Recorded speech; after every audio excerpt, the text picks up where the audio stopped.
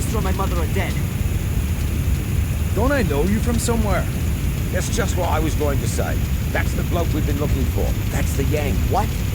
Well, what a coincidence, Mr. Michaels. I'm arresting you on suspicion of the murder of Miss Amanda Valley.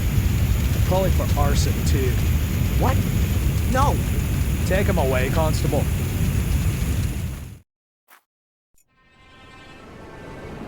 Inspector, I think I found her.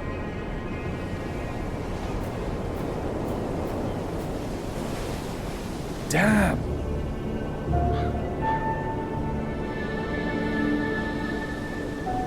Calling the lads. There's nothing more we can do here. She didn't set herself. Why not? Perhaps she was cold and set herself on fire?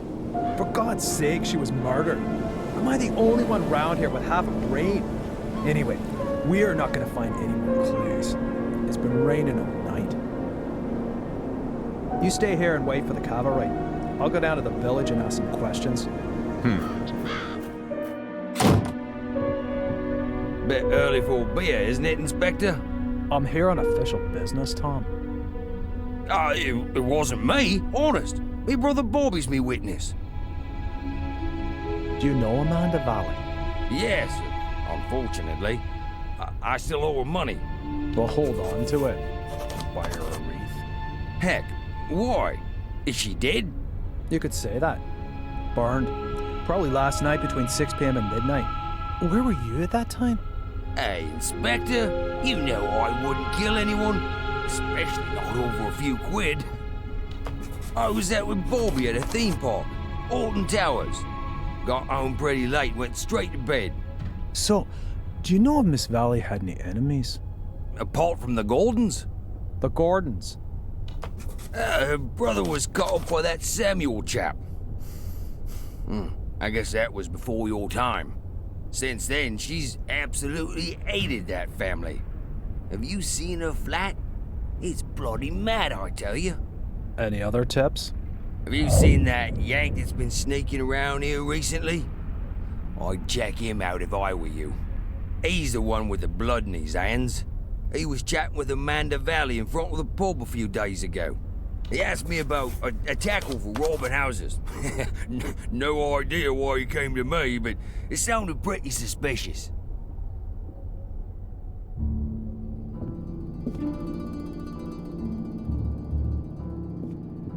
Holy, she really hadn't gotten over it.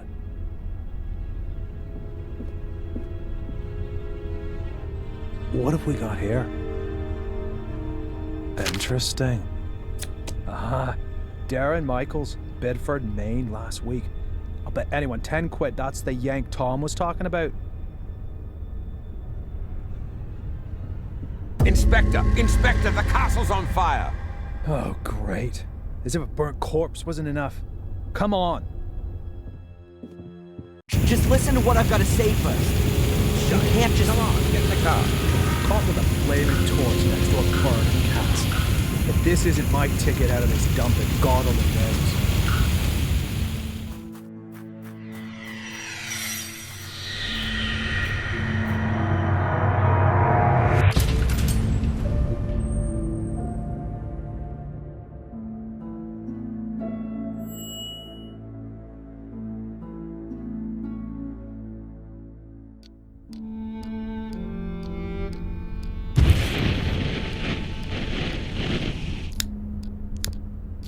So, you fell in love with this woman? Angelina. Fell in love with Angelina, without knowing she was your sister. She lured you to England, to Black Mirror Castle, the castle of your ancestors, to use you as a key for an old ritual. That's right, isn't it? Do me a favor, and put the lighter down, all right? You said it had something to do with a curse, Adrian. You tell me. All I know is that I drizzled blood on a book and read out incomprehensible words. And then bang, black all around me. And the next thing I can remember, there were sounds in the woods behind me getting nearer. All in all, a grade A nightmare.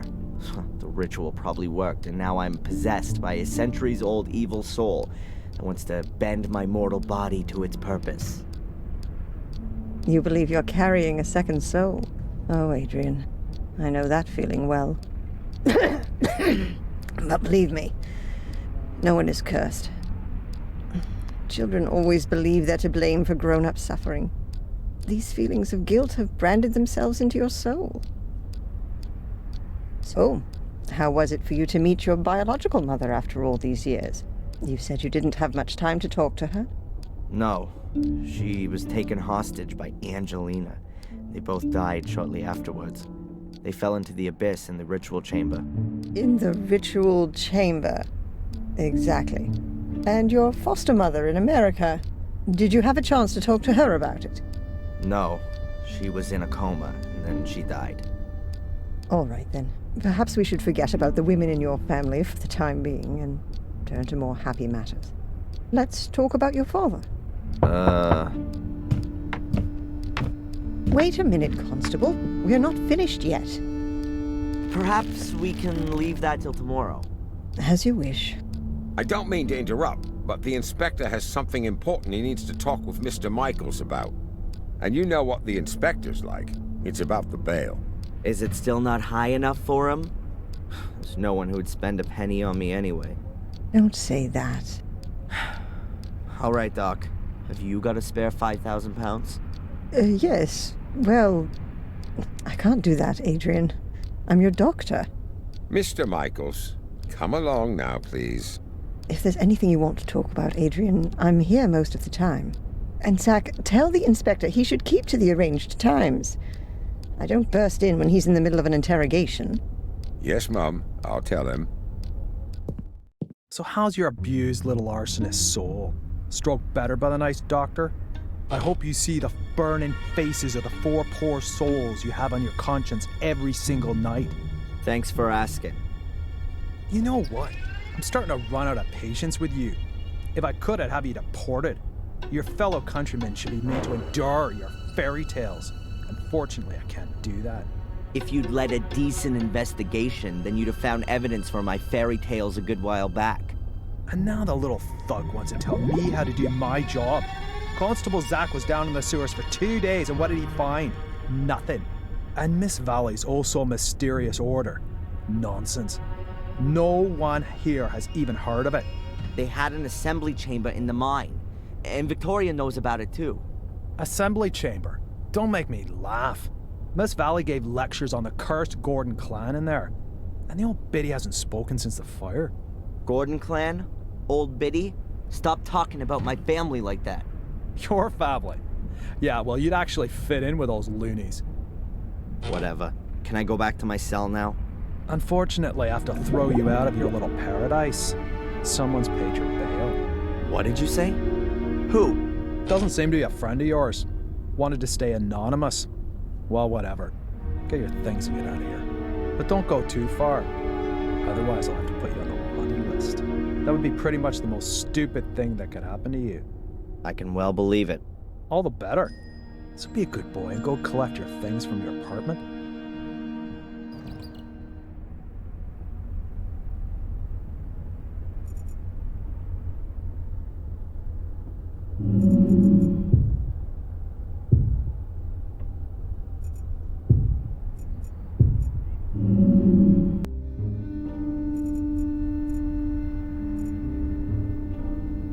The emergency call center.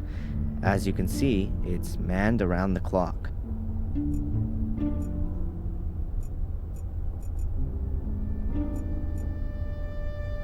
The police archive. There aren't very many files, but lots of them are labeled Gordon.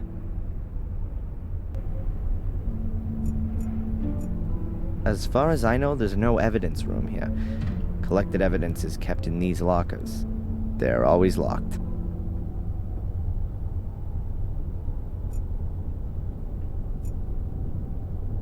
I guess those are the keys to the cells. Apart from the fact that everyone here would notice if I took them, my cell is open.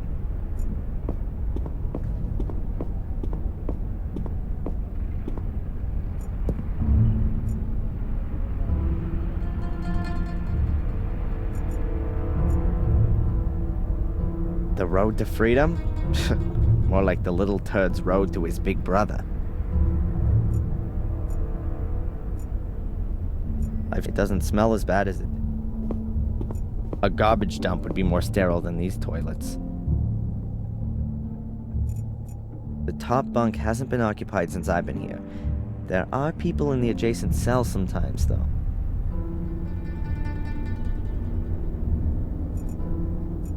My reading material for the past 3 weeks. The intellectual outpourings of my frustrated predecessors. Only the Willow Creek police know why there's only one locker for a 2-man cell.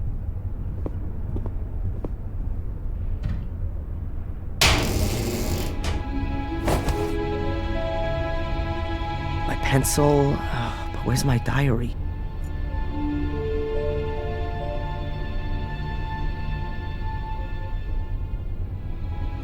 One of the few things I was allowed to take with me into my cell. My friendly fellow inmate, Matt Newcastle. One of those kind of people that my mother always warned me about.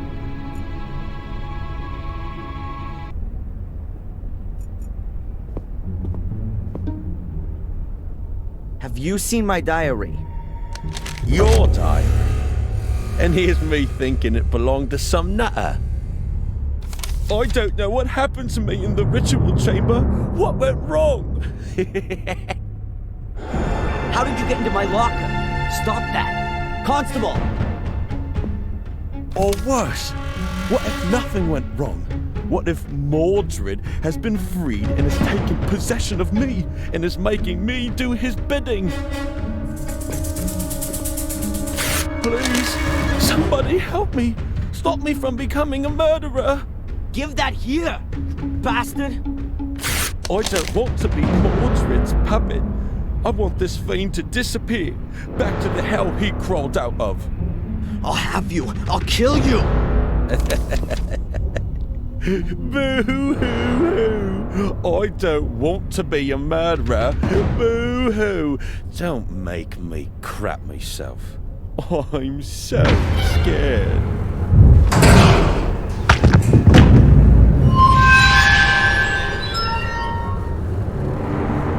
Hey!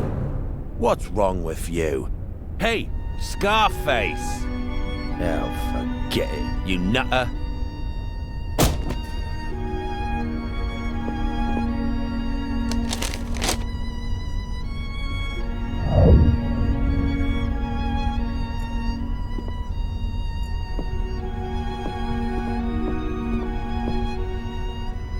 Can you sign here, please, just to confirm that you've read the bail conditions and that you've been instructed to register with Dr. Winterbottom every day. This here is a declaration of your state of health at the time of your provisional release. But there's only good or very good on there. So, you're not feeling so good then? No. Well, don't forget to sign it then.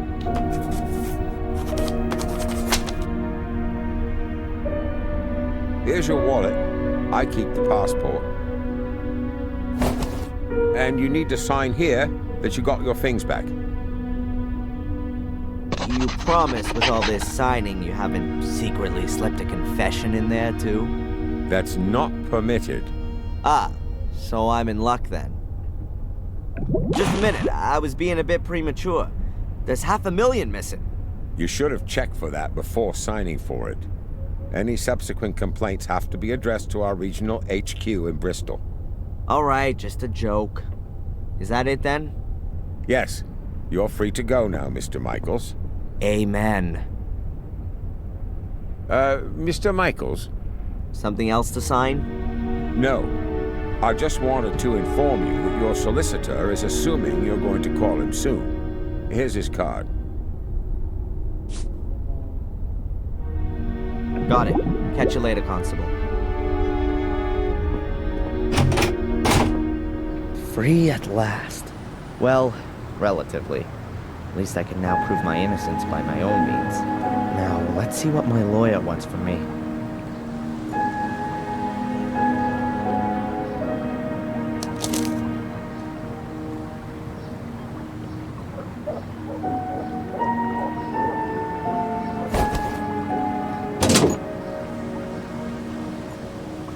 I need to call my lawyer urgently.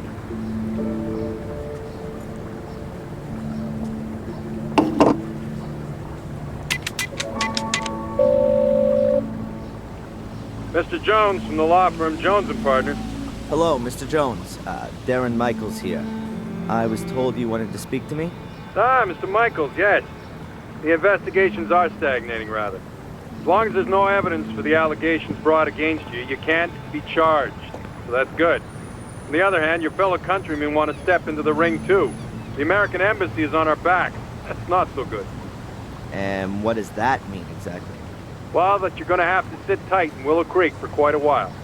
Inspector Spooner's investigation methods. You implied the last time that you weren't too happy with them? Yes, it seems to me that Spooner isn't really bothered anymore. Inspector Spooner just wanted to produce a guilty party and then get the case closed as soon as he could. He has to produce results so that he can get back to London. But he's rather used up all his ammo. Now he's hoping that the embassy will take the case off him so that he doesn't have to chalk it up as a failure. So he doesn't really seem to be interested in the truth. Well, the truth, Mr. Michaels, as is generally known, is the invention of a liar. But the fact you've got bail is a good sign. And that someone's been found to pay for it is even better. Perhaps you should have a look yourself, now that you've been released, for some clues or slip-ups in the investigation. Would be best if you could get a copy of your files. Are you convinced that I'm innocent, Mr. Jones? Of course, Mr. Michaels. You think I could represent you if I wasn't? Nevertheless, we should hurry up and find some solid evidence to prove it. This somebody who you maintain means well has paid the bail anonymously. Can you find out who it was? No problem. But it'll take a couple of days. How long do I have to put up with this psychotherapy? You're gonna have to hang in there for a few more rounds at least. It's in your best interest. The last assessment was rejected. What good can it do? Forget about the authorities. You ever thought that you might actually need therapy? Do you think I'm crazy? Aren't we all? But seriously, Mr. Michaels, try and do something about your mental condition. If you end up having to face a lawsuit in the States, your family's mental history isn't going to impress the jury one bit. So stop blocking shots and come out from behind your guard, man. You said I should have another look at my file. Is it really so easy to do that? Well, it depends on the inspector in charge. But if you flatter him a little, he might let you have a look. Otherwise, I could request a copy and send it on to you. That's gonna take too long. I'll try to get my hands on it myself. Mr. Jones, did you find out anything about my identity? The police here don't seem to be putting any effort into it. Yes. Concerning your identity, Mr. Michaels, it's hard to prove anything at the moment. Find documents, birth certificates, that kind of thing. But don't forget to go to your therapy sessions. Whatever. I'll be in touch. Keep your head up. Attack is the best form of defense.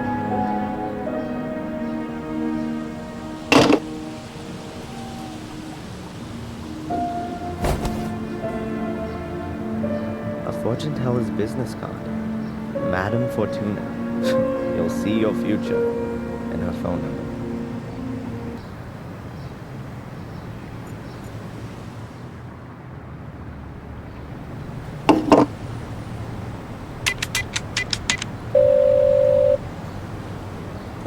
Hello? Welcome to Madame Fortuna's. Yeah, hi. My name's Adrian. Stop. Speak no more, Adrian. I know why you're calling. Oh, really? You want to find out about your future. Yes. Adrian, you've come to the right place. I will read your cards for today. Pick a card. Over the phone. Say stop. Stop.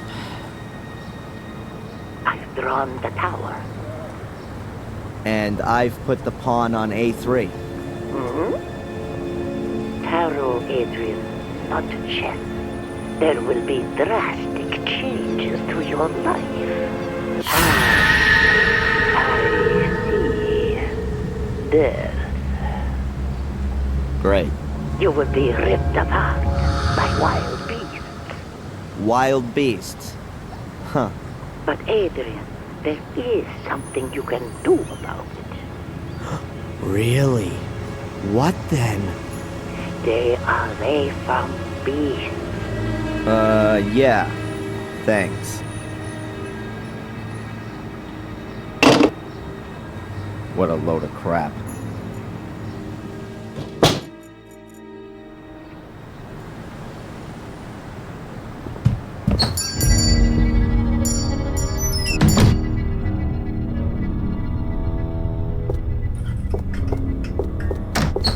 What's her problem?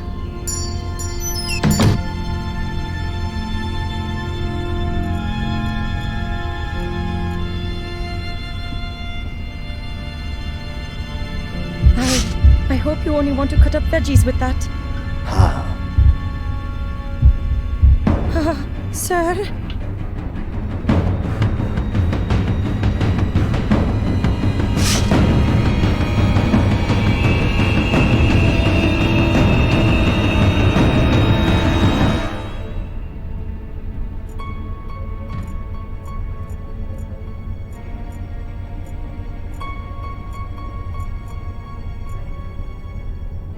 Walking maps of the area. Indispensable for a suspected murderer out on bail, like myself. That must be the shopkeeper, with a whistle hung around her neck. She looks a bit nervous. I wonder if that's because of me. Hello. What do you want? This is a shop, isn't it? Then maybe I want to buy something? Okay.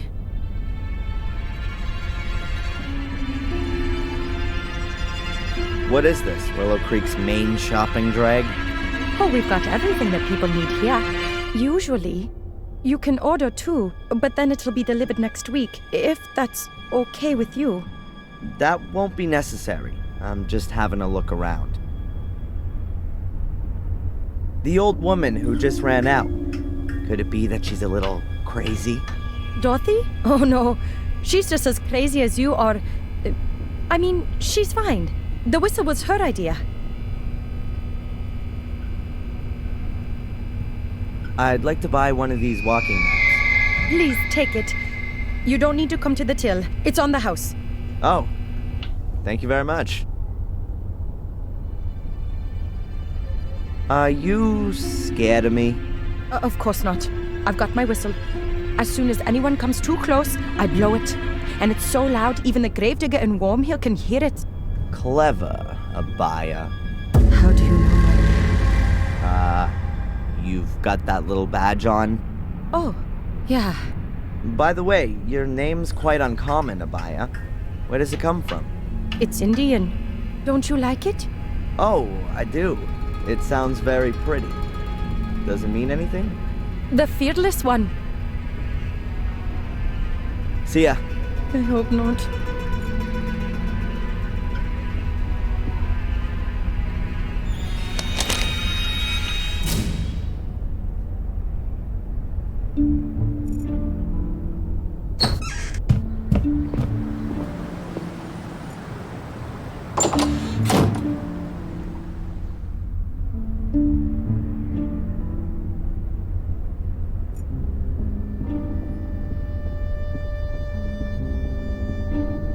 Shame.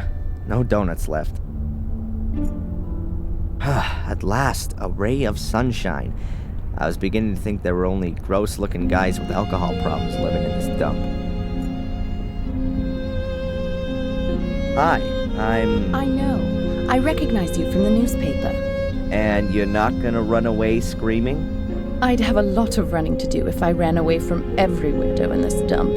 You really like living here, huh?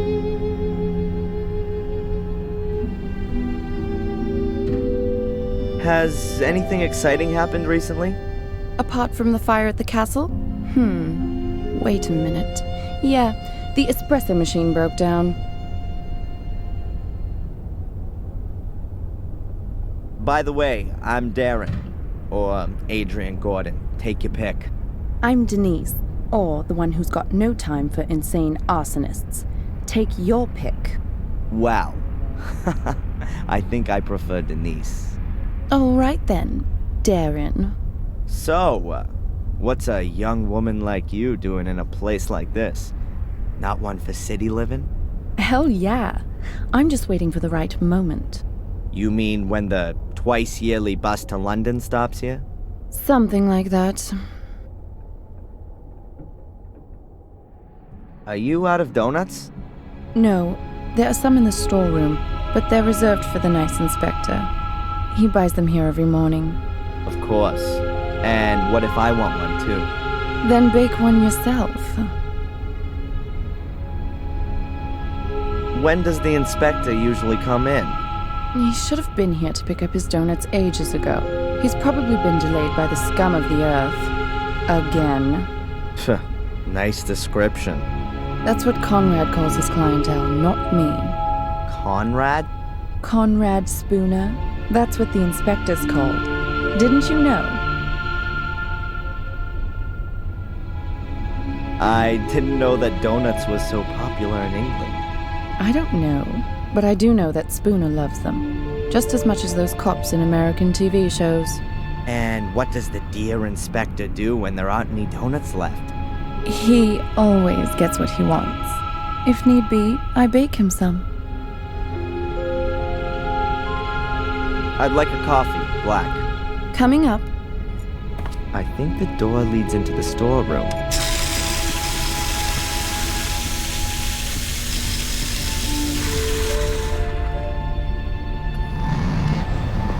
Okay, I've got to come up with something that's going to make Spooner hang out here in the cafe for a while.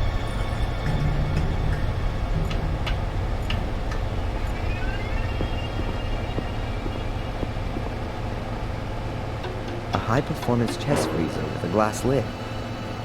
Not a lot in it. A pack of tart bases. Oh, and a box of ice cream. Mint and chocolate. The seal is in really bad shape. If it gets wet, you probably wouldn't be able to get the chest open anymore. A shelf full of stock for the cafe. What have we got here? Coffee, tea, juice, milk. And a package of donuts. There are things like coffee, tea, juice, and milk on the shelf. Those have to be the donuts specially reserved for Spooner.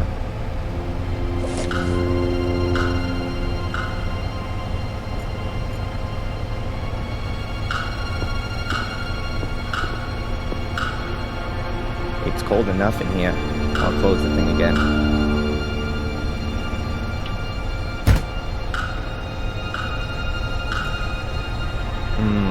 Donuts. Basic nutrition for cops like Spooner.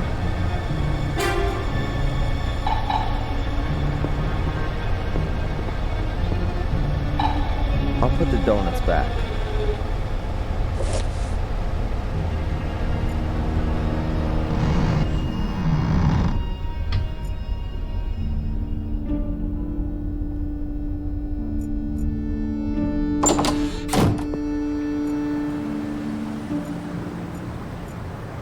They're so absorbed in the conversation that they don't even notice me. Perhaps it's better that way.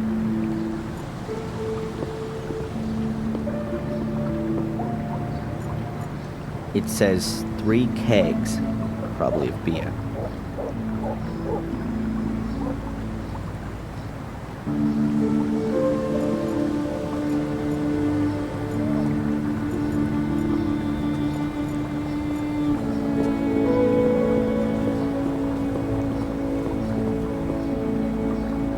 It looks like it hasn't been used for a very long time.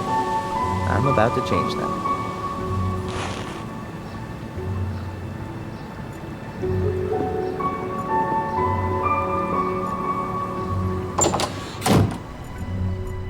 Hello? I'll have another coffee, please. Sure.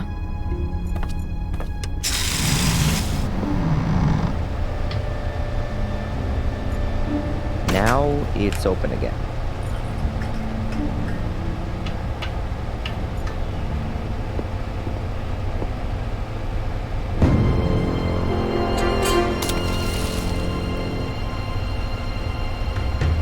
sponge is dripping now. I don't want to be carrying it around with me for too long. It could get rather unpleasant.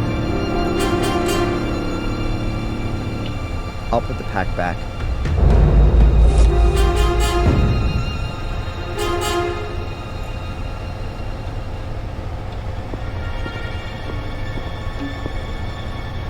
I'll put the box of donuts in a nice visible spot in the freezer.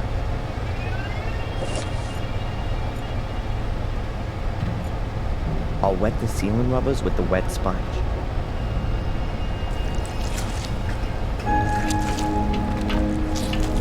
If you close the freezer now, the water will freeze and it'll be almost impossible to open it again without defrosting the whole thing. Farewell, you donuts. Nobody's gonna be getting you out of there in a hurry. Now that ought to slow down the inspector's donut order somewhat.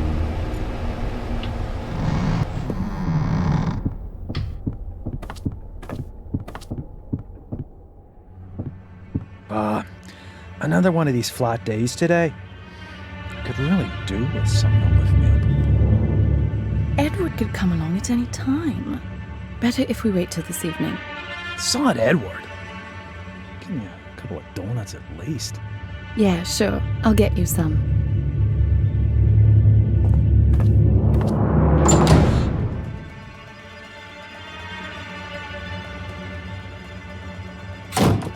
Conrad, your donuts seem to have ended up in the freezer.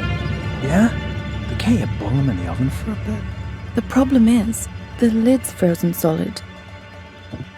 Ah, I get it. You want me to help you warm up your frozen chest? I think those two are gonna be busy for a while.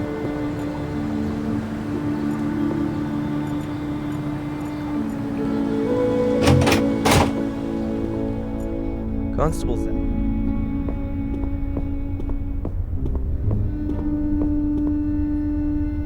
Can I ask you something briefly?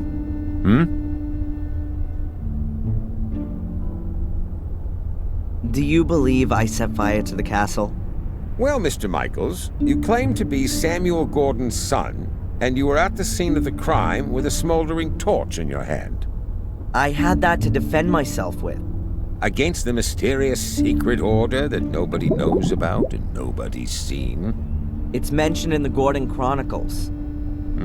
500 years ago. Forget it. And then there was the thing with poor Miss Valley, right? We found your tracks at the scene of the crime. I told you, forget it. Spooner, your inspector, is he always so nice? I don't know.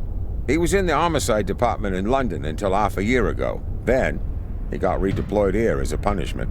That explains a lot. Since then, he's tried everything to get back out of here.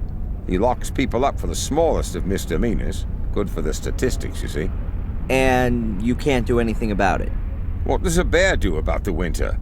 He rolls himself up and sleeps until the spring comes. Can you make a copy of my file and send it to my lawyer? Didn't he get one ages ago? He, wants to have the current version for the embassy. Not possible. Something wrong? I'd forgotten. The copier gave up the ghost a few weeks back, but there's a new one on order. Are you being serious? It's not so bad. I have so little to do here, I could type up most of the documents. I understand. So, would you be so kind as to type my file? No. And what if I fix that thing? All right then, you go and see what you can do with it. How long are you gonna look for Angelina? She'll be deemed missing until we find her. Even if she's long since dead? We haven't found a body yet, Mr. Michaels. How involved were you in the investigation of my case? I searched the sewer system and the bunker. And you didn't find any clues? No. That just can't be true. It's bloody dark down there, Mr. Michaels, and full of rats. Not for the faint-hearted. Is there anything new on the kidnapping? Have you spoken to Tom, Bobby, or the kid in Wales? According to the statement, Tom was at Alton Towers with Bobby at the time. And you don't find it a little bit strange that those two went to a theme park?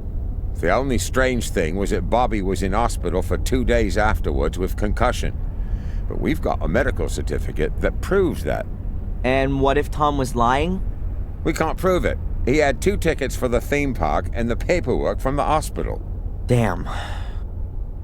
And the boy? There's no one called Van Helsing in Wales. Goodbye, Constable.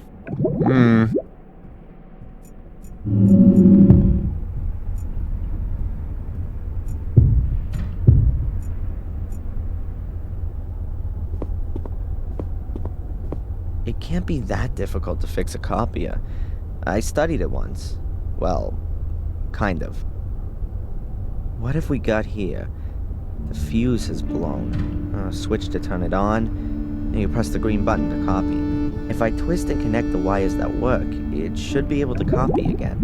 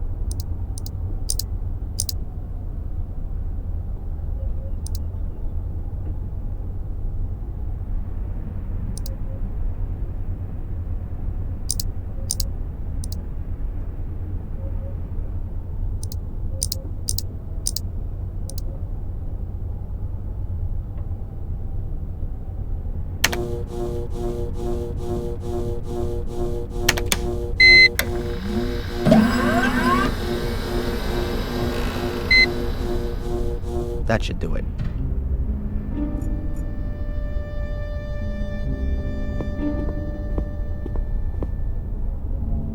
Can I ask you something briefly?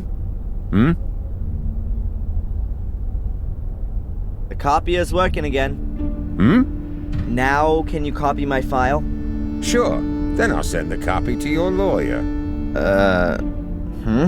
The copy of your file? Then I can send it myself. The inspector insists that no files can leave the building without authorization. I see. Damn. Constable? Mm-hmm? When does the mail go? My lawyer needs the file as soon as possible. I'll post it later on. It ought to be collected this afternoon. Thanks. Goodbye, Constable.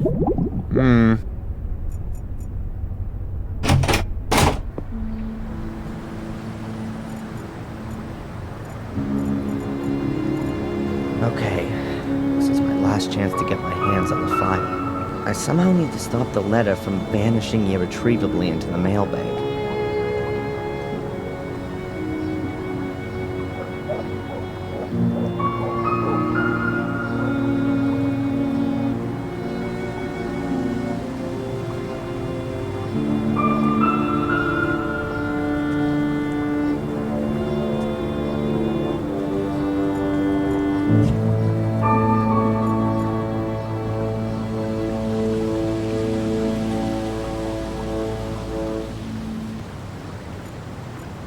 A piece of thin board.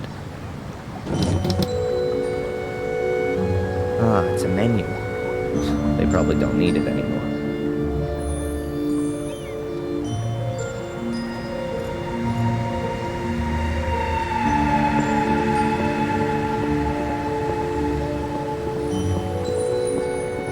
The board is just the right size. It'll go straight on top of the mailbag so that when the constable posts a letter, I can easily pull it out again.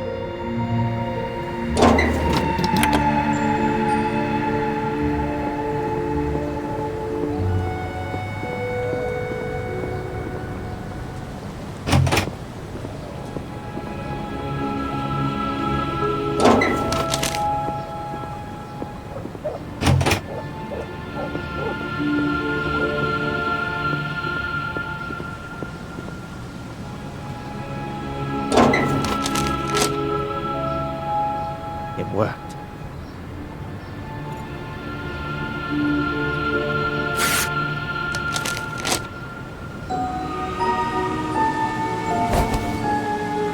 Let's see what's in here.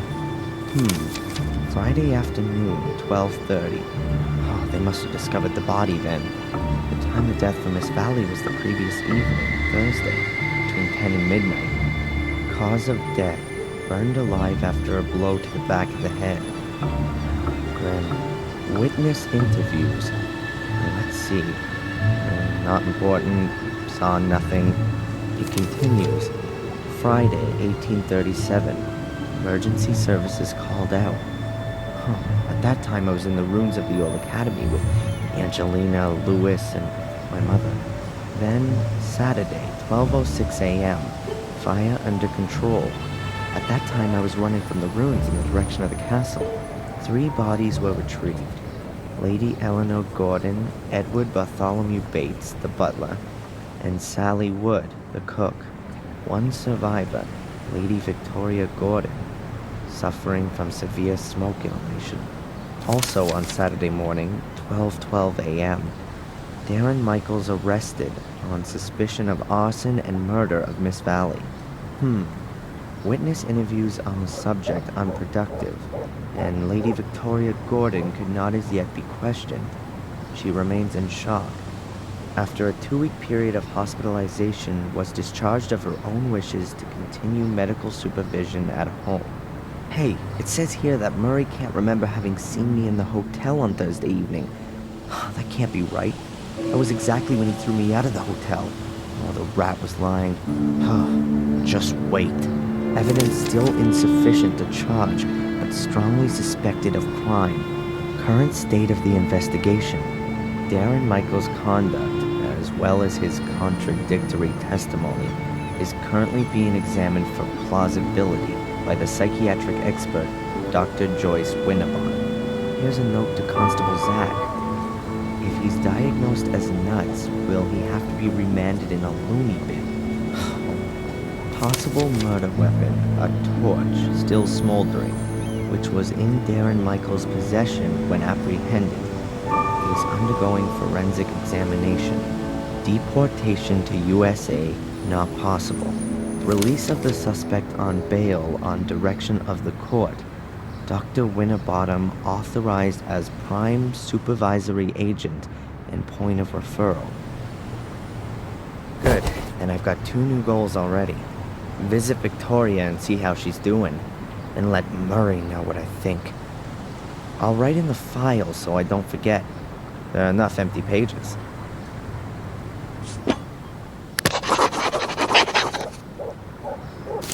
I can stash the remains of my diary away with it as well.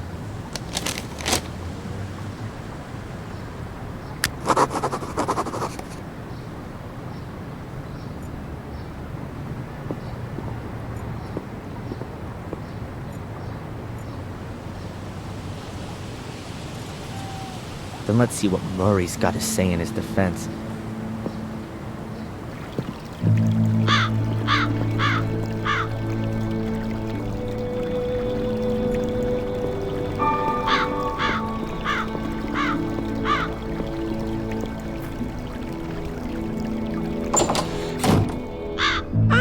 Mr. Michaels! welcome back to Gordon's Palace. We missed you here. How's that? The last time we saw each other was Thursday, 3 weeks ago, when you threw me out of the hotel.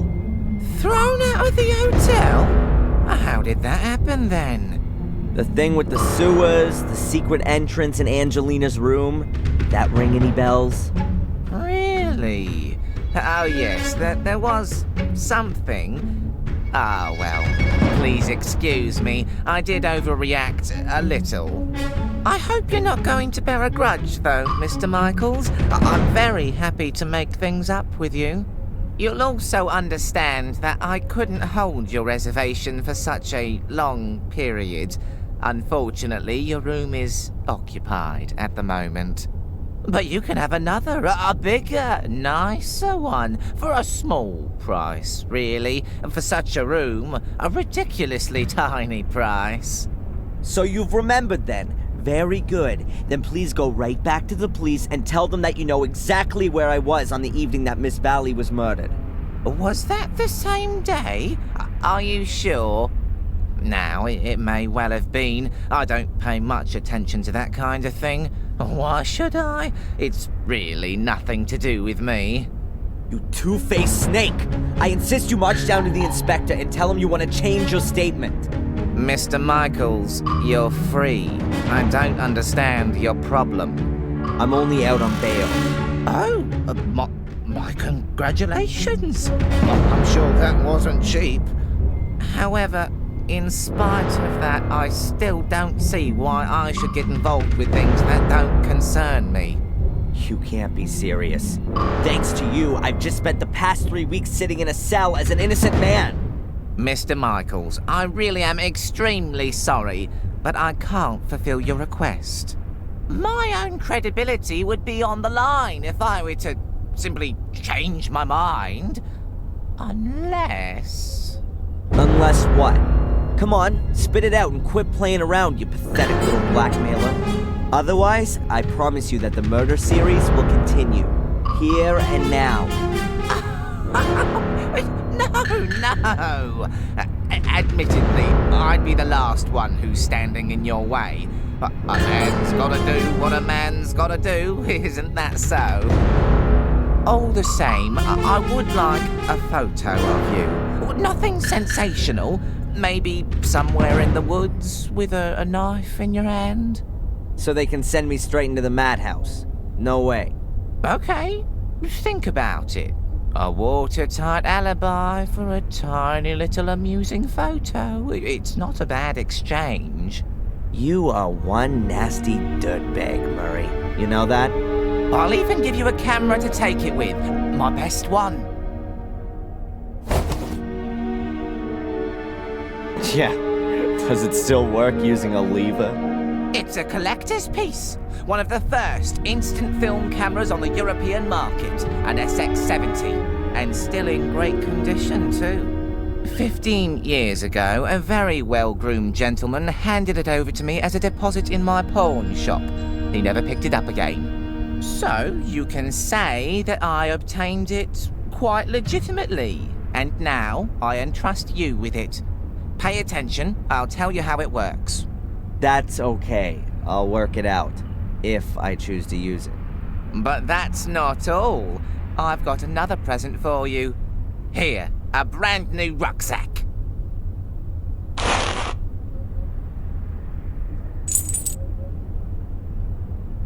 And free food and lodgings for as long as you wish, Mr. Michaels.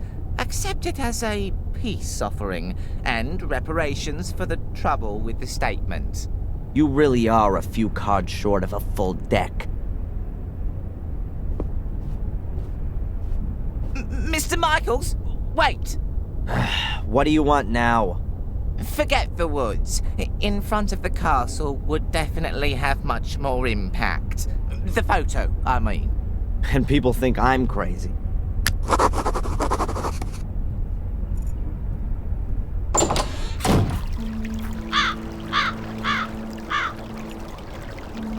A rucksack with a contorted image of my father's face on it. I'm not sure Murray's actually allowed to sell crap like this. Whatever, I'll sue him for that later. First of all, let's see what's inside.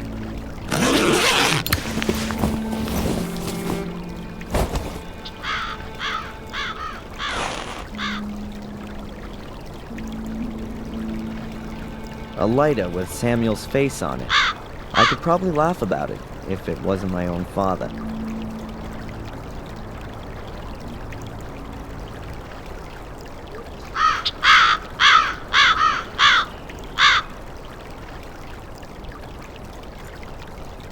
One of Murray's merchandise articles. A blood-splattered plastic knife. Great for Halloween, especially in combination with a Samuel Gordon mask. Plastic soul key, check. Batteries, none. Murray tight ass, check.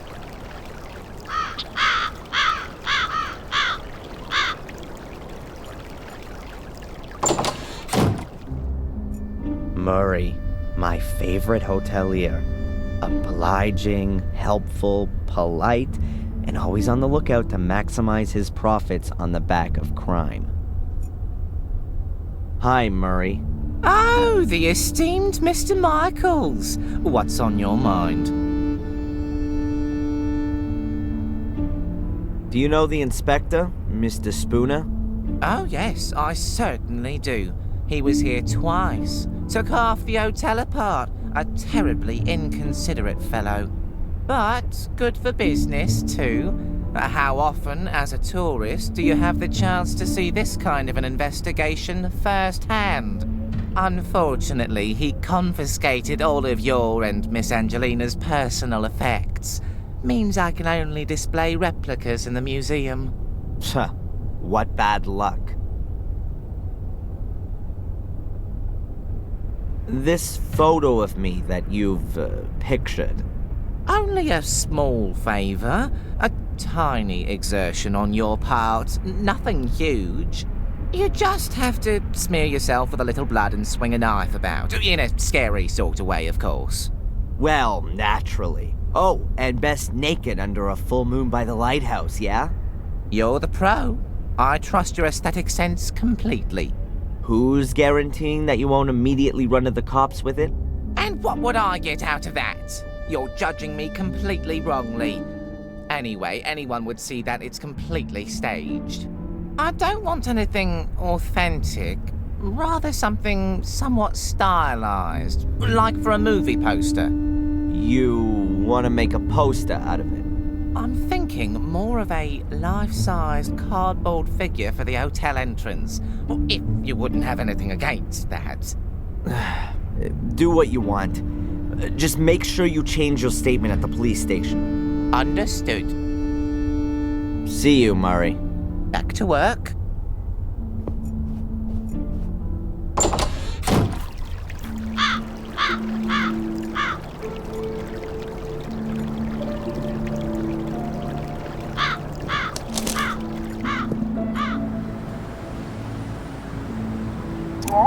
Hello, Doctor? Can I ask you a quick question?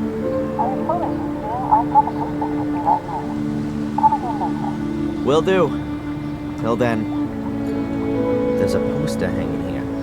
We're rebuilding for you. Soon will be even more spectacular. Experience the horror up close and personal. Reopening on the 1st of December. That's in a few days' time.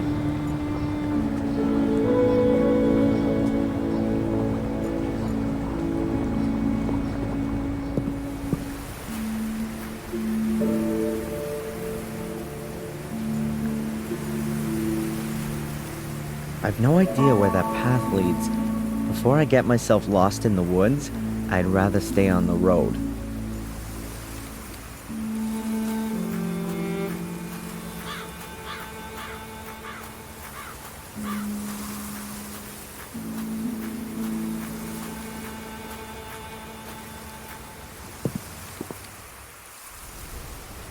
A busted signpost. You can hardly make out what he used to say.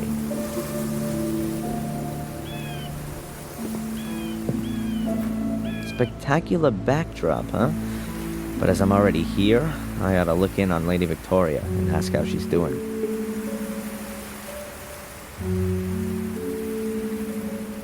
gate is locked shut. Oh, you've got a new doorbell with an intercom system.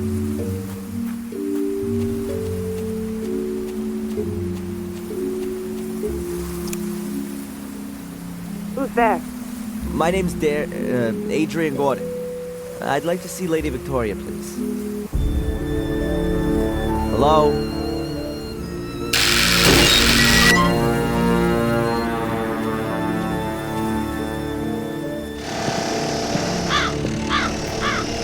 Come in, Mr. Gordon. Lady Victoria has just woken up.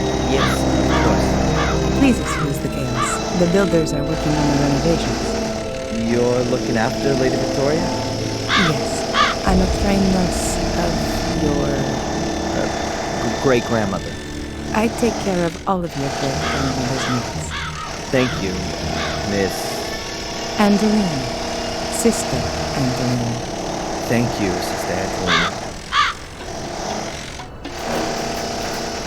Can I just ask you something? Do you think that being in the middle of a construction site is the right place for such an old lady?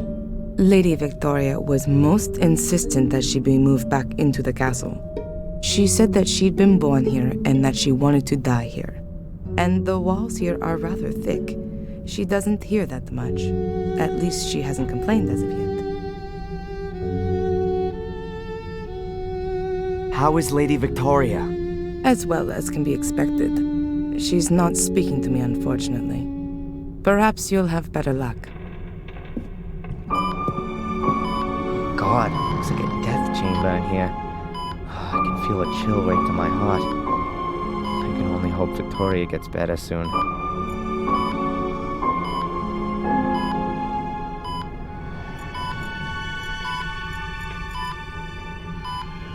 A small casket. Victoria probably keeps her jewelry in it. Hairbrushes, makeup utensils, creams, Victoria's cosmetic stuff. Huh. There's some pretty big fish being gutted in this picture. It's signed W. Gordon, 1921. I wonder if William painted it. A picture of a woman in white. Looks like a kind of wedding dress. That's William's name at the bottom in the corner. My great-grandfather must have painted it. Is that supposed to be Victoria in her younger years? Weird. She looks like Angelina. Or is that the other way around? Same genes after all. Victoria, my great-grandmother, and the only member of my family I've got left.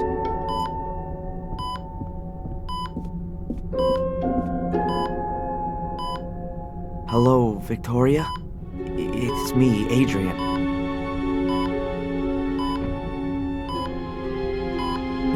Did you put up the bail for me?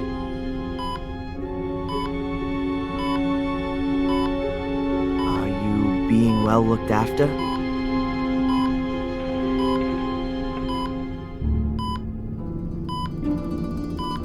Victoria, are you okay? Victoria, I need your help. Really. The police don't believe me. How can I make them understand that I'm Adrian Gordon when the name Darren Michaels is printed in my passport? Victoria, you're the only one who can help me.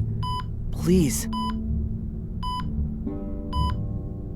I'm sorry about what happened to Bates, Eleanor, and Sally.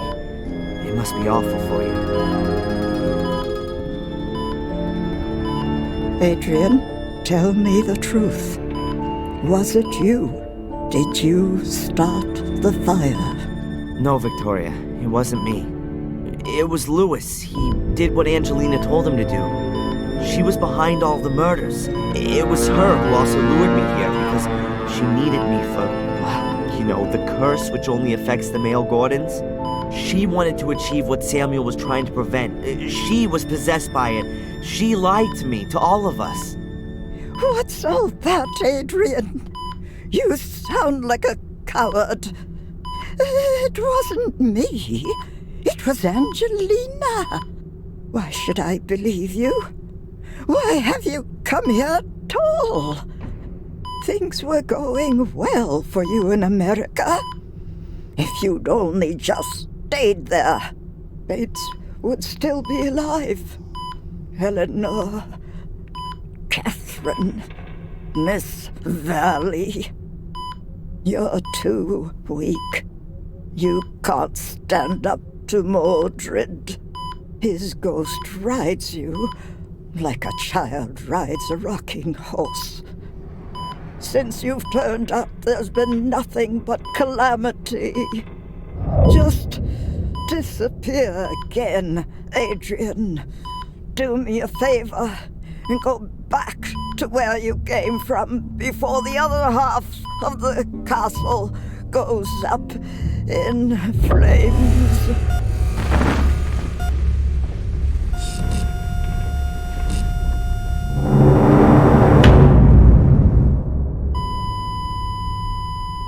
What have you done to her? Nothing at all. I've been talking with her, that's all. You'd better go now. Your great-grandmother needs peace and quiet. Yes, I'm sorry. I didn't want that. I'm sorry. Just go, please.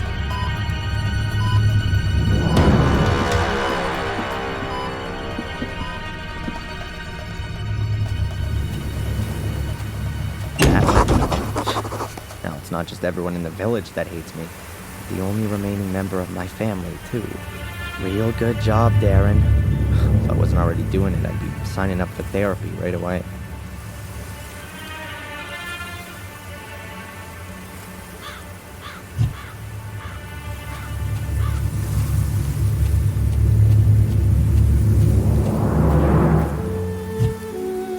A Polaroid camera. Murray gave it to me. My good old SLR sadly never made it out of the ruins. Oh well, here goes nothing.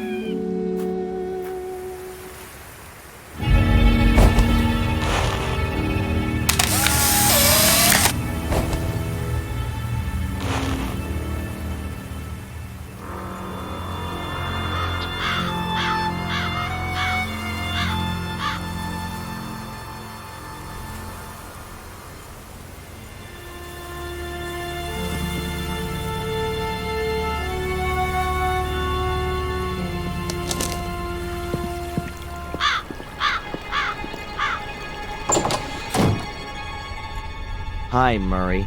Oh, the esteemed Mr. Michaels. What's on your mind? So, anything exciting happen? You mean, apart from Miss Valley's murder and the castle burning down and 3 people losing their lives? Well, the fair's finished. In its place, we now have a new exhibition in the Willow Creek Museum of Modern Murder. It's opening in a few days. Oh, you should definitely see that. It's worth it. Oh yeah.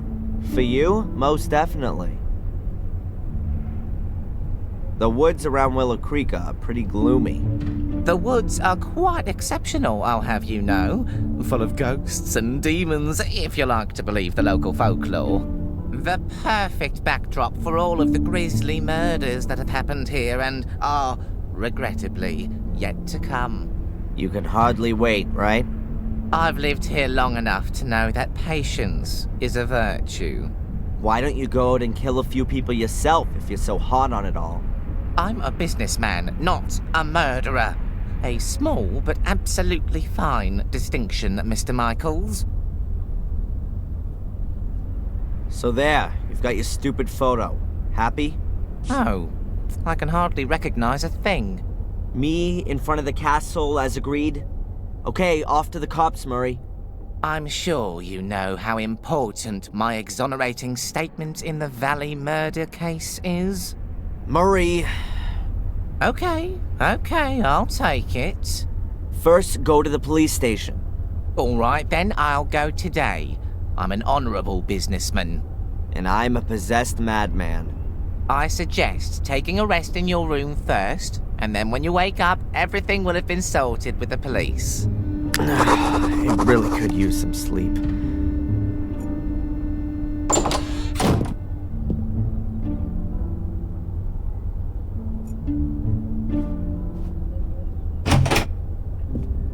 the room looks almost exactly the same as the other one I had 3 weeks ago.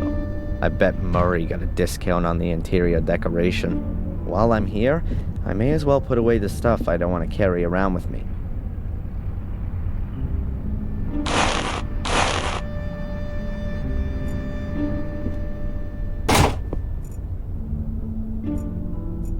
The floor plan of the hotel, all of the rooms are drawn on it. Huh, Murray's office is right next to my room.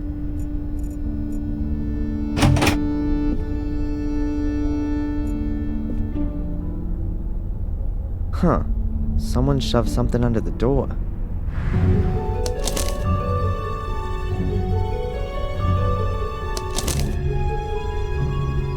I can help you prove your innocence because I believe in your innocence. But I have to be able to trust you too. We can't meet yet, which is why I'm just gonna send you clues. If you want to take up my offer, then you'll find the first lead at your father's grave.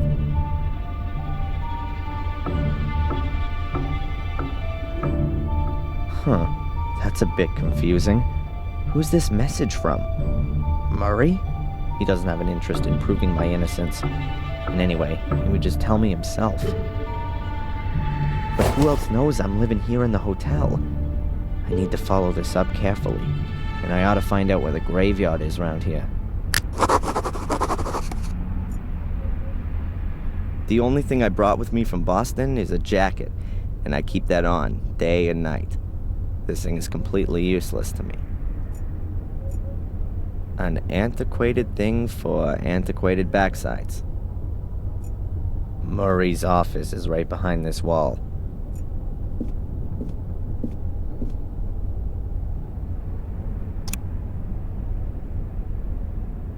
There's only atmospheric noise. You probably have to pay extra to get TV channels.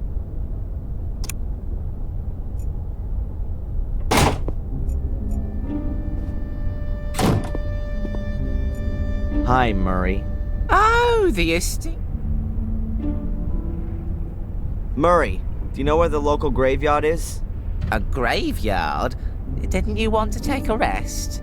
I'm not up for resting anymore. I'm sure you can't mean the graveyard behind the hotel. It's being redone right now. It's being what?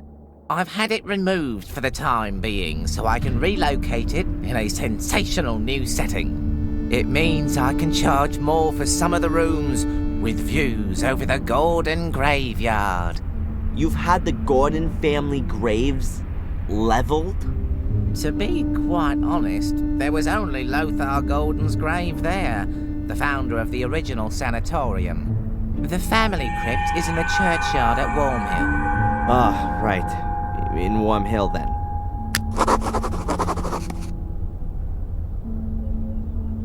Is this note here from you? Pardon? No, I speak to my guests personally when I've got something for them. Was there anyone here asking for me earlier? No, you're simply not well known enough. But that'll soon change, believe me.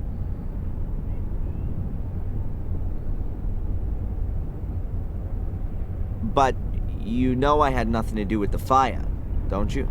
Yes, well, according to the papers... Yeah, the British tabloid press is world-renowned for its believability.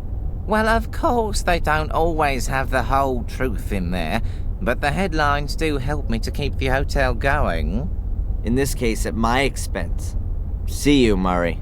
Back to work.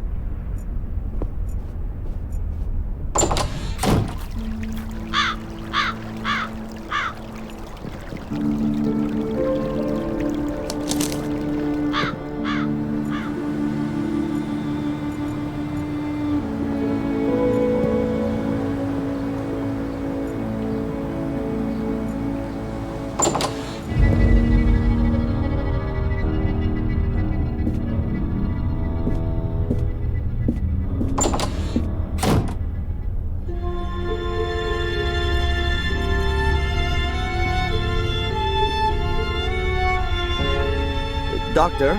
How can I help you? Do you believe me?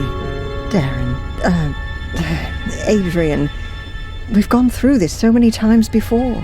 Of course I believe you. Then why am I still on the hit list? I'm a doctor, not a judge. By the way, they rejected the assessment of your not being of sound mind. Rejected? But what about the awful nightmares? That kind of reaction is only normal, Adrian. If somebody suddenly revealed to me that I was descended from a long line of bloodthirsty murderers, I'd have nightmares too.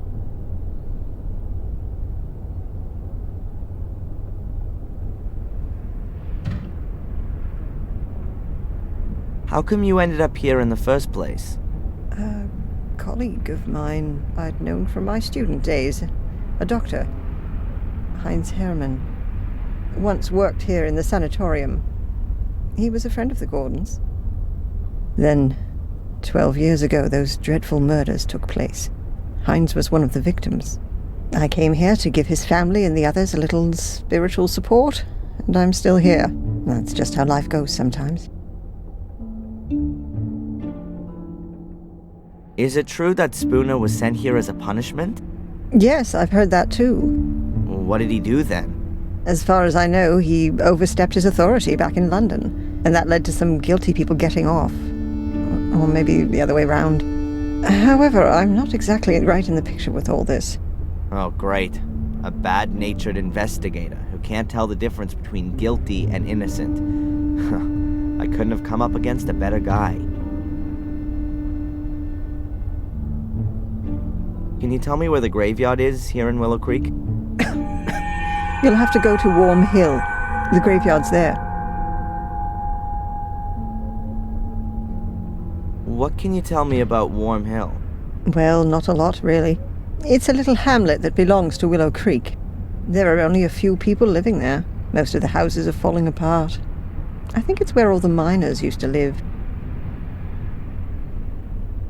Do you see me as being an arsonist?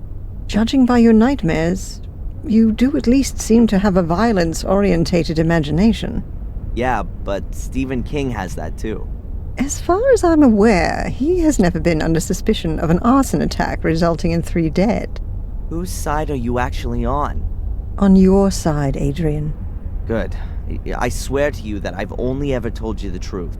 There are as many truths as there are people, Adrian, and we still have to find yours. I had a strange experience earlier. It was just like one of my nightmares, but this time I was awake. It was in the police station, just as I was wanting to pick up my stuff. I suddenly found I had awesome strength. I dragged the guy to me through the bars and rammed my pencil into his eye. Wham! Then it was all over. It was just so real. Scary. You don't say. Oh, great. So I'm cursed and possessed. I was talking to a colleague about you the other day. She's how shall I put it? She understands alternative therapies. What's that all about then? Drugs? Electric shock? Voodoo? Hypnosis. You're not serious. It would at least be a possible way of finding out more. Well, for my part, as long as you don't saw open the top of my skull. These sessions, how long are they supposed to continue for? What do you mean? Well, I've been coming here every day for the past 3 weeks, but I'm still having nightmares every night, and the assessment says I'm 100% fit. We ought to try hypnosis. And what's that supposed to do? You want to join in on my nightmares? Let's just try it tomorrow. If we can get to your roots, then perhaps we'll understand what your dreams are trying to tell us. Boo! That's what they want to tell us. The dreams, I mean. Well, okay then, Doc. If you think that this might help me in some way. Catch you later. Take care. Huh.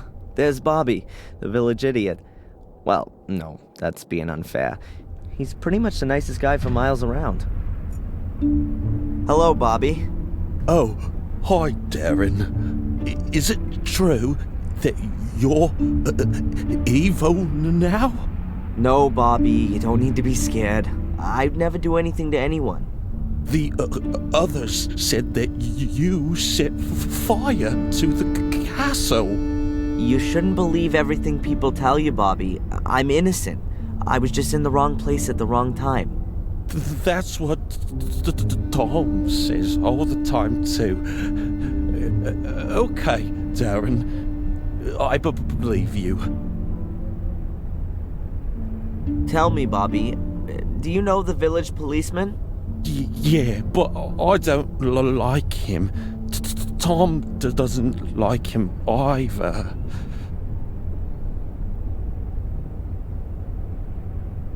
Aren't you working in the museum anymore? No. Mrs. Puff sent me away. The mayoress sent you away? How come she did that? I didn't take enough care, she said. I did lose the key. Oh, I'm sorry about that. Do you know the old lady who left so quickly earlier? That's old Dorothy. She's funny. She always comes here and picks up old cakes. She gives them to goats. I like goats. What's your brother Tom up to then? I don't know. He's not around much right now. But that's good too. He said he's going to kill you if he finds you. I'd better be going. Okay, Darren.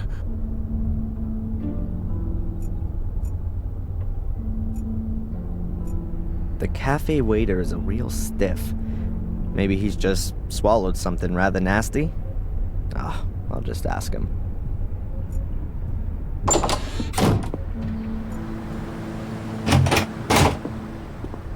That's Chief Inspector Spooner, the man that made the last 3 weeks of my life a living hell. A real ray of sunshine. Do you have a moment, Inspector? If you're quick.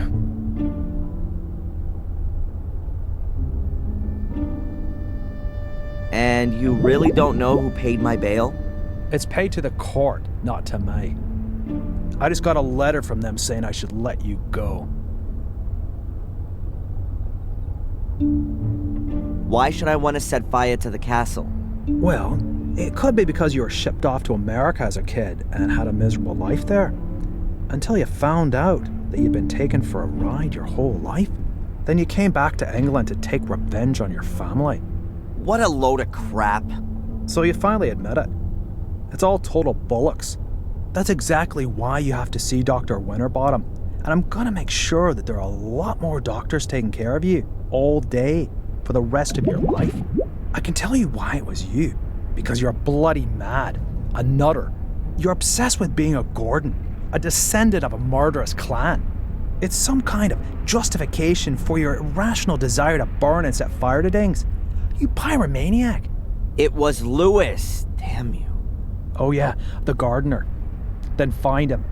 He's disappeared without a trace since you've been here. Have you got him weighing on your conscience too? Spit it out.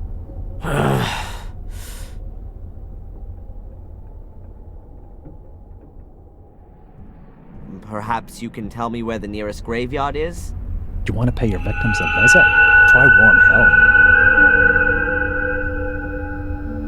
Have there been any breakthroughs in Miss Valley's murder case? We've arrested a suspect, a young American who was seen with her and asked her about the murders here in the village, probably with perverted intentions. Yeah, I know. Anything else?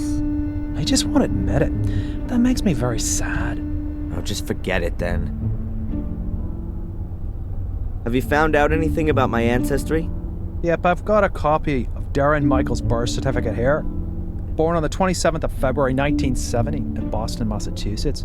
And what about Adrian Gordon? He's still dead in the Gordon crypt.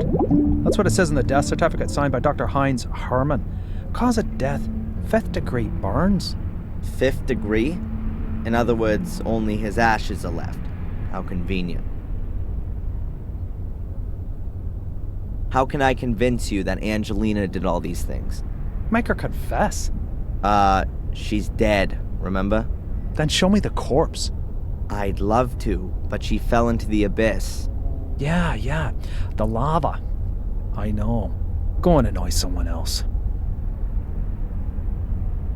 Why don't you just bring in a couple of Earth movers and dig out the academy? You'll find the answers there. And who's gonna pay for it? You? Apart from your statement, I've got no evidence to suggest that there's anything to be found there. You're not the most believable of people. Have you even asked yourself why the ruins collapsed? I even got experts in, and they were all in agreement that the ruins collapsed due to disrepair. It was all ancient and decayed. Nothing to do with an evil conspiracy. That's all for now. I'm keeping my eye on you. I'll just leave him. I'll just leave him. I'll just leave him in peace for now.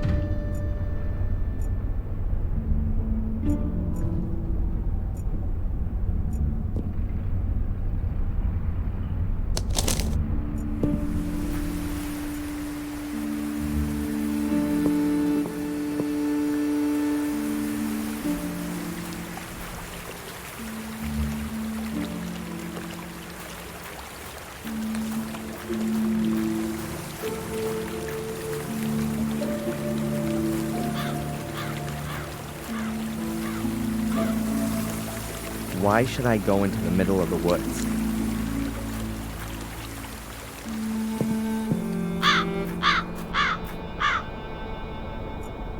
Worm Hill Church.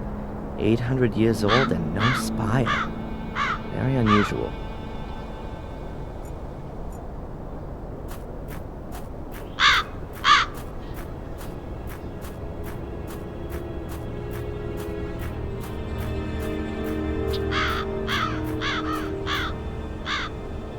This is where Miss Valley is buried, murdered by my cursed sister.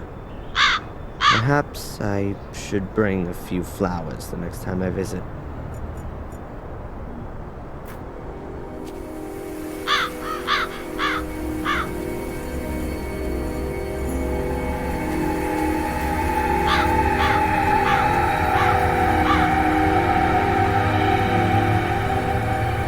That's William Gordon's grave. My great-grandfather. He died in August 1981. No idea why he wasn't buried in the family crypt. That's the Gordon family crypt. The musty skeletons of my ancestors are just behind this door. I'm not interested in paying them a family visit.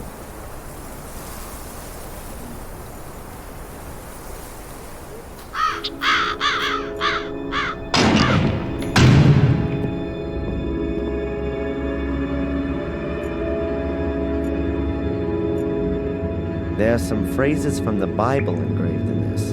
Behold the Lamb of God that taketh away the sin of the world, says John 1 verse 29. For to me to live is Christ and to die is gain, says Philip, also 1 verse 21. For many are called but few are chosen, Matthew blah blah blah. The Lord is with me, I will not be afraid. Psalms 118, verse 6. A huge stained glass window for optimum illumination. Who's that? That doesn't look like the priest.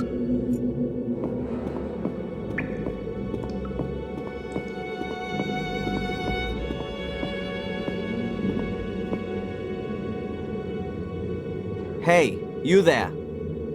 Good morning. What the? Oh, I'm sorry, lad. I must have nodded off. In the confession box? The bench has a cushion on it, at least. You're not the priest, are you? God forbid. I'm Mark, the grave digger. Do you know Worm Hill well? Of course, but it's just a few houses on the back of the woods. There's more life in here, I tell you. Are you looking for something in particular? No, I'm just trying to get an idea of the place. Looking around this graveyard will give you a better idea of the place. And should you want to reserve yourself a spot here, then let me know. I recommend the southern slope. That's the best location. Thanks for the tip, but I'm in no hurry to die just yet. But maybe Beth's in a hurry to come and get you.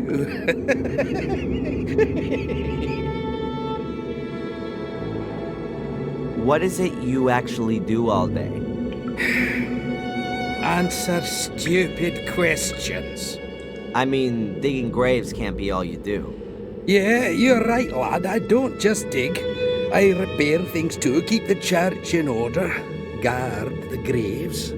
And if you think that the weeds grow on their own around here, then think again. It ain't weeds, and it don't grow on its own. But who's interested anyway? What did you mean by that? You guard the graves? Well, because of the clientele. So they don't get dug up. By dogs and the like. Which dogs? Well, strays from around here. For them, a graveyard is like an underground hot dog stand? Yeah, exactly. With bloody tough sausages. You must have a lot to do around here, being the gravedigger. Oh, that's right. My job here is quite secure. Can you tell me anything about the church? What do you mean then, lad? Who built it? It certainly wasn't me, even if I might look that old. Must have been around the time Marcus Gordon was alive. Have you seen the dark part of the tower up there? Yes. He ran out of stone, and they say he took stones from his castle walls to finish it off. Demolished his own castle to finish the church. A model Christian. Perhaps his time was running out. Got himself buried in there in the end. A crypt that's 100 feet tall with an altar and a bell tower, all for him alone. What a modest man. All those toffs are. No, he treated himself to an extra crypt underneath the nave. But it caved in 12 years ago. Nobody can get in there anymore. It's quite a woody area. That's also supposed to be the reason it's such a bloody area. The evil of the woods? People around here read too many horror stories. Or have experienced it themselves. Have you been in the woods here at night? No. They say there's plenty to see. Murderous lords of the castle. The undead. Mordred's voracious hellhounds. There are many stories about it. Probably as many stories as there are people here. The woods around Willow Creek strike me as being particularly creepy. Yes, and the number of wild boars in there is uncanny. I've known them to trample down my fences to get at the clientele. But I've got some crafty traps set up. I'm looking forward to having a roast. The priest gave his permission. You don't happen to know, being the gravedigger and all, where Samuel Gordon's grave is? He must have been buried in 1981. That's a tough one, lad. So many people died here 12 years ago, good and evil alike, in the strangest of circumstances. I really can't remember who ended up where. You'd be better off talking to Father Frederick, the priest. Perhaps he can remember. Where would I find the priest then? Today? Well, you won't find him at all. He left around midday. Some conference or other. Supposed to be back by noon tomorrow, though. I'd better be going. Keep your eyes peeled, lad.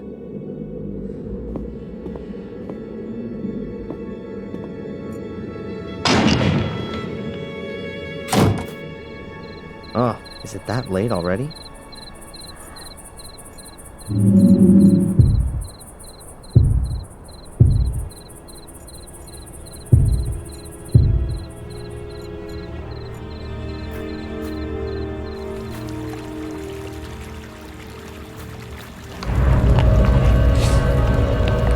Those must be wild boars. There's supposed to be plenty of them around here.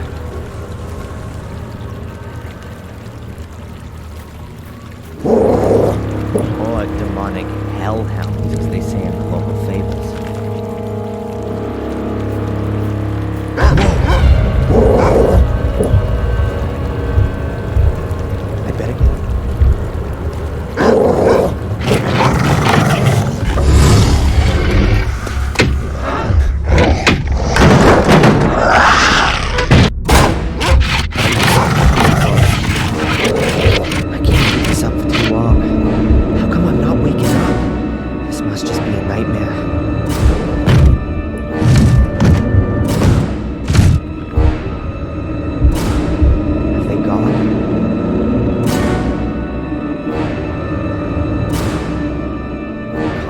before the storm? I think I better wait until those beasts have lost their appetite.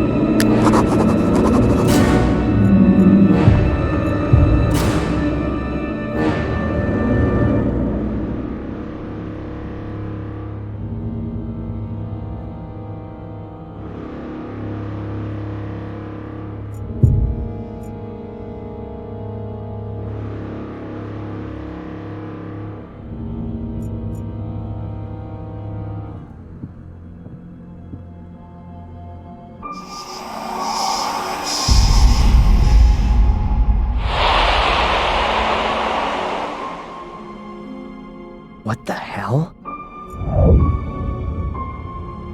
Nothing more to see.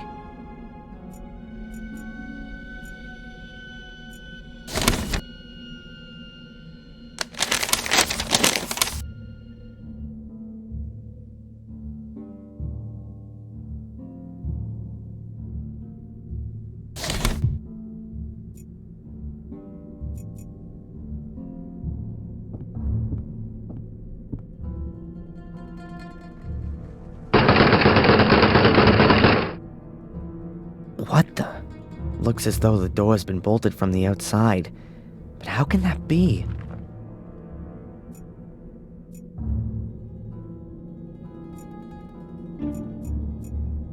An oil lamp. Doesn't seem all that old. Maybe it still works.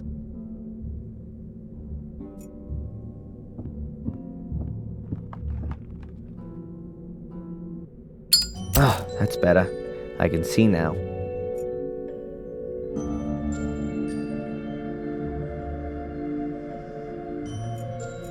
A peculiar shadow.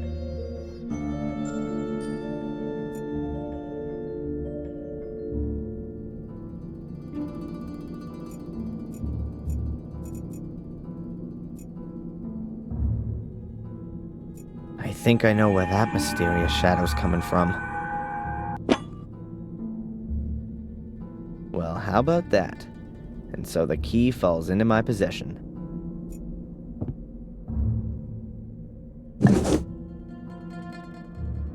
I'm guessing that's paint thinners or gasoline for cleaning stuff. Ugh, smells something like that at least.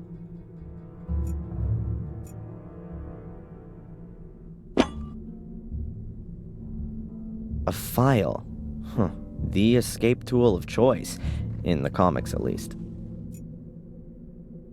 Damn, don't say somebody lives here.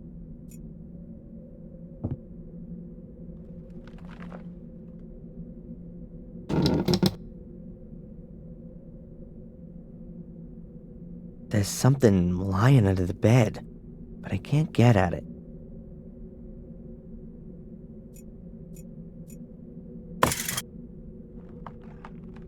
A rusty old garden implement.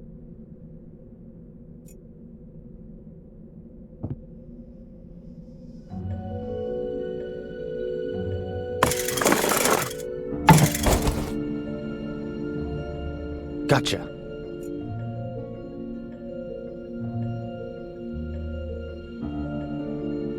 A cardboard box. Somebody scribbled something on the lid.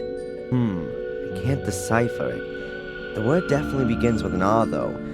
Let's take a look inside. A rag doll. Pretty ugly and worn out. I recognize it. I've seen it before. It was Ralph's. Yep, that's his doll. Mr. Bubby, or whatever he called it. Strange. How'd it get here? And why has Ralph left it? I mean, he never used to go anywhere without it. What else have we got? A luminous sticker with a smiley on it.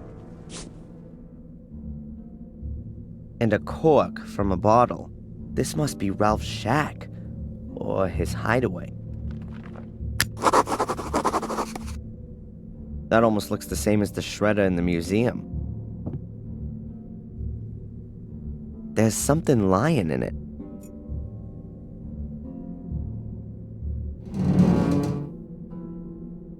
It's soft, damp, and cold. Yuck. No thanks. I don't really want to know what's died in there.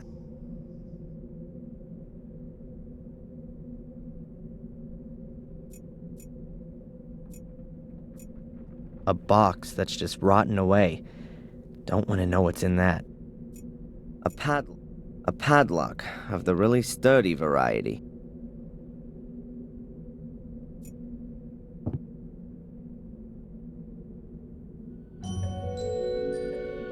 Fits.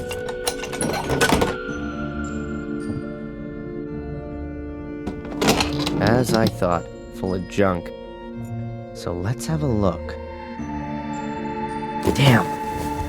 That looks like one of the robes and the masks from the order that was after me. Huh. But at the same time, it's also proof that the order existed.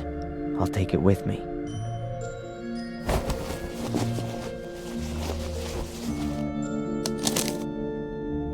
There's some paper in the robe. Seems to be a letter to the order. Quite badly torn. Unable to stop the evil, already sacrificed. His objective, or something happens to me. No trace is to be...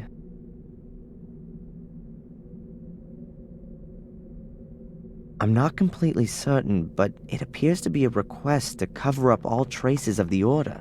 That would explain why the robe is in the shack. I'll put it back. Perhaps I'll find something useful after all.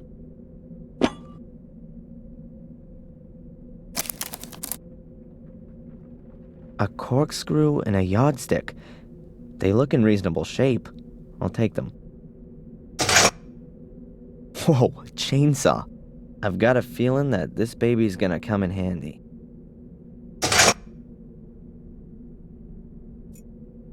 The floorboards here sure creak loudly.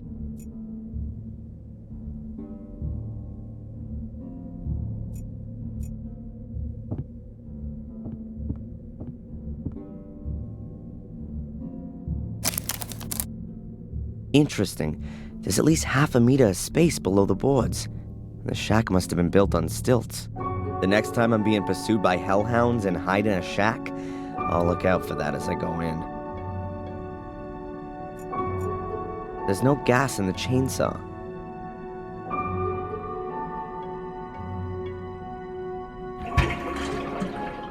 The tank's just about half full. Hopefully that'll be enough.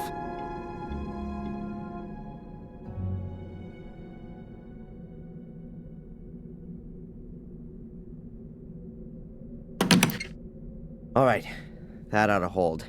Now we can get going.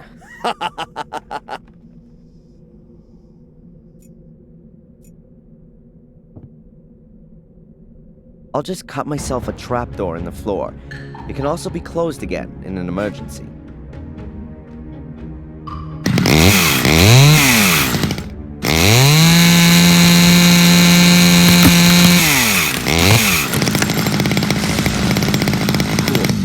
Sneak outside through the hole.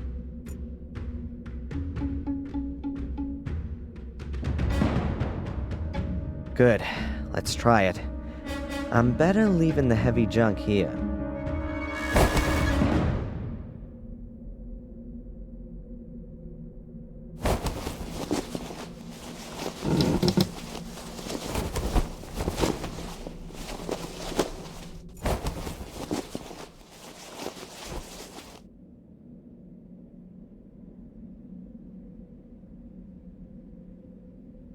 Good. No wild beasts for miles. Weird. No tracks. The beasties couldn't have just disappeared into thin air. No!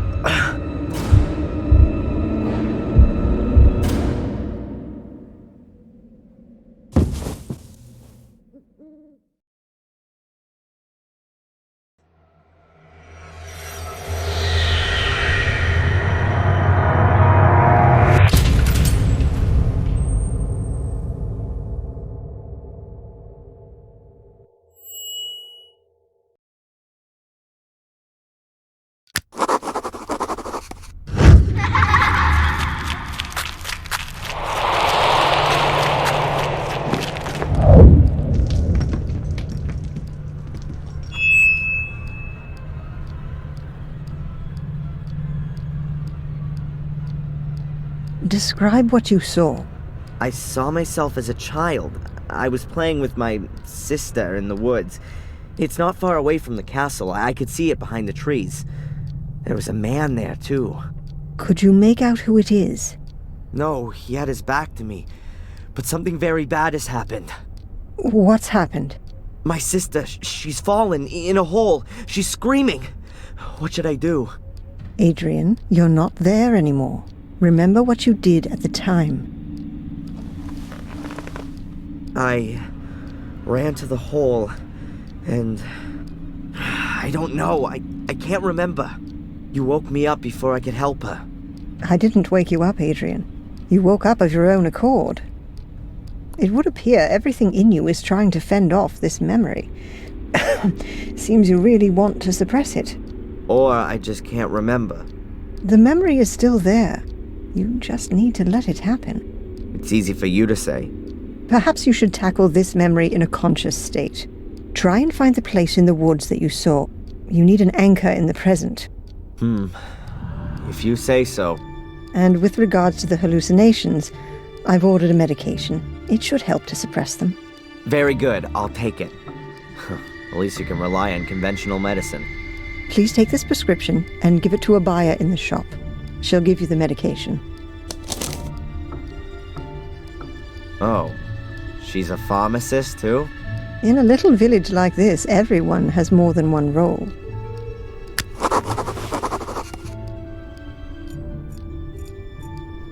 How can I help you? Do you know Ralph? Ralph? No. Who's that? Oh, not so important. Something strange happened to me last night. I don't know what was real and what wasn't. Tell me about it, Adrian.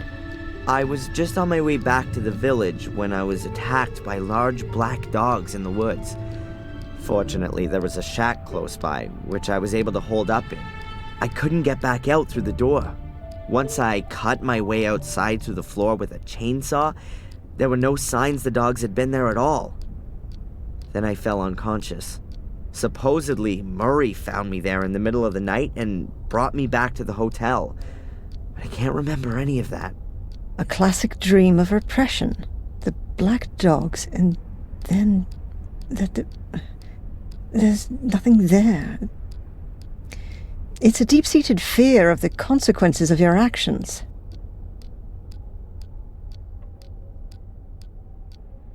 I saw a woman dressed in white. Almost looked like some kind of wedding dress. Where did you see her? When I was locked in the shack, from the window, she was standing on the edge of the clearing. She saw me and then disappeared into the woods. Did she say anything or do anything? Well, I didn't hear anything, but perhaps. She certainly wasn't just wandering around. It almost seemed as though she was looking for something. Really? There's a legend here in Willow Creek about a white lady who wanders through the woods looking for her child. In vain, as the story goes, but no one has ever seen her. Until now. Don't worry, Adrian. That's a completely natural reaction to this myth. It originates from the collective longing for a pure mother figure who can be adored like a saint. Out of the whole thing that there are chosen ones who perceive her apparition. And everyone wants to be a chosen one. That's just human. You've got an explanation for everything, haven't you? Psychology is the modern theology. What do these black dogs mean? What kind of creatures are they? Fleeing from vicious, aggressive dogs. That sounds like a typical nightmare. It expresses the fear of one's own aggressive side. Were the dogs alone, or was someone with them? No, they were alone. Just the dogs. Dogs who roam around without a human master suggests a suppressed issue with dominance. It could also suggest exactly the opposite, though. That the dreamer is neglecting a particular part of himself, which is alluded to by the nature of the dogs. What breed of dog were they? No idea. Hellhounds? They were definitely huge and black. Large dogs reinforce the meaning I was talking about. The fact that they're black would suggest their origin in the subconscious. Are there any tablets I can take for this? Catch you later. Take care.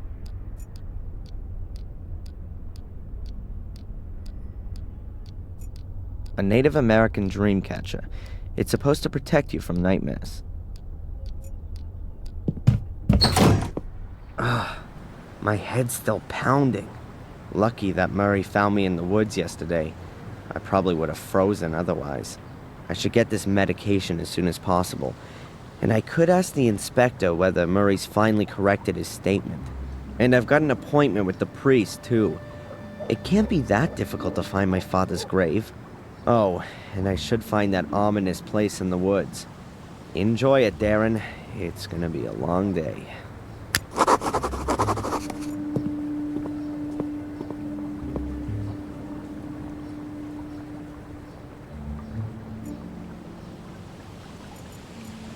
Hey, Matt. So, when you finally gonna get gone with your fun fair? So, how are we then, eh? Still possessed by the devil? I wouldn't joke about it if I were you. That's supposed to be a threat.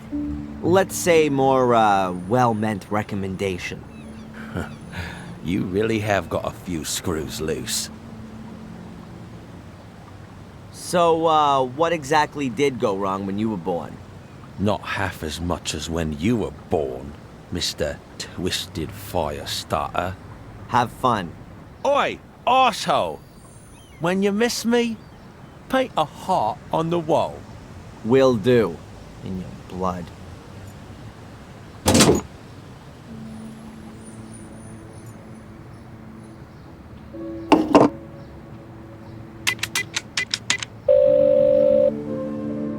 Hello, Madam Fortuna.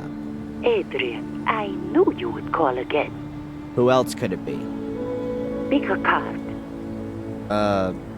Stop. I've drawn the chariot. Oh, you were stuck in the snow? Snow? No, your card, Adrian. You are looking for the right way. You will have to make a decision. I see. Death. Again. Someone will shoot out your light. How am I supposed to understand that? You don't need to understand, Adrian. But you can put up a fight. How can I put up a fight? Stay away from shootings. Yeah. Thanks. What a load of crap.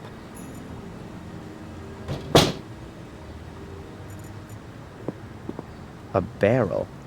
It says Willow Creek Corner Shop on it. Just look at that. That's a buyer's mailbox. And there's the post from today.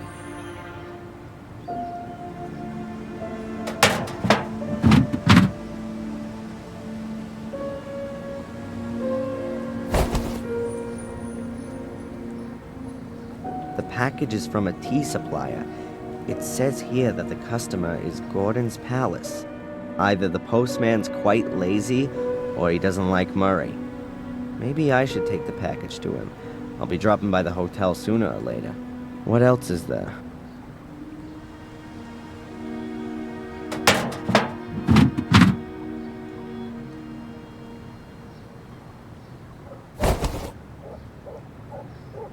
That must be mine.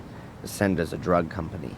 I'll leave the prescription in the barrel, so a buyer knows that I picked up my medication myself. The medication that Dr. Winterbottom prescribed for me.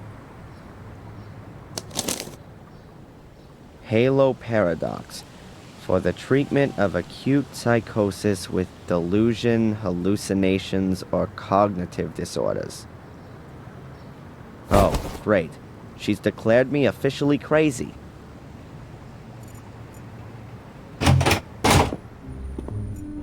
Hey, Zach. What do you want now? Did I say something wrong? No, I'm just a bit busy. The inspector hasn't been here all morning, and I have to do everything myself. Where's the inspector? Cafe, I think. Or maybe you can help me. Has Murray been here about his statement? Murray? Yes, he was here. Wanted to discuss something urgently with the inspector. Do you know what it was about? I can't tell you that. I'm sure you must have heard of the White Lady. She's spooked around the woods for centuries. Why do you ask? Is she a relative of yours too? Huh. By the way, I was in the woods last night and I got chased by some black dogs into a shack. I got locked in, but I managed to escape using a chainsaw. Then I fell unconscious. You just can't help yourself, am I right? And why are you telling me this? You look so bored. Goodbye, Constable.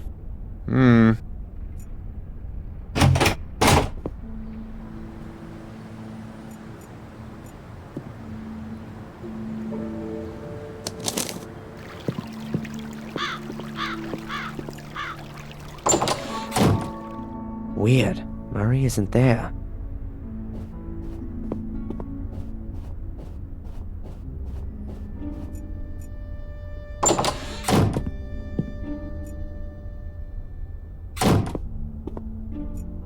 Murray? Doesn't seem to be there. I'll put the package on his desk.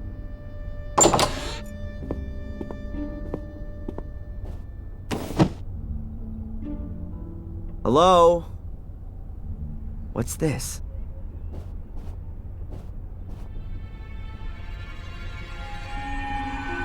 How come Murray's involved with the law? I can't believe it. It's a receipt for my bail. Signed by the judge, paid by Murray. What the hell is this guy up to? What are you doing here, Mr. Michaels? Actually, I just wanted to be nice and brought you your package from the village. But then I found this. I'd like some answers. What are you up to, Murray? You know, Mr. Michaels, it's very simple. I believe in your innocence, and I'm sure you don't deserve to be in jail. Yeah, sure. A miser like you risks 5,000 pounds in order to help a complete stranger. Nonsense. What's going on? Tell me. I'd suggest you just be happy you're free, and we don't talk about it anymore. Oh no, you're not getting away from me that easily. I want to know what you're up to, Murray. I want to hear it in your own words. Now! Mr. Michaels, you know how it is. When something terrible happens somewhere, it attracts the people. But not forever. People these days are quickly bored and want to see something new. And honestly, it's been 3 weeks since I don't believe it. You paid the bail in hope that I'd start to murder people? Just so your damn hotel is fully booked? Don't get so upset, Mr. Michaels. You're totally insane. Screw you. You should be thankful, Mr. Michaels. No one else would have put up your bail. No one else. You have no friends in Willow Creek. You're a lonely maniac, an arsonist, a criminal. You have no one but me, and you should be damn thankful. Let room service know I'm checking out. I don't get it.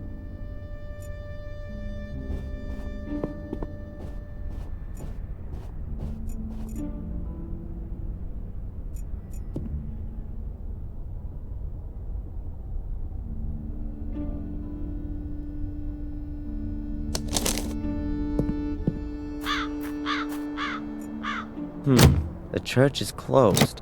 Then I've got enough time to search in the woods for that place I've got in my memory.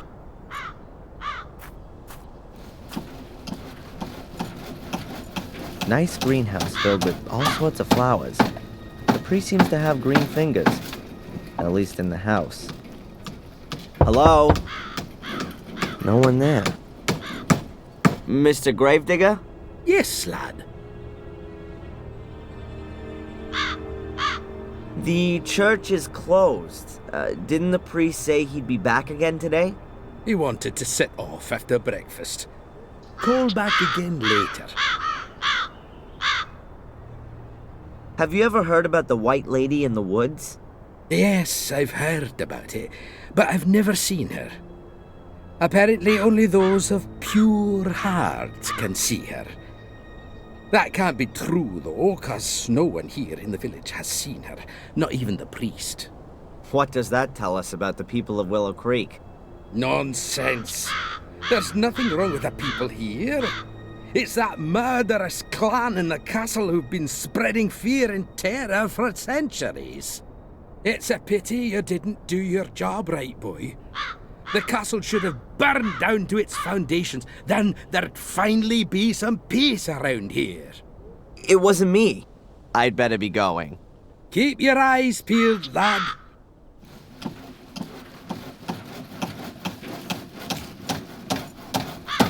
A long pair of lopping shears. I think I'll borrow them.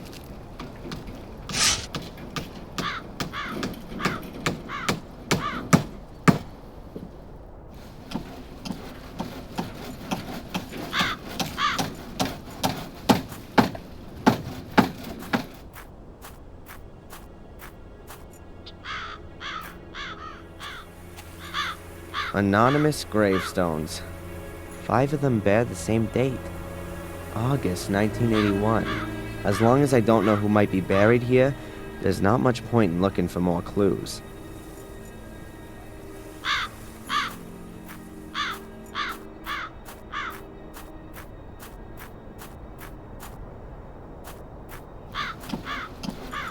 Mr. Gravedigger? Yes, lad. The graves by the wall, right at the back, they look different to the rest. Why's that? That's where the poor devils who have no money for a real funeral are buried. And the lost souls, the murderers and suicides. Uh-huh. And they're just thrown in a hole and buried? Well, they do get a coffin, but the corpse is put in it the wrong way round. Those who commit suicide, I mean. Why? It's supposed to stop the dead from finding their way out of the grave. They used to chop their heads off and put them between their legs to stop them running around. Pure superstition. As if you could stop the undead like that. I'd better be going. Keep your eyes peeled, lad.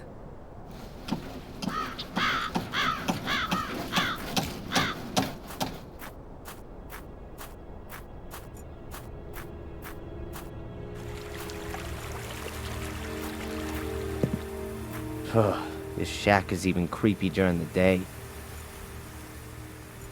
Just don't touch, or everything will collapse. These are provisions for the winter, although I can't imagine that Ralph did this.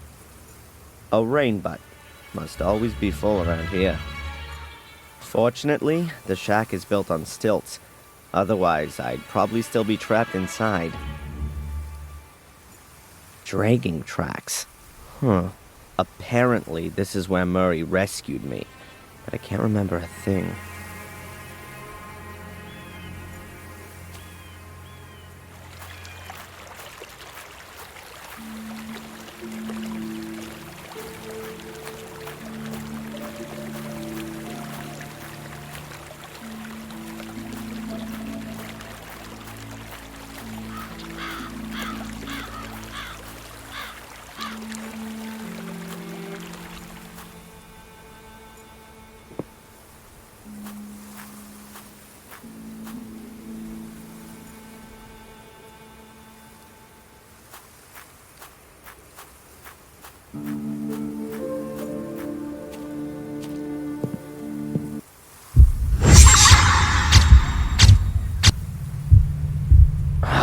What was that? A flashback?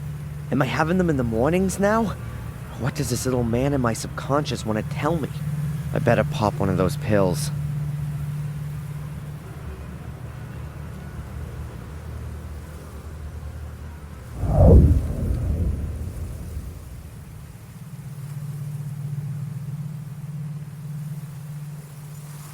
That's actually a no parking sign, but I guess in this context it means stay out.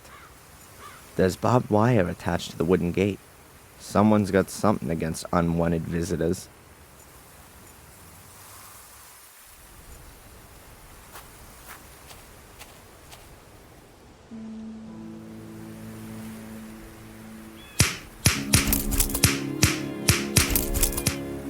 That's it. It's easy to carry the barbed wire away with the shears.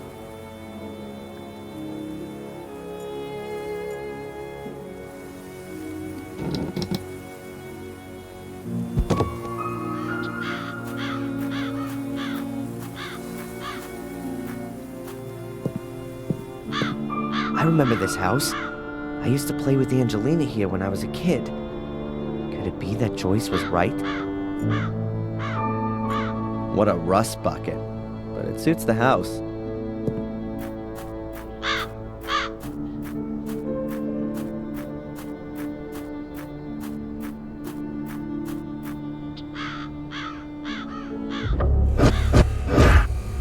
What the? It's just a blanket. Keep calm, Darren.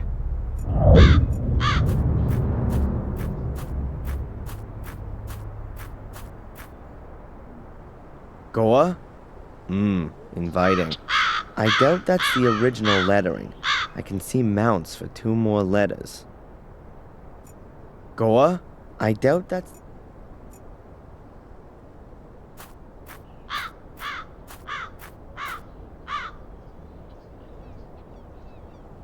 Nothing.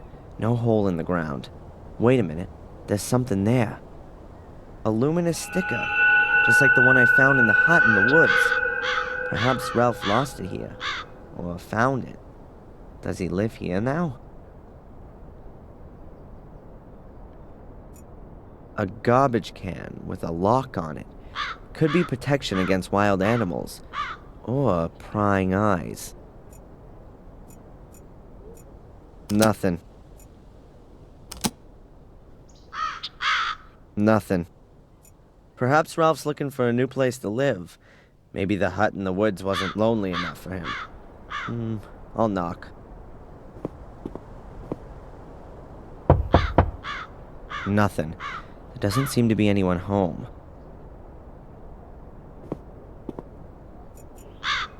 There's nothing there but scrub.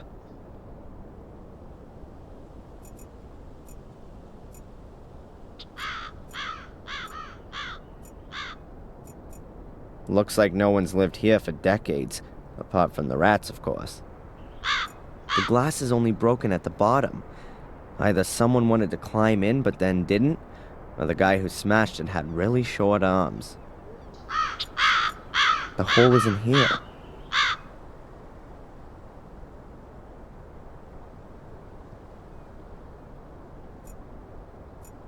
I don't think the place of my hypnosis was so near to the house.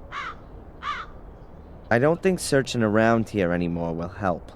If the hole in the woods that Angelina fell in as a child was somewhere around here, it's long since disappeared. Find an anchor in reality? What garbage.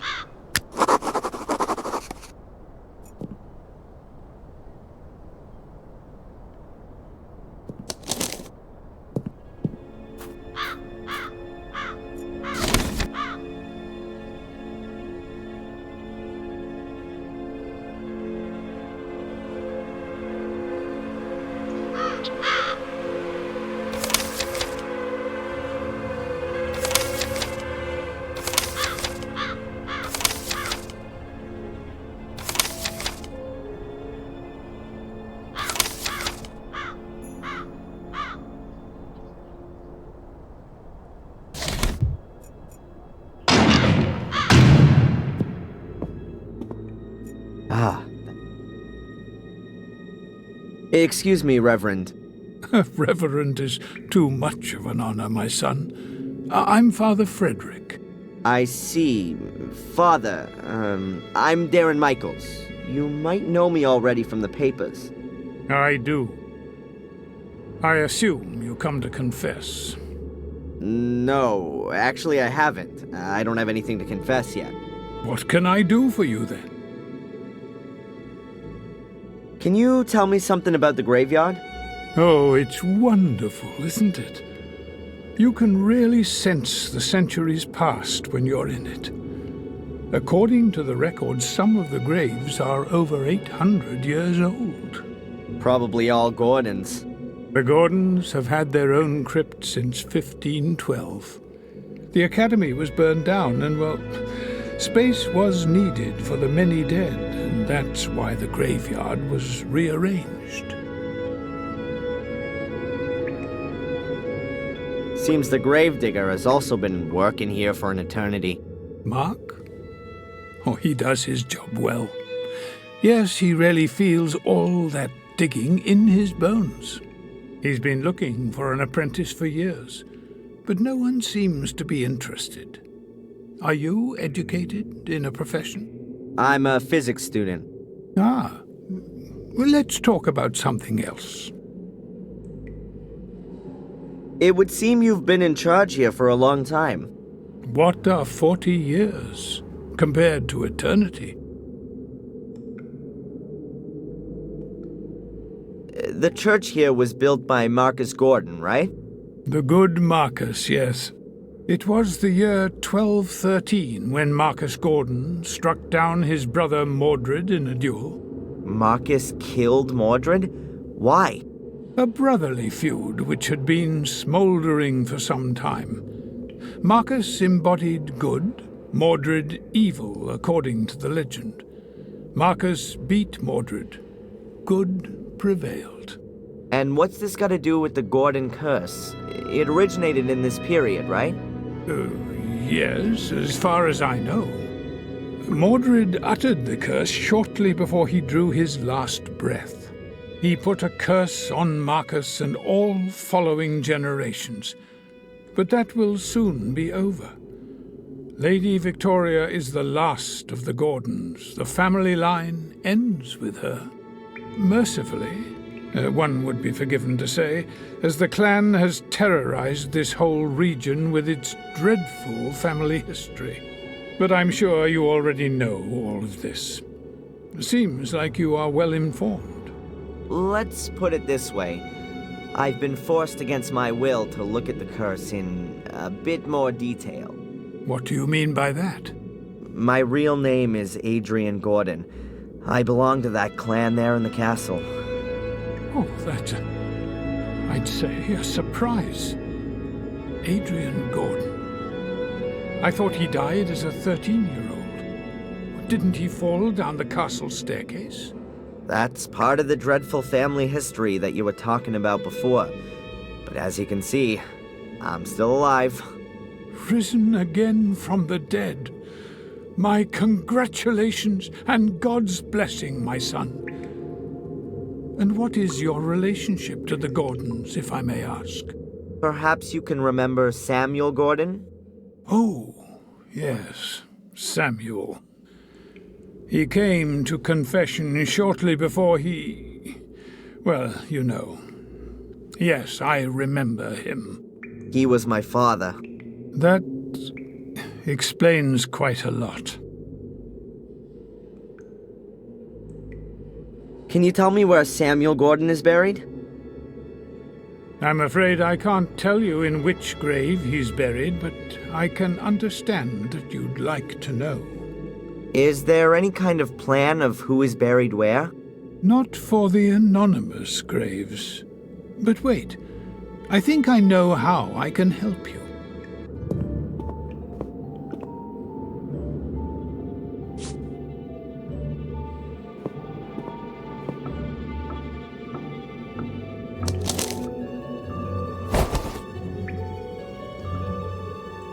Thank you, Father. We were talking about Marcus and Mordred. Yes, that's right. Marcus struck down his brother Mordred in a duel in the year 1213. After that, in order to atone for his actions, he had this church built here on pagan ground. A few years later, he also built the academy, also on pagan ground. It was to be used to house the Gordon Chronicles, so the curse could be researched by academics. But the academy was completely burned to the ground in 1512. Most of the chronicles were destroyed. Everything that could be recovered was brought here, to the church. Right, but all of these stories always begin with Marcus killing his brother. Does no one know the cause of the dispute? Well, there are various theories. Some say that Mordred was possessed by the devil. I also read somewhere that they were fighting over a woman, which is pretty much the same thing, right? Basically, it's about the fact that Marcus Gordon, the more religious and stable brother, won.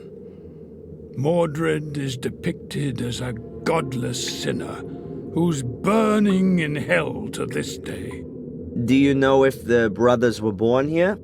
Probably not. Both were tireless crusaders in the name of the church. But why they built a castle here in Willow Creek can only be speculated on. Perhaps they freed the land of non-believers and the castle used to be a kind of keep in order to hold the area. Or they were gifted the land by the church as a reward for their support in the Crusades. Thank you, Father. Thanks for the help. May the Lord be with you.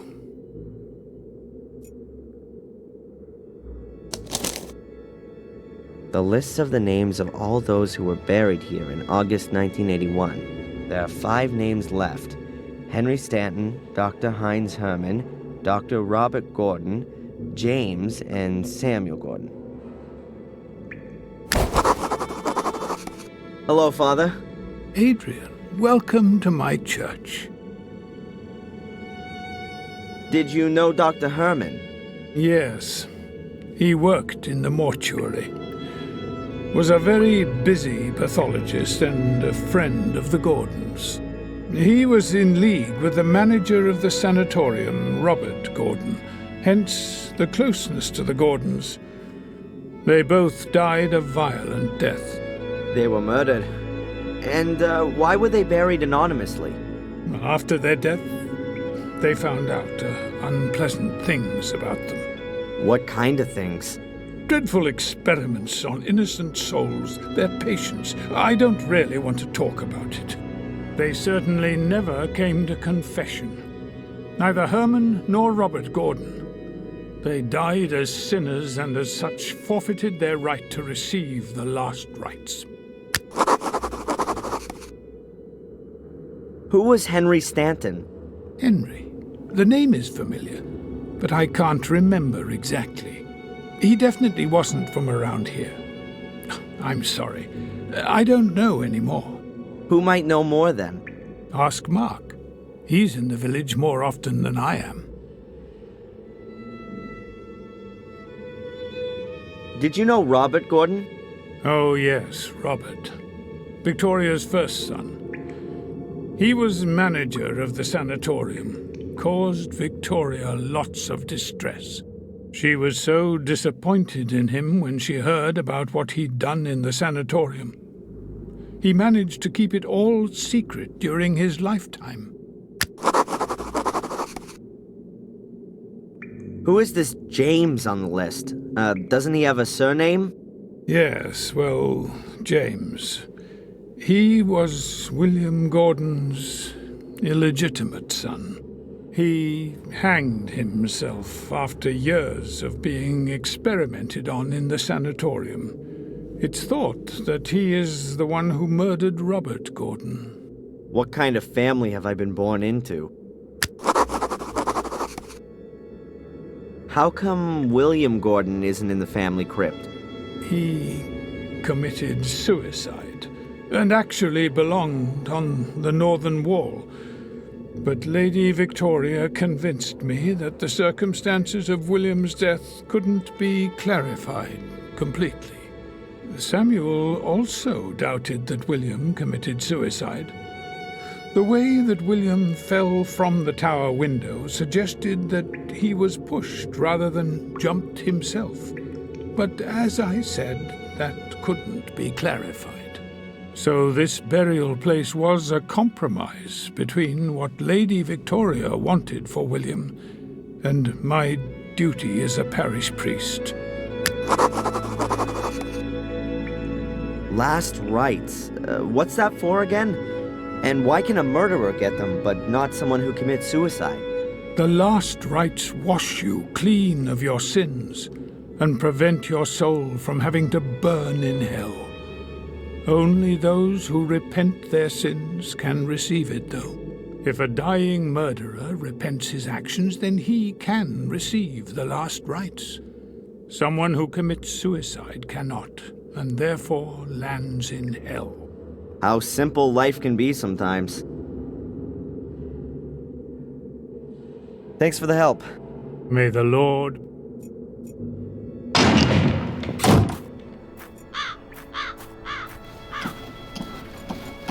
Mr. Gravedigger? Yes, lad. I've heard that you knew Henry Stanton well. Henry Stanton? Which Stanton? Oh, Henry, the old drunk. Yeah, well, I wouldn't say I knew him. He was usually sitting in the pub when I went for my after-work beer. Did he say anything? Well, he wasn't exactly one for words. He was one for beer, though. He drank like a fish. Used to hang around with Tom, I think. They did a bit of business. I don't know what exactly. Dodgy business, like. He was the castle gardener, but not for long. Perhaps a year. Then he drowned in a well. Apparently that Samuel had something to do with it. But if you ask me, Henry just fell in there drunk. Do you know what he did beforehand? Or where he came from? No idea. He didn't come from around here. He didn't have any family either, and I never saw him with a woman. He was a lone wolf. Ask Tom. Perhaps he can tell you more. Good idea. About as good as using a hairdryer in the bath. I'd better be going. Keep your eyes peeled, lad.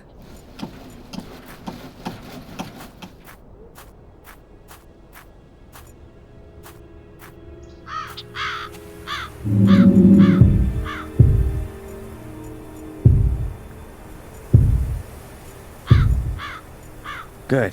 Then let's see who's buried here. Funerals in August 1981. William Gordon, Dr. Heinz Herman, Victor Sebastian Valley, Henry Stanton, Dr. Robert Gordon, James, Samuel Gordon. There are 5 graves, but 7 names on the list. Too many. I can rule out Little Vic. He was buried in the Valley family grave. Anyway, he didn't commit suicide. My father did that. William's grave is back there. I've already seen it. So that means that Dr. Herman, Henry, Robert, James, and my father are buried here. Now I just need to find out which gravestone belongs to whom.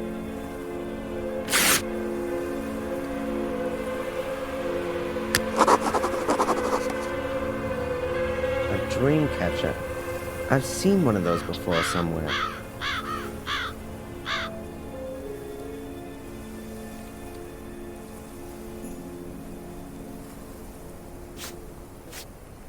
There's some flowers on it. Or what's left of them anyways. And a card. All a mother's love for your soul, all her contempt for your deeds. As far as I know, Samuel only had Victoria, his grandmother. This can't be his grave.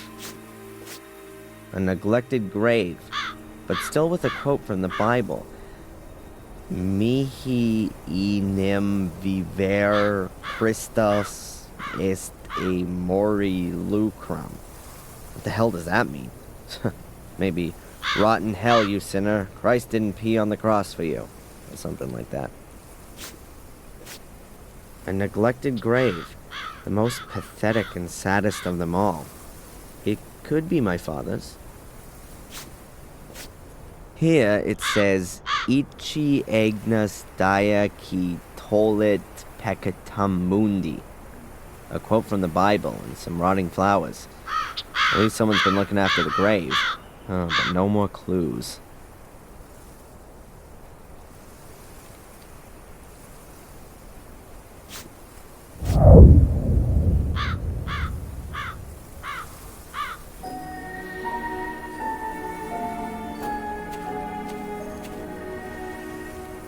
That must be it. My father's grave. So the first clue must be here. I can't find anything. Either there's no clue here, or this isn't the right place.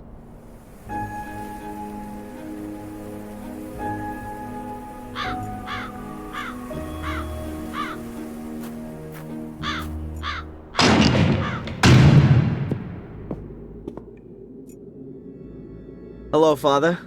Adrian, welcome to my church. I think I found my father's grave. I assume you now feel relieved. Not really. Does the saying Ecce agnus dea qui tollit peccatum mundi mean anything to you? Of course. It's a quotation from the Gospel of John. John the Baptist was seen by many as the Messiah, but he said, "I am not the Messiah. He is the one who comes after me." The next day, John saw Jesus coming toward him and said, "Ecce agnus Dei qui tollit peccatum mundi." Behold, the Lamb of God that taketh away the sin of the world. This was he of whom I said, "He who comes after me has surpassed me because he was before me." John 1:15-29. The sinless who took away the sin of the world. Praise the Lord, he sacrificed his Son to lighten our hearts. Jesus Christ, our Savior, is the Lamb of God who takes away the sin of the world. He is the fulfillment of all sacrifice and the end of all sacrifice. Amen. The phrase Ecce agnus dea, etc., it's written on my father's grave. Is there anywhere else I can find it? Of course. In every Bible. And out there, near the church, maybe? Yes, we have it here in the church. Just have a look around. The Lamb of God, you said? That's right. John 1:29. Thanks for the help. May the Lord... The quotation on my father's gravestone is here. The Lamb of God. That's what the priest thought. Aha, a secret compartment. I wonder who made that, and why.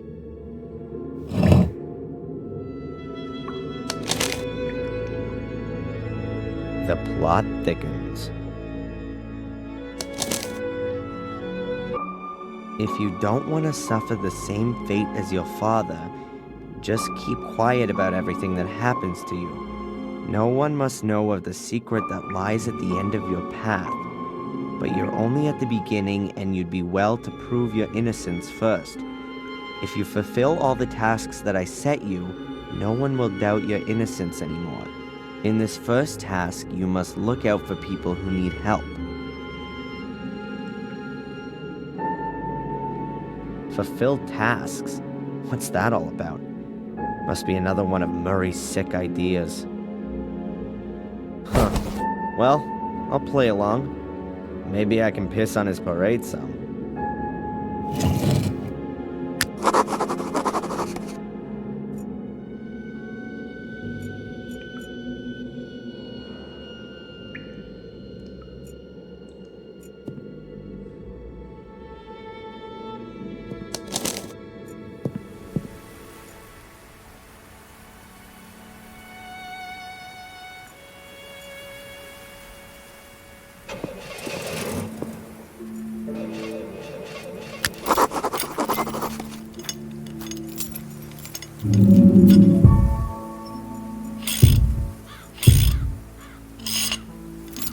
I've seen that car somewhere before. The guy seems to be having a problem with his car. Maybe I can help him out. Hi, are you having problems? Hey? With your car? No, I'm freezing my balls off here for fun. Bollocks. Sod it, the car won't start. You a car mechanic, are you? No. I didn't think so. You look more the theoretical type, am I right? Kind of. I studied physics for 4 terms. Well, that's better than sociology. Can you have a quick look at it? I'm stuffed here. Well, to be honest, I'm not very practical. But I could get some help from the village if you want. I'm headed there anyway. Okay. Drop into the pub, tell Tom what's happened. Tell him Phil's banger is knackered again, and he's bound to know what's wrong with it. Tom? And what if he's not there? Are you having a laugh? Of course he'll be there. It could take me a while, though. Maybe I'll have a go. Nothing to lose, huh? Be my guest. Over to you.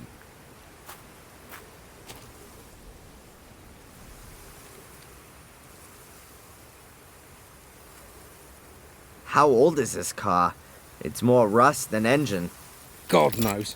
It's always started okay before, though. My guess is that it was one of Henry Ford's prototypes. Ha ha. Are you from Willow Creek? How did you know that? Well, 'cause you know Tom. No, I'm not from around here. So, have you found out what's up with it yet? How is Ralph? Ralph? I don't know him. Oh, I thought you guys hung out together quite a bit. Why's that? Well, I thought he hung around the old house, and because I saw your car parked there this morning. Yeah, I might have seen him. It's a filthy dive, but probably much better than no roof over your head. Ah, yes, that must be it. A wire's come off here.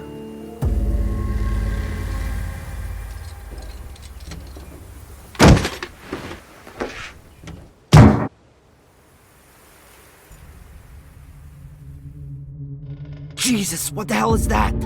Help! Can anyone hear me? Help! Just shut your mush in there, will you? Hey, what's going on? Are you crazy? Let me out, now! So you can go and graft to the fuzz? Forget it. What are you up to? Help! Oh, shut it. No one can hear you. You're staying in there till I decide what to do with you. Hey, maybe we can talk this over. Look, I promise I won't breathe a word. Oh, yeah. That's what they all say. Look, make yourself comfortable.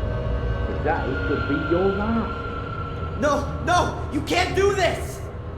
You have no idea what I am capable of. Have fun. I got things to do now. Wait! Hey! Oh my god. If I can't find a way out of here fast, that maniac is gonna kill me. For Christ's sake, Mordred, you could at least help me out for once. The top is metal,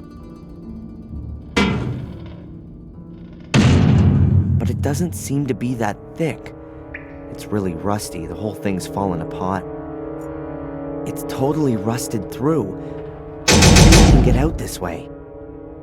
Hell, there's something here. It's moving back and forth.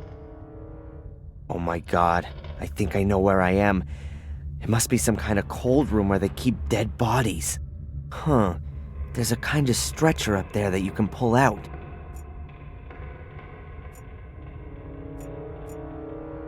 Okay, I'll just fix up my own handle.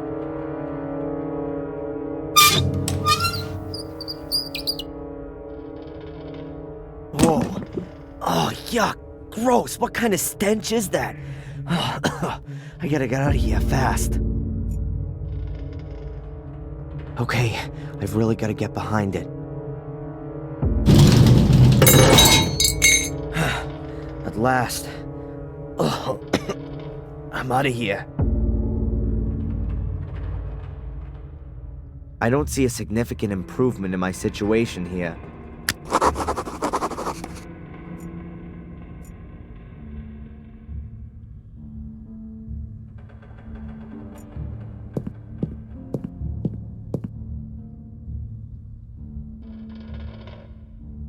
The light switch should be somewhere around here. That's not it. That was easy. What the hell did I press before?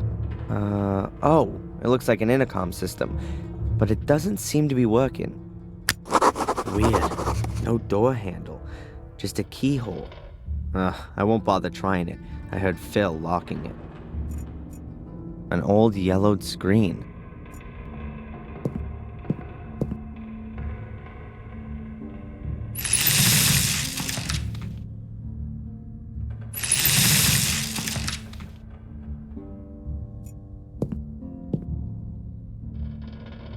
Yuck. I really don't want to know what it is.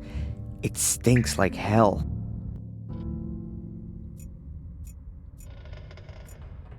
You would normally cut up dead bodies on a table like this. Normally. Barbecue tongs. With blood on them?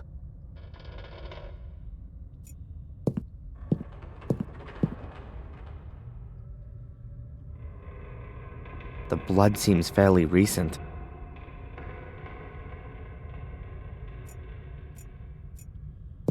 Kitchen towels. Best quality. Surprise, surprise, still unused. Files.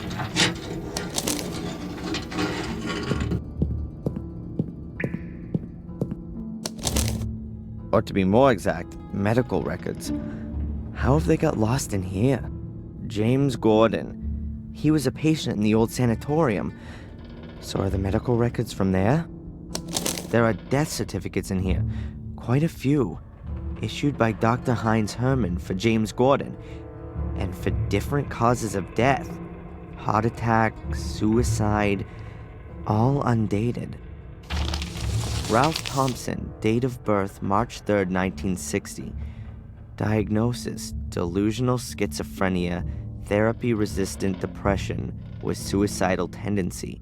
Medication level 4, combination shock therapy, electroconvulsive shock therapy, and insulin shock therapy. Poor Ralph. No wonder he's crazy. And here's Ralph's death certificate, issued by Dr. Herman. Death from neck dislocation following self-strangulation, and it's dated September 1st, 1981. So Ralph's death had already been planned. Oh, the bastards. If they hadn't gone out of business in August 81, Ralph would be dead now. Incredible. Otherwise, pretty uninteresting. None of these people mean anything to me.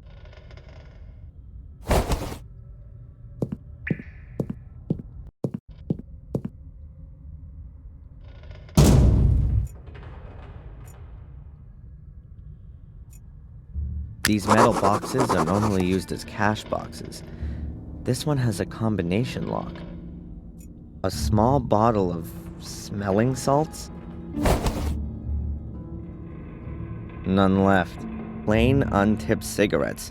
If I never get out of here, then at least I can become a smoker.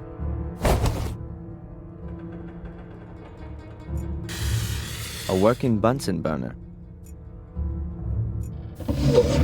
Practical Applications of Chemistry. Quite a nice tome. It could prove to be a handy reference book. A marvelous tool. So small and yet it slices through flesh like butter.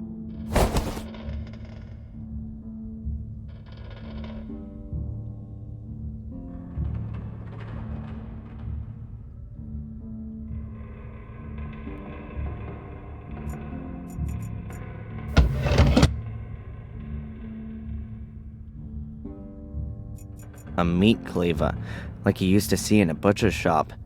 A hideous butcher.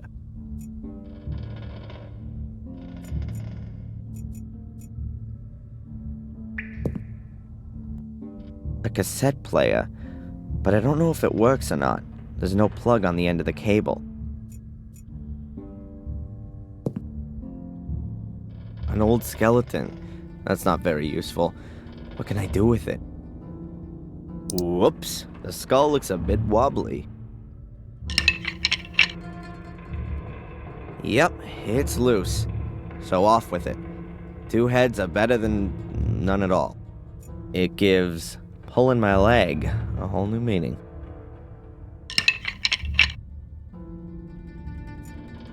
Cold compartments like you see in a morgue. It could have been one once. Luckily, these things don't work anymore, or I'd probably have frozen to death. Phil locked me in this compartment. No wonder I couldn't open the door. The padlock looks pretty hefty.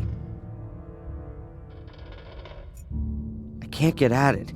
This drawer's in the way. I can't get at it.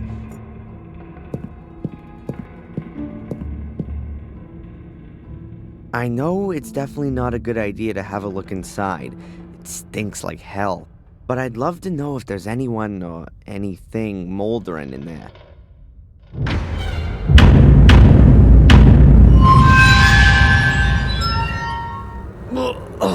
Oh, I could have passed on that one. And to think I was just climbing on this thing.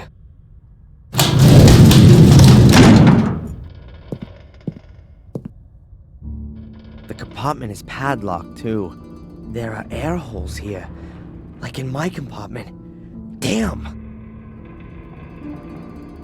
Jeez, there's someone in there. I can hear breathing. Hello?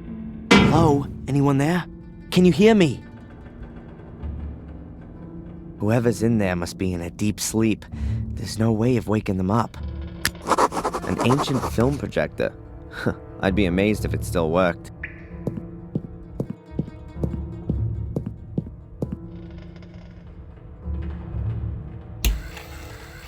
If I don't put the film in, it's as good as any other light.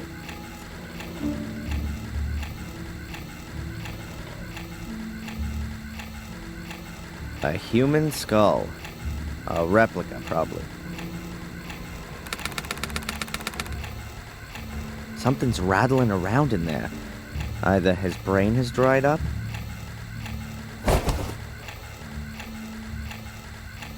or someone has hidden something in the skull. A reel of film.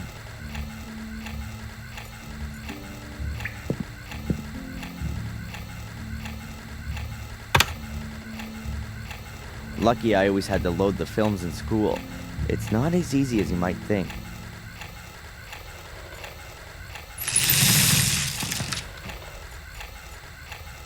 Lots of film and photography equipment. Oh, this looks like an attachment for a camera. What's this? Different colored transparencies in a frame. You can pull them in and out. I think it's a colored filter for cameras.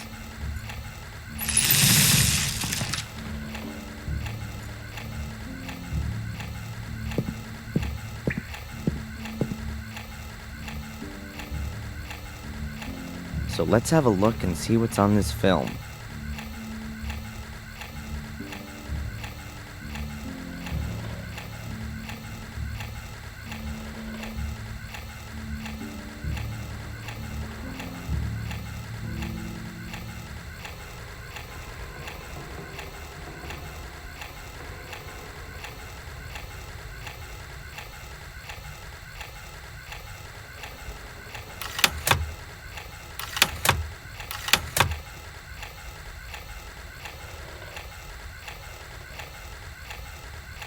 There's something...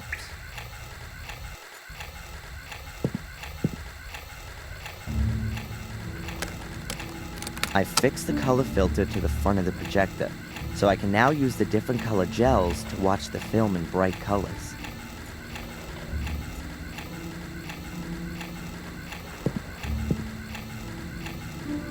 I'll have another look at the film.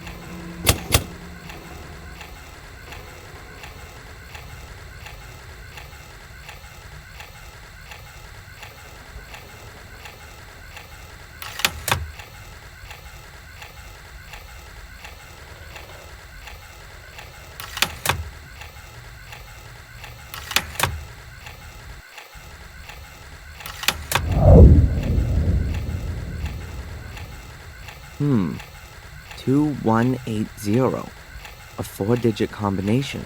That Phil is one slime mother. Not a bad idea. Hiding a combination in a film that can also only be seen using a special color filter. If the numbers on the film are the combination for this box, then... an envelope. Let's see. As I said already, I can't do anything with the photo. It looks like the person concerned has left the village and is therefore of no further interest to me. You have already gotten too much money out of me for the pictures of the fire, so that's it now. I have a new job for you. As far as I know, the Fire Fiend will be released sometime next week. He's a ticking time bomb that could blow up again at any time. Perhaps we could encourage him a little. Watch him, don't let him out of your sight. I want you to write down everything he does. Further instructions to follow. M.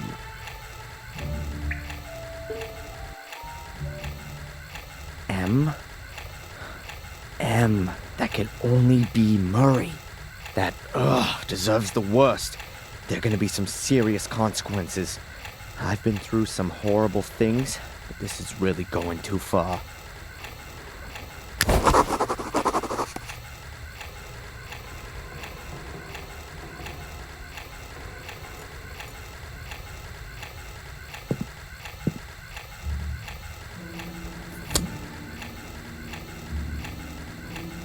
Great. Now I've got a few wires.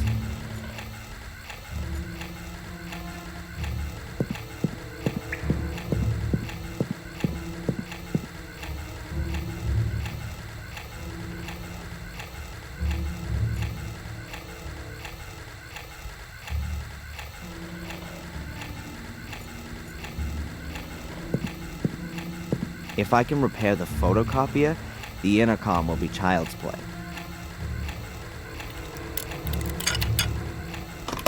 There you go. I told you so. Now, in theory, I can lure Phil down here.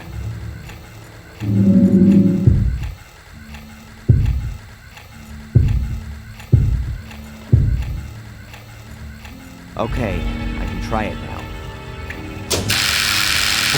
I didn't connect the wires up right, but that should... Oh, I can hear footsteps.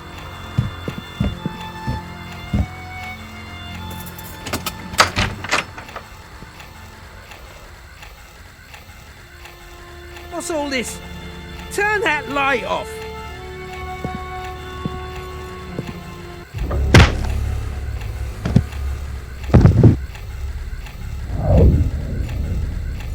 He's been knocked out. I'd better take care of this, just in case.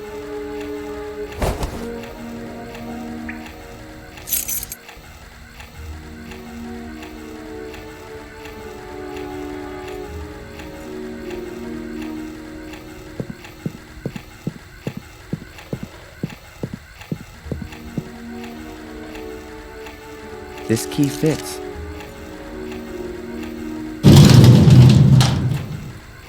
Oh no, it's Ralph. Oh my god, what has Phil done to him? His face, his upper body, covered in cuts, and his entire body. Dry blood everywhere. The disgusting bastard Phil, he's gonna pay for this.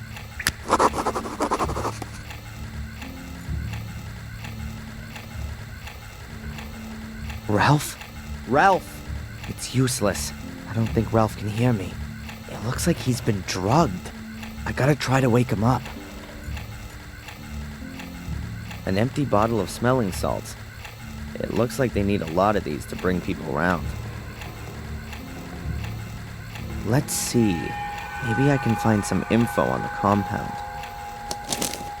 Okay, what does it say? Deer antlers ground to make ammonium powder. Heat and blah blah blah. crystallizes to form what are known as smelling salts. That shouldn't be too difficult.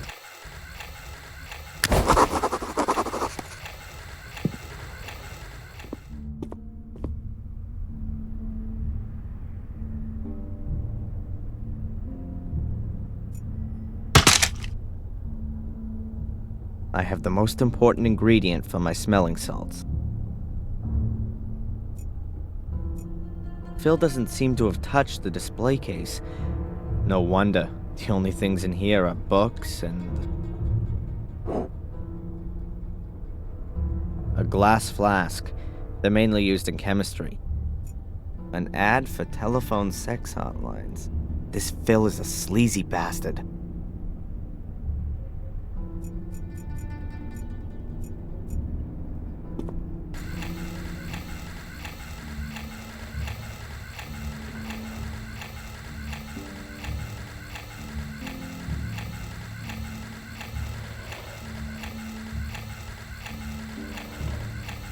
Sorry, Bambi, but it definitely won't hurt you anymore. I now have the ammonium powder.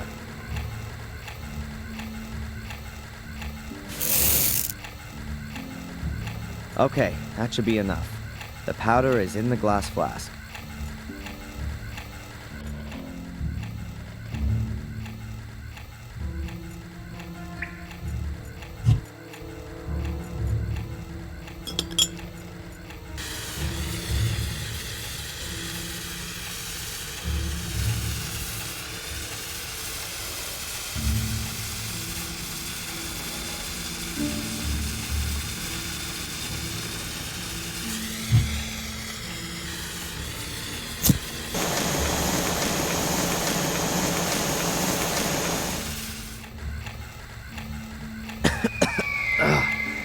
It's right into your lungs. I'll fill up the smelling salts bottle. At least now I can wake Ralph up. I'll leave the book here.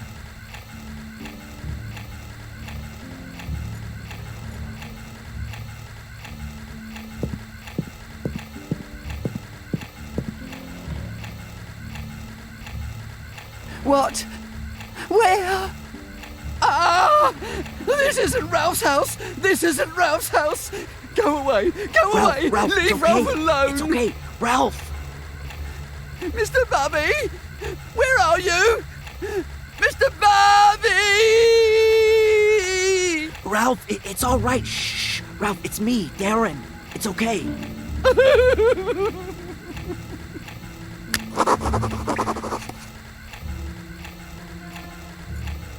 Here, look. It's Mr. Bubby. You see? Everything's okay. Bubby.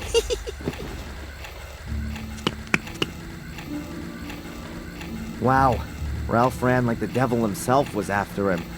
I won't see him back in a hurry. I don't think I can do anything more down here. Time to deal with Phil.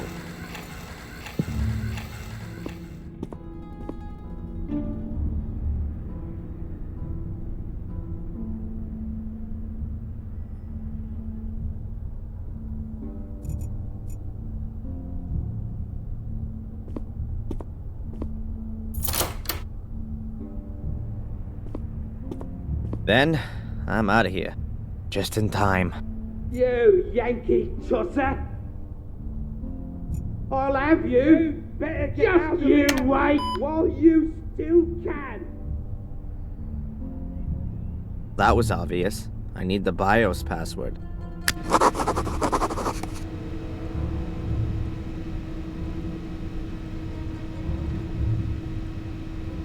Think, Darren, think. What password could Phil have used?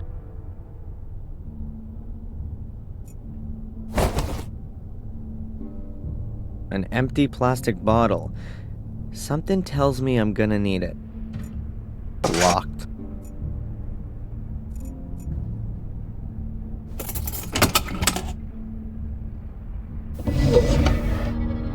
You goddamn. More weapons.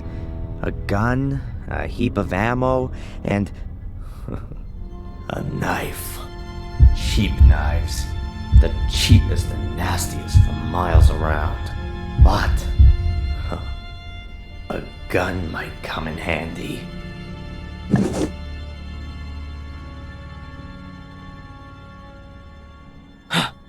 Hell, what am I doing here?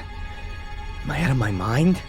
I can't go around carrying the gun, but I don't want to leave it here either. I'll have to get rid of it somewhere.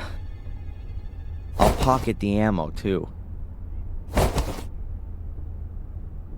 But there's more stuff here. A necklace.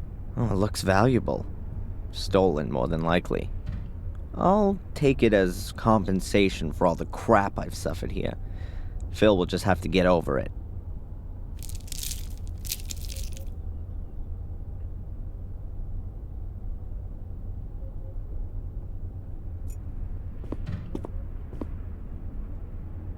A disc. What's on it, I wonder?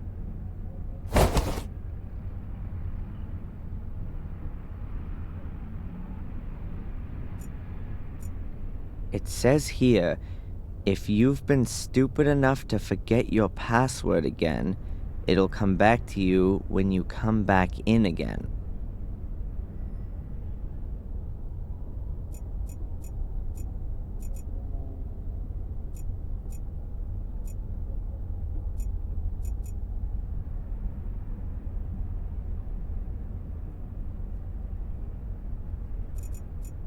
It says Ruga here. The rest is illegible.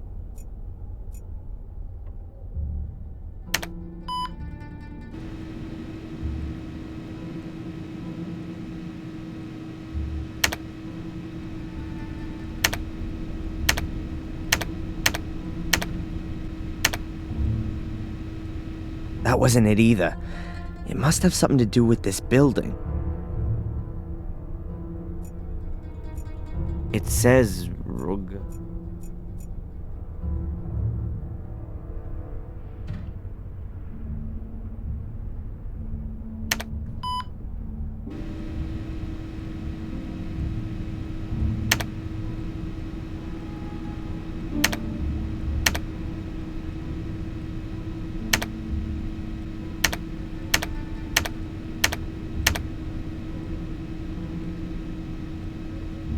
Morgue.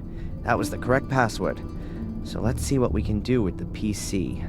That looks interesting. Unlock.exe. I'll run it. 1 for cellar door. No. Don't think so. 2 for storeroom. Storeroom? Yeah, I'll go for that. That came from the direction of the cupboard. Drawers full of electronic junk. Something under here looks a bit strange. Cables going under the cupboard.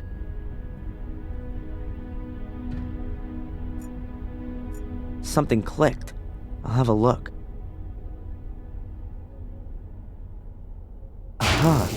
It was a kind of remote-controlled locking device. This appears to be Phil's treasure vault.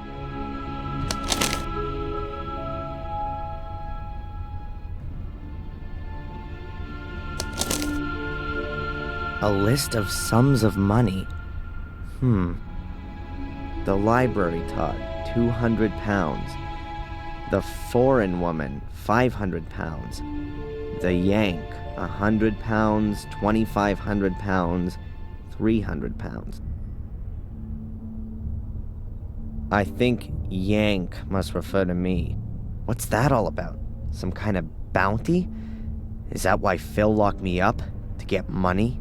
There's an M and a tick after each sum of money, but not next to the one for the foreign woman. Betamax video cassettes. Strange format. What does it say here?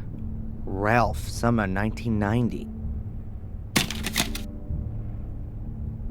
Are they Ralph's vacation videos? Before he went crazy? Or... But why were they hidden away? And what's this? James, August to October 1979. And older and more recent dates. I can't figure it out. I'll just take the Ralph cassette with me. I want to know what's on it.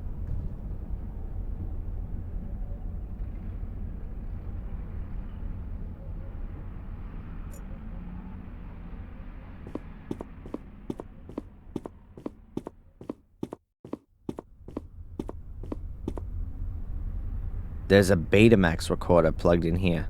So let's see what's on the video cassette.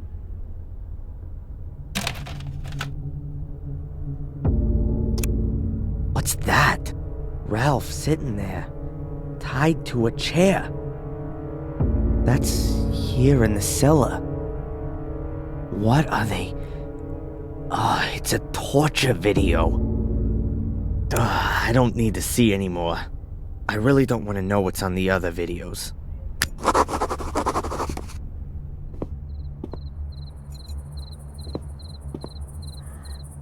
I'd better put it out of commission. Phil could call for help with it. There's a dent in the hood. My head could have done that. There's a dent in the hood. A garbage can with a lock on it. I wonder if Phil has a key to this too. How about that? Here it is.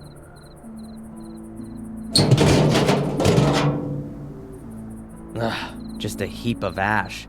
No corpse. Well, not in its usual form anyways. And there's something else there.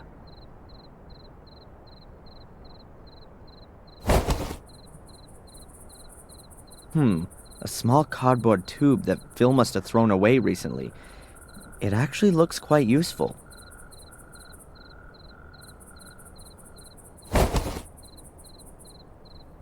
And what have we here? An iron M. I guess that was originally from the writing above the front door. I've still got things to do here. I'd rather get that done before I leave.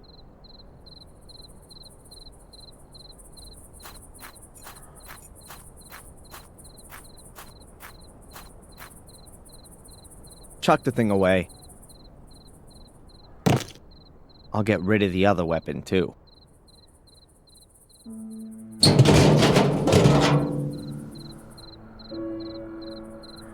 That's that job done. Now, I'll have to ask Murray a few questions.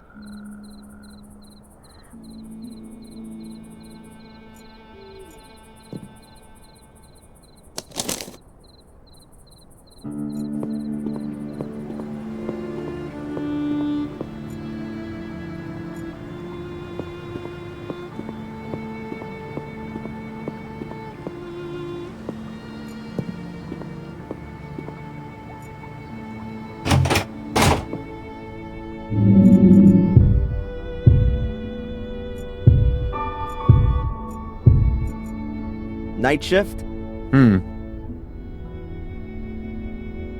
Perhaps you should have a look at the abandoned house. I think there are some strange things going on there. I see.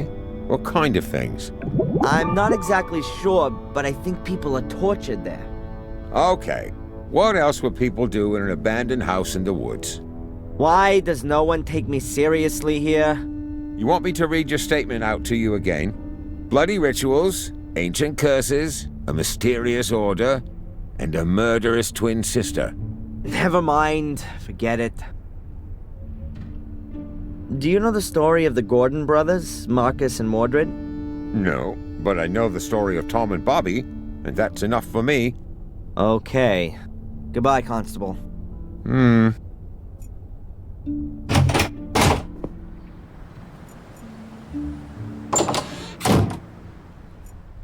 Still here so late? I was just about to shut up shop. Nothing much happened today. I can't confirm that. Did you want anything else? Does Bobby work here too? Not really, but I can't stop him from cleaning the tables all day long.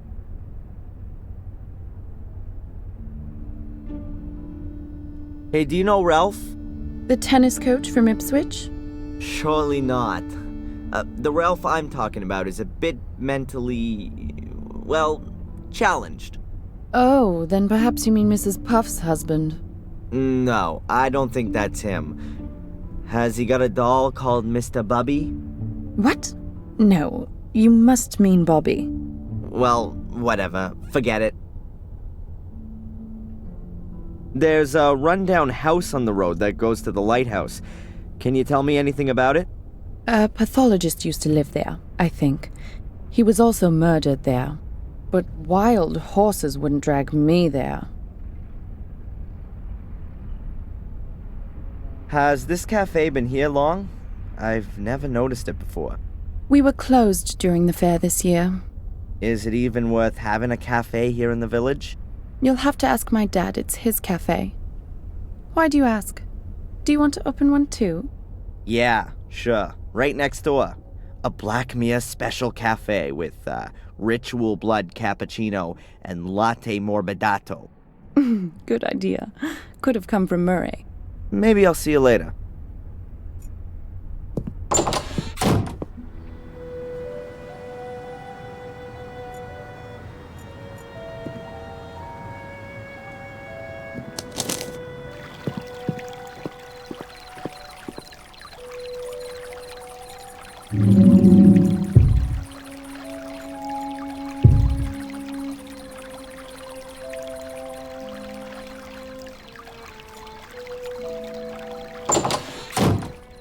Ah, Mr. Michaels, have you had a pleasant day? Mr. Michaels? Why aren't you calling me Mr. Fire Fiend? I know you like calling me that. I also know you're having me watched. That you set a perverted gun nut onto me who has a whole load of corpses in his cellar? I don't know what you're talking about, Mr. Michaels. Are you not feeling well? You seem a little tense. You will be too, very soon. Unfortunately, I found a letter that proves everything, written in your handwriting, to a certain Phil. He'll be sitting pretty in the slammer very soon if I take this to the police. Very well, Mr. Michaels. I too can do something. As you will have already ascertained from this letter, I am in possession of some photos that are extremely damaging for you, for which I have paid a large sum of money. Do you want to know what they show? What could they show? I'm totally innocent. You, Mr. Michaels, are on them. You can be seen running from the burning castle. Had you not put on record that you were nowhere near the castle on the day of the fire? What would the judge have to say to that? I almost fear that would be your death sentence. And just imagine, I could even profit from it. Brave hotelier convicts arsonist. I've got you where I want you, Mr. Michael. You won't get away with it. I'll press charges against you for blackmail. Of course you will. A pathetic lunatic from America comes to England, kills half a dozen people, and then accuses a respectable hotelier of blackmail? Wake up! You're up to your neck in it. Do what I tell you, and you'll stay alive at least. We'll see who's gonna stay alive, you cretin! Ah!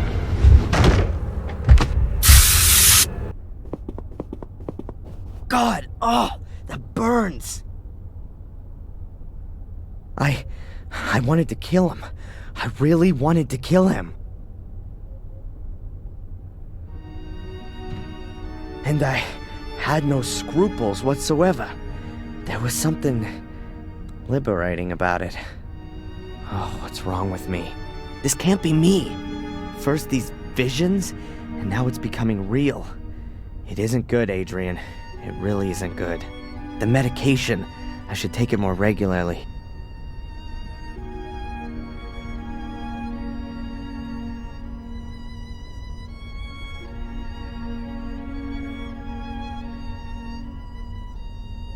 Okay, calm down. Now isn't the time to lose your nerve. Murray antagonized me, and yeah, that could easily flip me out. It's perfectly normal. Nothing unusual. It can happen to anyone. And it happens in the best of families. Jeez, no. This happens a heck of a lot in my family. It's the goddamn curse or whatever. These damn pills don't help either. Or do they? I just don't know what to do anymore. Maybe Victoria could help me. She knows all about our family and this curse. But she doesn't believe me. But can you blame her? No. I'm starting to have doubts about me.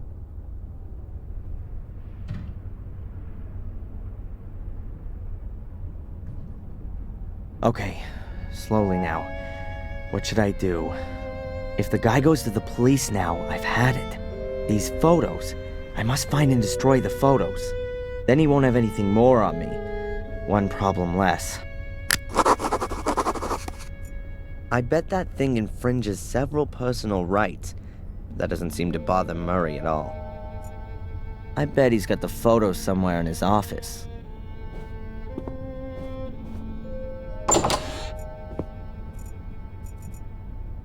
Probably from the time of the sanatorium, filled with nasty, poisonous stuff. Let's see. No, even worse. The thing's full of tins of skin cream. Active Lift Super Moist for the man over 40. Murray's secret anti-wrinkle stash. A large steel locker. If Murray has something he wants to keep safe, it's sure to be in here.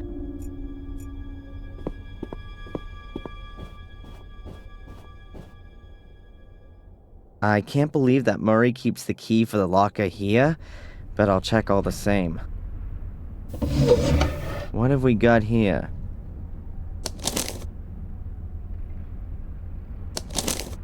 This is a user manual for the steel locker. Interesting. If you have forgotten your combination, the serial number is stamped on the rear panel. Write it down and telephone the following number. 01473/serial number plus the last 2 digits of your year of birth. An automated information desk will then tell you your combination.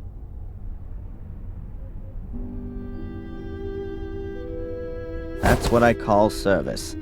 Now I just need Murray's date of birth and the serial number. Murray's date of birth will probably be on here. There it is. 1942. He's quite an old-timer. The creep. No chance. This thing's locked and made of solid steel. It's also screwed into the floor, and I don't know the combination.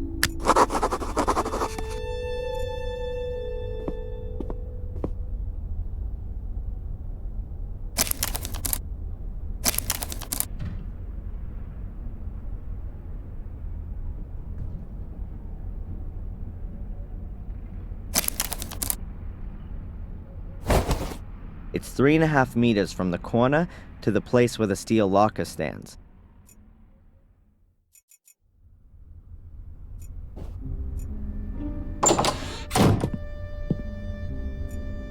A toolbox. It wasn't there yesterday.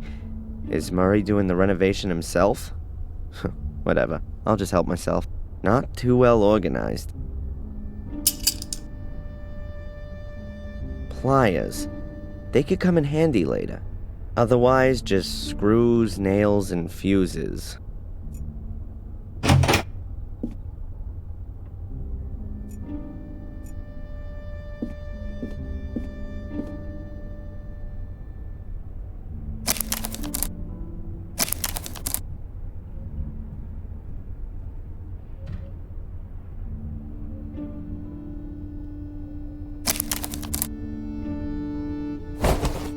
If I've got it right in my mind, the steel locker must be exactly behind this part of the wall. I'll remove the wallpaper. A brick wall. Looks very old and the mortar's crumbling. Right here, on the other side of the wall, is the steel locker.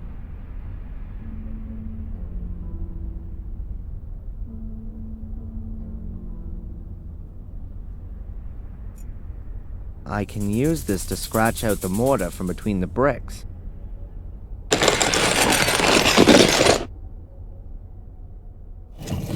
That should do it. That's the back wall of the steel locker. And here's the serial number. 8528-173.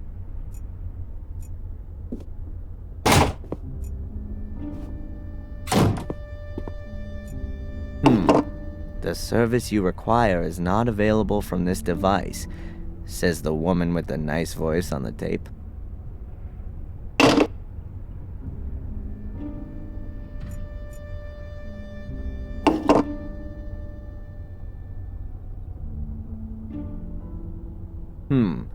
The service you require is not available from this device.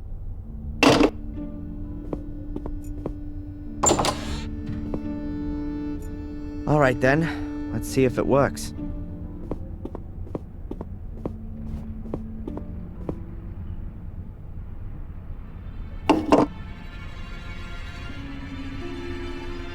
The combination is 4 right, 8 left, 15 right, 16 left, 23 right, 42 left. It's a pleasure doing business with you. Ta-da! How about that?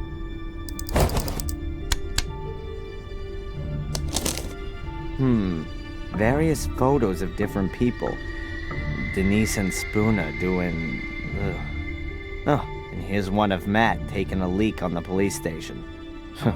Is that why he was in the slammer? I'll get rid of all this crap the next chance I get. There's something else in the envelope. Bingo! Reliable photographic evidence. And it doesn't prove my guilt, but Angelina's. Caught in the act of arson. I gotta show this to Victoria right away. It'll convince her of my innocence. I just need to avoid running into Sister Antolini. She'd be sure to send me packing again. And Murray was just bluffing. There aren't any compromising photos of me.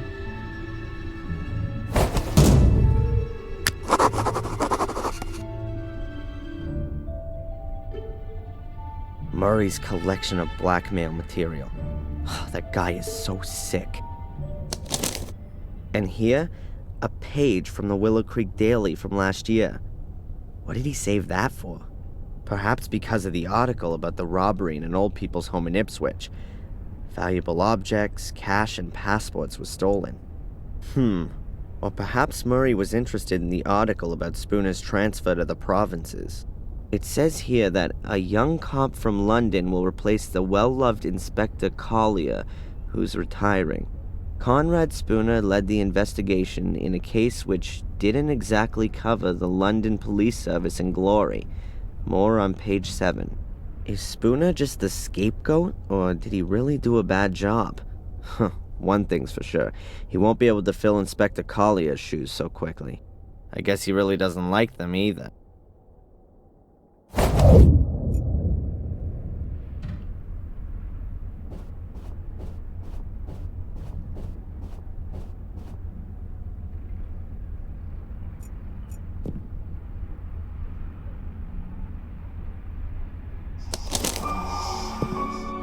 There she is again, the white lady from the shack. What? Oh, she's coming closer. Whoa, she's floating like a ghost. What if she is one? Keep calm, Darren. At least it would be better than one of those hellhounds. A friendly ghost is actually fine, particularly when it's so beautiful. Or so sad. Should I follow her? Into the realm of the dead, or what? Oh, whatever. I've still got a whole packet of Halo Paradox with me. If the whole thing gets a bit too crazy for me, I'll take one.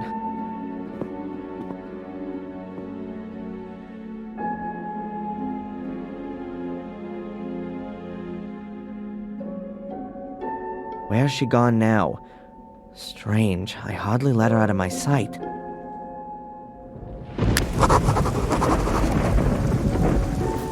The gate is open for me? I hope the ghost is some kind of angel. This isn't the gate to hell. One of 3 nymphs that guard the castle and are supposed to provide light. Old Bates used to use the nymphs as a mnemonic device. In Greek mythology, nymphs often accompany superior divinities. They were seen as the benevolent spirits of trees, grottos, or important places. Well, that's my knowledge and them's pretty much exhausted. A huge lump of stone. I'm no geologist, but it doesn't look like it grew here. It's apparently a survivor of the Bronze Age, like the things at Stonehenge.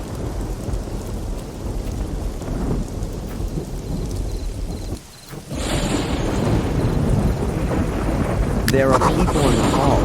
Construction guys, I guess. I'd better go another way, otherwise Sister Antolini is sure to get wind that I'm in the castle.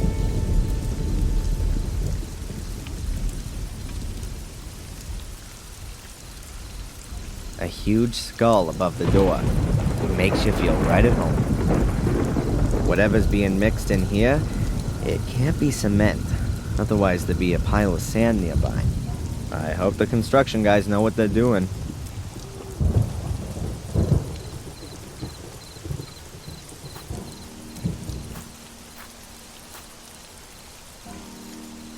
It's certainly decorative, if you like having boulders in your garden.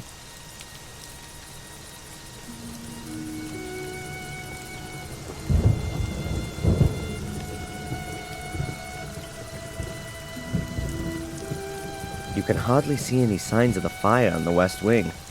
It almost seems as though these old walls just didn't want to collapse. Huh, the scaffolding is just asking to be climbed on. But unfortunately, I can't see any open windows. Anyway, it would be impossible to climb on it quietly without being noticed.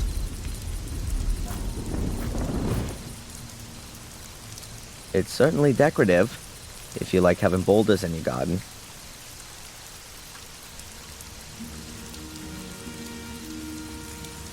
It's certainly decorative, if you like having boulders in your garden.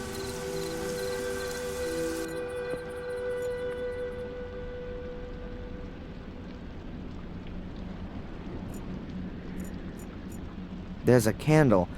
If I don't have a flashlight, I should at least take this with me.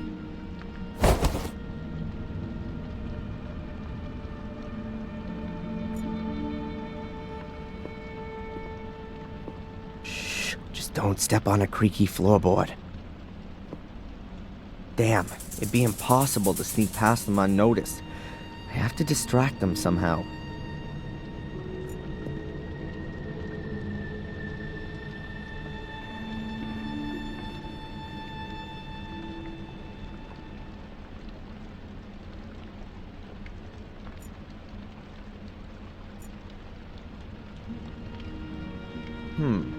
I can use the pliers to get the slug out of the cartridge. That way I'll make the thing harmless and get a charge of gunpowder at the same time.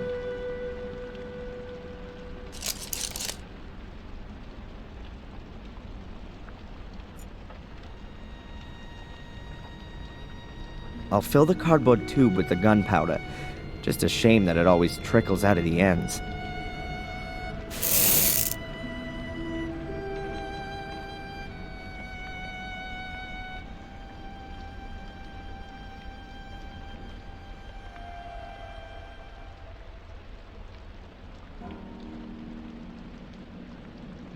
Click. Let there be light.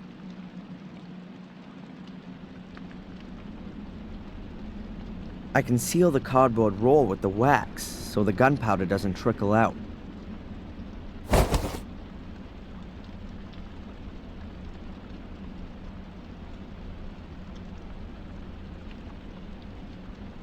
I'll stick the cigarette in one end of the cardboard roll. If you light the cigarette, it'll burn down and make the gunpowder explode. So now I've built my own firework.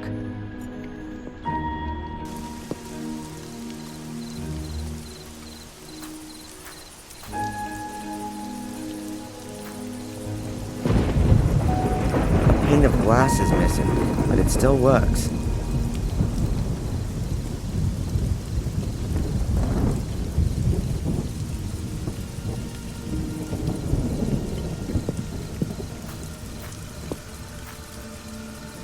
The lamp is the perfect place to set off my firework. It's dry, and the construction guys are sure to notice a broken lamp. Okay, I've got about 2 minutes until this explodes.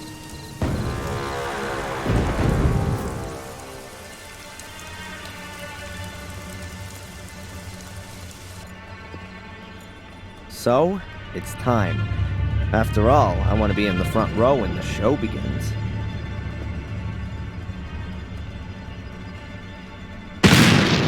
Whoa! What was that? Sounded like a gunshot.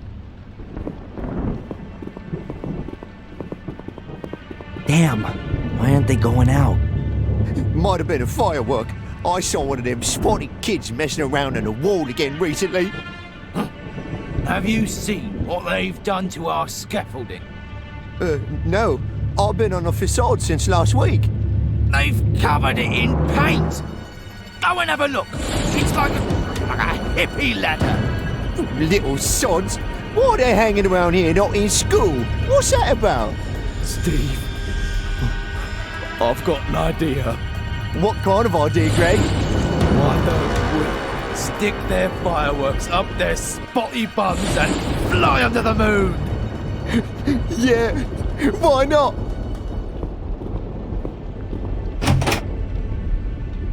Blast. I hope they don't actually catch up with those poor kids. Could turn ugly.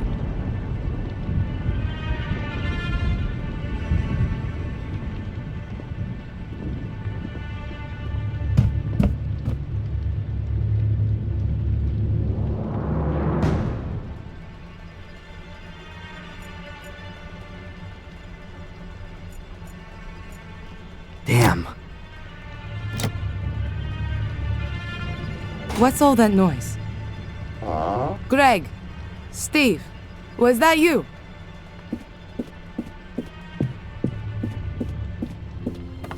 Hey, Greg, Steve, what the heck is going on here?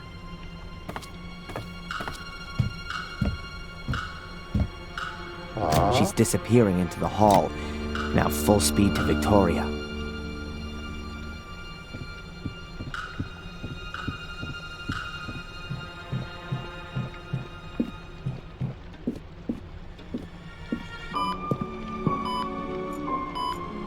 Victoria? Please wake up, Victoria. What? Who? Adrian? What are you doing here? I told you, I don't want to see you again. I'm sorry, but I gotta talk to you. I can prove I'm innocent. You can see Angelina here on this photo, Victoria, killing Miss Valley. Here, look at it. Angelina? But why? I don't understand. Angelina also gave the order to set the castle on fire. And she killed Sally, Catherine, and Lewis, all just because of Mordred's curse. She needed my blood, because only male Gordons are capable of activating Mordred's power. You knew about that, Victoria. Please don't tell me you didn't know. But she was my little Angelina. How could she do something like that? I was hoping you could tell me that. There's that order that followed me. Miss Valley's order? A bunch of bunglers. They wanted to prevent something like what happened 12 years ago from happening again. But they've got no idea what they're fighting against. Most of them see it as an amusing diversion from their lives. Acting mysteriously and having secret meetings in silly frocks. Miss Valley was the only one who really knew what it was about. The original order has existed for hundreds of years. It keeps the secrets hidden. However, we supported Miss Valley financially. It was, after all, in our interest that you, Adrian, did not return to Black Mirror. I see. saw something strange there, and I don't know who else I could ask about it. This white lady, exactly the one in this painting, or very similar, I don't know. Either way, I saw her in the woods. She was running around like a ghost. But it wasn't a ghost, was it? A white lady in the woods? Are you sure? So it really was a ghost. Oh my god, I really am going crazy. No. Calm down, Adrian. Everything's fine. Perhaps better than I dared to hope. Tell me more about the lady. What did she look like? What did she have on? I didn't see her all that well. She had long white hair, she had a long dress on with a belt with some kind of coat of arms on it. The woman you saw is Maria Gordon, Mordred's wife. She can find no peace. Not for centuries. She wanders the woods of Black Mirror because she's searching for her child. Her child and Mordred's. I've seen her too. You've seen her too? Then she really does exist. We're in Black Mirror Castle, Adrian. Which reality are you talking about? What happened to the child? All right, what I'm about to tell you has never left these walls. And it would be good if it stayed that way. It's perhaps the oldest of our family stories, and also the most dreadful. You want to know what happened to the child? That's what Maria asks herself to this day. All we know is that Mordred took it away because he thought it wasn't his biological child. He thought Maria cheated on him with his brother, Marcus, and wanted to make her pay for that. What he did to the child remains a mystery until today. It was never seen again. So Mordred's wife was unfaithful, and because of that he cursed everyone? No, Maria wasn't unfaithful to Mordred. It was his hate that made him think something like that. Hate and jealousy towards his brother, even though the two of them fought many battles together, side by side. But that was before they came to Black Mirror. Something here changed Mordred, contaminated his heart. He mistrusted everyone. His soldiers, his wife, his brother, became more and more withdrawn, became arrogant.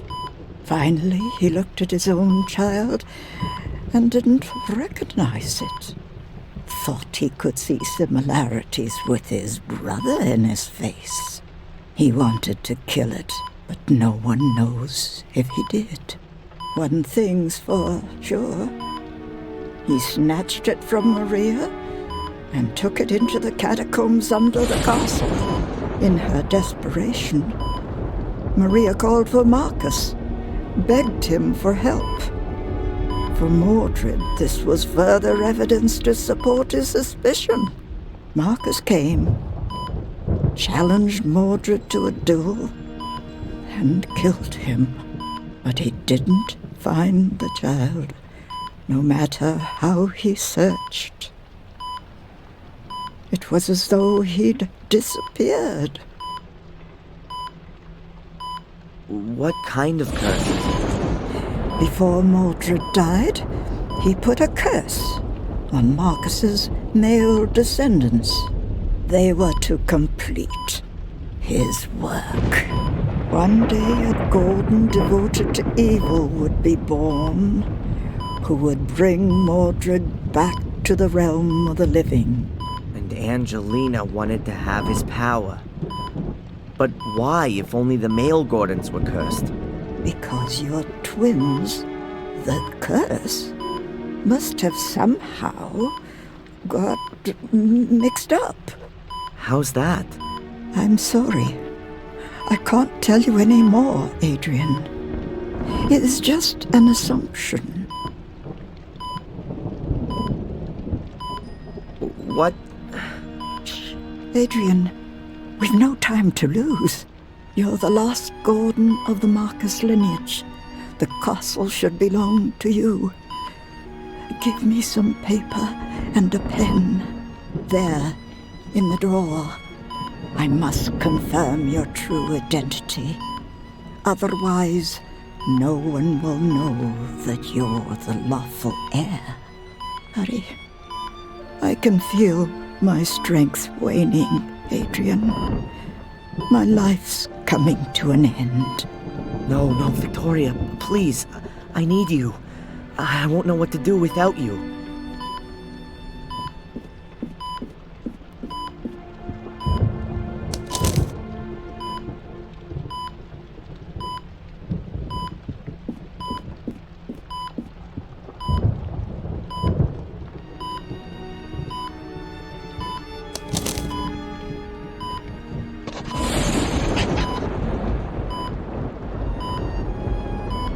Me, you might not have been in this position.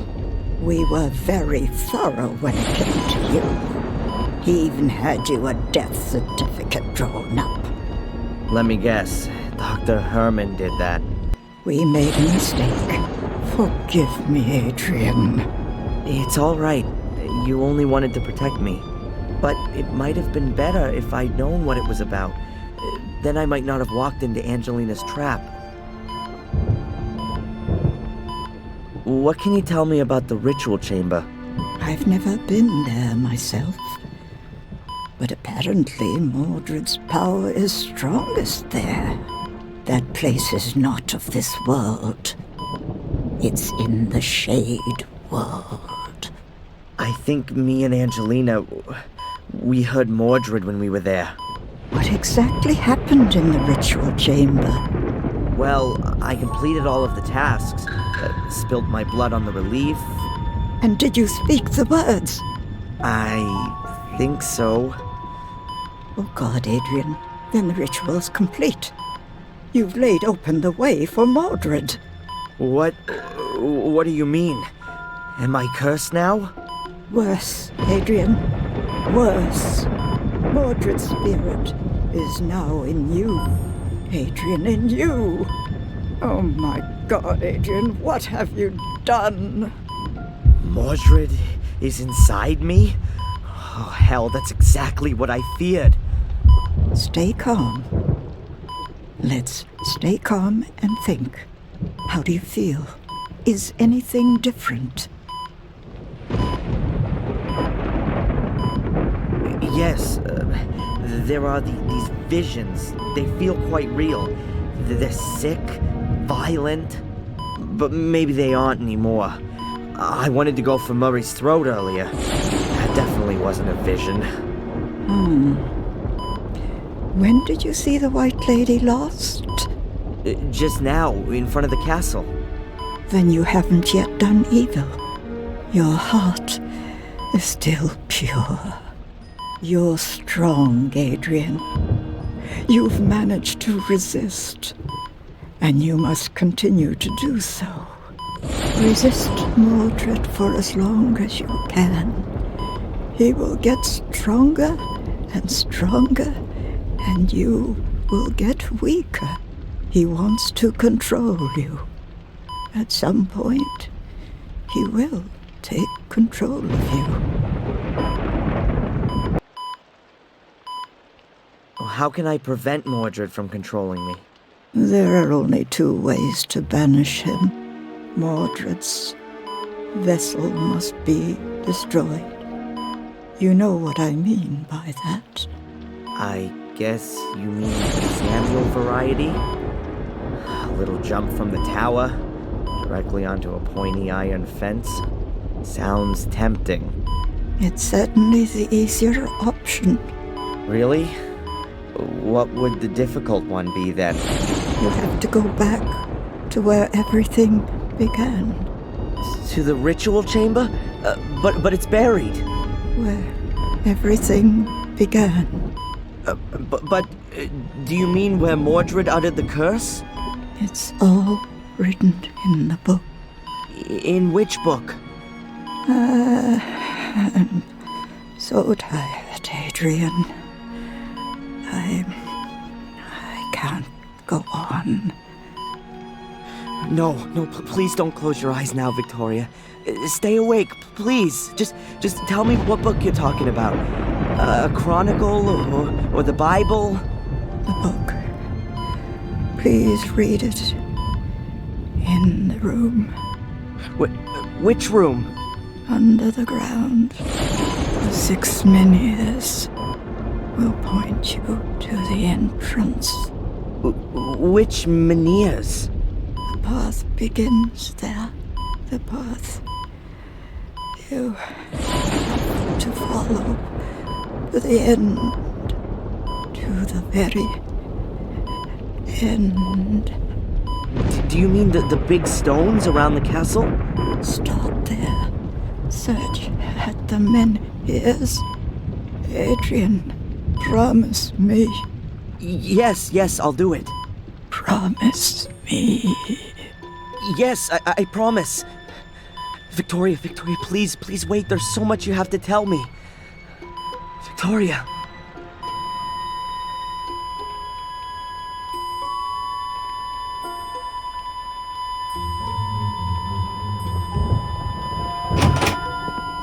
What are you doing here? How did you get She's in? dying. Do something. Quick! Leave now.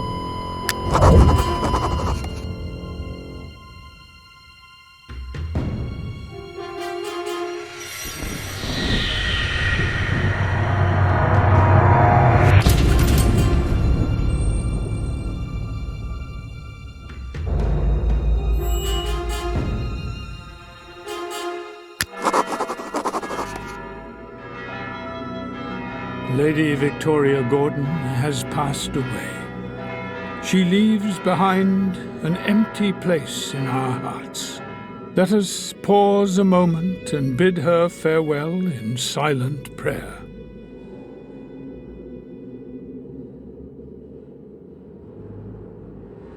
Dear mourners, as we part, I would like to leave you with a few words to reflect upon. Words which have guided Lady Victoria throughout her life in both good and troubled times. So faith, hope, and love abide, these 3, said Paul in his letter to the Corinthians. But the greatest of these is love. Now, as we are saying goodbye to Lady Victoria Gordon, let us do so with these words in mind. Amen.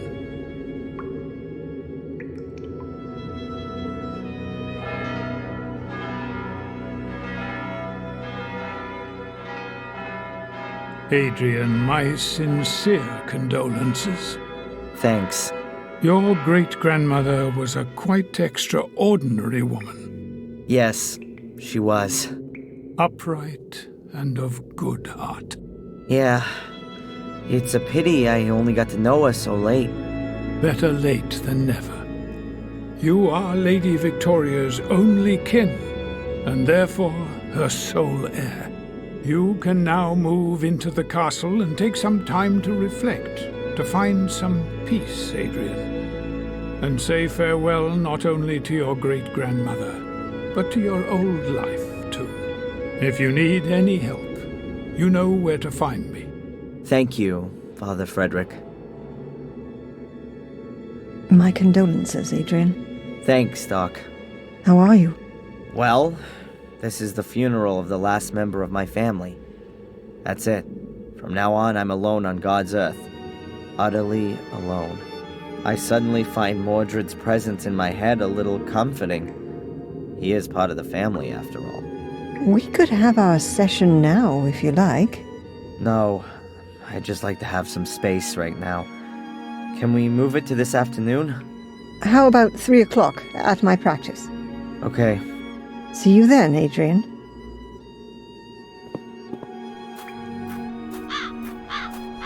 Adrian Gordon, the last, but not the least. Or maybe he is. What a great time to say that. But I wouldn't expect anything else from you. That's right. You even carried your great-grandmother to her grave, who you'd known hardly 3 or 4 weeks. Sorry for your sad loss. That I'm sure you'll get over very quickly. And congratulations on hitting the jackpot. What jackpot? Do you mean the burned-down castle that I'm duty-bound to rebuild according to the will? Or do you mean my being the last in line of a family of sickos and murderers? You call it that, but anyone else would call inheriting a magnificent estate and rising up into the nobility an incredible, real stroke of luck. But you were always good at playing the victim. That's what you think. Any other cop would overcome his prejudices and just look at the facts. Talking of cops, as you're now a British citizen, I'm afraid I could no longer get you deported. Let me make myself clear. The slightest hint of suspicion, and I'll have you back inside. And that's a promise. Why do you want to keep me so close to you? Haven't you got any other friends? Why don't you go see Denise more often? That'll take the heat off a bit. You'll soon stop talking so tough. Have it your way.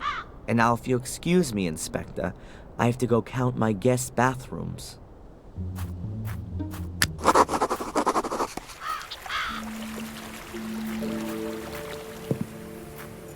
Maybe Ralph is in his shack again.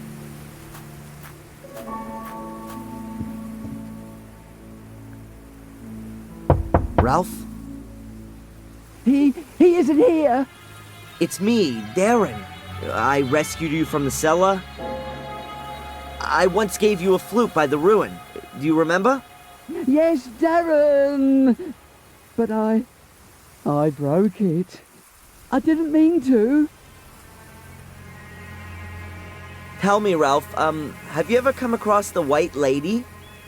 I know lots of white ladies and men. They've got overalls on. They have needles and knives. They stab with them. They're evil. And here in the woods, are there white ladies here too?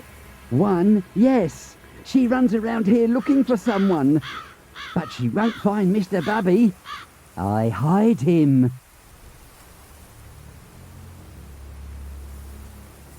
How you doing, Ralph?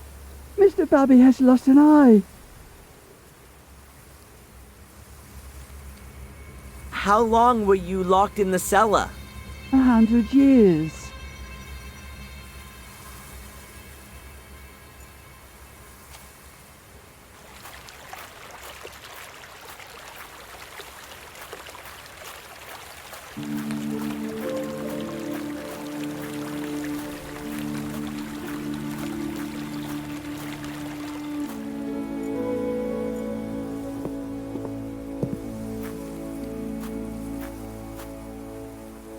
Hi, you waiting for me?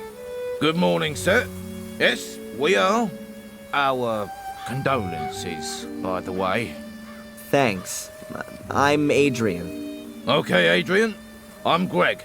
This is Steve. So, you're the boss now, right? It looks like it. But I still have to get used to the fact. Okay, boss. Well, maybe the best thing is for you to start right away. In fact, Miss Angelini has forgotten to give us further instructions. Instructions? To do with the restoration? I don't know. I haven't managed to have a good look around yet. Sure. Then perhaps you want to get a general overview first.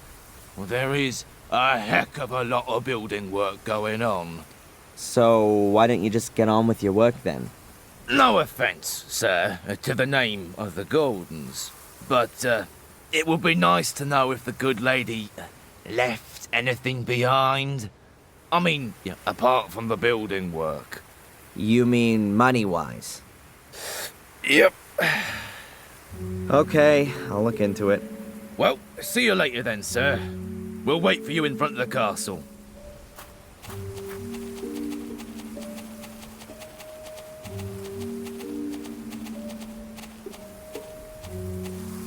So this is my new home, Blackmere Castle. A little more spacious than my college room in the prison cell, if not that much brighter.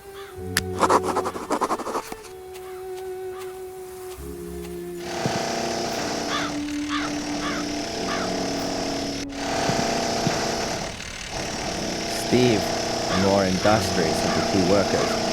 I'd really like to know why he's drilling holes in my castle. Hey, Steve!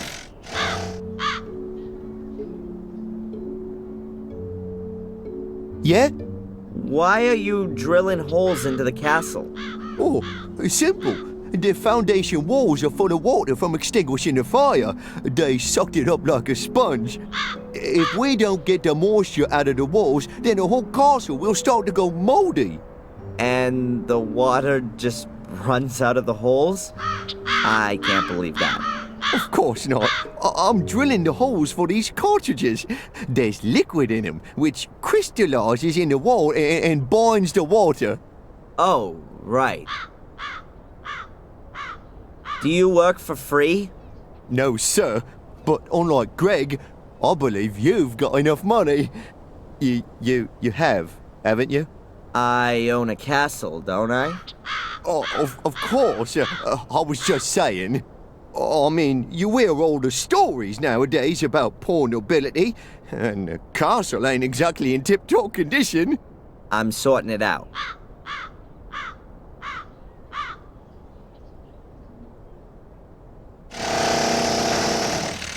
Looks like it's broken. It was those damn long-haired hippies from the next village.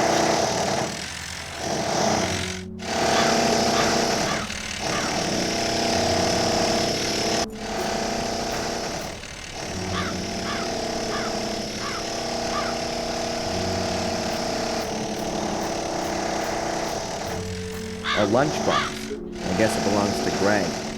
There's just a large packet of toothpicks in it. Does anyone have that many gaps in the teeth?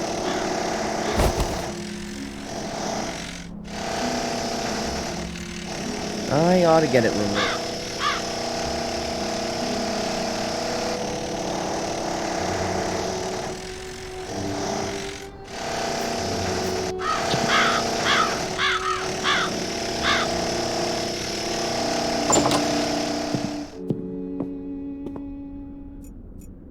A massive block of stone with a secret compartment, but there's nothing in it. I'd already discovered it before the castle fire.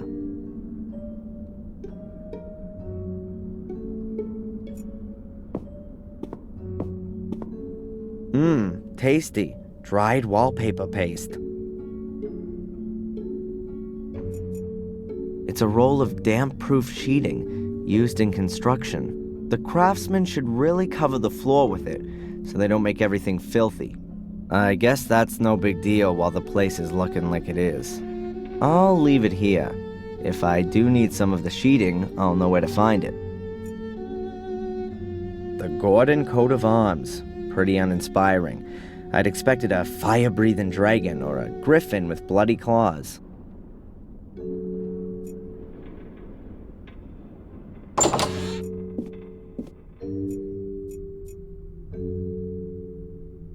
I'd love to have a little bit of a rest. My family tree. My telephone. There's probably a minibar hidden in there, but I'm not interested in that right now.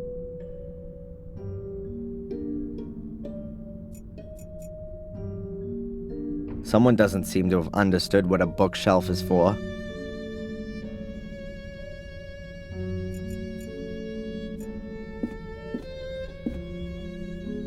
As if the chaos of books wasn't enough, all the drawers have been pulled out just in case. In the corner, there's a richly ornamented mighty column. The weight of the castle rests on it.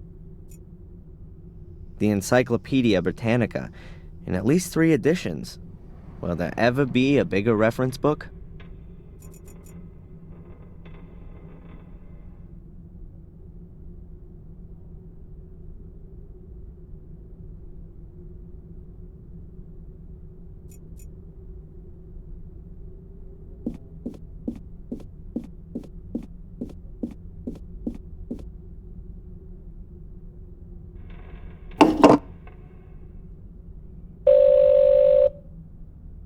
Yes?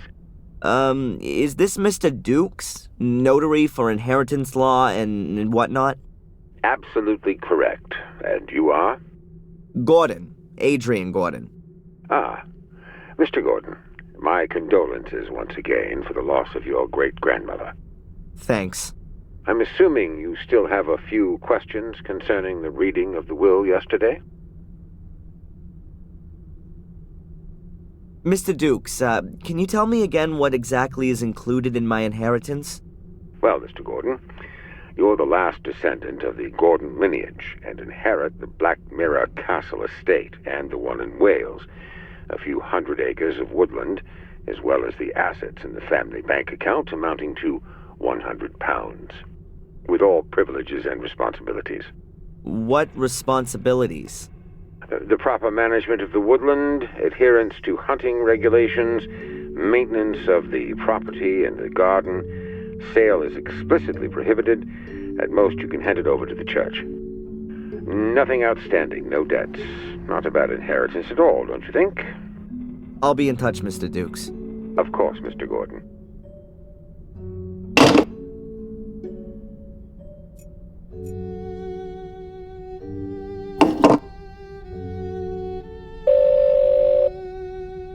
Hello, Madam Fortuna.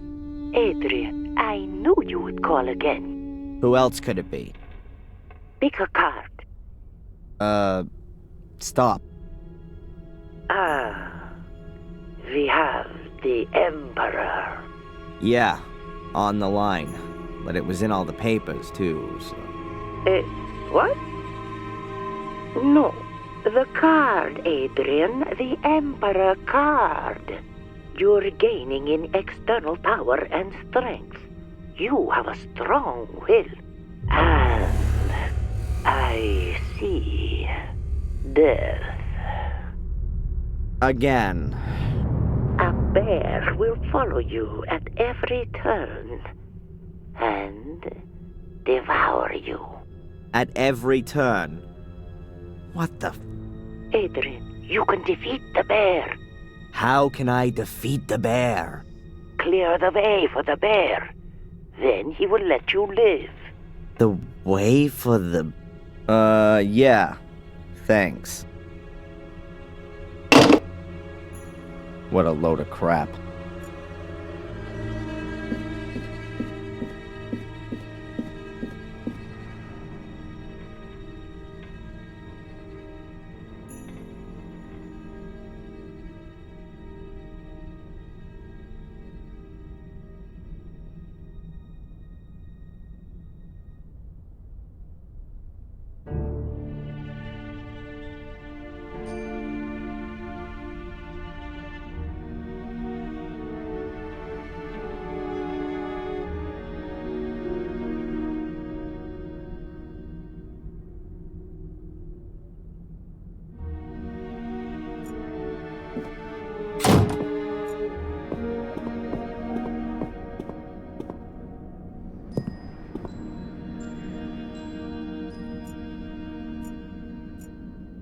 The kitchen looks like a real mess.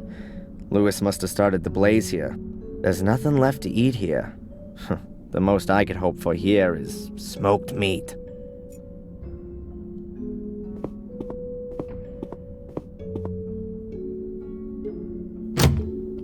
The door's closed.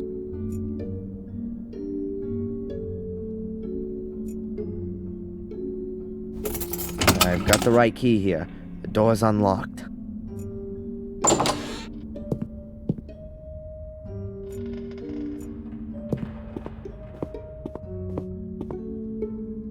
Great, an extension cable.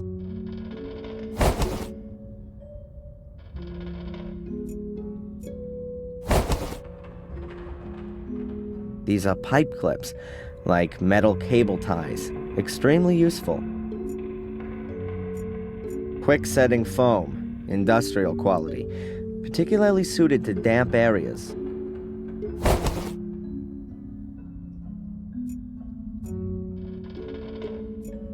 The bucket is half full of a white salt, probably for when it's icy.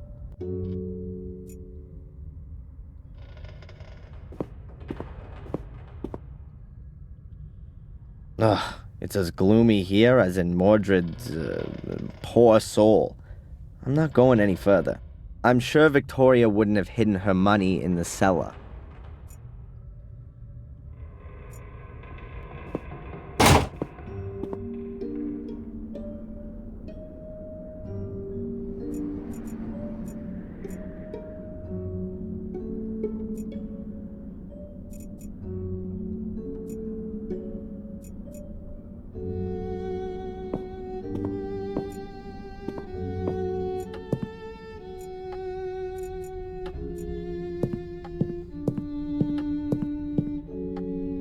What are these marks?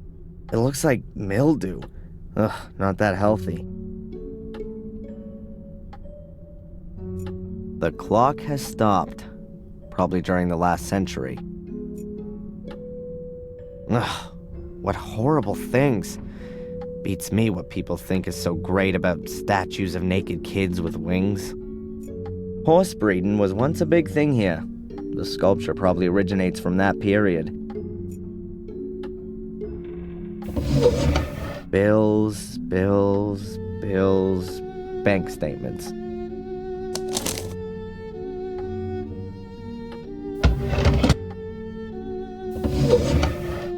Envelopes with nothing in them. Huh, who's this one from?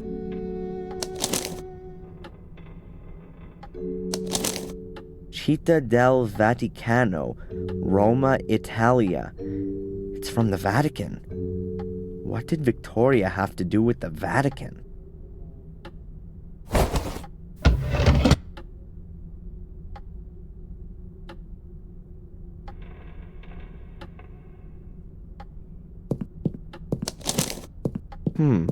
£6,000 is... The last entry is 4 months ago. And the account was virtually empty 2 weeks ago. By Valentina Antolini. Authorized by Victoria Gordon. That must have been money for the construction guys.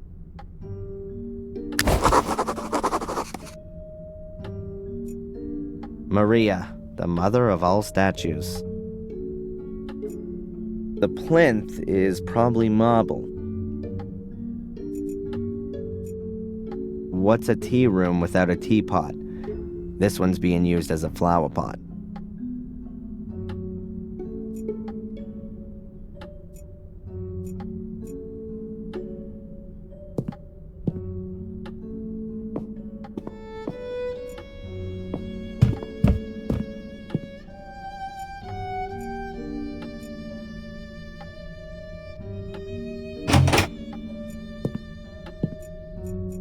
A stack of old pictures. Looks like they were rescued from the fire. A lot of them have caught smoke damage. There are some paint buckets drying up here. Who knows if these walls will ever come in contact with it.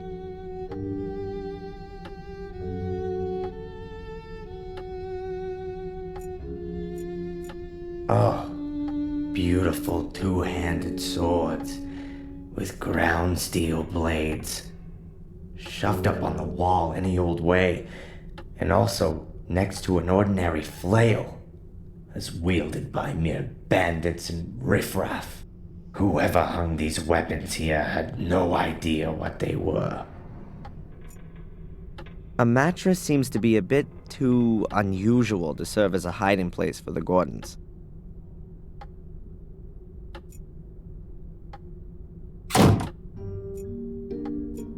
There's only one other door in the passage, and it's locked.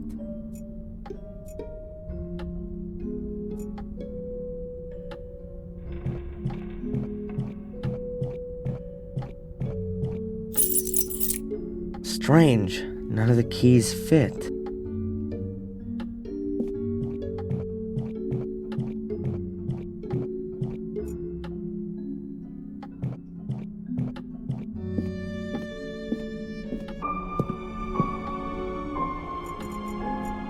This is Victoria's jewelry. Rings, necklaces, and earrings. This is Victoria's...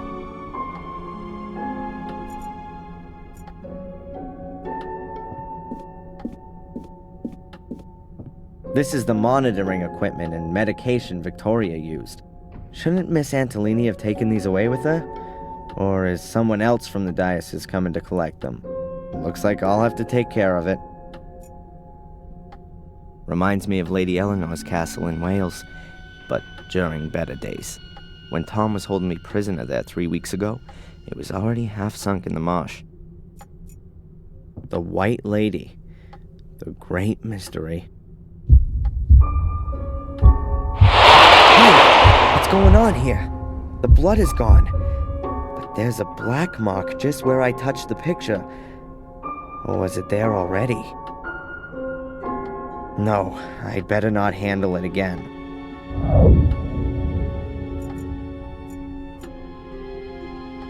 There are lots of cupboards. Huh, this is probably Victoria's dressing room.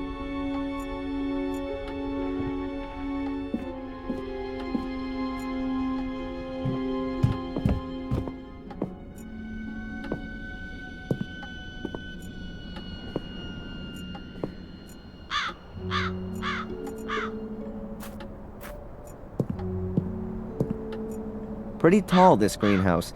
It's more like an orangery, where lemon trees are housed over the winter.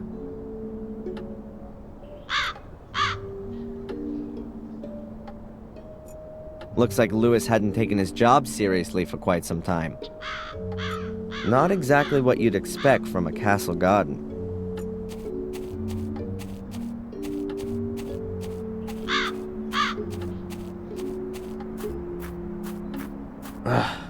The door is practically rusted solid to the frame. It's obvious that Lewis hasn't seen the inside of the greenhouse for more than 3 weeks.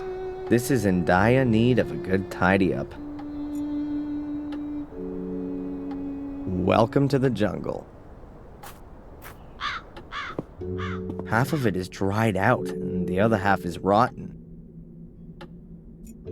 What have we got here? A garden hose. Hoses have always brought me luck so far. That was a bucket for water. Maybe I can use it for something else.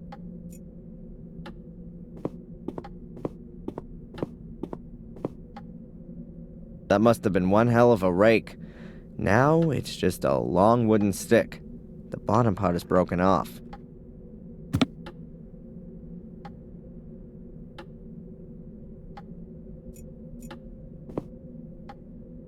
A withered plant. It says Valeriana walrathi on the label here.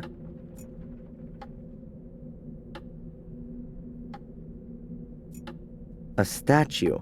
Is that the White Lady? I doubt it. She's too scantily dressed. Oh God, I see her everywhere, even though she's not there at all. Still, it's a shame she's got so dirty.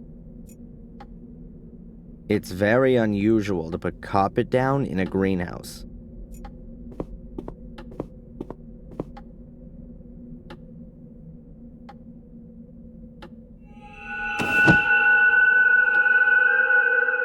The gaps between the tiles haven't been cemented. The tiles here have only been placed loosely next to each other.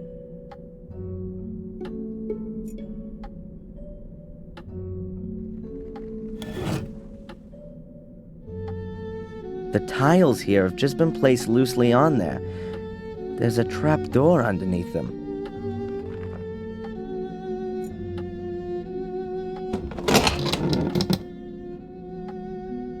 So where does that lead to? Far down, in any case. It looks like an old well shaft.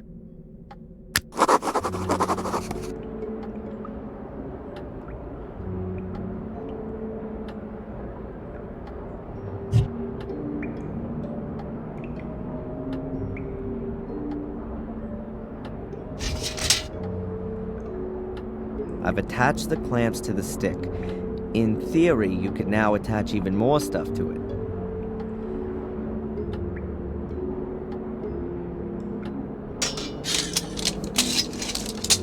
Excellent. I now have a sort of grappling hook. There's a case on a sort of ledge. Who put that there?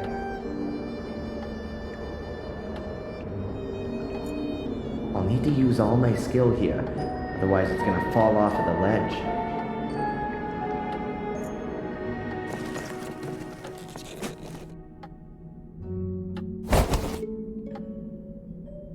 Got it.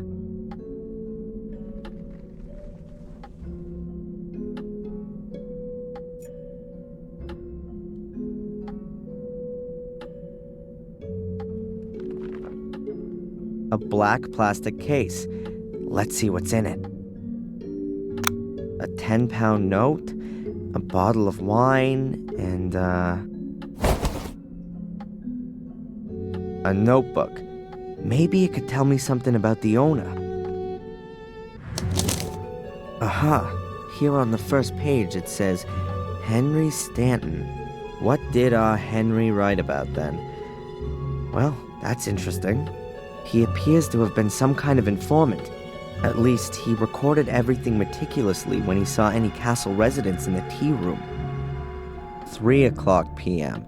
Tea time ends. Victoria forgets to close the horse again. 3:15 p.m. Bates checks the lock. Note, the key is hidden at Old Durgham Gordon. 4:00 p.m. Tea room empty. Use the opportunity. 4:30 p.m.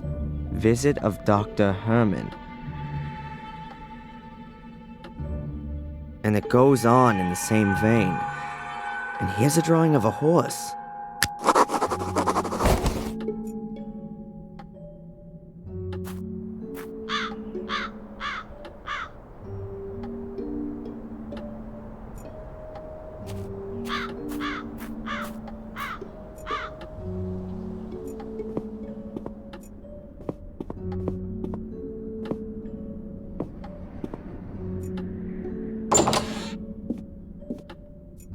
Durgham Gordon, let's see. Ah, this is him. Married to Lillian Gordon.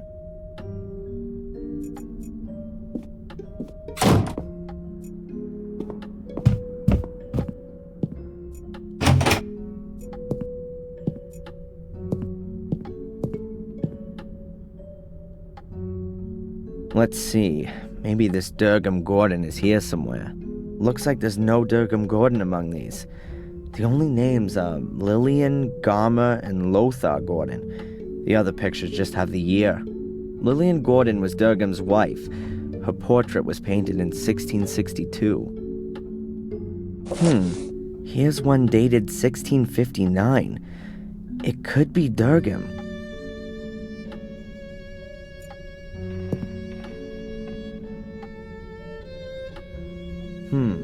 I can't make anything out at first glance. There's nothing unusual on the back either. The piece of frame seems to be loose here. Maybe it got broken in transit.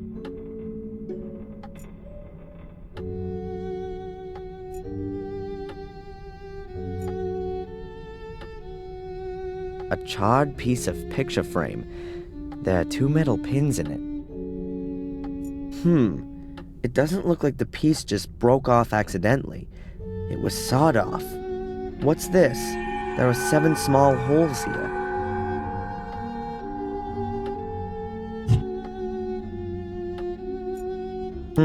The holes vary in depth. A great idea. I'll break the toothpicks off at all the same length, and then put them in the holes in the piece of frame. That way I'll have a copy of the key.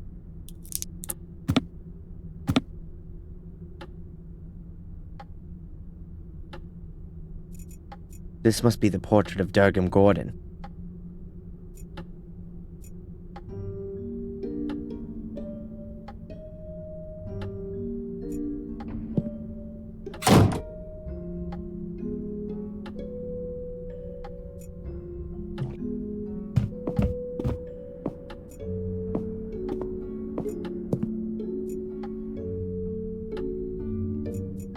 So, Fury, where's your secret?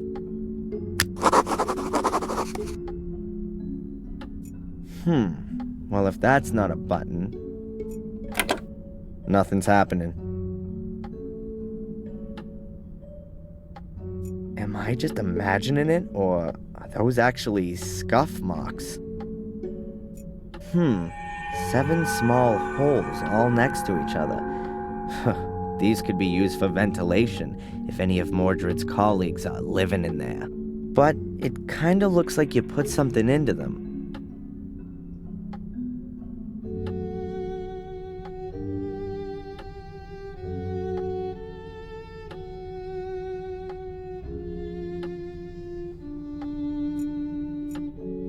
There you go. It fits. I heard a clicking sound. Ha! That's it. Whoa! There must be thousands of pounds in here. No one had better know about this. The inspector would have a field day. I'll just take a few bills with me as payment for the useful Mr. Gregg.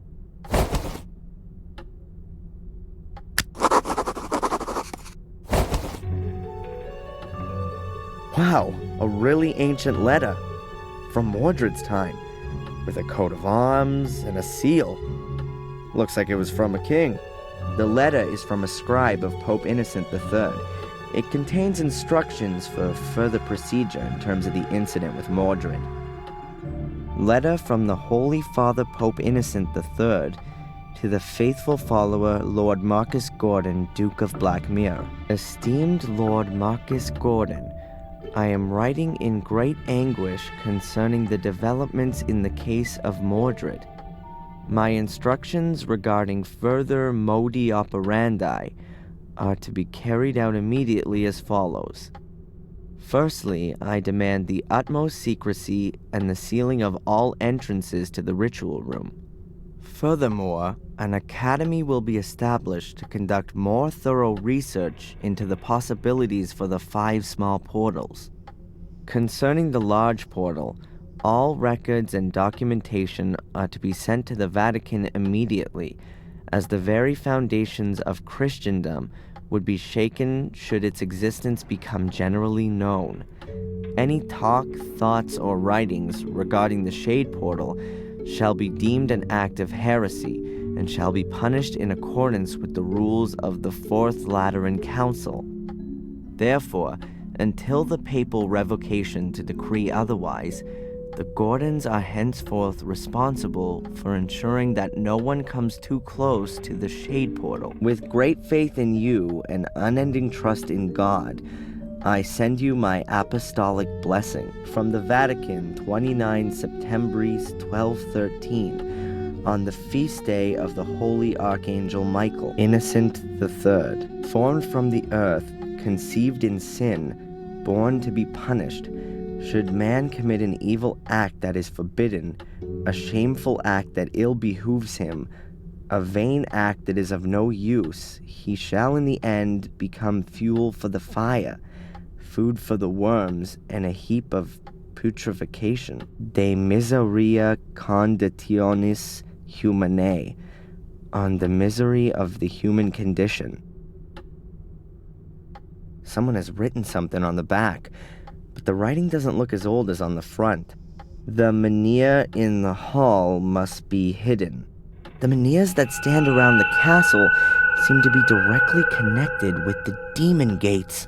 I wonder if that's what Victoria was trying to tell me before she died. I should note down the location of the menhirs on my map. I'll close the safe again, just in case.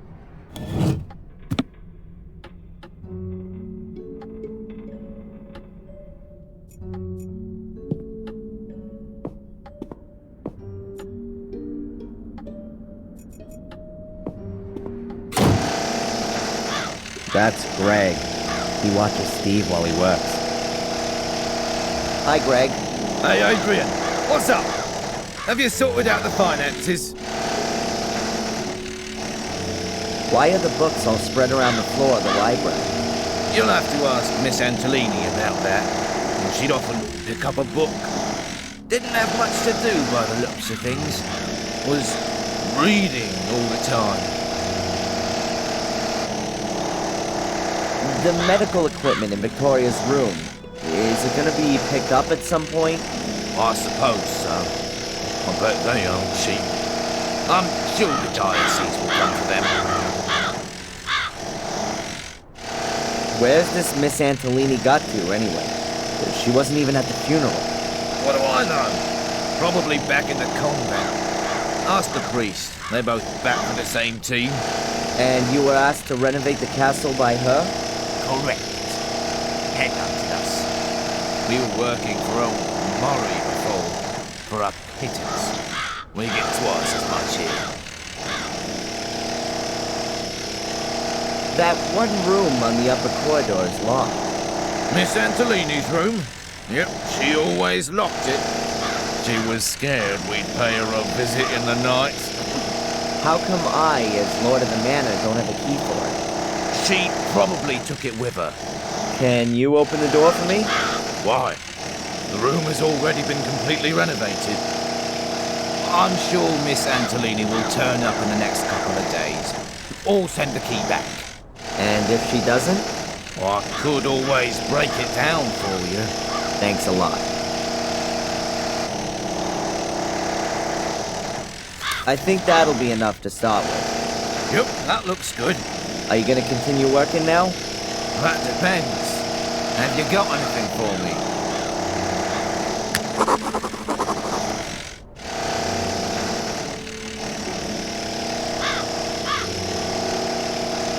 What can you do?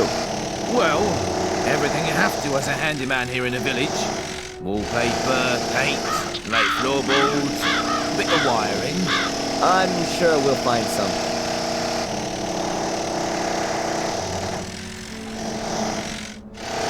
The kitchen looks like crap. When's it gonna be tidied up? As soon as we get more jacks. At the moment, the roof would fall on your head if you did anything in there. The facade could do with having the soot removed from it. I'm sure you've got a brush somewhere. Yes, it's just... Miss Antolini said the facade wasn't that important. Do I look like Miss Antolini? All right, Adrian. I'll get to work. And from now on, it's Sir Adrian, if you will.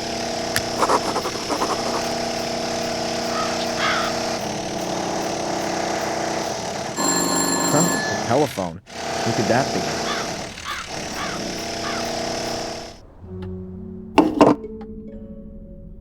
Hello?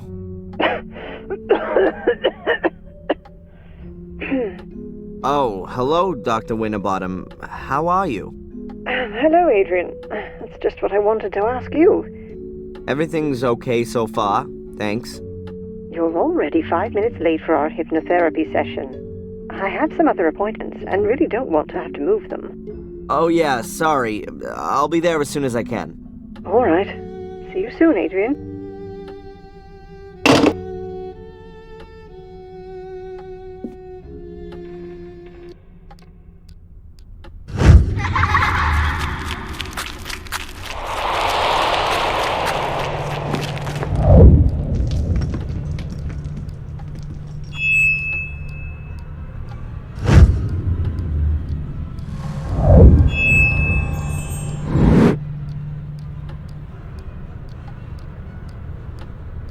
There were stars right in the middle of the hole in the ground. What kind of hole? The hole Angelina fell into? Yeah, and when I looked around, at first I couldn't see anything, only blackness. And then I saw something in the darkness. Small, flickering points of light, until I realized that they were stars and they were shining there beneath the ground. Well, that's a beautiful image. They were laid out like a constellation. Which constellation? I don't know. Apart from Ursa Minor and Ursa Major, I don't recognize any of them. Well, I think I do. Draw the stars for me again, Adrian. Maybe I can match them to the right constellation.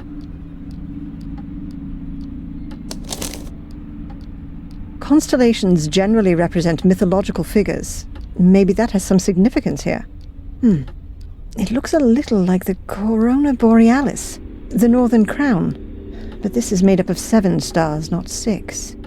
The Northern Crown is also open at the top, seen from the Northern Hemisphere.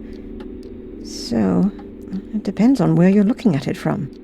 The Corona Australis, the Southern Crown, is open at the bottom. which could also fit here, judging from the shape.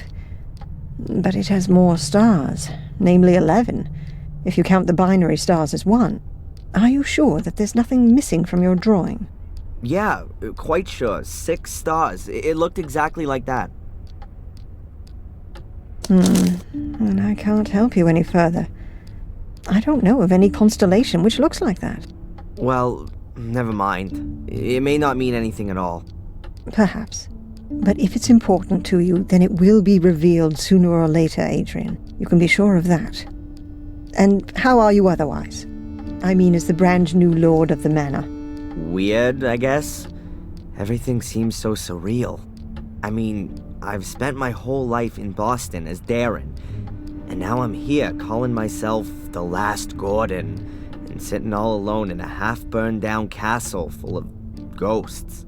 It's lucky the construction guys are there, otherwise I'd soon be getting the feeling that I was a ghost myself.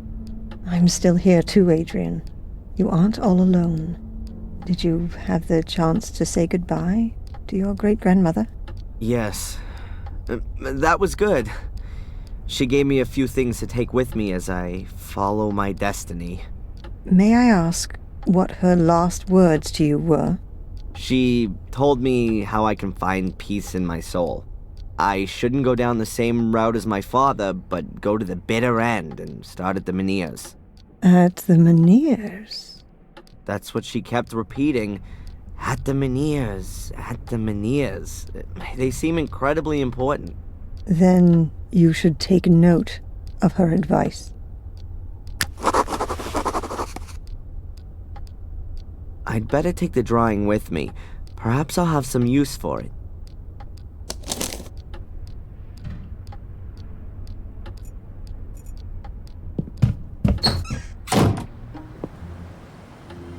Oh, Mr. Michaels, it's good you're here. I wanted to come and see you.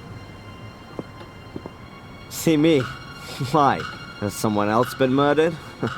That's not entirely clear yet, but there has been a death at your castle on your estate. What? You're kidding, Zach. That's something I would never do, Mr. Michaels. Please, accompany me to the castle. The inspector would like to talk to you. I'm coming.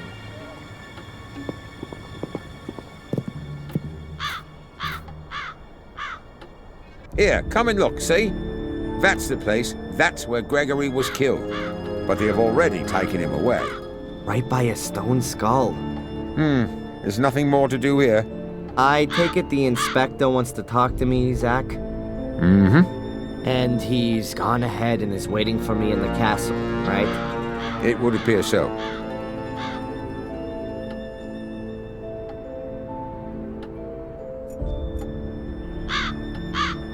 Ugh. It's blood. Greg's blood. I just can't believe he's dead. Killed by a skull. Unbelievable. And what's this here? Black mildew? Strange. I always thought mildew grew in dark and airless places. Funny to find it growing here in this well-ventilated spot. The castle really seems to be slowly decaying. It's high time it was renovated.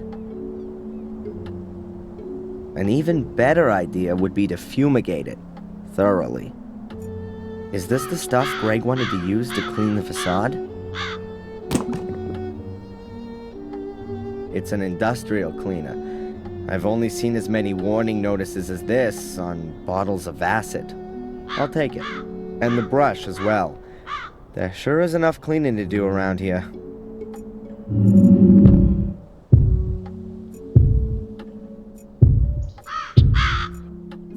Steve. Yeah? Can you tell me exactly how the accident happened? The stone skull from up there hit Greg. Yes, I thought so. But how could that happen? I don't know. Greg was on his own out here. He was gonna clean the facade, like you said.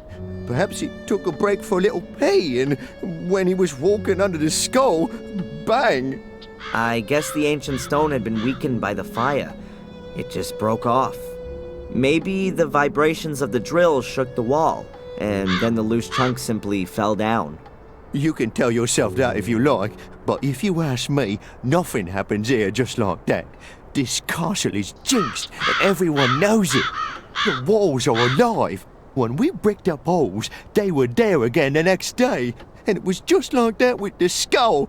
It was just waiting for someone to stand under it before it fell down. That's how I see it. Please don't be offended, sir. But I don't want to be next. What does that mean, Steve?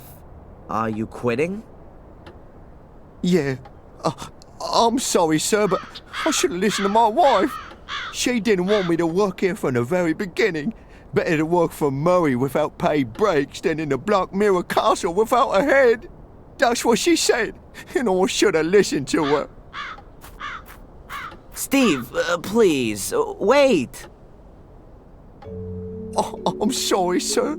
And if I may give you some advice, find someone to buy the castle off you. Some rich acquaintances of yours from America. And until then, don't stand still under a stone skull.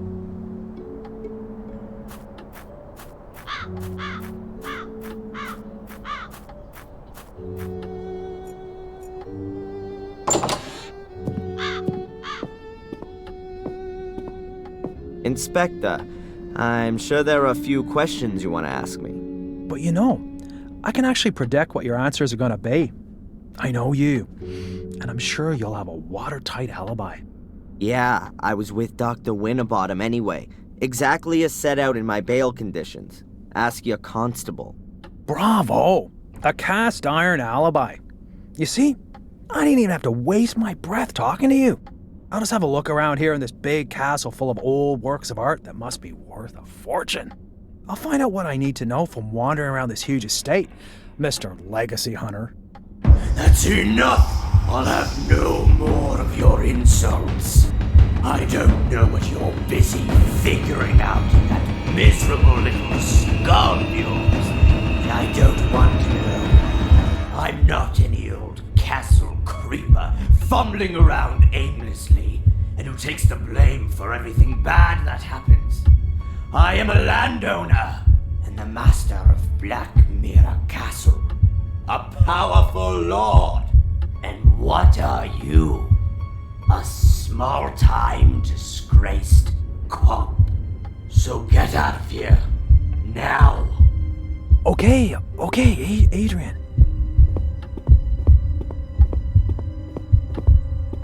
Sir Adrian Gordon to you from now on. And don't come nosing around here again until you've got a search warrant. Wow, that was long overdue. I won't take this anymore from anyone. I'm not just anyone, I'm a Gordon. And not just any of them, I am the only one. The last of the weakling Marcus line will be the first of the mighty Mordred line. Yeah, from now on, I'm alone in the castle. Nobody else here. At last, I can have some peace. Nobody wants anything from me, no alibi, no money, nothing at all. I mean, apart from my ancestor, who just wants to take ownership of my body. I better not waste any more time in finding out what Victoria meant when she said all that stuff about the Menhirs. What did I just say? Nobody wants anything from me. What's that? Oh, I guess someone rang at the front door.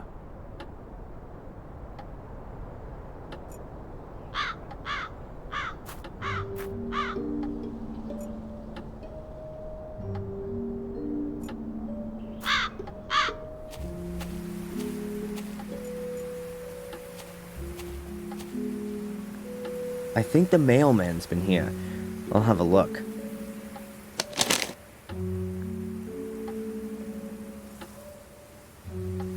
A letter and the newspaper. What have we here? More mail.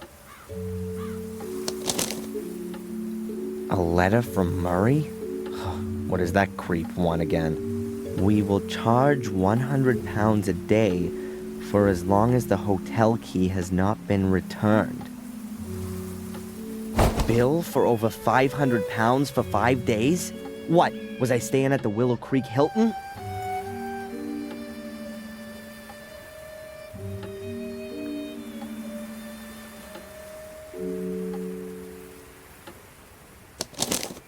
What the?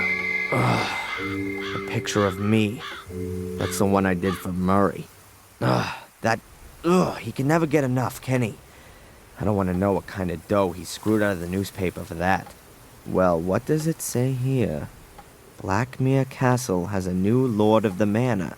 It has transpired that the young American Darren M., against whom the accusation of arson has yet to be proved, is the last descendant of the Gordon family. Great. Now everyone will think I've torched my inheritance. And what's even worse, that I'm rich. I'll throw the paper away.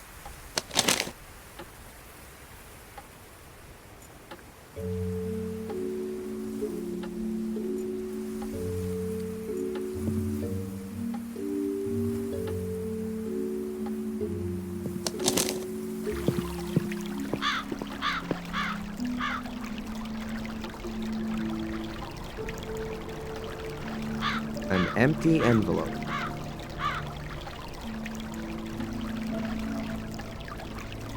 A letter addressed to me? Strange. I've only just moved in.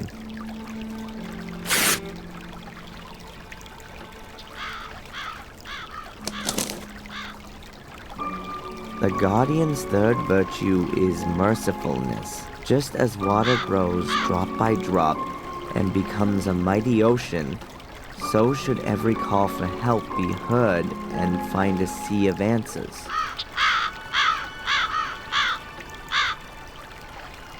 Yet another one of those cryptic messages? No thanks. The last one drove me right into the clutches of a head case.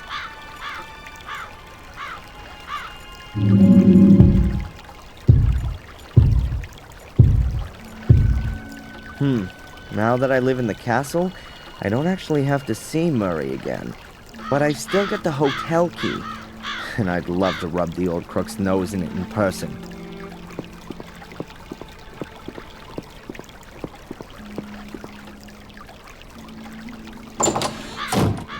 Hello, Murray.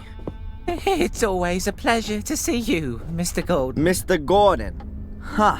So the fact that I'm the last descendant of the famous noble family hasn't escaped you. Indeed. The whole village is talking of nothing else.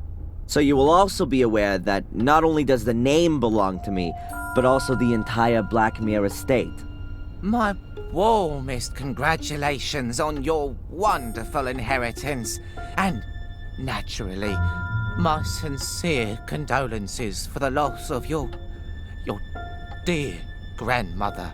Great-grandmother. And you can keep your dumb pleasantries for your tourists, the last who come and stay with you. In fact, I'm thinking of turning the castle into a hotel, a veritable Gordon's Palace. Everything here you've stolen, even the name. I could sue you for that, Murray. Is that clear? And I think I might just do that. I admit, Mr. Gordon, we may have had some little differences of opinion. But you won't forget, will you, that I have always helped you. It was I who got you out of jail, and it is also me you have to thank that you didn't freeze to death in the woods. As you were lying there, unconscious, I sent Phil to you and got him to bring you to the hotel. As a man of honor, are you going to repay that with a petty legal dispute? Your so-called willingness to help is nothing more than a cynical maneuver. Someone has to put a stop to your game once and for all. Don't forget the photos from your cupboard that clearly prove you've been using blackmail to supplement your pocket money. You'd be finished if I made that public. Mr. Gordon, I appeal to our friendship. Friendship? You're nothing but a miserable parasite that gorges itself on the blood of its host. I've been your host for too long. Not anymore. I'll make sure you won't find another poor sap you can bleed dry. I'll become your parasite. How long do you think you can hold out against me? You worm. Huh? And I'll look on you as you're destroyed and take delight in your pain. And one day you'll also wake up in a cellar next to dead bodies. If you wake up at all. Have a nice life.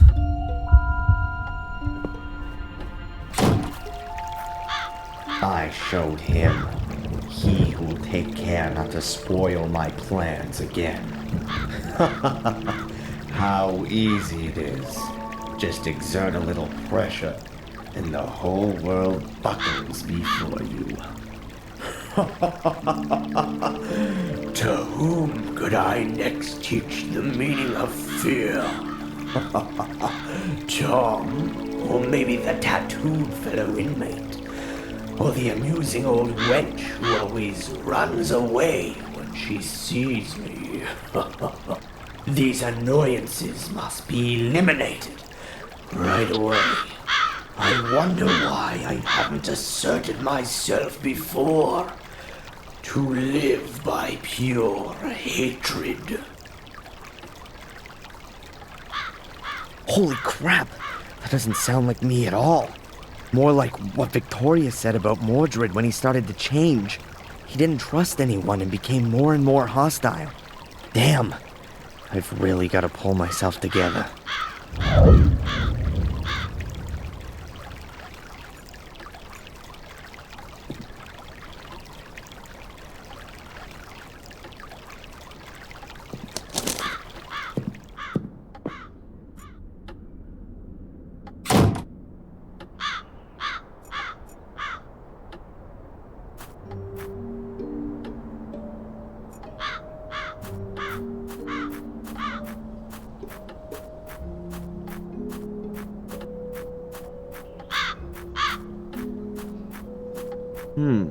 Maybe the layout of the menhirs is important. I'll note it down on my map. I'll lay a piece of paper on the map and use it to note down all the important information.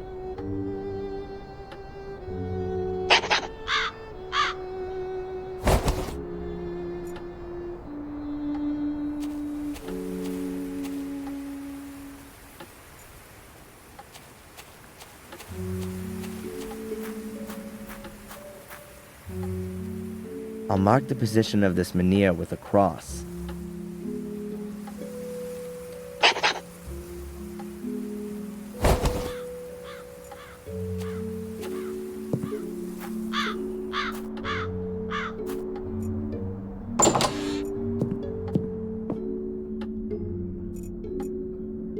Yes, of course. They built the castle around a menhir.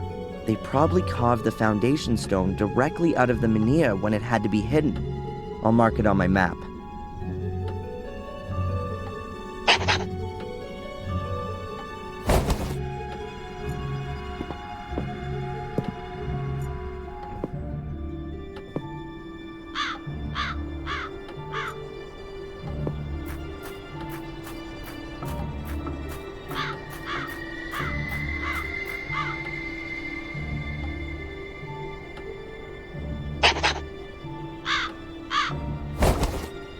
That's the fourth one.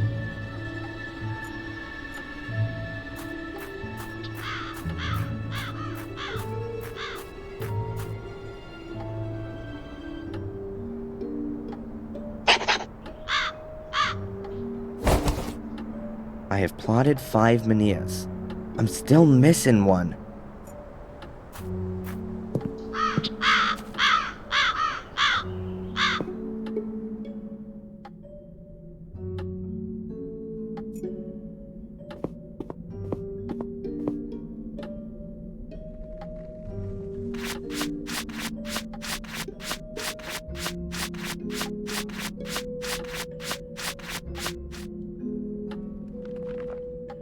Wow, this cleaner is really powerful.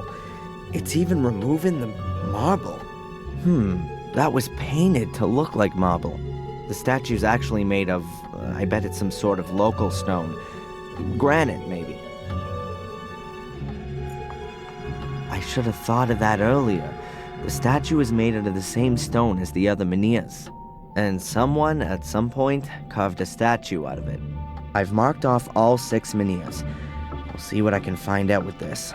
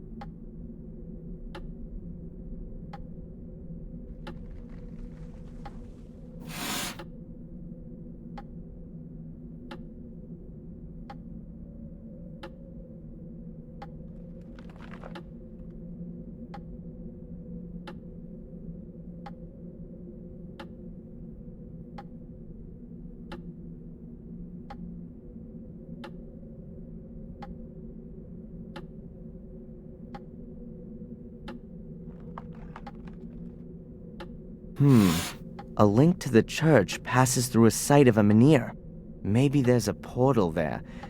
I could ask the priest about it.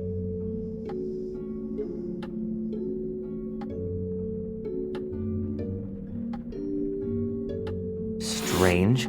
So a line from the foundation stone through a menhir ends up at the hotel.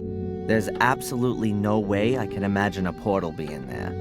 Maybe in the vicinity of the hotel. And there's one of these portals there.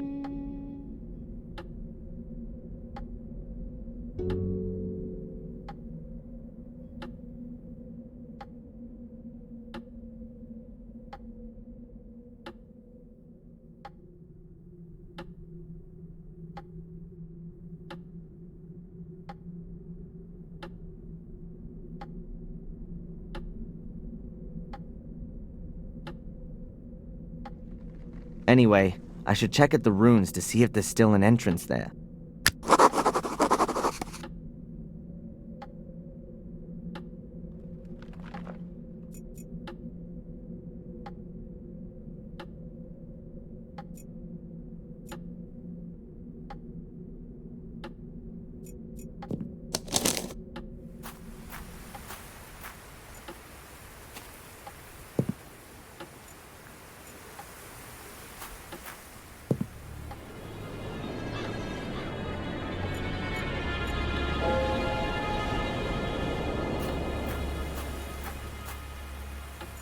Aimlessly wander through the woods? No thanks. The last time I did that, I got arrested for arson and murder.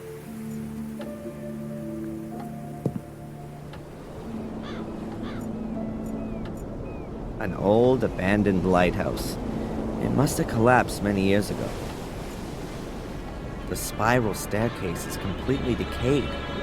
The lighthouse hasn't been used for ages. I found Miss Valley's corpse here. Yes, right here.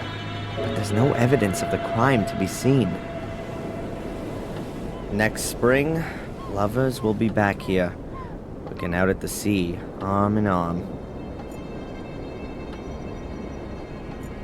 Whoever drives here with a car is either quite brave or quite stupid.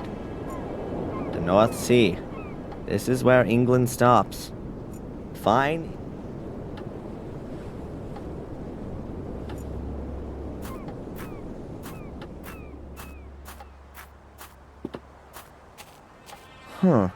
One of the portals was here. It's been buried in the meantime, but there was one here. Perhaps that's what Victoria meant when she said entrance. I'll mark the ruins on my map.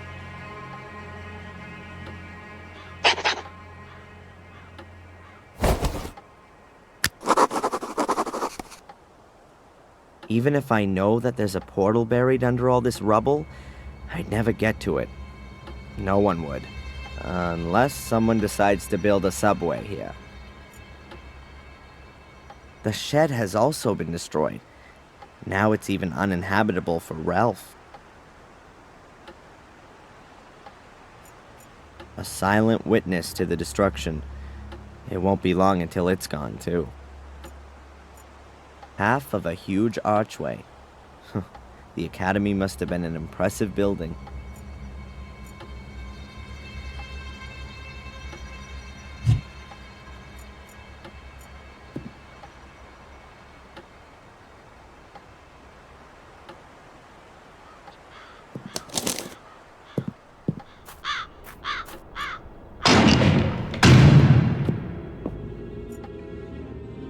Hello, Father.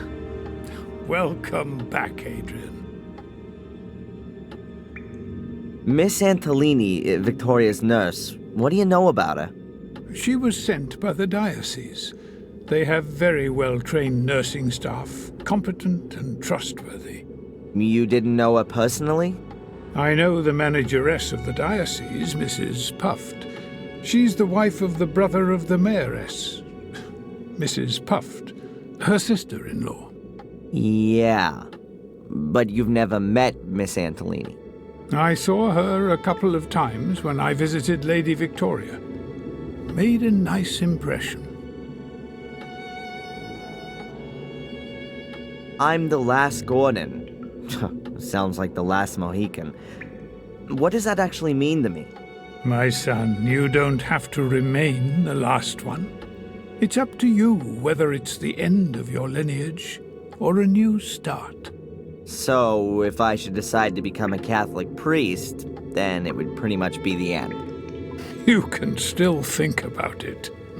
Your inheritance isn't just of a spiritual kind, it's also material. There's also the Black Mirror estate to manage. Presumably also the one in Wales. A huge responsibility, but also a huge gift. What about your church? It was built by Marcus Gordon, so it must belong to me now, too? The gift isn't that huge. Marcus Gordon built it, but he was also a loyal son of the church and always gave everything back that he got from it. Warm Hill Church belongs to itself, and, of course, the people here.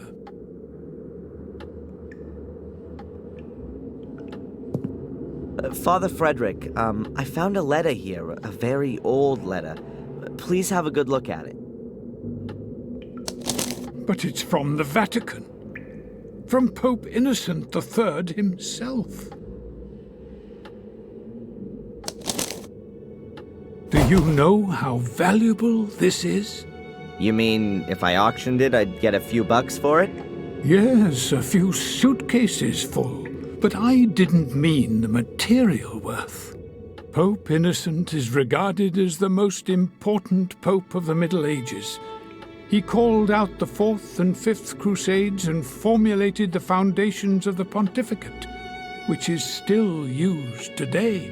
If this is an original letter from Pope Innocent, then it's a very extraordinary document. A dictum of trust from the church to your family ancestors. You can be really proud of your family. Wow, that's the first time I've heard that. Until now, I always thought it was a rumor. But you've got it here in black and white. Your family has been personally chosen by the Pope to fulfill an important duty. Sounds more like they were damned by it to me.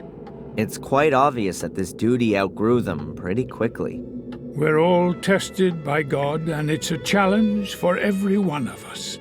But only steadfast faith can lead us through the darkness to the light in the end.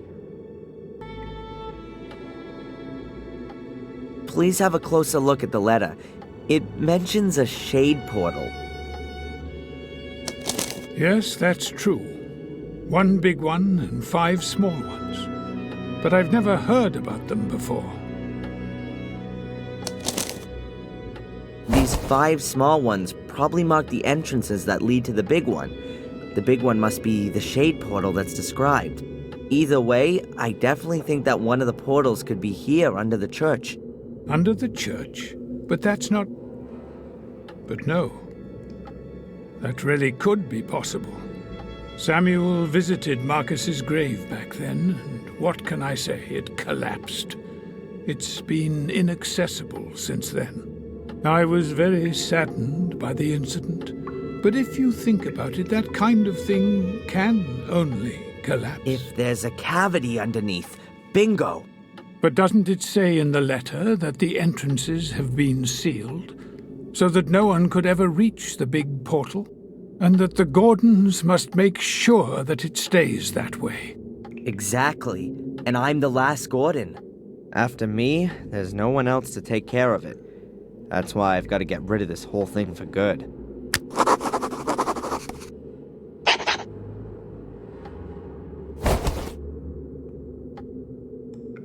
Thanks for the help. May the Lord be with you.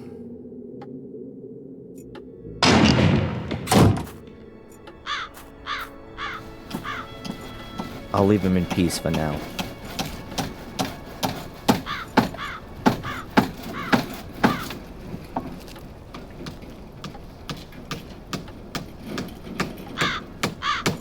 A pile of firewood, I assume. Almost everyone here still heats with wood. It's covered by... The pane of glass is loose. Huh, I'll take it with me.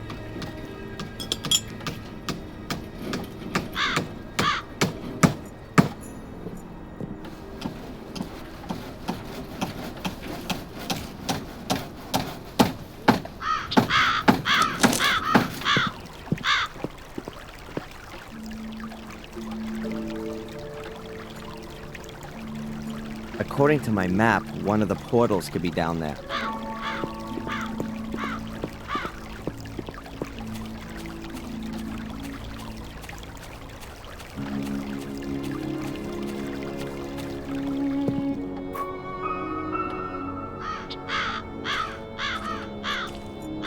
What's Bobby doing there? Hey, Bobby, what are you doing there? Hello, Darren! It's Denise's birthday today, but I haven't got a present. And you want to catch her a fish? No.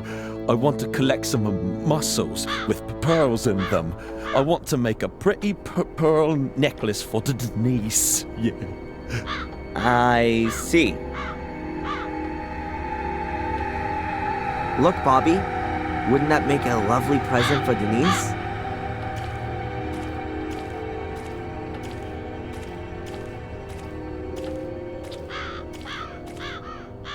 Oh, it's beautiful. You can have it. Thanks, Darren.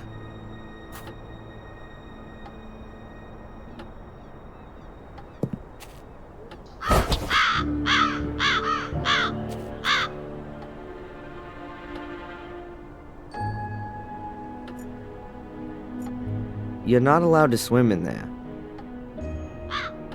This is something like a missing poster. 2 boys disappeared here after taking a swim. It's suspected that they drowned, but their bodies were never found.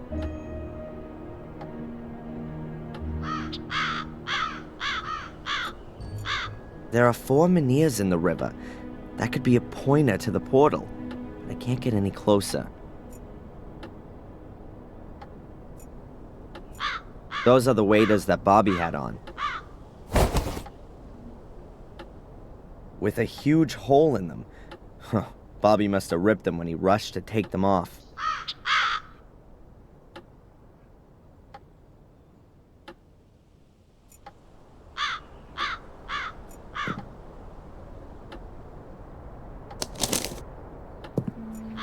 The constable's convertible. Equipped with regulation light and repair kit. I'm sure Zach won't mind if I borrow his repair kit.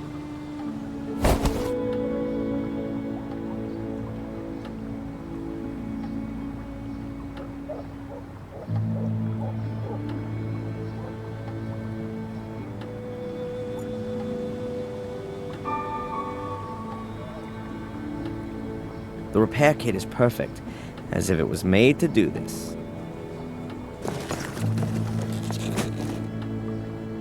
Finished.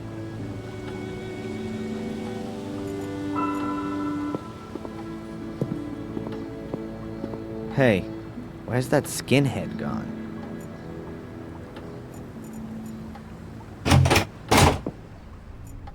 Can I ask you something briefly? Hmm? Where's Spooner? He's taking the rest of the day off. I think the accident at the castle is taking it out of him. Poor guy. Do you have any idea where Matt went to? I didn't see him in the village. He was in the pub yesterday, but where is he today? Don't know. You could submit a missing persons report. In the next life, maybe.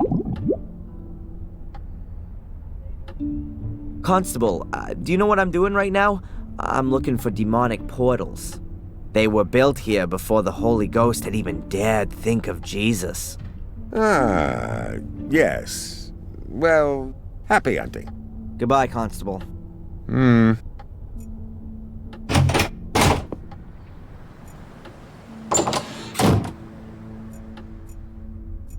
Hi. Good day, sir.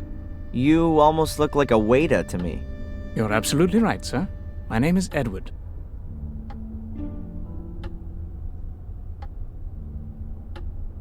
What can you tell me about Willow Creek? A quiet place. Bad for midwives, they'd find no work here, but ideal for authors, if they happen to write thrillers. Yeah, or horror stories. It's a nice cafe you've got here. Thank you, sir. I do all I can to keep it that way. Aren't cafes a bit uncommon in England? If you say so, sir. But I think this place deserves an alternative to that drunkard's dive over there. I'd better be going. Please do us the honor again soon, sir. Hello? Hmm? What can you tell me about Edward? Let's put that another way. Why should I tell you anything about Edward? Well, I just wonder what it's like working with him all day long. He's not the most easygoing of guys. I mean, a plank of wood would be more relaxed, don't you think? He's my fiancé. Anything else? Excuse me? You're engaged? Does that mean you intend to marry? Got a problem with that? Then join the back of the queue. Maybe I'll see you later.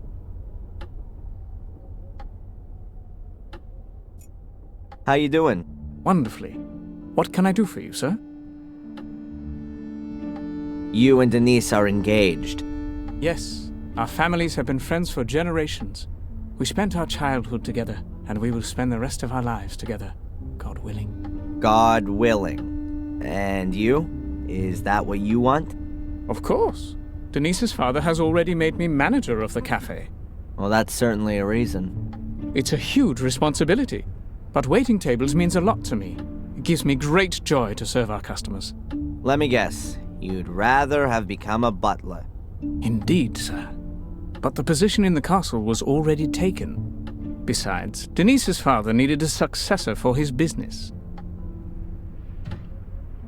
You actually wanted to work in Blackmere Castle? Yes, sir. But her ladyship chose Sally instead of me. I still don't understand why. Sally lost her life in the fire. You should be happy you didn't get the job. Perhaps, sir, if you say so. I'd better be going. Please, do us the honor. Later. No, I think I should let...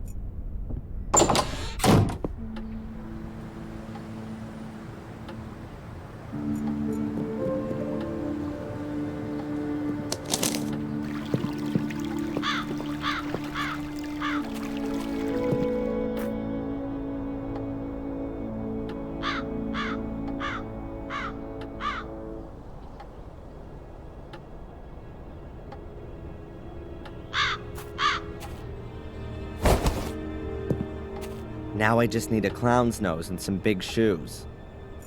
They look exactly like the menhirs at the castle. I guess they mark something. Let's see.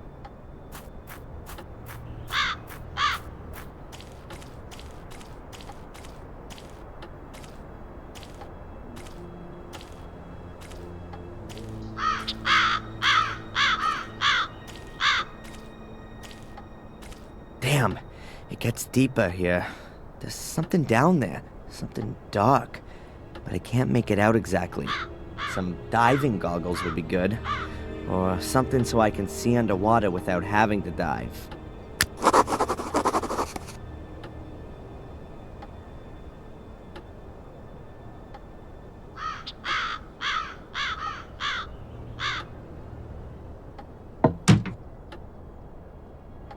Fits perfectly. Now the bucket has a glass bottom.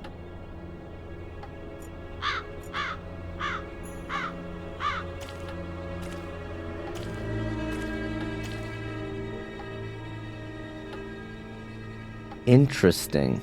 And exactly what I thought. There are some steps leading into the bottom.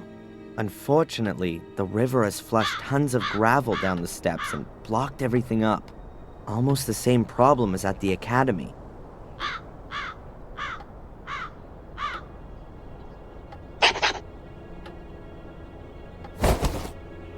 I've checked out 3 places and have found no entrance.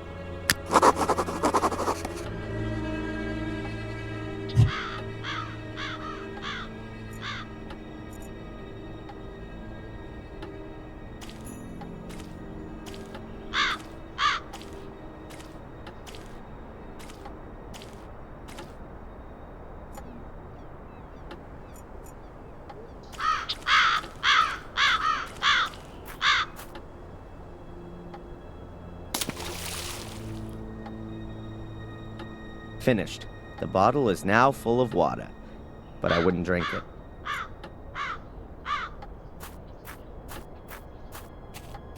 I'm not gonna find anything else here, so I can leave the waiters here too.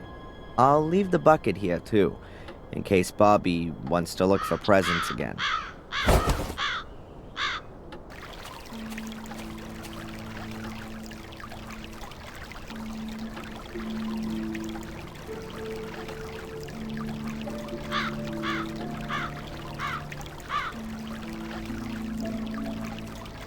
So, the line from the foundation stone through the greenhouse ends near a swamp. I ought to check the place out. A line from the menhir to the gateway ends in the middle of the woods. It's gonna be fun trying to find the right place. But I think the way to the crossroads in the woods does lead in the right direction.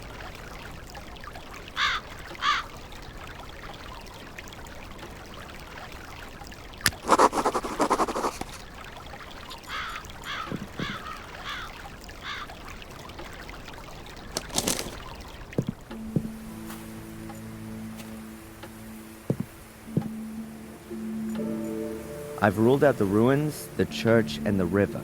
I hope we'll find something in the woods.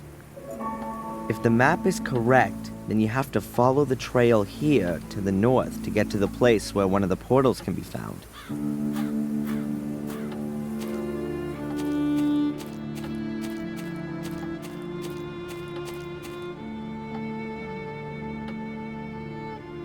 Quite swampy here. This must be the right place, though.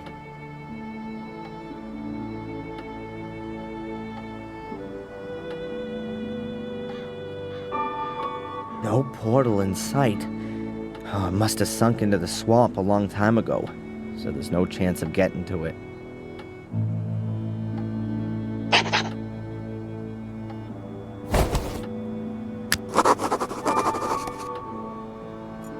Huh. That looks like an old metal detector.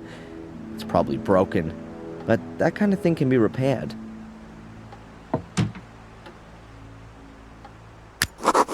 There are lots of bones lying around here. Small animals. Birds, or squirrels. Ugh, no idea.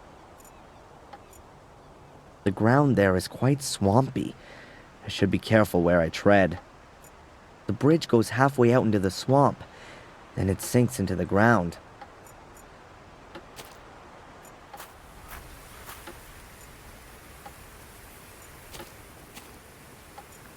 If I trust my abilities as a cartographer, which I do, then there must be a portal along this path.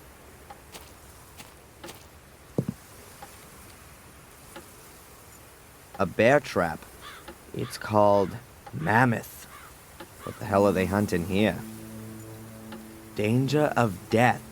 Access to woods forbidden. Warning, hunting season. Traps and shotguns in use. Am I in the wrong film? Willow Wars? What's going on here? I'm not quite sure what I can use it for, but I'm sure I'll find something.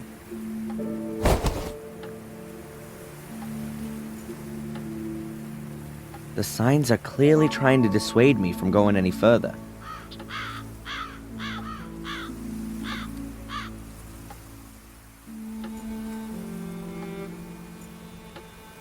It's probably been lying in the swamp for a few months. The battery and the electronics are shot. The coil must still work. It's made of copper. I could repair it. I just need a new battery and something that you can use to receive electrical signals.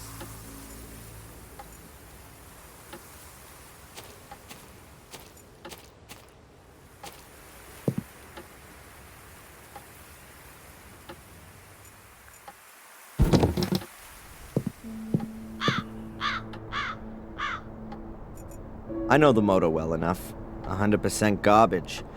Only the battery might be useful.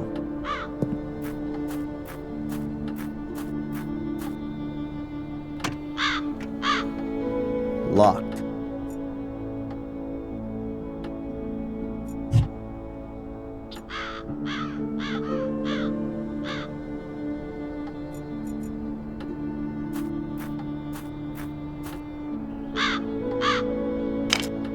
Okay, I'll release the hood.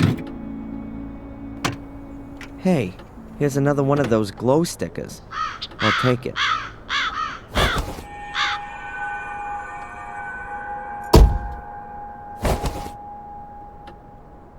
I'll take the battery. It's not even bolted in.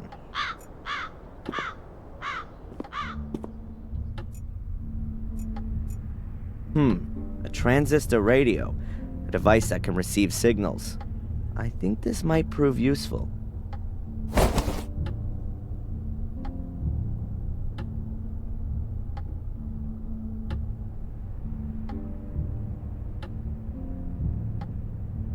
I'll replace the broken battery with the one from the car.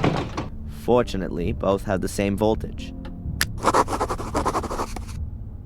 If I replace the broken electronics with those from the radio and the antenna, here's the wire. Done it. If I've got the electronics right, then it should work. I'll pay Phil a social visit. He's been locked up down there for 3 days now.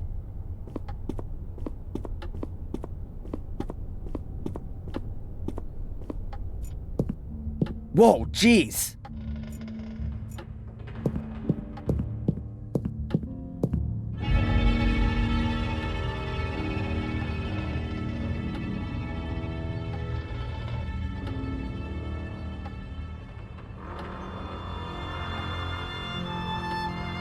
Phil is dead. I can't tell how he died. Maybe it's my fault. Anyway, I locked him up and maybe he died from extreme hunger and thirst. But wait a second. I locked the cellar door when I left, and it was open when I came back. Someone must have been here in the meantime.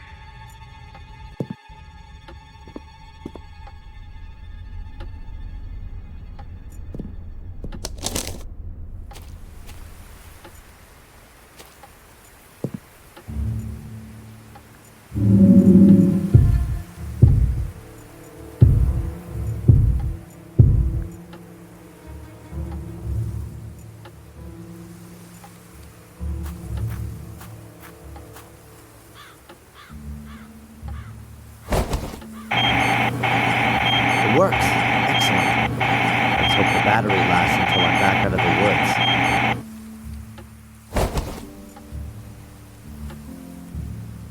Good. Then off we go. I'll mark the traps with the luminous stickers, so it's easier for me later.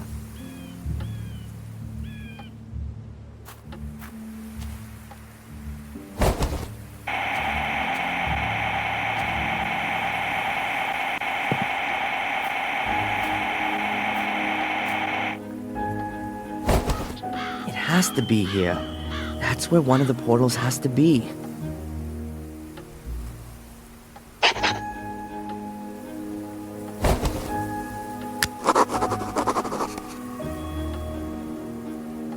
Even more menhirs. Must be a nest somewhere around here. That's one hell of a stone.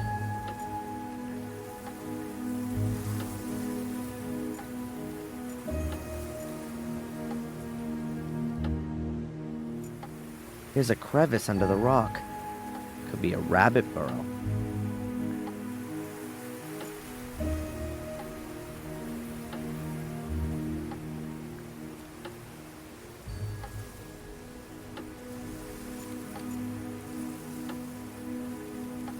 Pretty deep, this hole. Whoa! Damn, what a shock. Wait a minute. Where did those bats come from? Must be a huge rabbit burrow. Or a huge cave with a portal.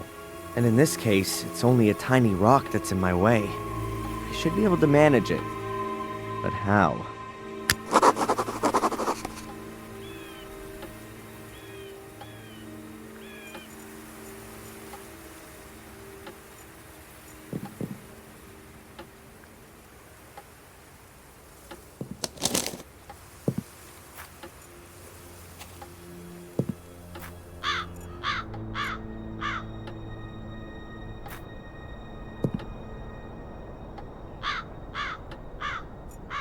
I don't know what this thing is called, but Steve has used it to drill deep holes in stone. It's big, heavy, and makes a terrible noise.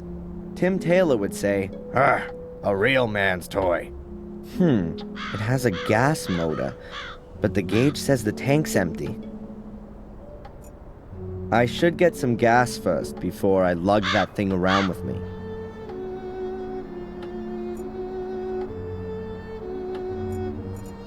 All empty. That's a shame. But I'll take one with me. I may be able to fill it up somewhere.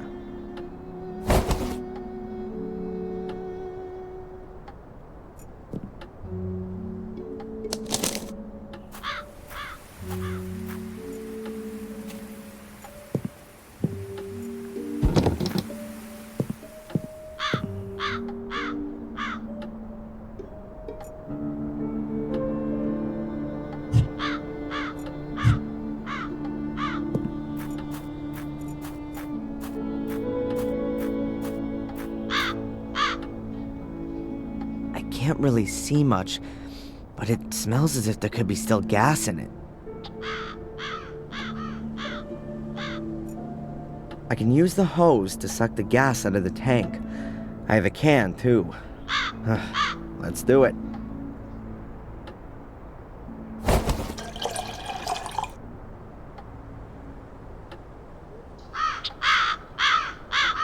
The can is half full. That should be enough.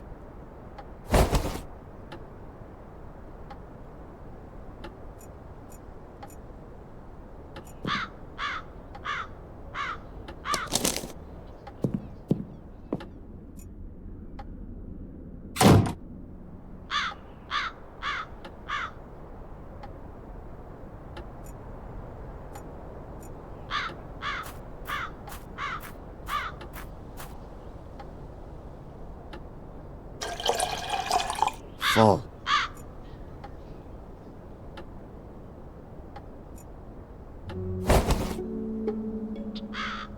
It's pretty heavy.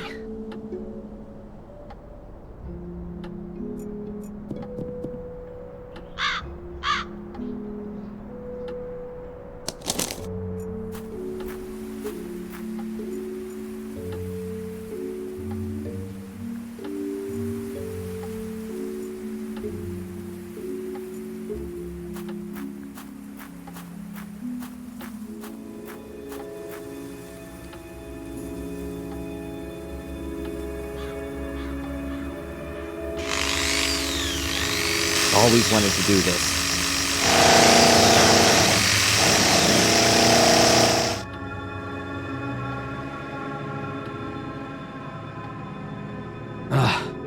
The stone's harder than I thought. I've drilled more than 24 holes now, but just doesn't want to break. And I've got no fuel left. Ugh, and it's gotten damn cold.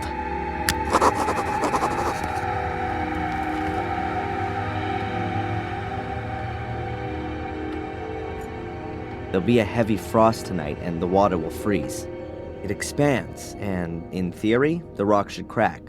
At least that's what it should do if my physics course wasn't just a waste of time.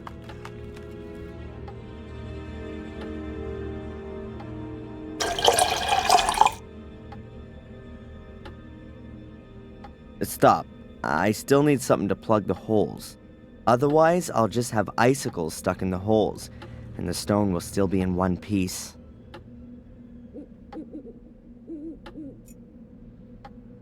Perfect. The construction foam hardens when it comes into contact with moisture, and then it's quite strong. That should stop the ice from coming out of the holes. Now I've just got to wait until morning.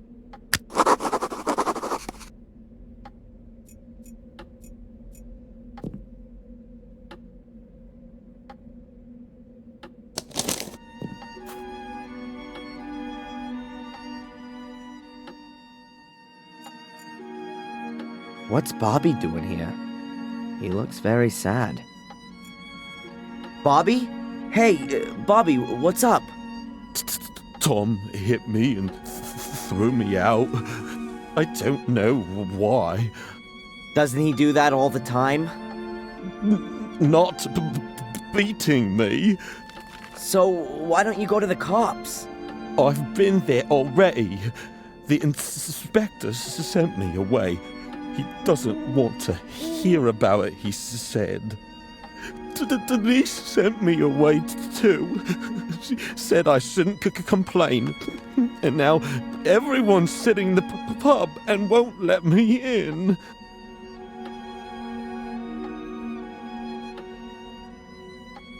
You could stay with me in the castle. That's very nice, Darren. But I don't like the castle. I don't want to die. Should I give you some money so you can stay in the hotel? No, I don't want any more money. Tom always takes everything away.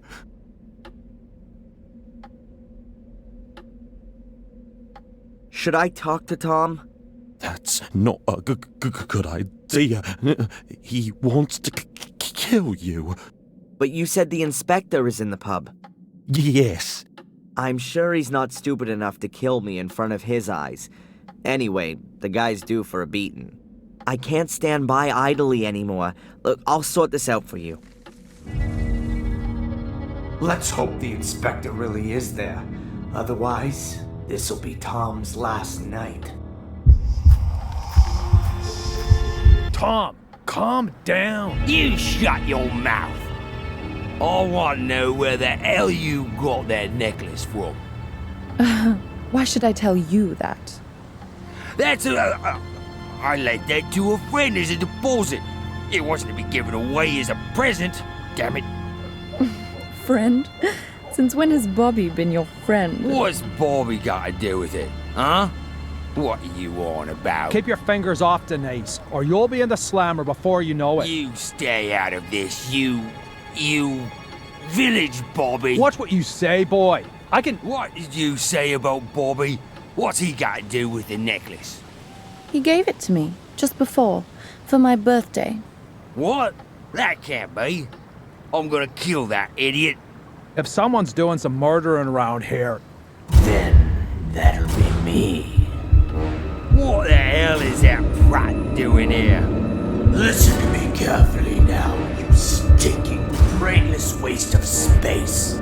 If you ever touch so much as a hair on Bobby's head again, you'll wish you'd never been born. Do you understand? Oh, your lordship commands. Just you wait. Hey, Cole, get the handcuffs out. This guy killed Phil. That's enough now. You're completely drunk. I thought your brother was the stupidest of the two, because you're not just his brother, you're his father too. But now I'm sure it must be the other way around.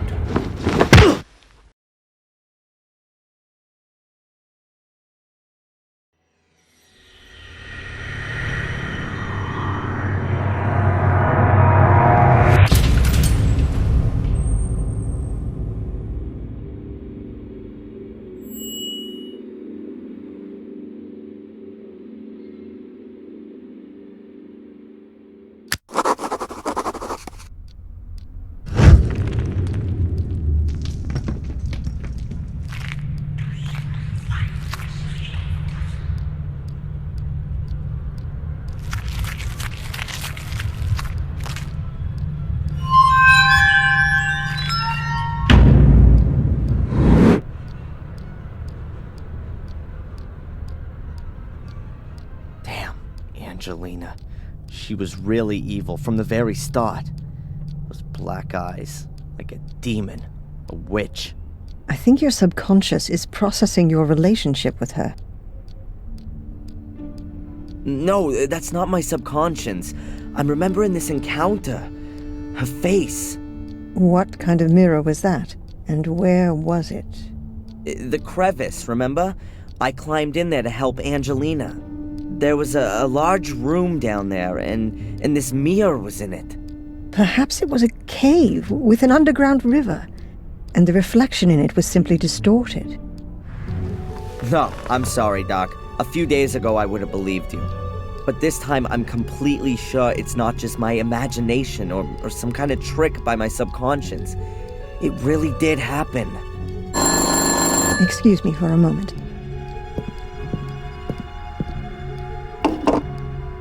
Dr. Winterbottom? Yes, he's still here. Can we... Yes, fine. I'll tell him. Hello, this is Big Shot Spooner. We found a corpse and want to arrest that Gordon immediately. Send him here straight away. Almost. It was the constable. The inspector is waiting for you in the cafe. You should go there directly after the session. In the cafe? What? Is he going to treat me to a plate of donuts? Why not? Adrian, it's time to make peace with the world. Why don't you start with the inspector? It's okay, Doc. Perhaps it's all a bit too much. The ongoing investigations against me, the continuous suspicion, the visions, the castle... It's crushing me. Because you want to do everything on your own. Let yourself be helped. By me, by the inspector, and why not by a butler? Yes, I think a butler would be just the thing for you. You made the right decision. Has anyone ever told you that? What decision? That a castle needs a butler? No, that you didn't become a pathologist back then, rather than a psychologist. I mean that decision, Doc. Oh, thanks, Adrian. See you later, Doc. See you later, Adrian.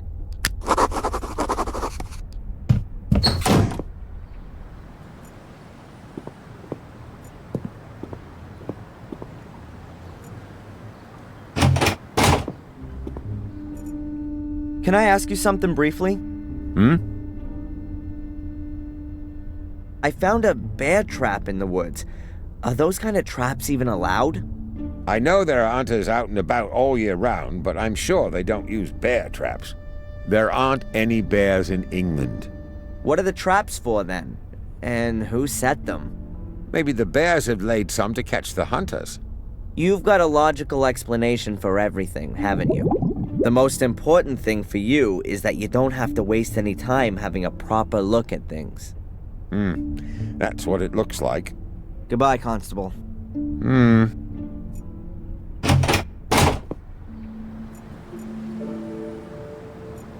Hi, Adrian.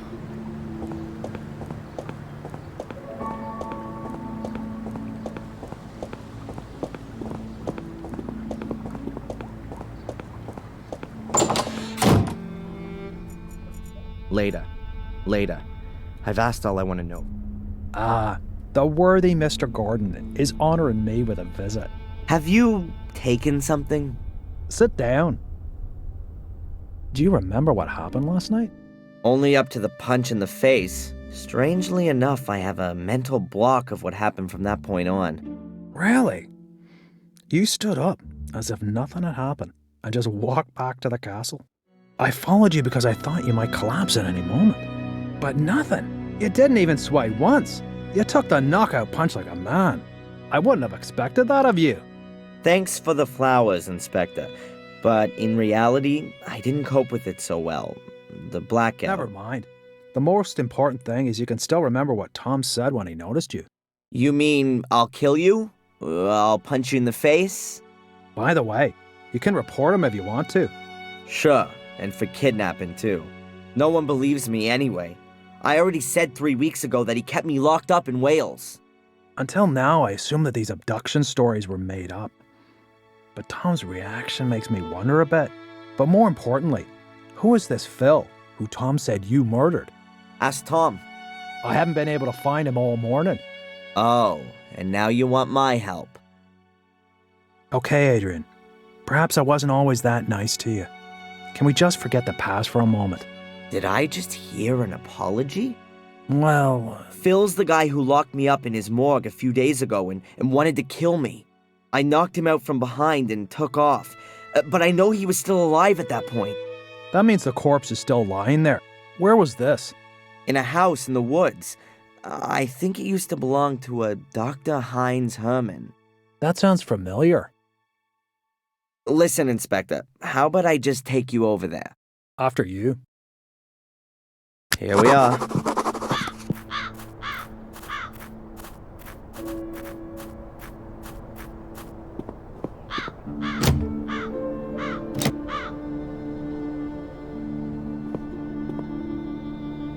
The door's closed, and we can't go in there without a search warrant. I think that only applies to you, right? Let me put it like this. If you were to enter this house without permission, I would have to make sure that you don't take anything. Ah, I get it.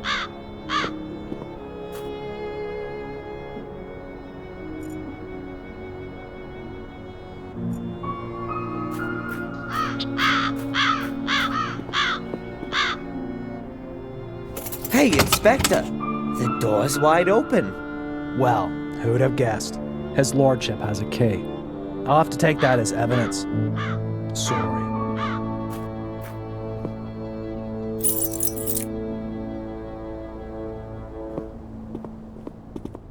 You'll probably be interested in the torture videos, too.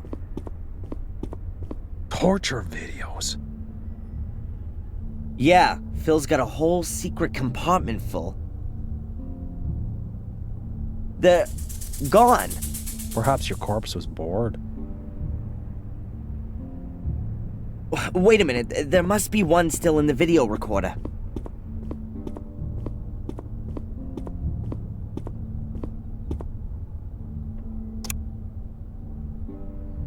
Turn that off. That's sick. Where's the guy who filmed this? I guess it was Phil, but you don't see him though. I'll take that tape as evidence.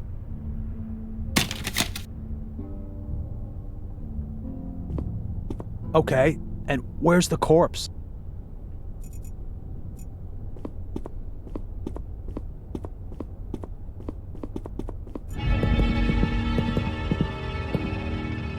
The corpse has disappeared too?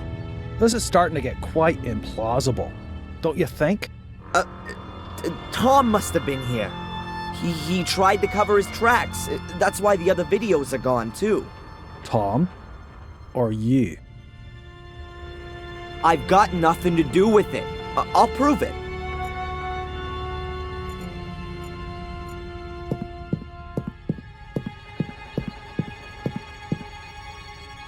Hey, Inspector, you might be interested in this. It's not Phil's corpse, but perhaps you'll believe me now? It must be dead at least a couple of weeks. And a couple of weeks ago, I was sitting quietly in the cell. Okay, Phil really does have something to answer for. And it would seem he's good at his profession. Otherwise, I'd have heard of him ages ago. I bet Tom's got something to do with this too. First, we'll go back to the station. I'll send Zach over here to pick up the body. I've got something else I need to do. You're coming with me first. I need to record your statement.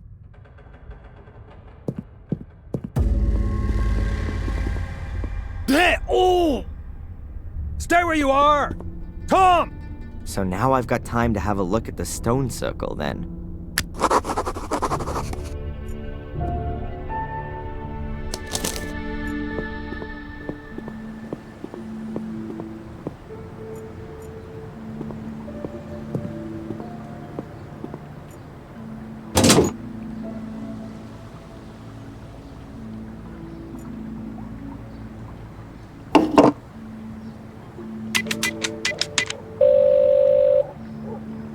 Hello, Madam Fortuna.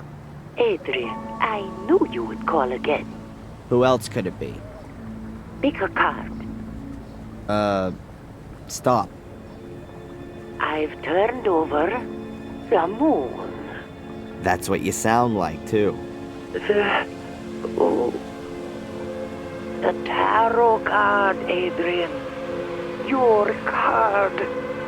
Something has been awakened in you. You will have to transcend the boundaries. But you will receive a deep, intuitive understanding in exchange. That sounds a bit scary. And I see death. Again. You'll shatter. Ah. But there's a way, Adrian, for you to survive. Just one. Yes, I'm listening. Stay away from heights. Yeah. Thanks. What a load of crap.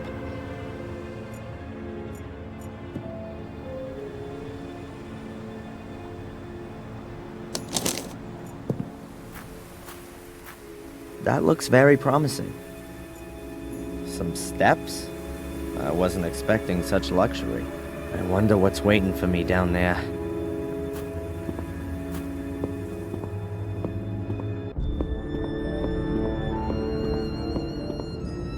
Amazing. Yep, that's got it.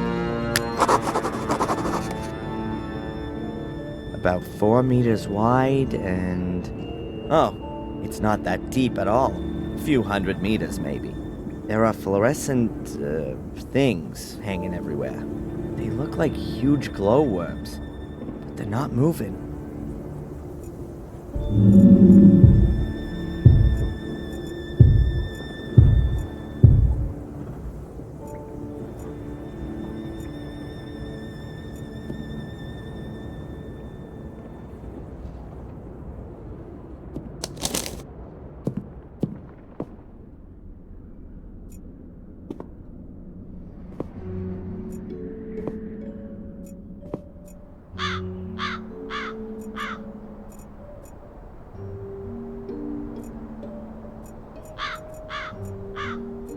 The ladder would make a decent bridge over the pit.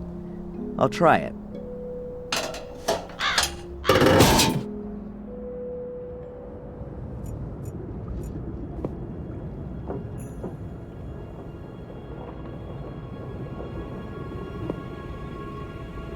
So what have we got here then?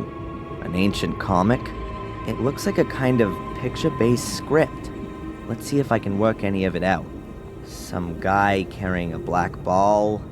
He's wearing a long robe. Or a dress. Could be some holy character. Or a priest. Then he lies down with the black ball and some other guys wearing dresses stand around him. Weird. And here they're taking the guy with the ball's head off? Wait, could it be some kind of burial ritual? Or an execution?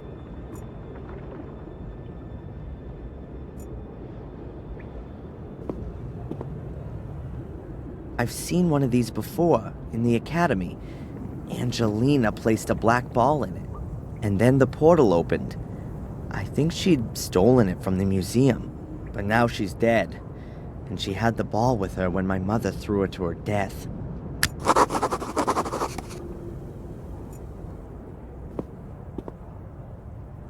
I'll take a quick photo.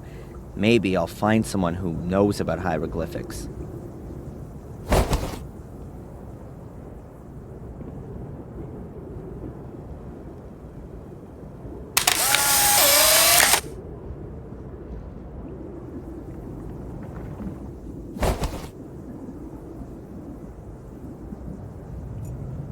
If I'm not mistaken, that's exactly the same kind of portal as there is in the Academy. Was, before it was filled in.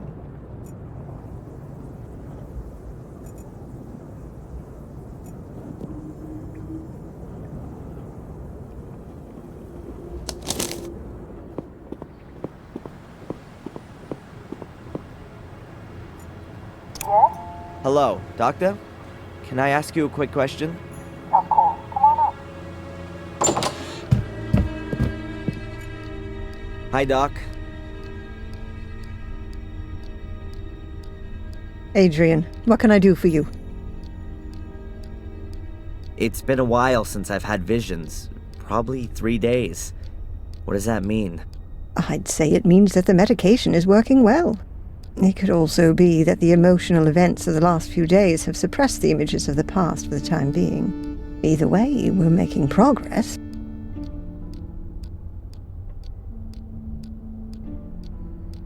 You said you knew Dr. Herman? Yes, he was a very extraordinary man. We met each other when we were students. It was a great time. But I quickly realized that pathology wasn't really for me. Unlike Heinz, I was always much more interested in the living. You studied pathology? Amongst other things, yes. Are you surprised? Not really, no. Tell me, Doc, have you had a look at the museum here? To be honest, no. I've never been, and I never will. It's probably better that way. Then, I guess you don't know anything about the Black Ball? I'm sorry, no. Look at this.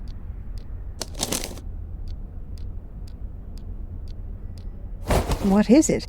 Some kind of hieroglyphs, I think. Are you familiar with this kind of thing?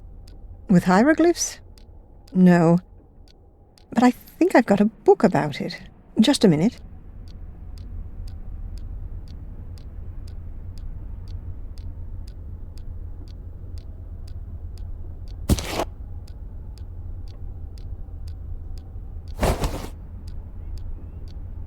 Here, I bought this before my holiday in Egypt. But I've never read it. Perhaps there's something in there that interests you. Thanks. Bye, Doc. Look after yourself, Adrian.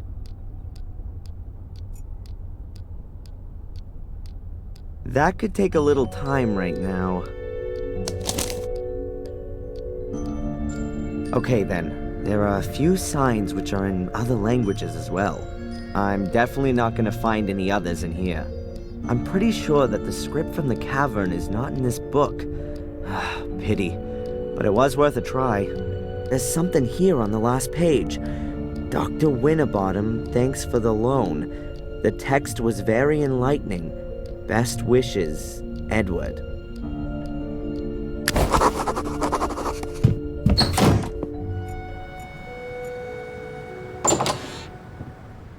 There's a whole lot of nothing going on here. How does Murray make money with all this garbage? Oh, a donations box. For the bereaved, it says. Yeah, sure. And a camera, so Murray can see whether people donate from the comfort of his own home. Hi, Huh? The sign? Please don't talk to the staff. Oh, right. Strange guy. Probably not even a real cop. If they'd been available in a series back then, Samuel wouldn't have had to have bothered with all the murders.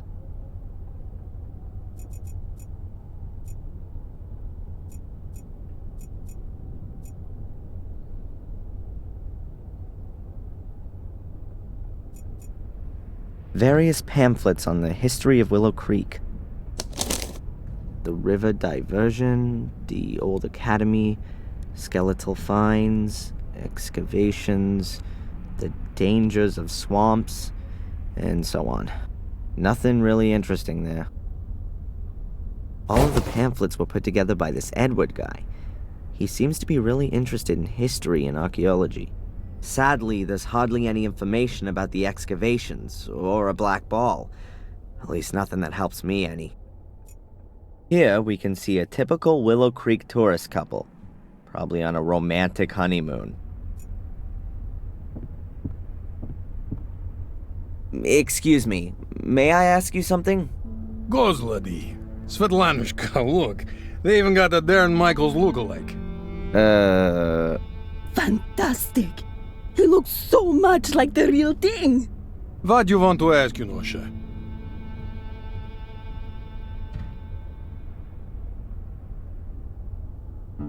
I hope you're not gonna miss the black ball. Unfortunately, it was stolen a few weeks ago. Нет, we saw last time here. We are here just for corpses. It's done very well. Очень красиво. Thank you. I'll pass the compliment on. Would you mind taking part in a little survey? We're planning a new exhibition about ancient dark powers that have been doing evil in Willow Creek for thousands of years. Отлично! The lettering should of course suit it. What do you think about these kind of hieroglyphs?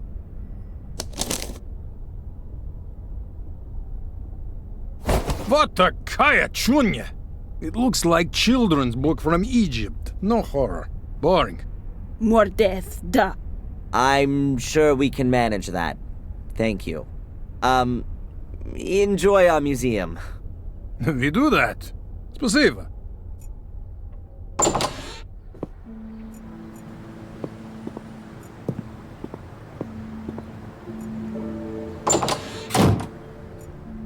Edward. Sir? All on your own today? Denise is ill. But wasn't she here this morning? Yes. She went down with a virus all of a sudden. Might that be the, Conrad Spooner virus? I think it's got plenty of names.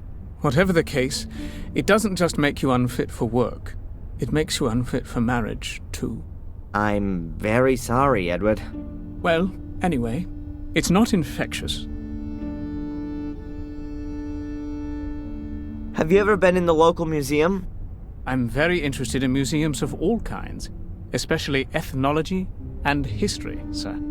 But this thing here in Willow Creek really can't be described as a museum. It's much more of an omnium gatherum of unworthiness. You've been in it? Yes, a couple of years ago, when there were a few real exhibition pieces in it. You're interested in ancient history? Quite true, sir. You could say it's a hobby of mine. I've been collecting ancient coins from different cultures for years now. You build up quite a substantial knowledge doing that, you know. Fantastic. Could you take a look at this and tell me what you make of it? Oh, yes. I've seen this script before somewhere. It's, druidic. Very old. Can you read it? Reading might be an exaggeration. It's more a kind of pictorial story. I think it's a description of a burial ritual.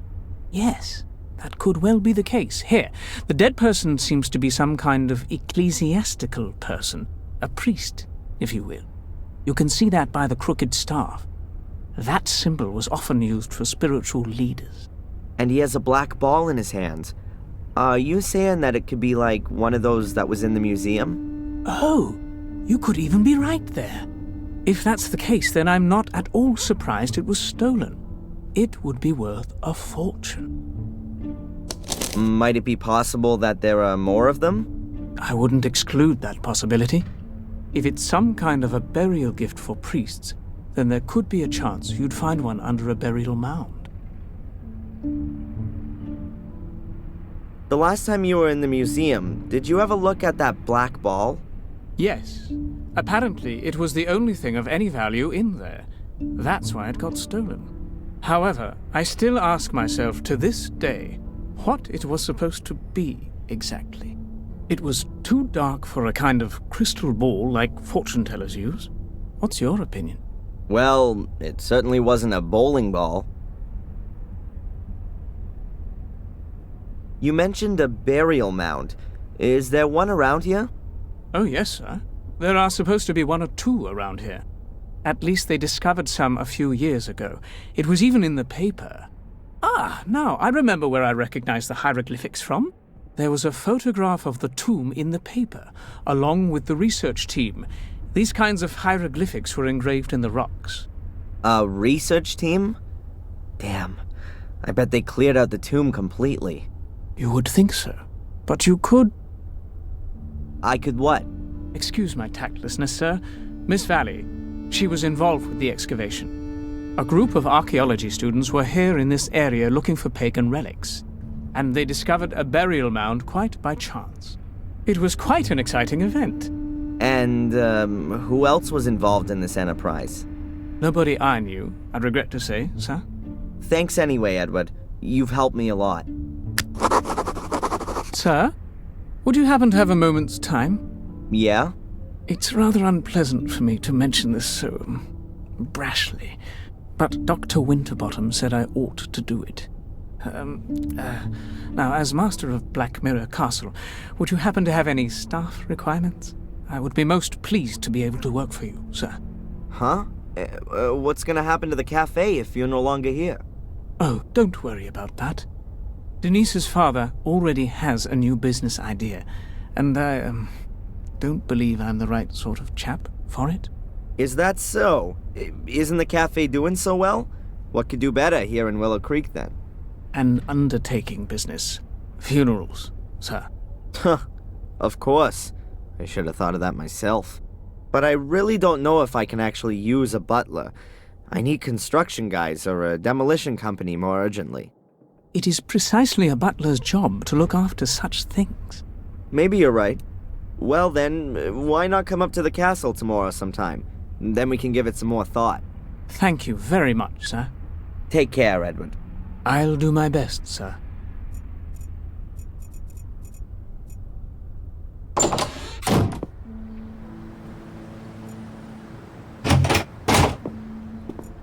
Inspector Spooner. Little Lord Adrian, what can the village Bobby do for you? Are you trying to suck up to me, or are you pulling my leg? You choose. Have you arrested Tom? He vanished into the woods. We've started a search.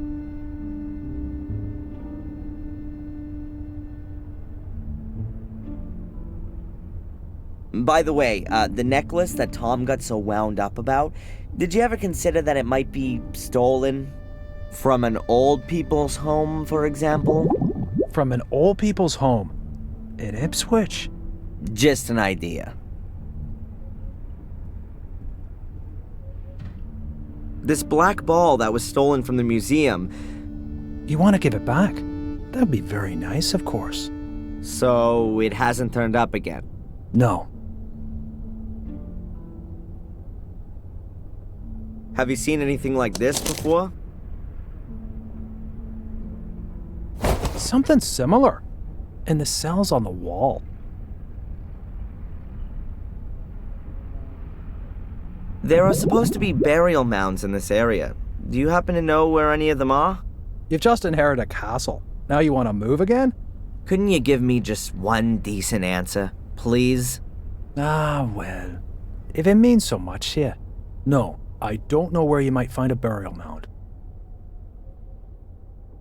Might you possibly be able to give me a tiny bit of information?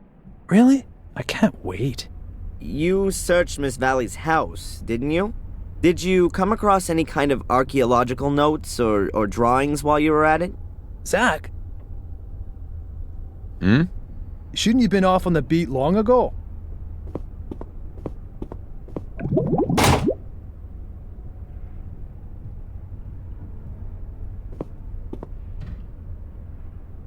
You know, Adrian, I get the feeling that our, let's call it a relationship, has got rather bogged down of late.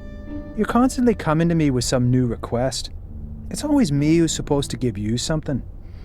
I'm thinking it's time we changed all that. Would you like to come with me to see Doc Winterbottom? Do some couple therapy? Nice idea, but I've got something else planned. As you perhaps already noticed, I sometimes tend towards making quite hasty judgments. That's one of the reasons they redeployed me here to Willow Creek. I'd actually imagine my life as a police inspector somewhat differently. Pursuits, shootouts, explosions. You're looking into my very soul. But without some clear evidential success under my belt, I'm not going to be getting out of this dump all that quickly. And what with your circumstances having sadly changed somewhat. What's supposed to have changed there? I'm innocent now, just like I always was. But now you're nobility, as you have so strikingly noticed. And here in good old England, that is a good reason to treat things with more of a feather-light touch. Or to put it another way, an error in such a case would definitely not be good for my career. Have I got this right? You're crapping yourself because I own a castle now. Perhaps it's still not too late to forget the whole thing and close the case. But to do that, I have to present the judge with something meaningful. Is that a polite request for a confession? Are you kidding me? No, you misunderstood me. The thing with Tom and that Phil is already a good start. Also, Murray has corrected his statement and given you an alibi for the Miss Valley murder. Seems to like you a lot, that bloke. But there's still this Lewis and Angelina woman. They're officially missing. But someone who's missing also can be a perpetrator. You do see that? We're speaking the same language at last. What's happening with Miss Valley's house now? Have you found anything there? We only found some photos of you, and we also took a few other things relevant to the case. If you think you can find something there that might bring this case to a close, then I'll let you have a look around the house. Are we partners then? Not the expression I'd use. Hey, but this conversation never took place, okay? Zach will go with you, and I want to be informed about everything. Of course, Inspector. Goodbye. Fare thee well, my lord. Can I ask you something briefly? The inspector said that it wouldn't be a problem if I wanted to have a look at Miss Valley's house for myself, but that you should come along to keep an eye on me. If that's what he said, I'll go and get the keys. Have fun with the search. Just tell me when you want to go. Newspaper clippings about Vic's murder. I can't imagine how anyone could murder a child so brutally. An empty notepad. What are you doing there? I just wanted to take a piece of paper, to take some, notes.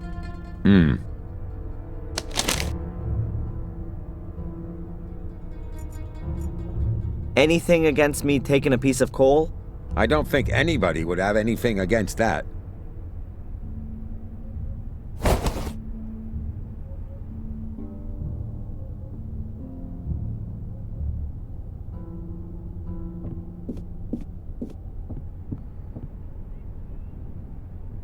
This trick has always worked before.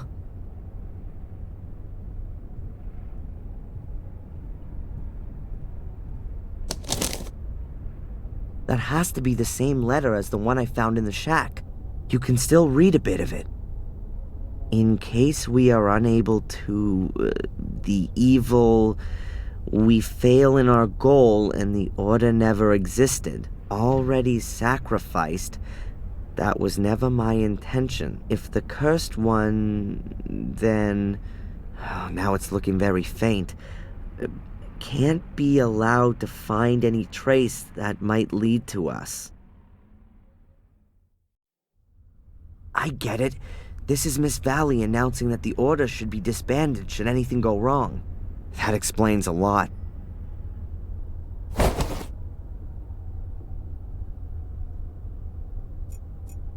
Now this could be interesting. Miss Valley's book collection. Let's take a look. English history and stories, Camelot and the Holy Grail. From William the Conqueror to Magna Carta. Aha, a folder from a university. Constable, can I take a look at this folder here? That's just books about science and the like. Was that a yes? Okay by me, but don't take too long.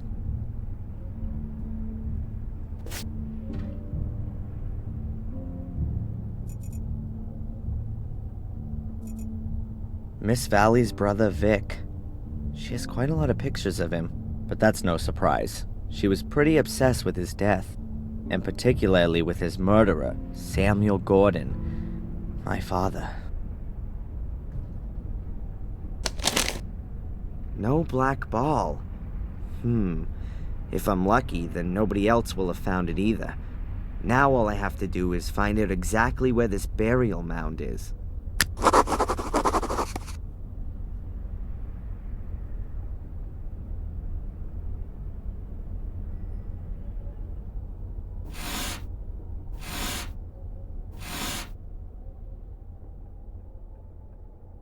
There has to be a few significant words in these research papers from which I can work out the exact location. I think 3 words will do it.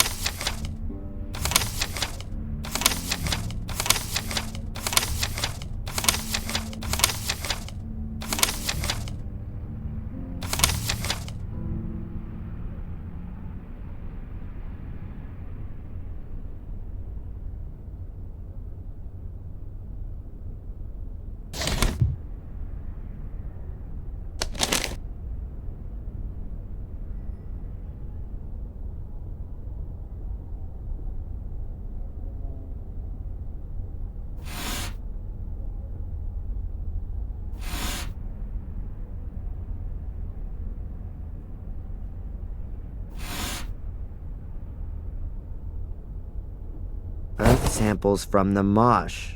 There's only one here. Small animal bones. Definitely rare. I ought to make note of that. I've definitely overlooked something, and I'm thinking I'm not going to get back in here all that easily.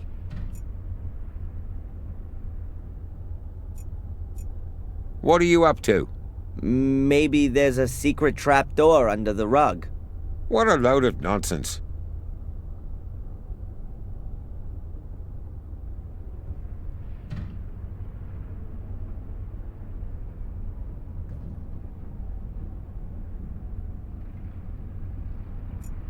I think they just don't have oil or gas in Willow Creek yet. A wooden rocking chair. The backrest doesn't look particularly comfortable. She must have really loved her brother. Crockery with folkloric designs. Experts like me call them painted plates. Stay down here, please. What? Why?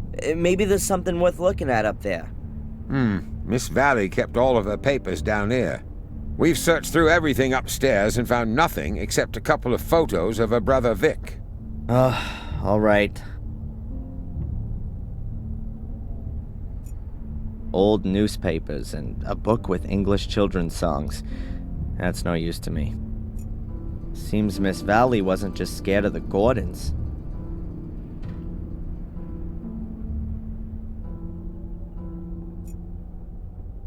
I've definitely overlooked.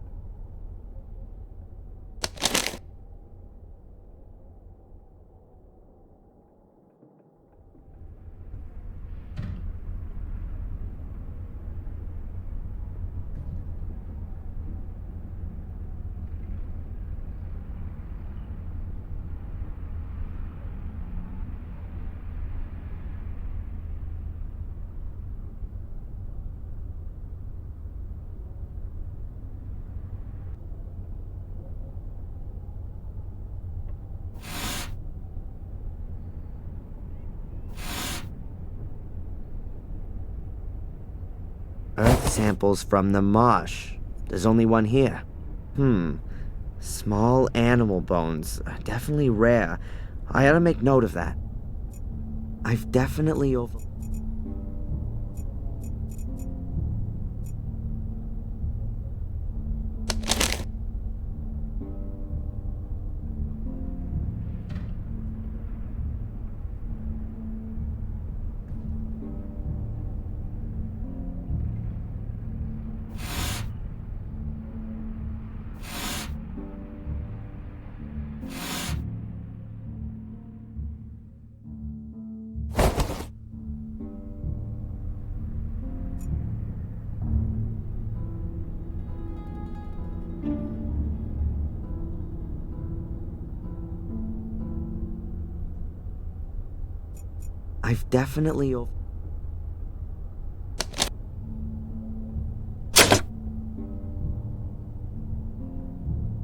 Now I've got something I can work with. Sector I-3 in the marsh.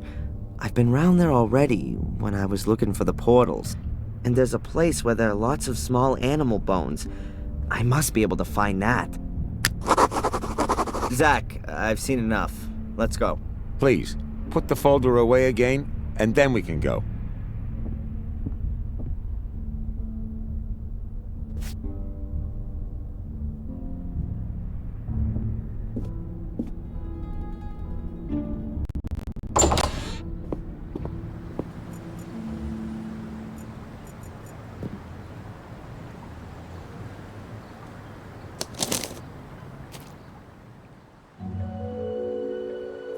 Hello? As far as I can remember, there wasn't a pile of stones here yesterday. There's something wedged between the stones. A piece of paper. An envelope with my name on it. This is starting to get a bit creepy. An envelope with my name on it. No sender's address, nothing.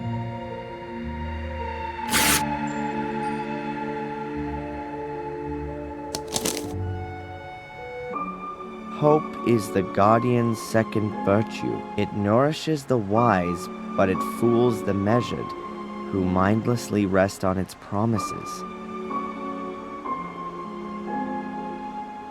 The next weird message. I kind of expected it. Whoever's planned this little game with me knew I'd pass by the swamp. Small animal bones. It said in Miss Valley's research papers that she'd sent some of the bones to her institute.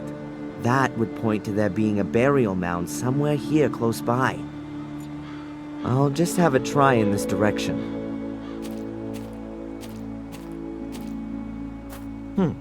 Wasn't all that difficult to find.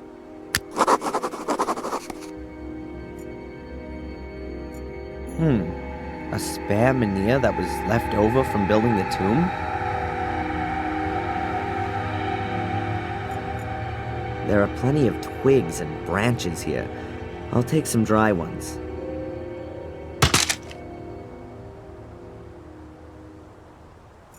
That could be a hole, or a symbol for a black ball. I think I've come to the right place. I've never seen a burial mound from the inside. To be honest, never from the outside either. Let's see what awaits.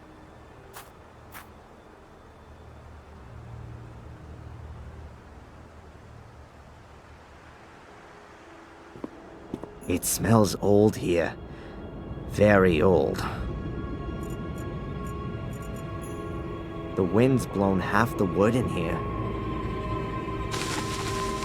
No black balls down there. All empty. Nothing to be found. So, this is where they actually laid the dead. There are small loose stones all over the place here. The walls are made from solid pieces of stone. They must have needed hundreds of people to build this thing here. It's not worth it. I'm not gonna find anything like this. Mordred would definitely have known where to look. How come I'm not getting a vision now? Hey Mordred, where are you when you need it? Just a minute. That's not such a bad idea. If I don't take my pills and then wait here for long enough, I'm bound to have a vision sooner or later. I mean, why not here? Although it does say on the warning label that it's at least 2 weeks before the meds stop working, maybe I can speed that up? Just a matter of how.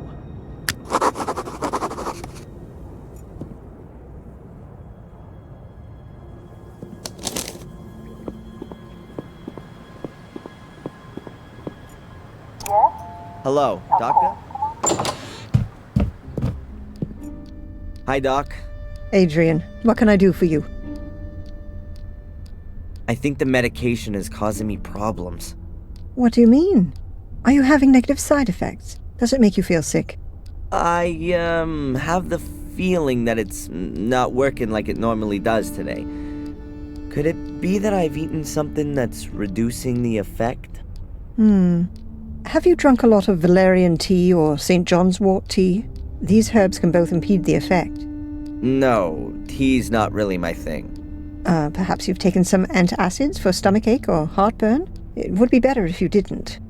Medicines containing magnesium, in combination with drinks containing caffeine, inhibit the absorption of the active component of haloparadox into the blood.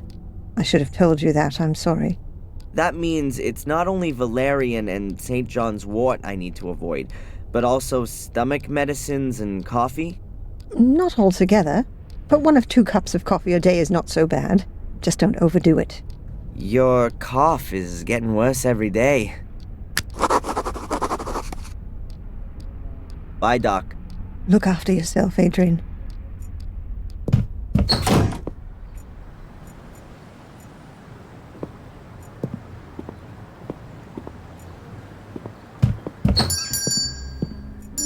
Hi.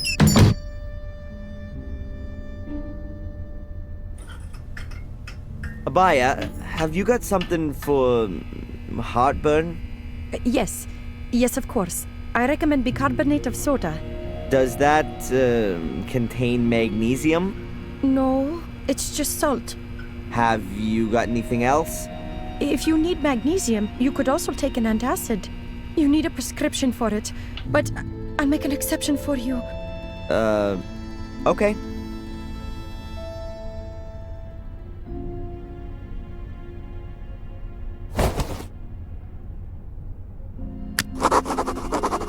See you.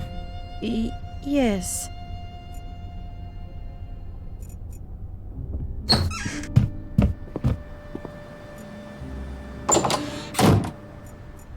Edward? Mr. Gordon, what can I do for you? Can I buy a whole packet of coffee here, too? But of course, sir. What variety would you like? The strongest. My pleasure. That's Colombian coffee, one of my favorite varieties. Thanks. Take care, Edward. I'll do my best, sir.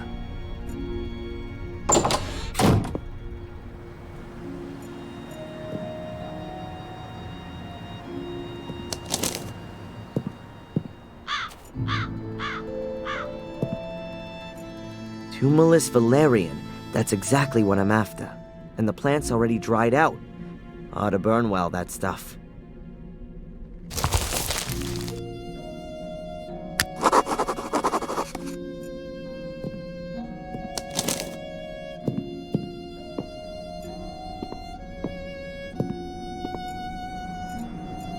An empty pot.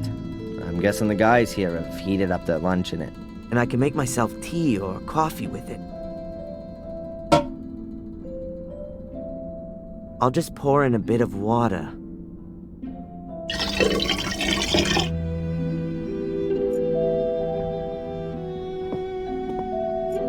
It's a roll of damp-proof sheeting used in construction.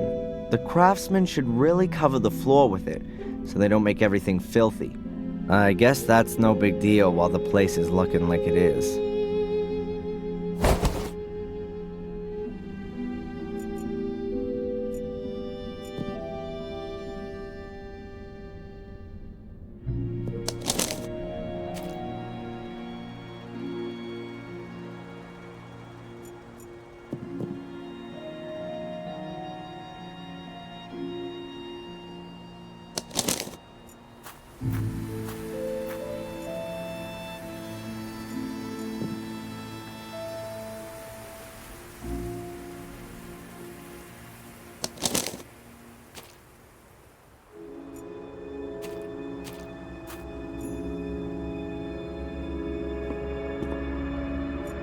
I'll put the stones in the middle of the chamber.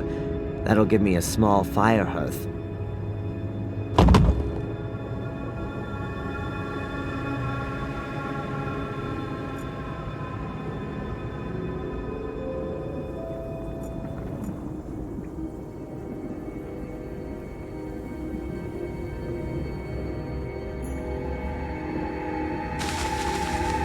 That makes enough combustible material for a small fire.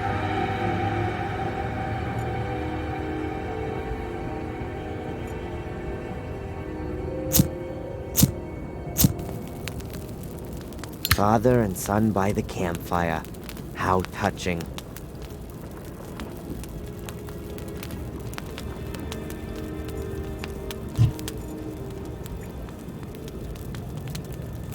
The water ought to boil soon.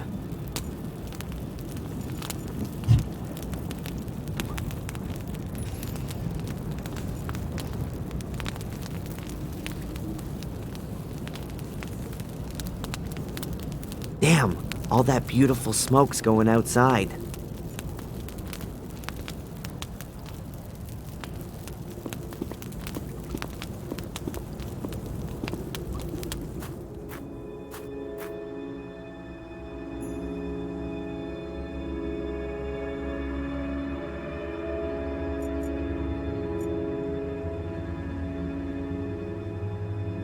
Cool. That'll keep all the smoke in the burial chamber for sure. In another life,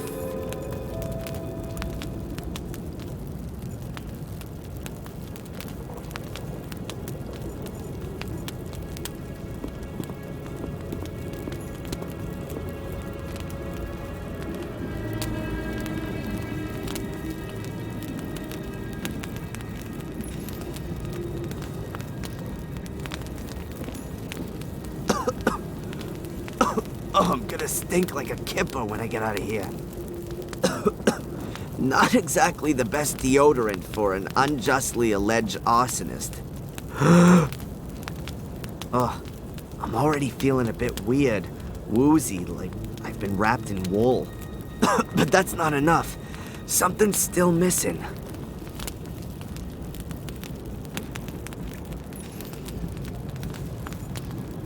I'll crush the tablets first so that they dissolve faster.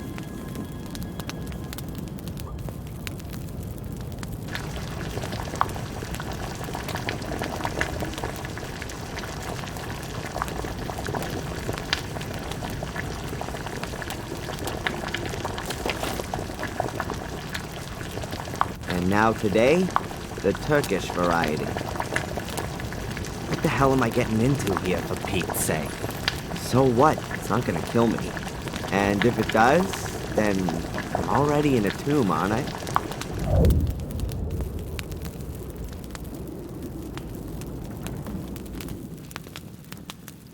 Ugh. This is working better than I thought. What?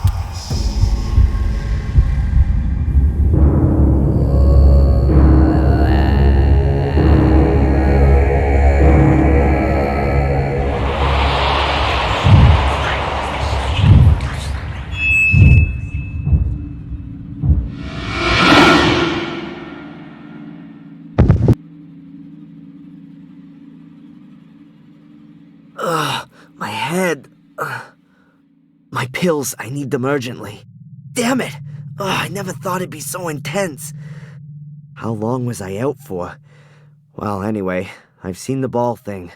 They hid them here in the tomb. Somewhere in a wall.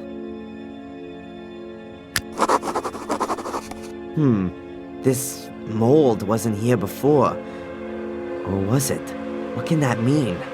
This figure in my vision has done something with the ball here. Well, that was weird. But anyway, I've got what I wanted. Thanks, Mordred.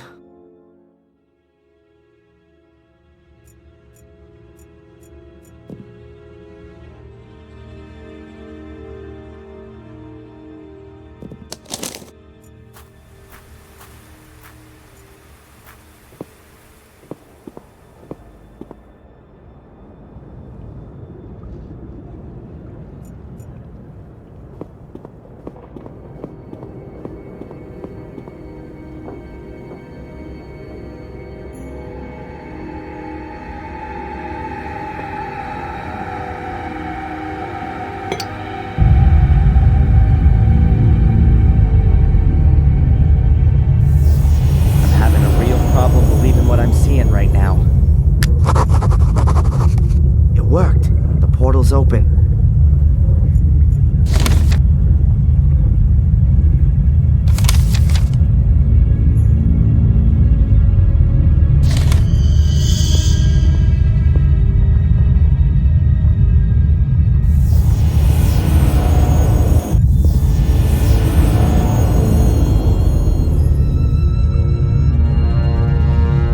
The Academy. That brings back some memories. Bad ones. I kinda hoped to come out in the ritual chamber. Looks like the portal hadn't been completely activated. Not good. The way it's looking, I'm gonna be here longer than I planned for. The last time I was here, there was a black ball lying in this holder. Somebody must have taken it out. I can only hope that it's still lying around here somewhere. That must be Lewis. Or what's left of him, at least.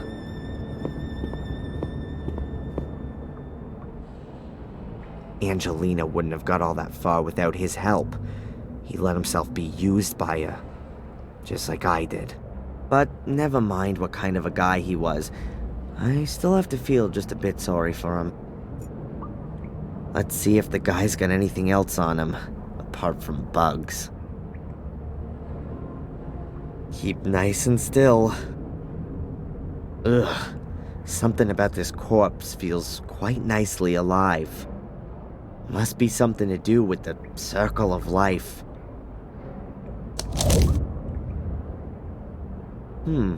A note to Lewis from Angelina.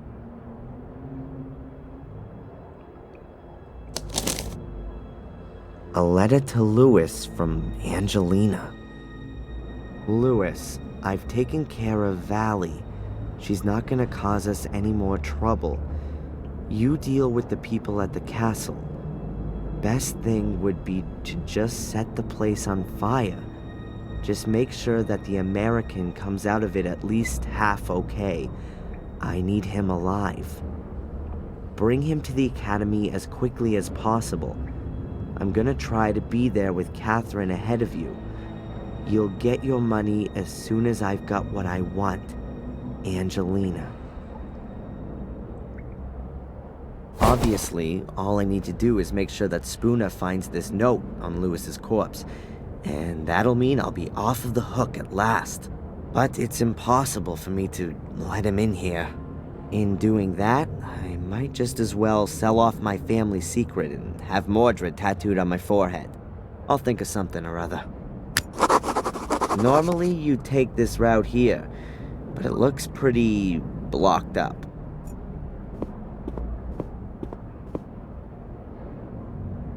There's a piece of black material. Oh, that must be a member of the Order, killed by the falling rocks and all that chaos. Unrecognizable from here, though.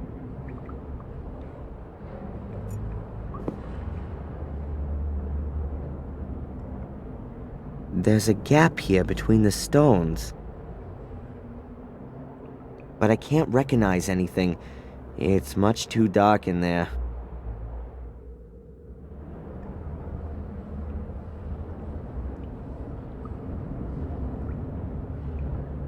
And I can't feel anything either. No chance.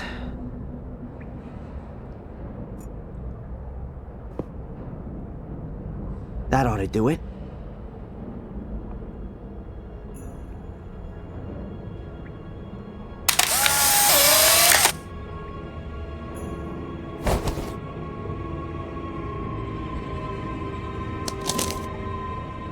Yes, there's the black ball. In a dead person's hand. And behind that, the other opening. If I only had something like a stick, I could push the ball out on the other side.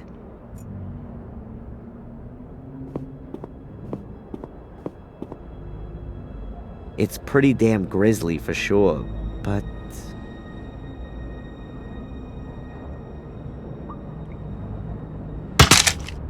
I could use Lewis's arm as an extension to get to the black ball.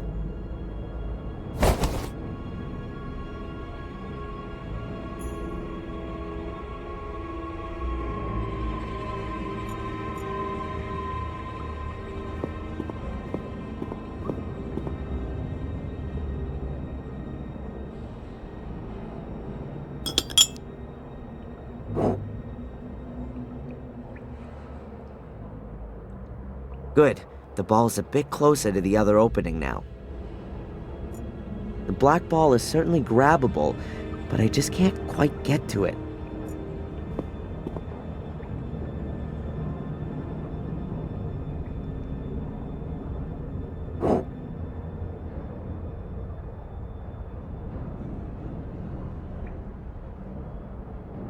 Gotcha. Now let's get out of here.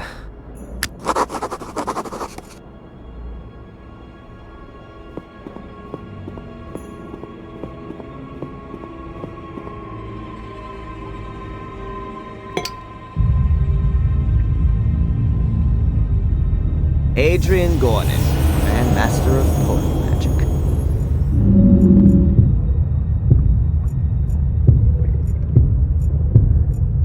Let's hope that the portal will send me directly to Mordred's book.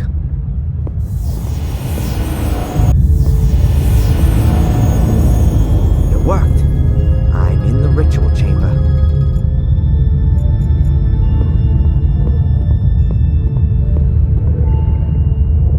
Could be the throne of the devil. Human skulls. Finely hewn from the stone. I hope.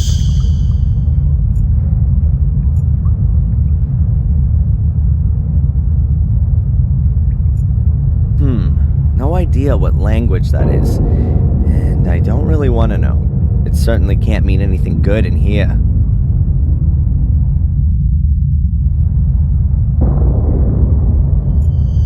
There are several holders here. Is it going to be about which one the ball goes into? That would be theoretically, even physically explicable. But I'd rather not try it.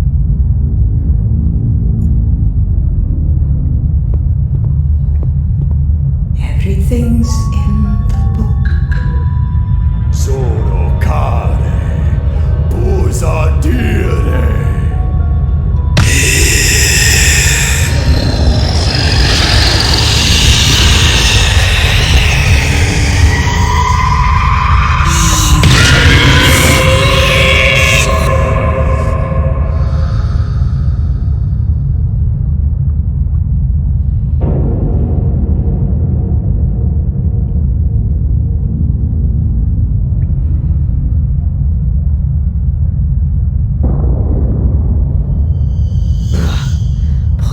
Together, Adrian. The abyss my mother fell into. Amena Dei Posadire. At last, to own a body once again. What unimaginable power. Now I can complete my work.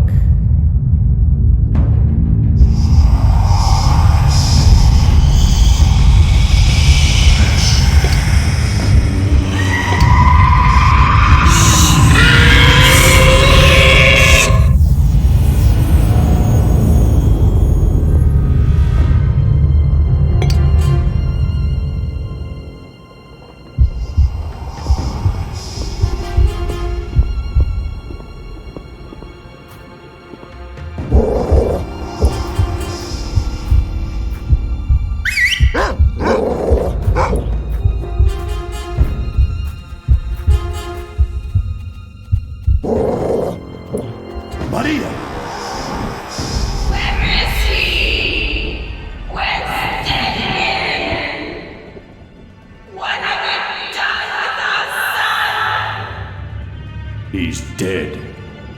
No, please. That couldn't be. He was too weak. I wanted to make him stronger. He could have been much more powerful than I.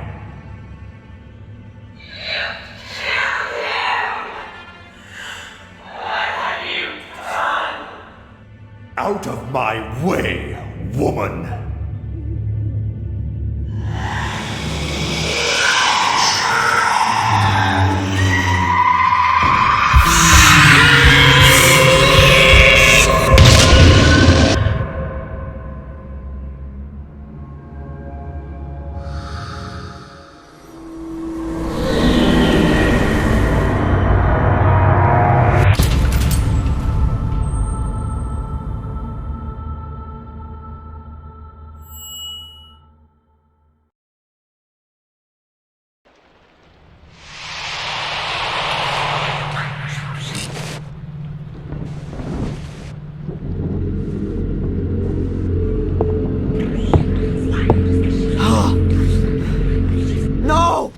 Is that me? Where am I? In the castle? This has to be the locked room. How the hell did I get in here? Damn blackouts. But Mordred is strong. I can feel him. I don't have a lot of time left. Hey, I definitely know that from somewhere.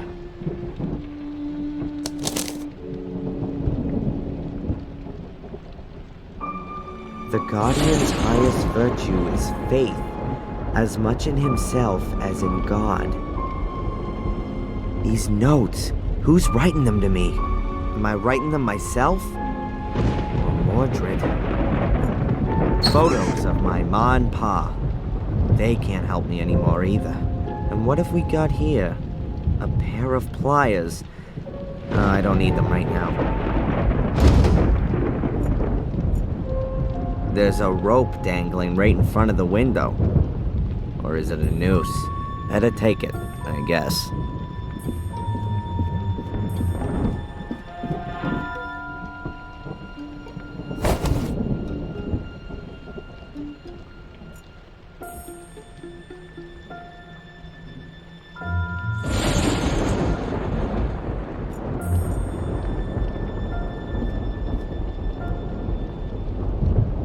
So I didn't dream it. It actually happened.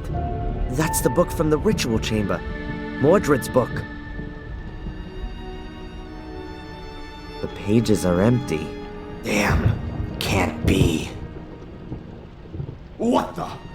Everything is in the book. And now there's nothing in the book. Okay. Keep calm.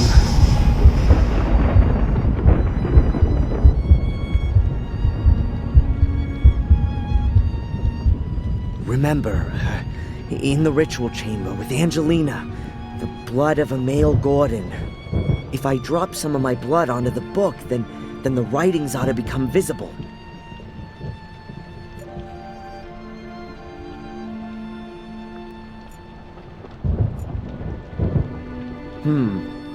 A piece of glass. That ought to do it.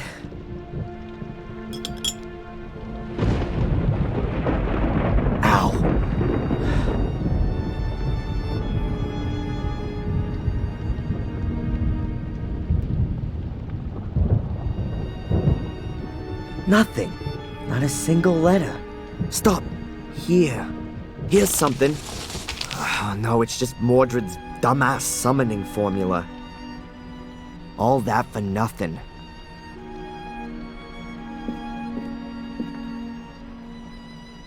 But I have to do something. I can't just let Mordred win. I'd rather be dead than a centuries-old murderer. My father, he's already trodden this path. It might be the simplest way, but it's also the most effective. Without me, there is no Mordred. My death will be his as well. I've got no other choice.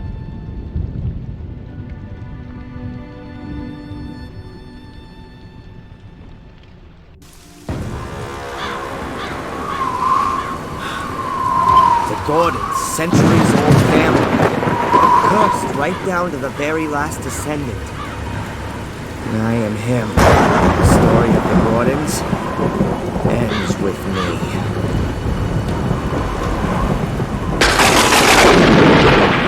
No! Mr. Gordon! Adrian, don't do it! Go away! Come down, Adrian. You can't do that. There is another way. What do you know? More than you think. I can help you beat the curse. Trust me, please. Come down here, please!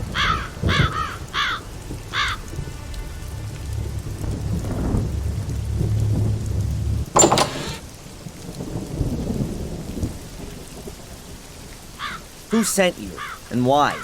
My employer is the Vatican. Have you ever heard of the apostolic visitation? We're mainly concerned with supernatural phenomena, what are commonly known as miracles. The Vatican. There I was thinking it couldn't get much worse, and then the church comes knocking at the door. I was sent here because we had been informed that Black Mirror Castle had burned down. It was apparently just a routine mission. I was to sort out legal matters and release the funds for the Gordons to rebuild the castle. But then I found out that Victoria Gordon was on her deathbed, and that Angelina was nowhere to be found. My task then became to secure the Gordons' inheritance and to minimize the effects of the curse as best I could. The effects of the curse? The Gordons' inheritance? Adrian, your eyes. Yeah, I know. They're black. What do you know about the curse of the Gordons? Mordred wanted immortality and power. He somehow anchored his soul in the mirror, but he was caught during a ritual by his brother. Shortly before his death, he cursed Marcus's descendants to collect souls, in order that he could be called back into life.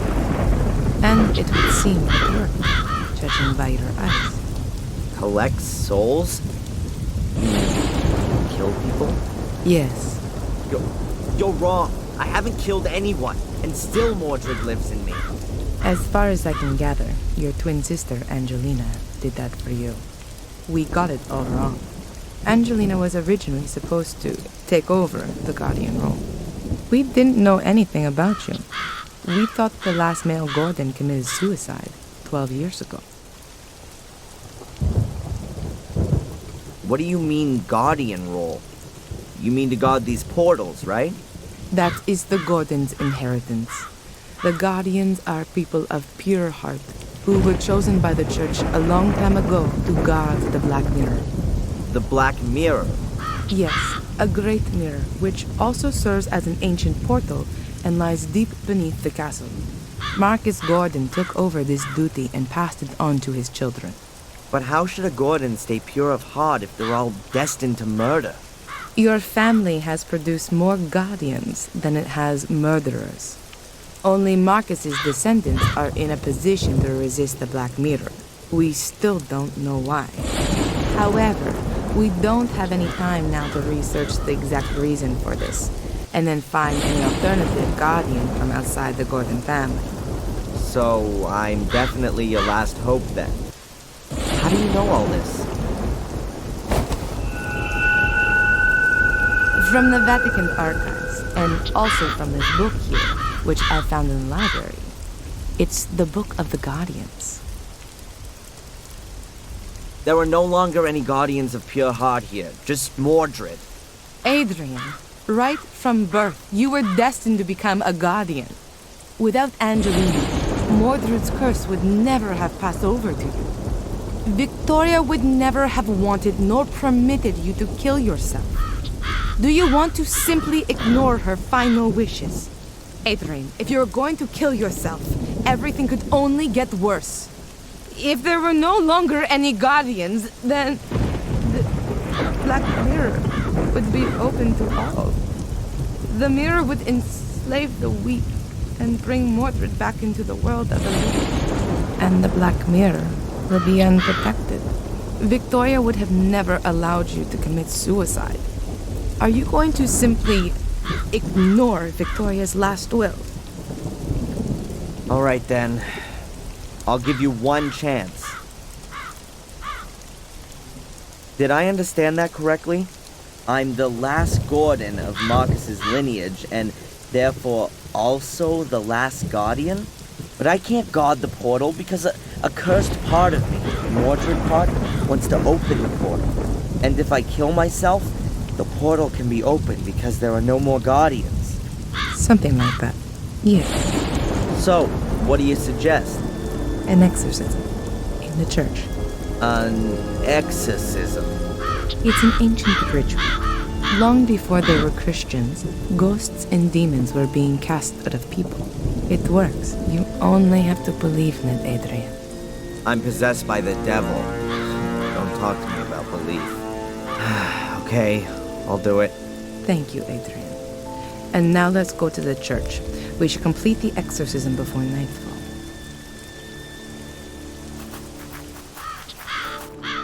So, how does a person get to work for the Vatican? Later.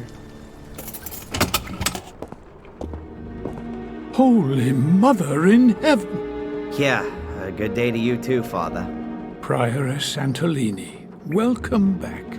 You've arrived at just the right time. Now do you see why I was in such a hurry? Miss Antolini has had an idea about how to solve my problem. Yes, I've been informed. The Archbishop has told me about it himself. 5 minutes later, and you would have had to inform Mark as well. Father, have you ever performed an exorcism? I've been the priest for the whole manor of Black Mirror for years. Everyone here has been baptized by me, and my words accompany them to the grave, too. I've taken the confessions of murderers, and I... Father, have you or haven't you? No, not in practice. But I do have the theoretical knowledge, of course. Oh, great. I'm the guinea pig. Adrian, I've been trained for something like this. I've studied the Rituale Romanum several times. And if Prioress Antolini thinks it's the best option, then I agree with her. After all, she is, well, I've already told Adrian who I work for, but I'm afraid we don't have time to discuss this for hours on end. Good. Then let's begin the preparations. Okay, and what can I do? We need information. So the more we know about the demon, the better. We already have his name, so we can address him. Do you know any more about him? What would be important? It would be good to know how he sinned. And a personal item. Something that anchors him in this world. Then I'll get searching. But be quick. I'll prepare everything with the priest.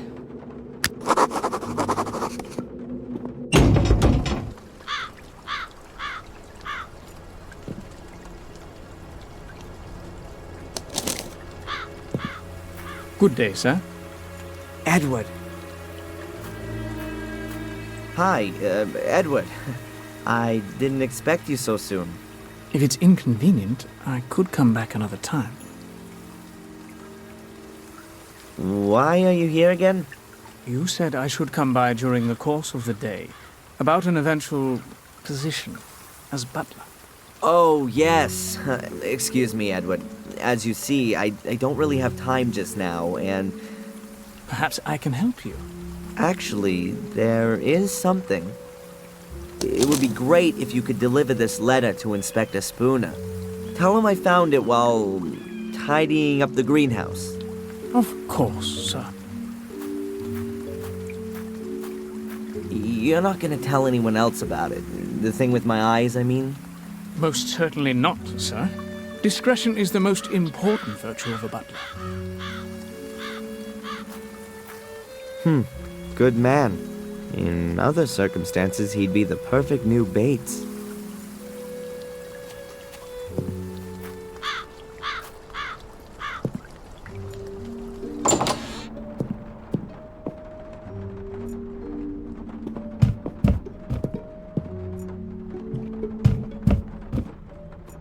Even if the pages are blank, maybe the book will be useful for the exorcism. Who knows?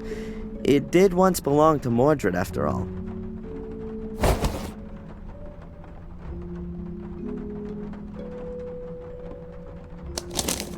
Maybe this was the book that Victoria meant as she was dying. She said that everything was in the book. Damn it, Valentina. I was never able to find it like that. I don't have the time to read everything, but at first glance, it looks like it's just full of stories about the White Lady. It even tells here about how she died. In the final duel with my brother, she threw herself between us to stop the bloodshed, but he was no longer the brother I once knew. The evil had corrupted him too much. How great must this power have been to make him forget all of the battles in which we had fought together side by side? How incessantly overpowering must the evil be to make him forget just how much he had loved his wife Maria. His blade pierced her heart and snapped as though it were made from glass. That was also the end of my brother. But then with his final breath, he cursed me and all my descendants. I killed my brother. I will never be able to forgive myself for that. His final resting place will be in our chapel. May God have mercy on his soul. That must be a transcript from Marcus's writings.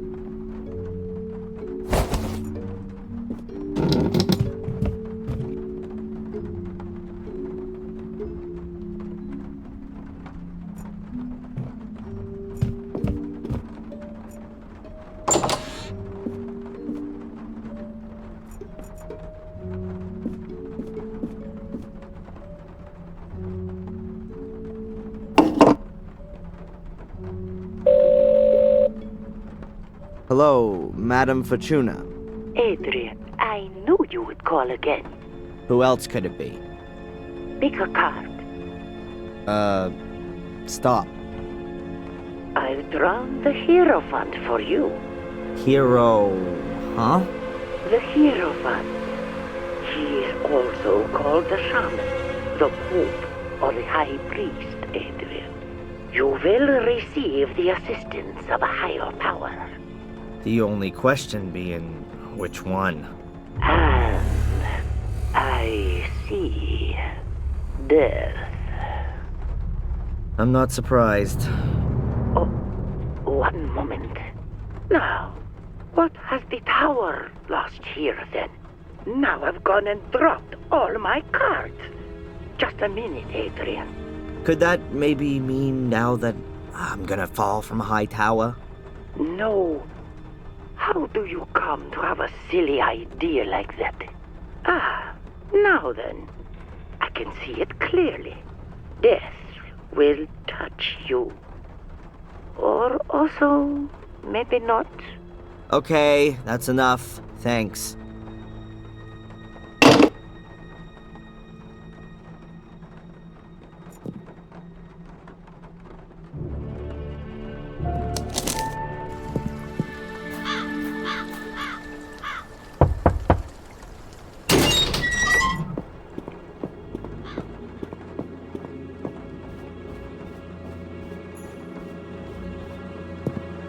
Ah, Adrian, there you are.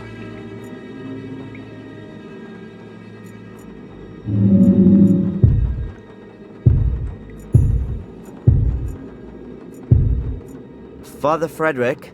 My son? I found a book that belonged to Mordred, but all the pages are blank. How do you know it belonged to him, then? It's from his grave. We can divert his attention from you with it. You'd better give that to me. Have you found out anything else? Mordred's wife was called Maria. Ah, that's good to know. Those are worldly, familial things. I'm sure we can address Mordred with that, particularly if he loved her. Well, he murdered her with a sword. Oh, that's excellent. For our purposes, I mean. Now we have enough information. Okay, so what happens now? Just lie down here and trust in Jesus, our Lord.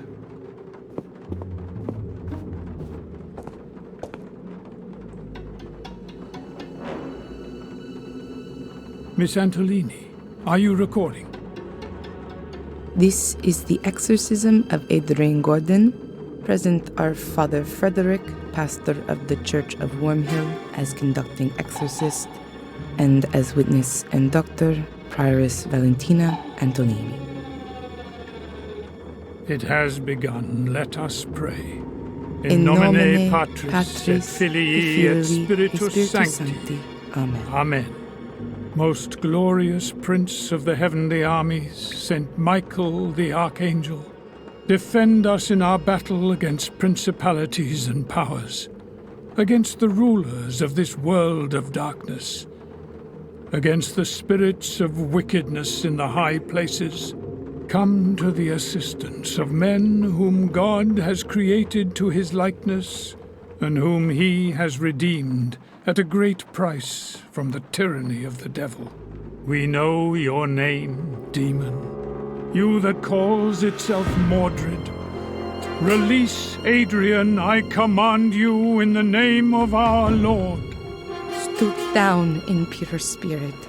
Mordred, you who made yourself guilty during life and therefore remain guilty in death and beyond, go to the hell in which you belong. Go into purgatory, where you should burn sinner for all your deeds. Behold the cross of the Lord. Mordred, you who has raised the weapon against your brother Marcus, you who murdered your wife with a blade of your sword, Maria, whose soul has found no peace since then. Behold the cross of the Lord. Guilty you are, Mordred, and guilty you will always be. Bow beneath the all-powerful hand of God. Release Adrian and go there where you can receive the vengeance of God.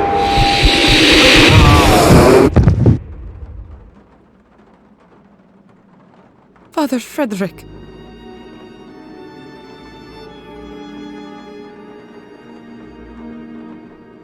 I saw it.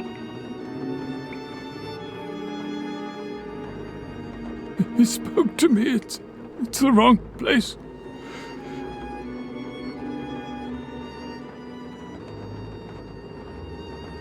There's nowhere for him to go here. Not from his world.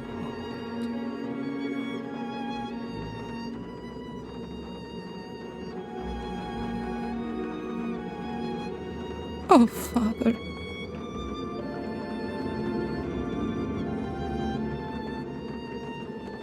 Adrian. Adrian, wake up!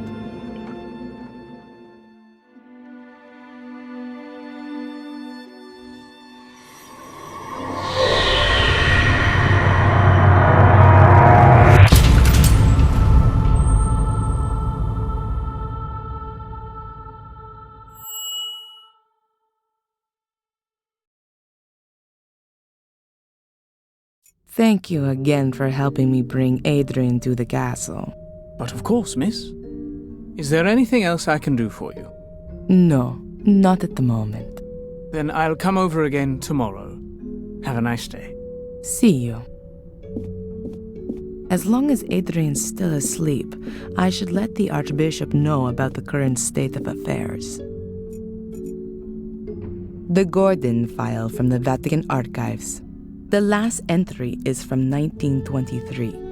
It notes the handing over of the guardian position to Victoria Gordon. Right at the front of the file is a copy of a letter from Marcus Gordon. In it, he says that the entrance to the Shade Portal is sealed with an altar.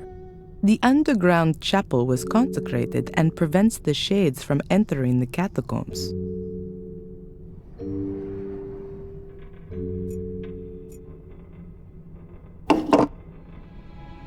Your Grace, this is Prioress Antolini. There were complications. The exorcism failed. No, I don't think that was the reason. Yes, but that only makes sense if the demon is unknown. Correct, Your Grace. We underestimated his strength. Father Frederick is dead. He was thrown across the room, and Okay. No, the Guardian is doing well considering the circumstances. Yes, Your Grace, I understand. I also think that the location is crucial. The Guardian had an image of Pictish glyphs with him, the same as those engraved on the Shade portal. That's exactly where the demon must be forced back. Yes, into the Black Mirror. It'll be no problem to get there. The demon itself tries to force its way to the mirror. It's drawn to it like a magnet. He won't cause us any problems until then. On the contrary, Guardian and demon will be hard to keep apart. Yes, that's the other side of the coin. But, Your Grace, the man is probably the only one who can fulfill this task. Yes. Is there an alternative to exorcism? Of course, I'll do that. All right then. First, I have to find the entrance to the catacombs under the castle. A chapel is mentioned in the records, which is found down there. That's where I guess the Black Mirror is. Yes. Yes. Thank you, Your Grace. Thank you. Good. As long as Adrian is still asleep, I can start looking for a way in. Most secret passageways in old walls have the characteristic of not being sealed completely airtight. That could help me.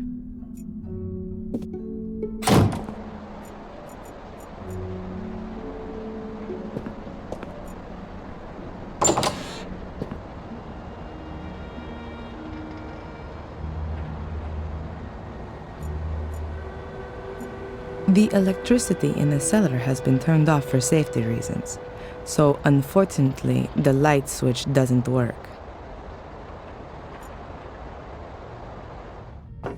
Creepy darkness. That reminds me of something very unpleasant from my childhood in the convent.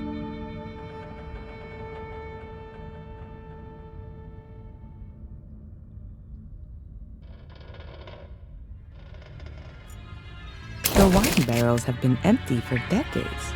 The last generation of Gordons were tea drinkers.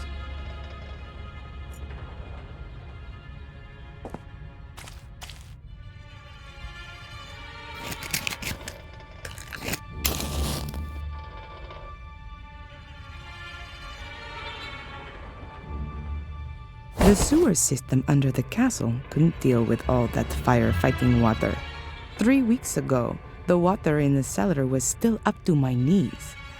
It'll be months before anyone will be able to access the sewer system without diving equipment. Can't get any further here. The corner's just a last resting place for junk.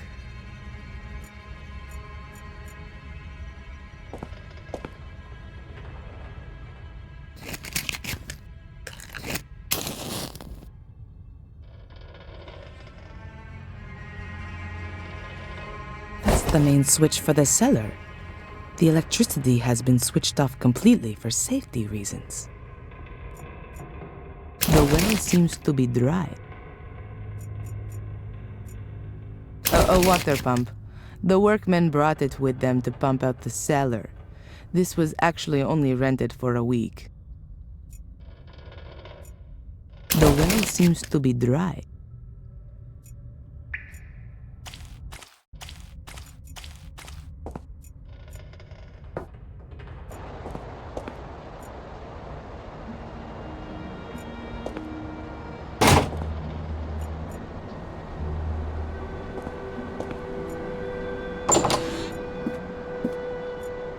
A mighty pillar. The wood...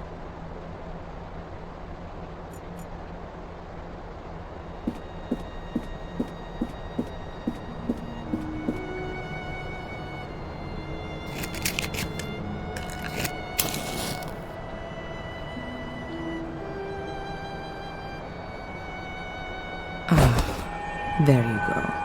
The flame flickers here. There's a draft. And this room has no windows. I guess there's a cavity behind or in the pillar. But how do I get at it? Why didn't I think of that sooner? This plate can be removed. There's a metal wall behind it. And there's a strangely shaped hole in it too. A keyhole, I guess.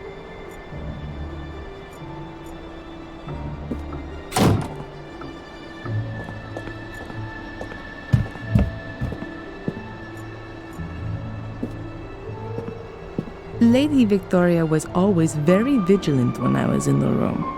I hardly had the chance to have a look around. Well, she'd understand now. I completely forgot about the machines. As soon as all of this is over, I'll have them picked up. Just a minute. There's a syringe here with adrenaline in it. I'll take it with me just in case of an emergency.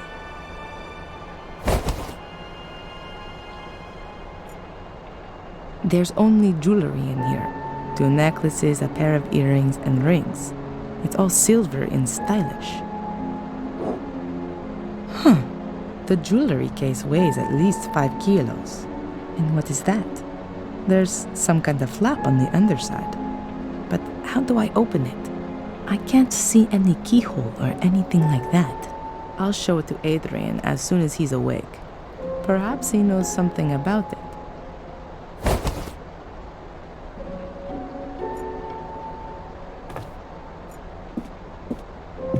Adrian, how are you doing? Hungover. What happened? You suddenly lost consciousness during the exorcism. Did it work? Is Mordred gone? What about my eyes? Are they still black? There were a few complications. So, it didn't work? Unfortunately not. It doesn't seem Mordred can be cast out with prayers alone. Strange. It always seems to work in the movies. Maybe it was the wrong script. The Bible. Yeah. Your eyes are normal again. At least for the moment. But I'm afraid that it won't stay like that for long. I guessed as much. Why am I in the castle? I thought it wasn't safe here. That's true, but I had no other choice. Edward helped me bring you here. Edward? Huh. And where is Father Frederick? He's still in the church. We're going back to him later. Father Frederick is out of it. Mordred's power was too much for him. We'll have to be quick if we're going to save you. What are we waiting for then? I feel almost good. At least I'm ready for the final spurt. I have another idea of how we can get rid of Mordred. But for that, we must go to the Black Mirror, where the curse began. Where everything began? Victoria told me exactly that, shortly before she died. I should go to where everything began, but I've got no idea where that is and how to get there. I found something interesting in the library. I think it's some kind of secret door to the catacombs. A secret door in the library? Let me guess. It's locked, right? And you've got no idea how to open it. I was hoping you could help me. Why not? I haven't got anything else planned.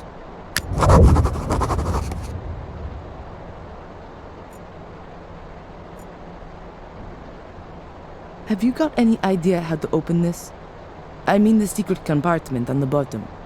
Seems to be a very complicated mechanism.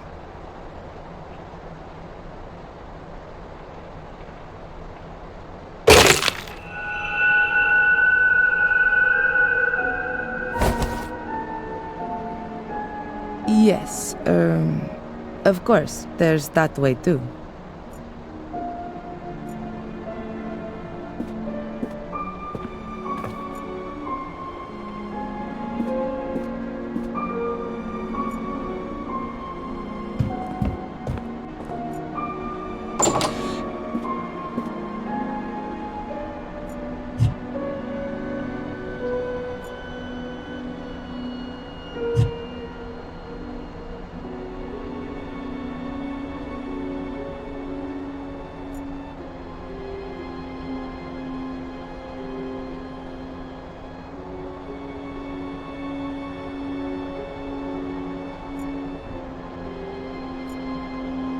The sword hilt fits perfectly, but nothing happens.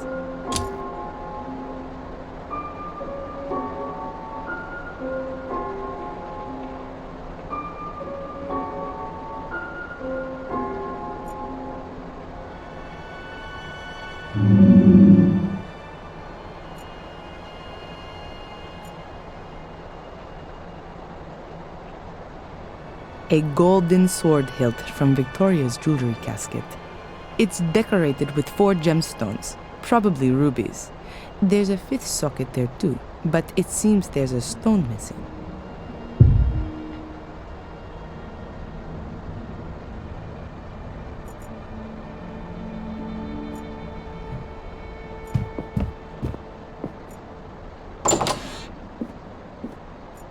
Valentina. Yes. The room in which Mordred crossed over into me. Do you know anything about it? What kind of room was it? A kind of ritual chamber. Skulls everywhere, a throne. They investigated a ritual chamber in the old academy, but all the records were lost in a fire around 1512. And the knowledge of it was lost in the process as well. So no, I know even less about it than you do. Someone's leaving me messages describing the virtues of a guardian. You don't happen to know anything about that, do you? I wrote them. They were tests to see if you could become the next guardian in spite of the curse. I had assumed that apart from Victoria, there was only Angelina, but she was nowhere to be found. There was no time. Victoria lay on her deathbed. She was the last guardian. It had to be settled. When we heard that you were maintaining that you were a Gordon and were also innocent of any crime, then the Vatican changed its plan. We had to assure ourselves that you were still of pure heart. And you passed all the tests. But you weren't there. True. I wasn't there. All right, Miss Undercover. I think we still need something here for the sword hilt to work. It's not working. You think that's because of the missing gemstone? Could be possible. The question is, where is this stone? Could be anywhere. Could have been lost hundreds of years ago. I don't think so. If the key had been broken for a long time, why did Victoria hide it? No. I think the stone is missing intentionally, as an added safeguard. You know what I mean? Yeah, but where should we start looking? Did Victoria give you anything before she died? An heirloom? Jewelry? A signet ring? Not to me, but Angelina. What? Her bracelet. She showed it to me. Yes, I remember well. There were rubies on it, too. Perhaps we need one of them? And where is the bracelet now? The police evidence locker. Then get it. We don't have much time. So what actually is this black mirror, then? We think it's a kind of portal. And where does it lead? Nobody knows exactly, and it's a dangerous thing to investigate. Mordred tried, but the Black Mirror enslaved them. Pope Innocent III believed it might lead to the destruction of Christianity. What we know for sure is that it's older than anything else on Earth. I thought it might have been built by pagan druids or something like that. It's much, much older than that. The druids used it for ceremonies, yes, but they definitely didn't build it. It's been there since the dawning of time, so they say. Holy crap. So what is it then? We can only speculate. The mirror attracts evil, or how should I put it? Absorbs it. According to the old druidic scriptures, there were regular human sacrifices. Apparently, the altar table in front of the Black Mirror portal was already drenched in century-old blood back then. The souls of the sacrifices are drawn into the mirror, but only if they're absolutely evil. The soul of a good person cannot enter the mirror. It seems to be something like... yes, like... The gateway to hell, perhaps? Yes. And no, not just the gate, but the mirror too. Glancing into it reveals the innermost self. It reflects the soul for everyone to see. I wonder what the Pope would see if he looked into it. And all the dignitaries of the world. No wonder the entrance has to be guarded. But times have changed. Why don't we just have a look at the thing? Purely scientifically, I mean. Evil can also break out of the mirror. Its effect is unbound. You can feel its power yourself. Who's ever susceptible is enticed into evil. That's why life in the castle is so dangerous. It's right within its sphere. Mordred was changed. The spark of evil that always smoldered within him was fanned into a blazing fire. He did everything he could to open the portal. Rumors suggest that he almost found the mechanism.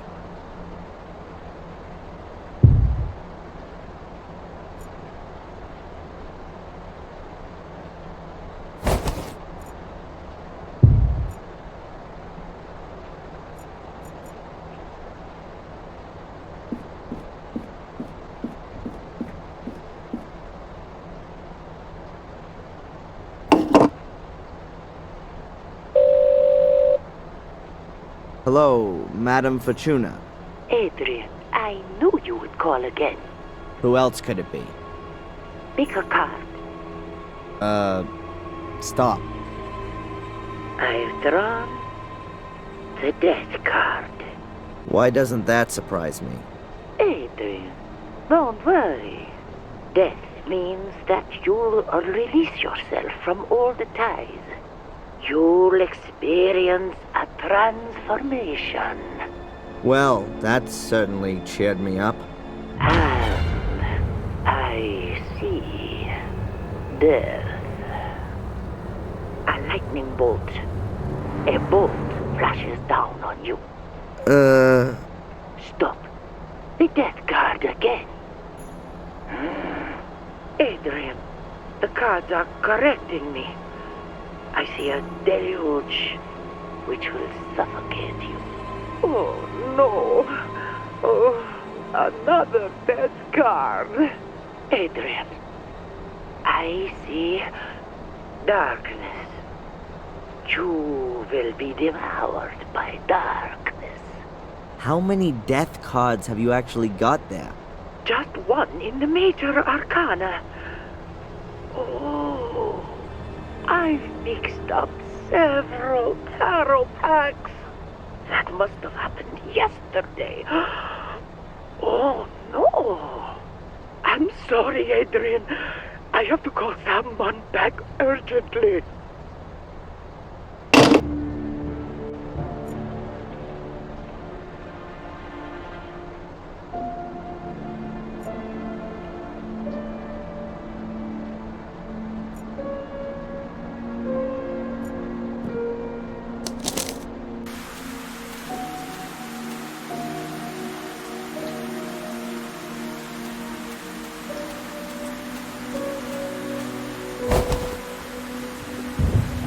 Sunglasses?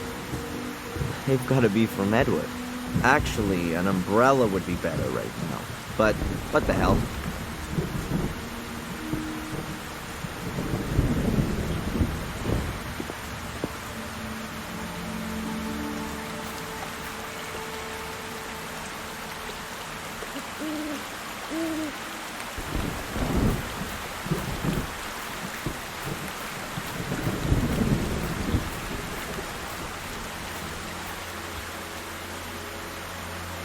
someone's broken the door in with an axe by the look of it.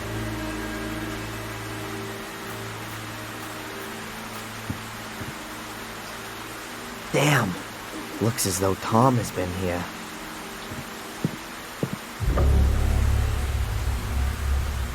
Ugh. God damn it.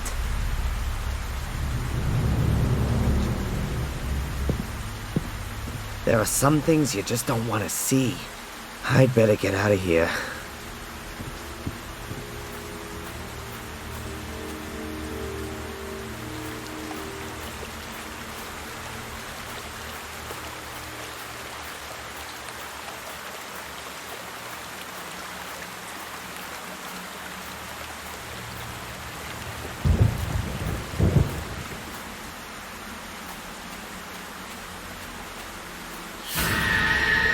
Rain, rain, go away.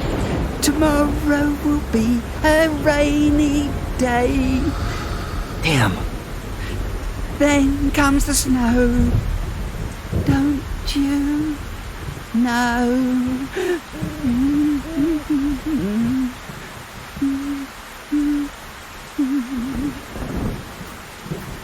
Ralph? That you? Ralph! I was only playing with him. Ralph! What happened? Am I hearing voices of the dead? Or was that really Ralph?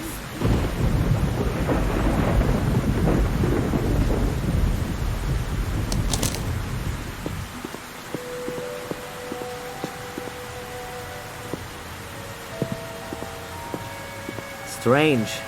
It's never been so quiet here before. Closed for business. Adrian!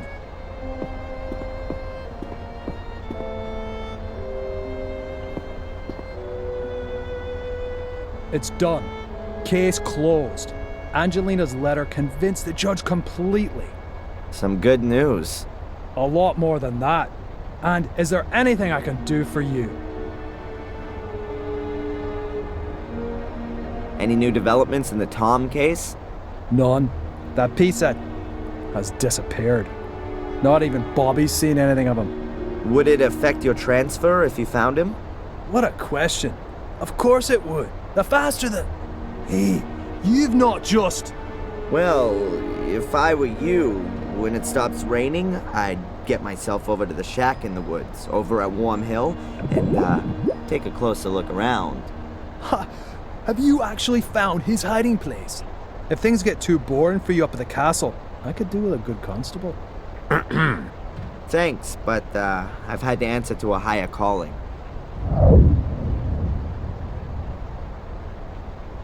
Now with the case closed, all of the pieces of evidence are no longer required, right? In theory, not anymore, no. Then it wouldn't be a problem if I got the bracelet back. You do know that it's a family heirloom. I'll see what I can do. Thanks. Zach! Hmm?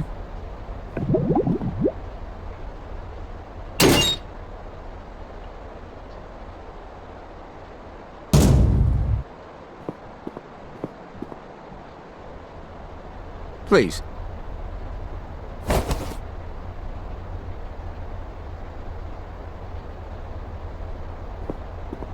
How's it looking with your transfer? Now that's lying on my boss's desk.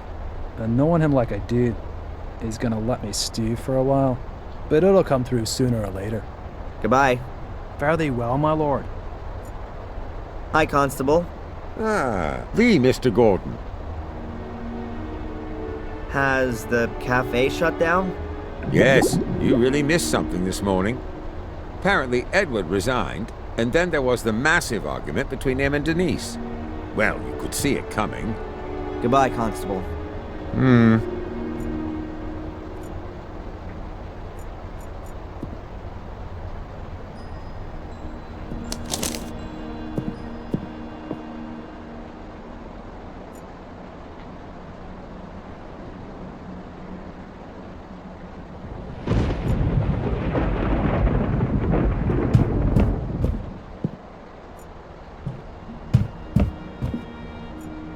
whole load of photos of my family, with a grave candle in front of them.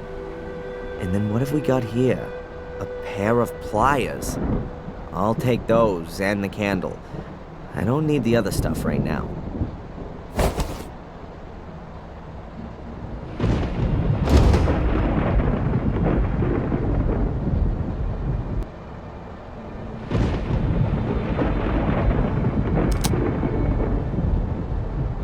One ruby's enough.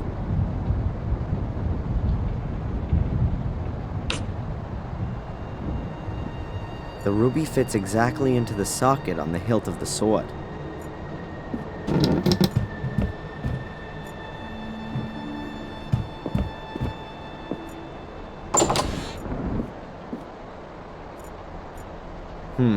Gonna need the right key for that.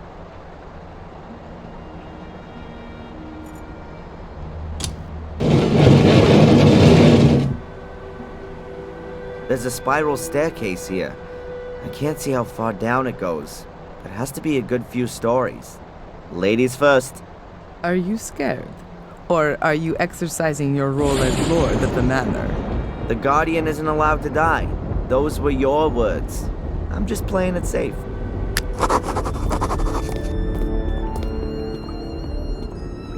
That's supposed to be the catacombs? Looks like the sewer system. Patience. This is just the beginning. In this environment, there can only be a whirlpool. Huh. The water's been standing there for some time. I reckon that's the remains of the water from putting out the fire. At any rate, it's not normal sewage.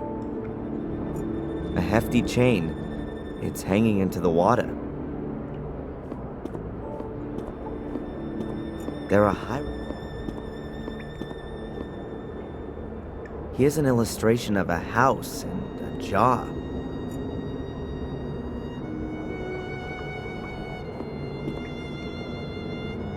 Here's a pitchfork and a flower.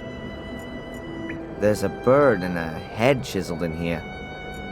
There's a fish and a hand on this column. Valentina. Yes. Do any of these symbols around us mean anything to you? These symbols look like Pictish glyphs. Obviously an ancient form of writing. More than 6,000 years old. So, I'm wondering what business have they got being on these walls? Maybe one of my ancestors thought they looked nice? Do you know what they mean? Sort of. But don't ask me how you vocalize them. I can't see any other exit here. Can you? Looks like we're in a dead-end street. But it can't be, though. It has to continue somewhere. Maybe there's another secret passage. Certainly not out of the question. Keep your eyes open.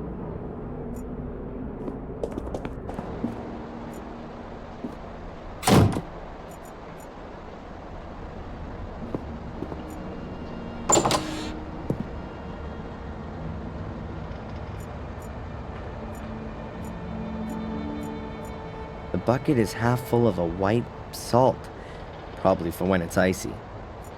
I'll take a handful of grit salt with me, just in case I have to help some old grandma cross an icy street. A power socket, but does it have an electricity supply? A power socket.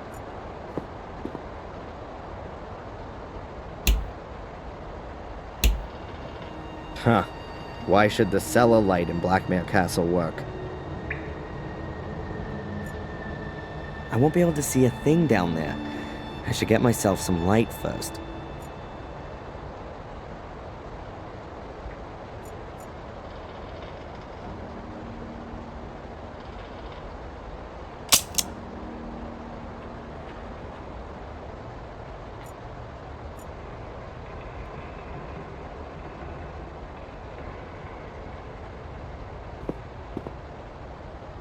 So now I've got the option to connect something up down there.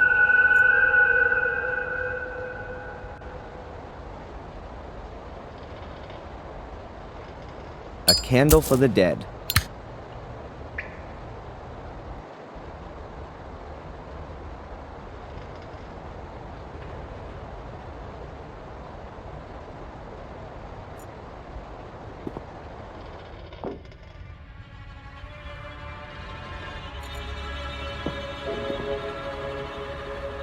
Here's the end of the extension cable.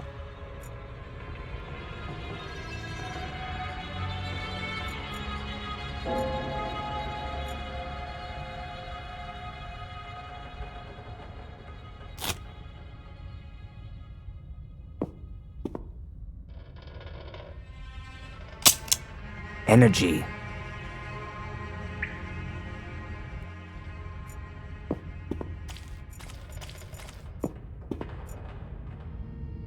A shelf of wine 1953. Either extremely valuable or completely disgusting. Valentina! Can you hear me? Yes?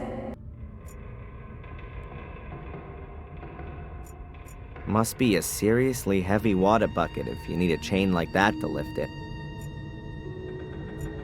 That's the water pump, which they use to pump away the extinguishing water. It's a real monster, and ancient, too. I'm surprised that thing even works.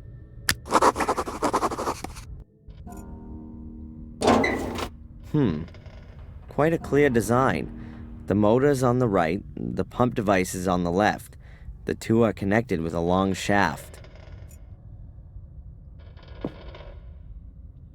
The wire rope is wrapped tightly around the pipe. I guess it's an earth for the water pump.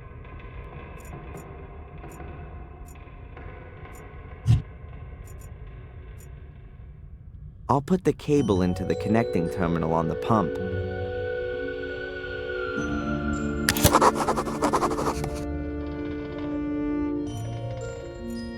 I think that's the power connection for the water pump.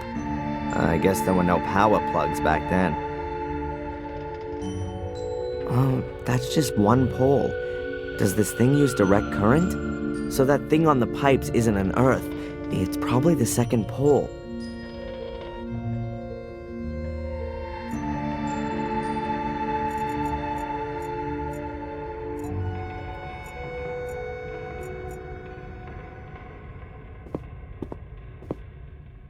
The power cable is now hanging through the grill and straight into the water.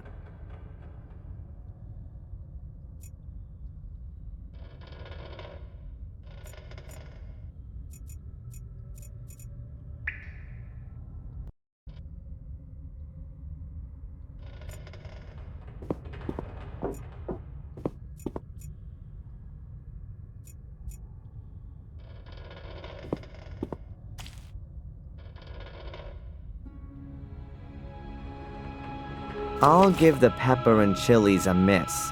The puddle's seasoned enough. There's a thick electric cable hanging from the roof, just above a puddle of water. Craig was right. It isn't safe down here. If it weren't for me being a former student of physics, I'd call that kind of action suicide.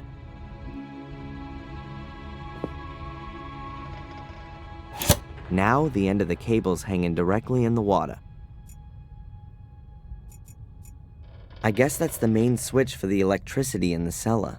Who needs fuses if you've got such a big lever? The electricity is on. I should be careful where I step and what I touch.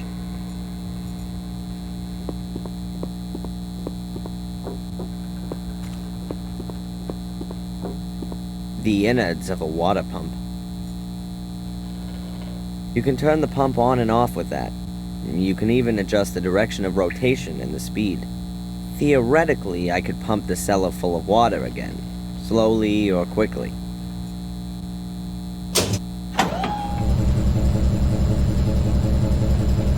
That looks good.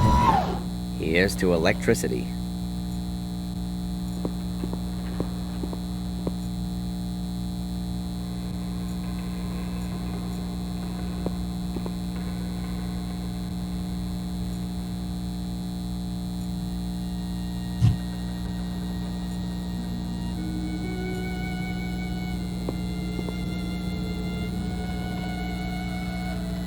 Tie the rope to the column here and let it down the shaft.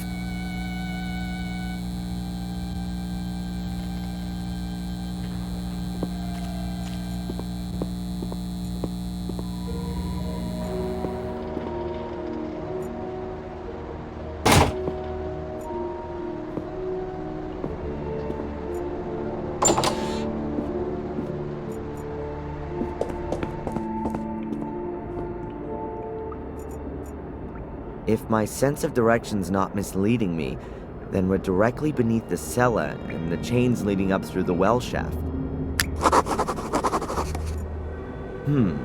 If I pull on the rope, that ought to be visible up above. I wouldn't know what I might ask her.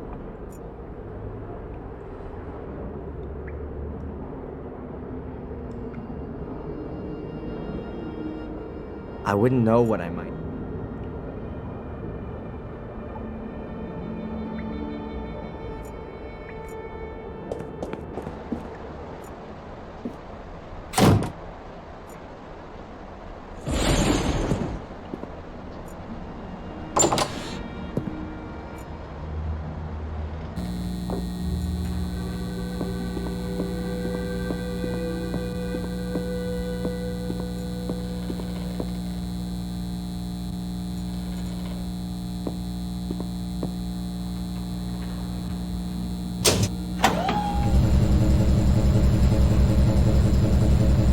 Good. Here's to electricity.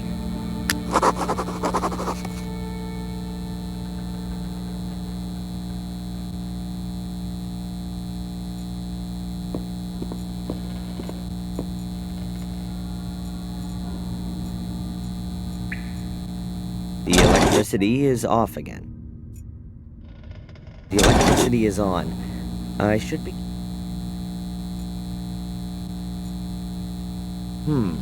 If I wrap the chain around the drive shaft, I could use the water pump as a winch.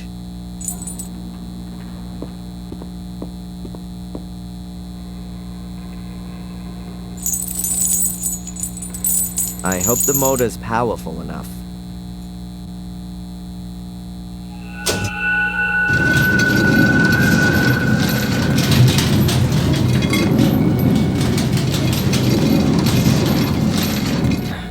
I can't wind the chain anymore.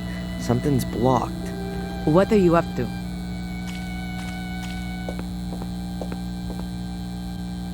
I'm impressed.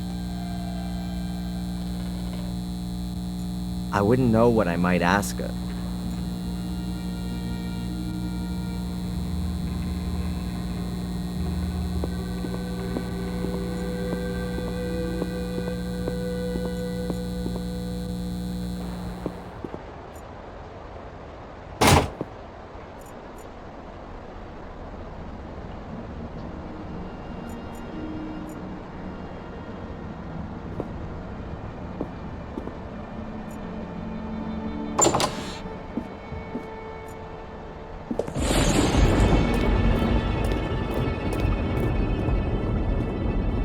Damn, and I thought I'd pulled the plug out of the bath.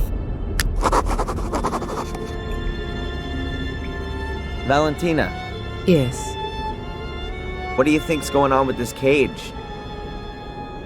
I don't think that's a cage, in the usual sense. How come? Isn't it a wonderful torture device, especially with the water? Oh, right. So that's your interpretation of a normal cage usage. Don't forget, I'm being possessed by an 800-year-old tyrant. I've hung the rope into the well. What are you thinking of doing with the rope? When I pull on it, you turn on the winch up there and let me down. When I'm running out of air down there, I'll pull again and you winch me back up. I think I can manage that.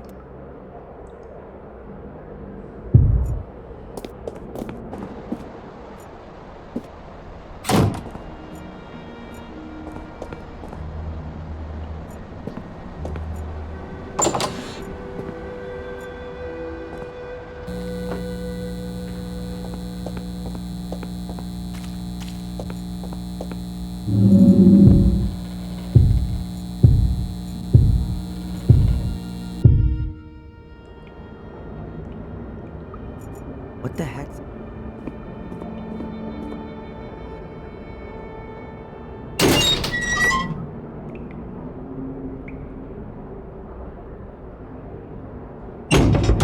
Good to know.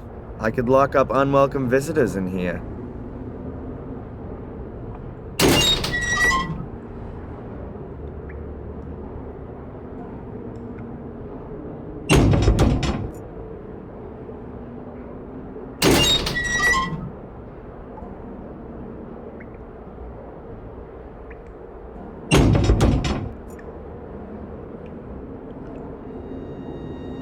Okay, hold your breath.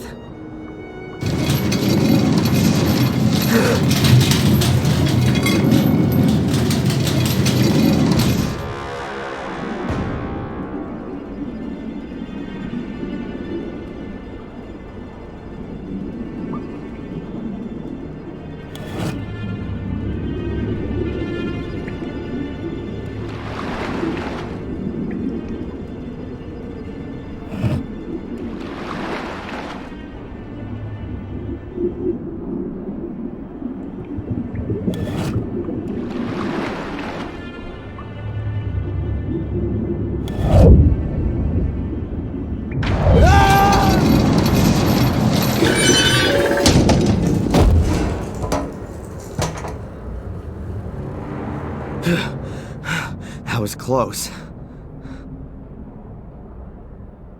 It's just getting better and better here. Adrian? Adrian! Is everything alright? Yeah, everything's fine. I'm okay. Just a little touch and go, that's all.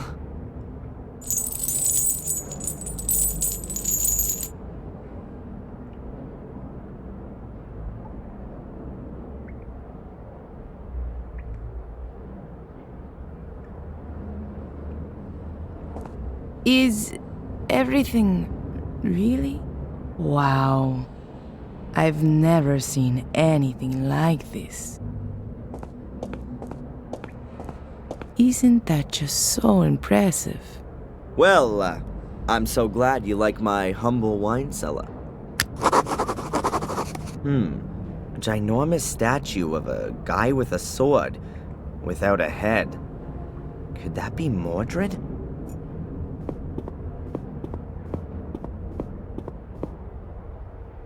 There's something different about this tablet. There's only one of these reliefs here.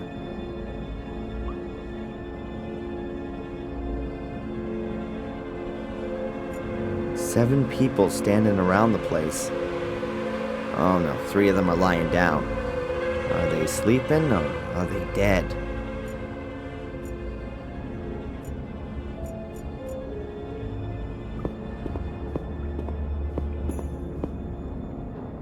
Looks like an offering dish to me.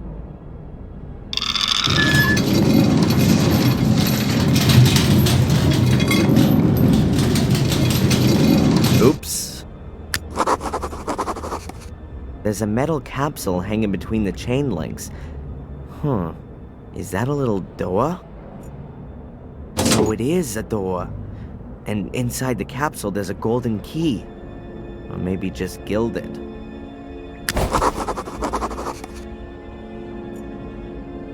Now that's what I call a door. Solid stone with iron bands and 6 locks. I'll try it in all the locks.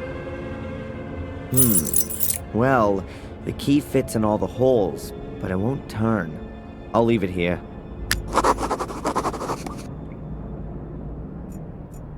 A rusty helmet.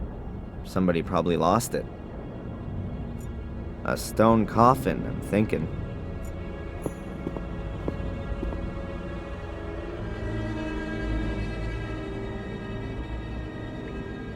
What are you doing? I'm opening the coffin. Have you ever heard of rest in peace? What? When there could be something inside that's vital to our mission? I just don't think this is right. Not one bit.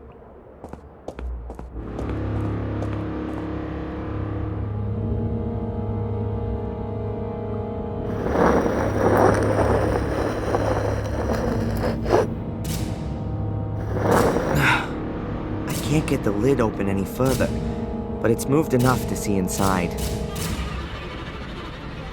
Valentina. Yes. Pretty damn dusty. There's not much left of the corpse.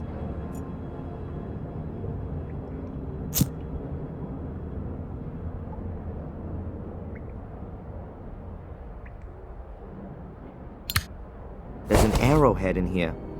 Still looks pretty good. I'm gonna take that with me.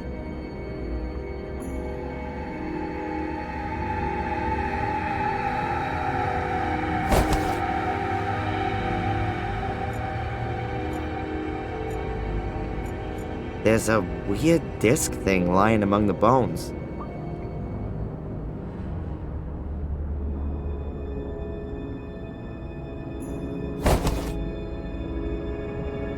That looks like a round shield a warrior might use.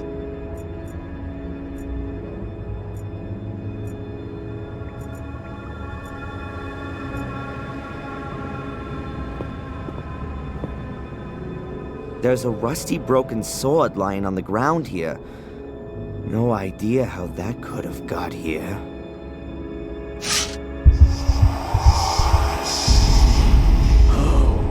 Forged by an expert hand. Simple, precise, and deadly. Adrian, what have you got there? Regrettable that the passing of time has taken its toll on such a fine weapon. It's no more than a rusty bar of steel. Yet the hilt has lasted well. I will. Adrian? What? What's happening to you? I've no idea. I must have blacked out. I'm back now. Something's sticking out of the dust.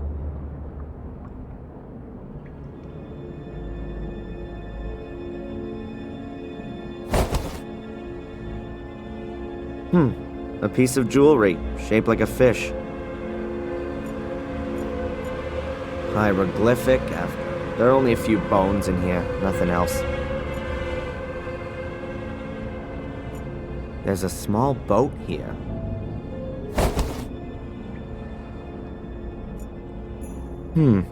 It seems to continue here. Valentina, you coming?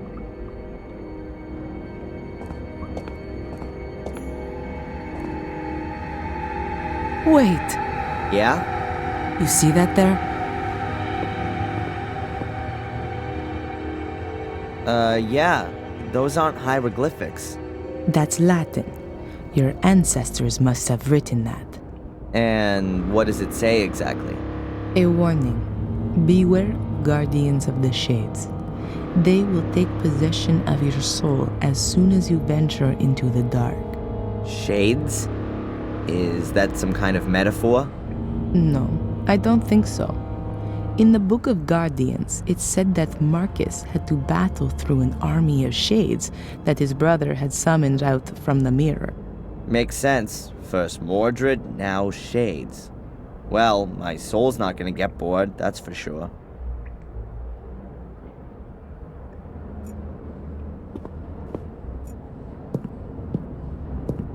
This is one proper labyrinth. Where now? Straight ahead or to the right? Did you see that? In the room ahead. What is that? No idea, but it's moving. Is that one of those shades? Whatever it is, we shouldn't get too close to it. Be a good idea to close the door. Huh? How did you know that the switch was the right one? I didn't. That's what you call putting your faith in God.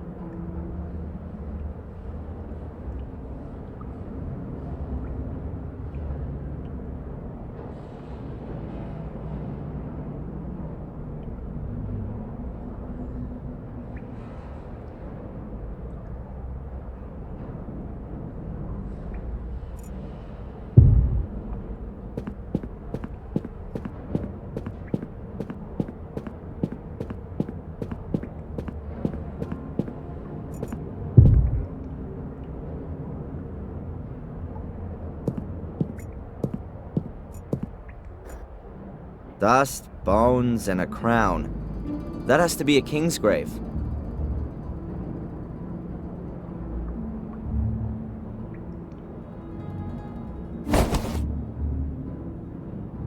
Or a thief's, one that stole a king's crown.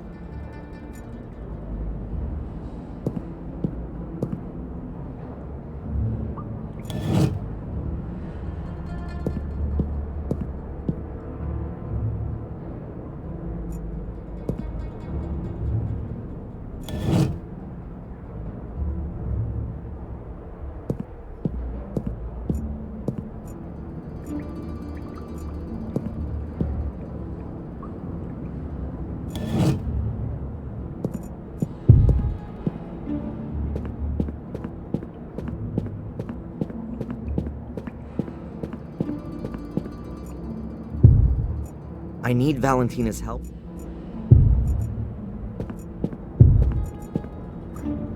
Nothing. The coffin's empty.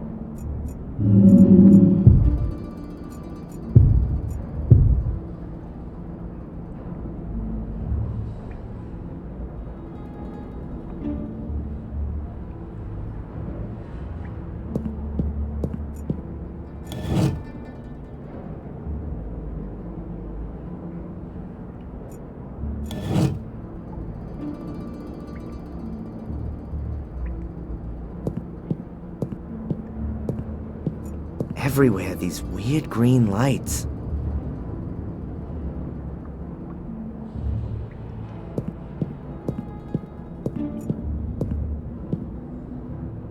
Ugh, the whole niche is full of human skulls. Well, not quite.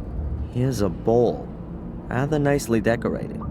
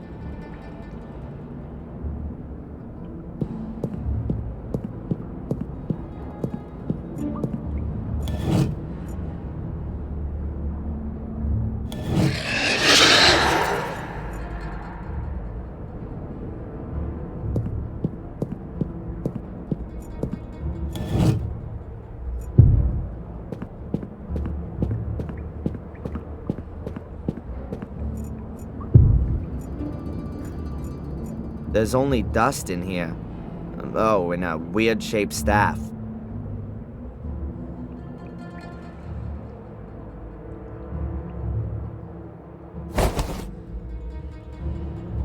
Looks like it could be like the ones that the bishops carry, or shepherds.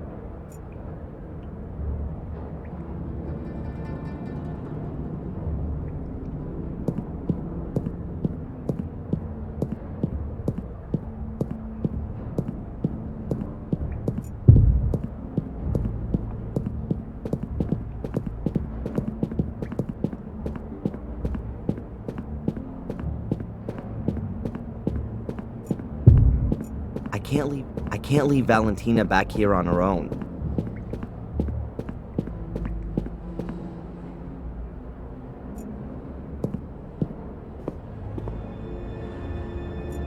Now that's what I call a door.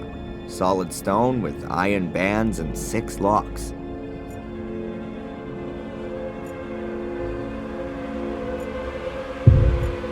I see. The Guardians seem to take their guardian duties very seriously. You're not going to get past this door all too easily. I see.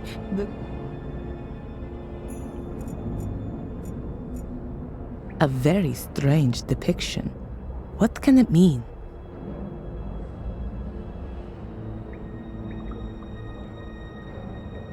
Ah, I'm sure that represents the Black Mirror.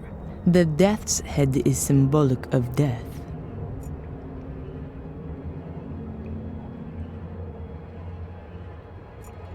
Seven people, all a little different. Could they perhaps represent different societal groups from their time back then?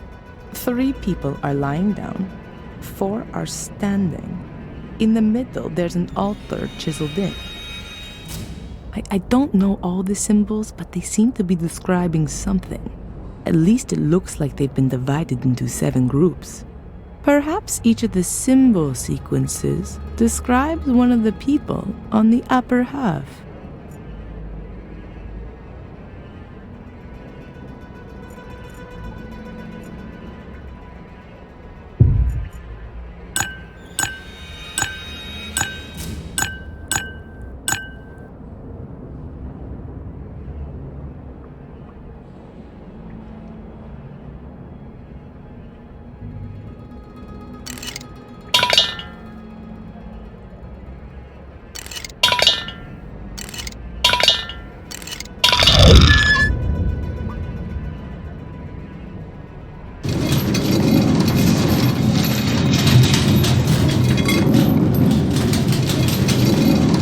The dish is hanging right in the middle.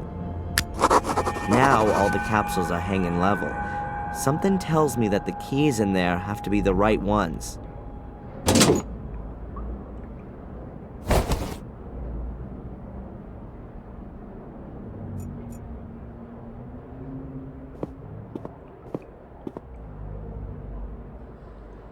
The locks are all undone. We ought to be able to open the door now.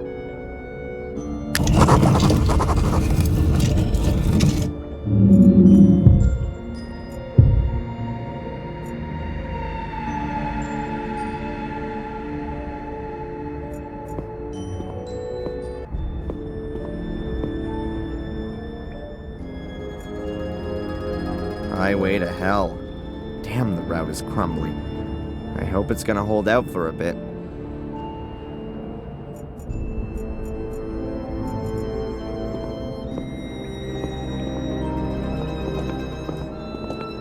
I think we've reached the chapel. I almost feel like I've come home here. No. This chapel was built by Marcus and Mordred. It was their last cooperative work. It really is a sacred place. But Mordred used it for his own dark purposes. I doubt that.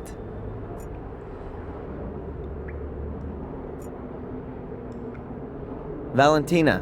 Yes. You know what's weird? There's light everywhere down here. Even burning candles.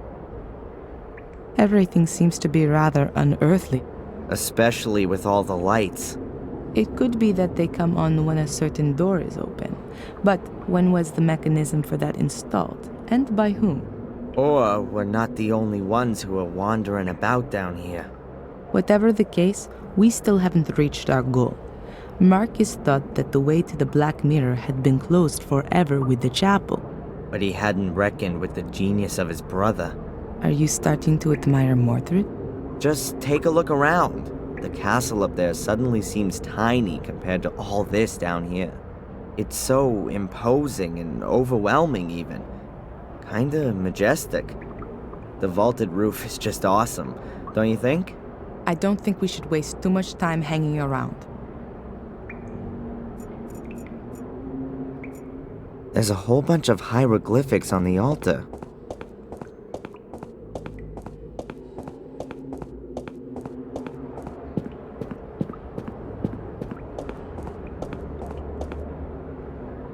There's a sentence in Latin chiseled here. It means, at sunrise, the king sent his warriors into battle against the darkness. Unusual for an altar engraving. Is that any use to us? I don't know. Perhaps.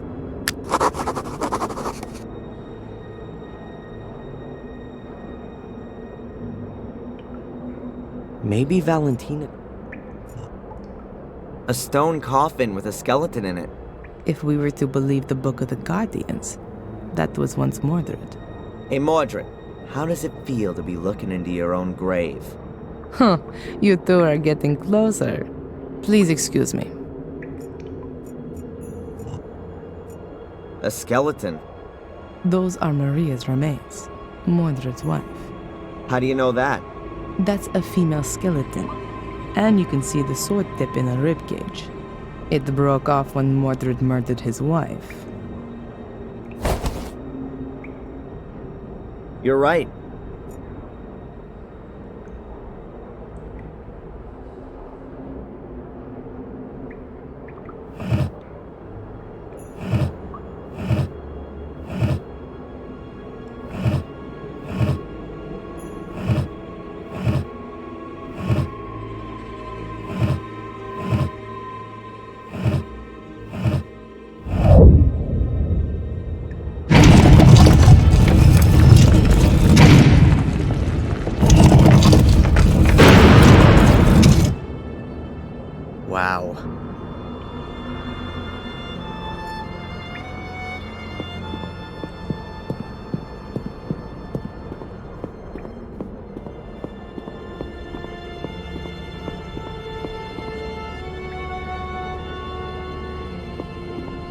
We're definitely not in the catacombs anymore.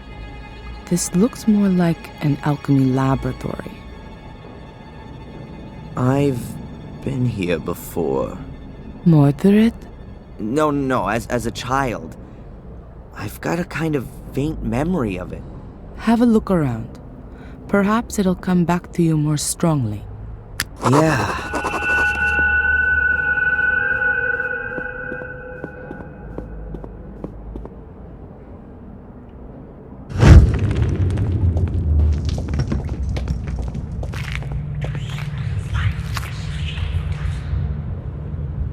That's it. That's the hole that Angelina fell into as a child. I climbed in after her, but it's blocked up now. No wonder I couldn't find it up on the surface. And how did you two get back out of there? Through the catacombs? No. Bates. Oh, it was him. He got us out and then filled in the hole. But before that, we were at the portal. We were standing right in front of it. It's behind this door. Had Angelina opened it? I'm not sure anymore.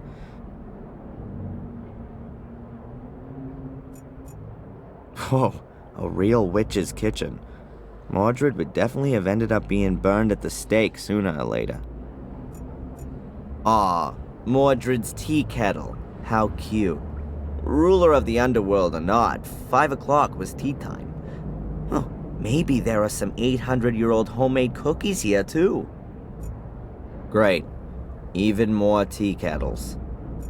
Those are really nasty looking gargoyles. Worse than those fiendish things from the Academy.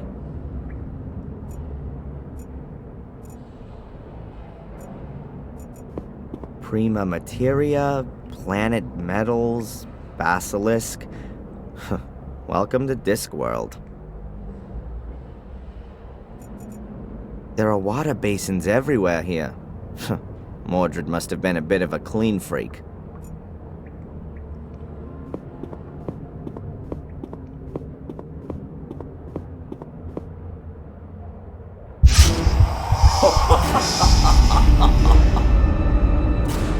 These are the best blades in the land, forged by the most skillful of smiths.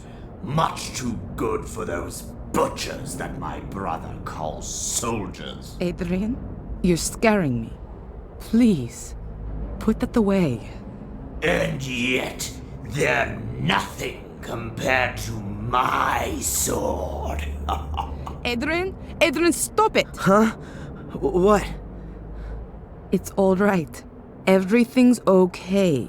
Just put the sword down and then everything will be fine.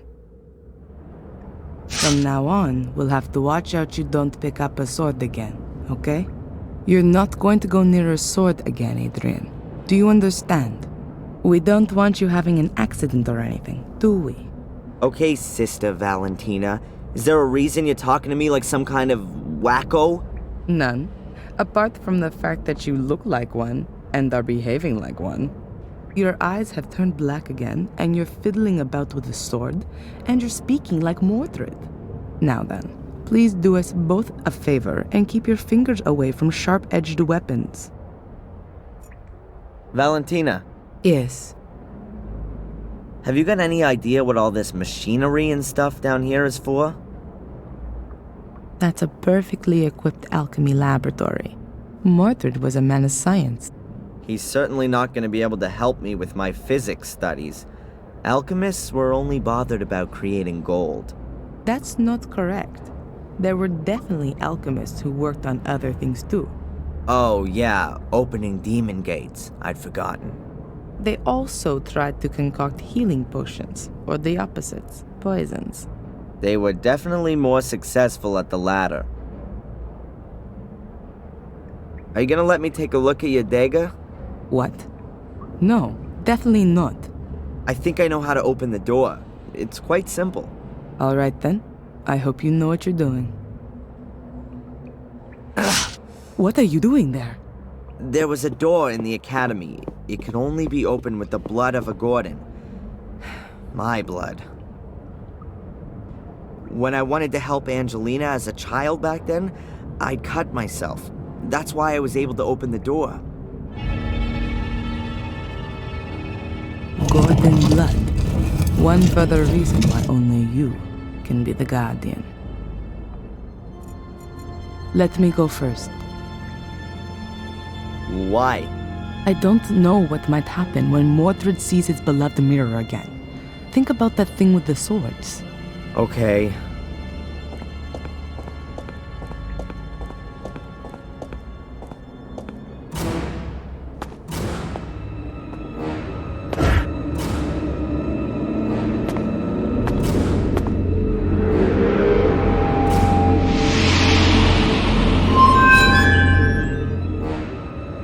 Can you see that?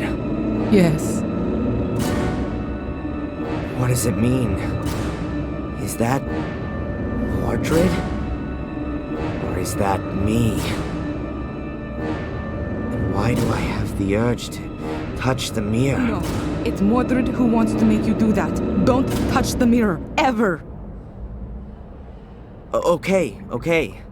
The reflection shows your soul, and the part of Mordred that's within you. Mordred? But why does he look like one of these shades? Mordred's soul is still trapped behind the mirror. What you have in you is the shade of Mordred's soul. We somehow got to send Mordred's soul back into the Black Mirror, and do that without setting it free. Okay. But how then? Haven't we just had an exorcism that went all wrong? No, not an exorcism. We need something else. Are you sure there's nothing in Mordred's book you've overlooked? Yeah, absolutely. I can show it to you if you want. These pages. There's some writing appearing. That must be Mordred's notes. But how come there's something there all of a sudden? The mirror must have activated it, maybe? If you believe my ancestors, it's possible that the soul leaves the mirror if the shade is already bound in this world. A reunion of soul and shade would constitute an unimaginable power potential. The soul belonging to the powerful and feared by all King Armundor is exactly the right one for my son to be made into, and what he would have become if my brother had not blah blah. The guy definitely would have benefited from a few sessions with Dr. Winterbottom. But hold it, there's something else here. Everything is prepared. Armundor's bones lie upon the altar. His shade will soon be bound to them. Nothing more stands in the way of the crossing over of his soul. Now all that has to happen is for the boy to be freed from the yoke of his contaminated soul.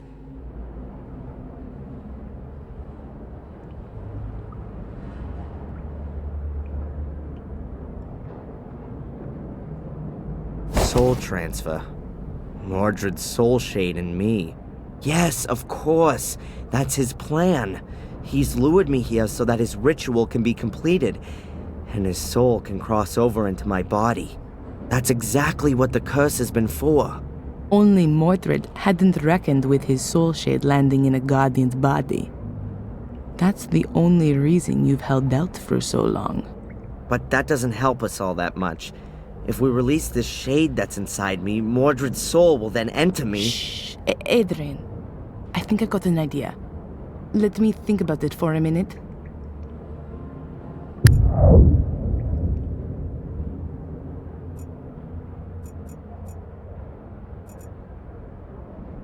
There's nothing to discuss with it. I know from the Vatican files that there were human sacrifices here in order to see if their souls were good or evil. The same sort of idea as witch burning. Mordred wrote that a soul could leave the mirror if its shade was already bound here, which is exactly the case here now. So, if Adrian were to die here, then Mordred would win. Adrian's soul would have been freed from eternity, and his body would take on Mordred's soul. But We have to get Mordred's soul shade out of Adrian one way or another. We absolutely have to make sure Mordred's actual soul can't leave the mirror. And Adrian's soul has to stay where it is. Sounds right. Adrian's reflection is a mix of his own soul and Mordred's soul shade. I don't have any better way of describing it. There's absolutely no way Adrian's soul can be allowed to lose the struggle against Mordred's shade. But what is on the other side? Only Mordred's soul? Or has Adrian got one of those soul shades as well? Adrian, can you read me the section about the shades from the Book of the Guardians, please? The ancients' graves are watched over by their shades. Their fate has been thus for thousands of years now, with no end ever envisaged. They were born in death, and it is death they wish to spread. The ancients forced them into our world. Thus, they don't belong here. They can be neither caught nor appeased. However, the light from the green flame unsettles them. It drives them into the darkness. One should not come too close to them there. Their power is old, very old.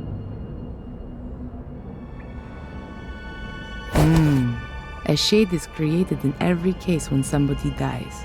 But not in this world, but behind the mirror.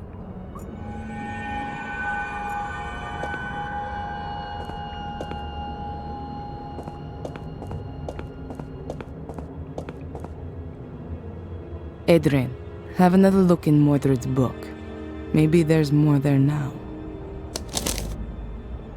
I did not want him to die. I wanted to save him from his wretched fate. I wanted to make him my son again. My son, no bastard from the loins of my cursed brother. I have kept to the ritual exactly. Everything has worked well, only I was unable to bring a beat back to his heart. I tried everything, all in vain. From now on, I am quite alone. There is no one whom I can initiate. Marcus has taken everything from me, and now I shall take everything from him. I must make haste. My sword. First, I have to conclude the experiment with it. It appears that I have created a shade for it. That could mean that I can use it on the other side. If I succeed in crossing to the other side without dying, then I will rule both sides. Strange as the black stain on the blade. Since its contact with the other side, the black is spreading inexorably. Rituals, experiments with a sword. What the hell was Mordred doing here? It sounds like he was trying out an ancient druidic soul transfer ritual on his own son. A soul transfer? He simply murdered him. Does it give the procedure for the ritual in the book by any chance?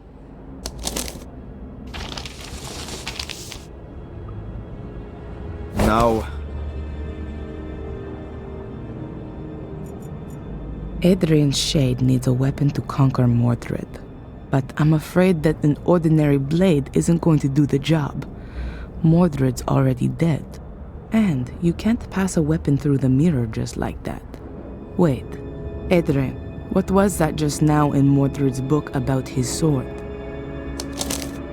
It says, strange is the black stain on the blade, since its contact with the other side, the black is spreading inexorably. And here, it appears that I have created a shade for it. That could mean that I could use it on the other side. That's it. We need Mordred's sword. Can't be all that difficult. Find a sword with a black stain. I could give Adrian something to really slow his heartbeat down. Like a poison. Then, that would have to free Mordred's soul from Adrian's body. But then, Adrian's soul would be freed as well. And he'd die. it could be possible to resuscitate him with adrenaline. I will only have to give him a small shot into a vein soon after. At that time, Mordred wasn't in a position to do that. Nobody knew about adrenaline back then. Today, it's possible. It's dangerous for sure, but it's the only possibility I can see right now. I'd better not say anything about it to Adrian, for now. Then, but it could, at that age, I'd better not.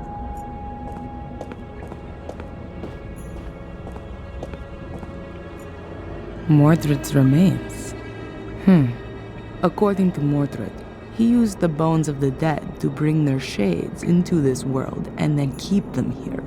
So, we could lure Mordred's shade out of Adrian by using his bones, just like he once did with that king. Adrian, we need Mordred's bones for the ritual. Can you do that? Yeah? In one piece? Just remember how they all go together, and then lay them on the altar in the same layout. Okay, I think I know how we're going to do this. I can't wait. Right. The Black Mirror seems to be a portal into another world, a kind of shade world. If a human dies anywhere near the portal, then a shade is born on the other side of the mirror.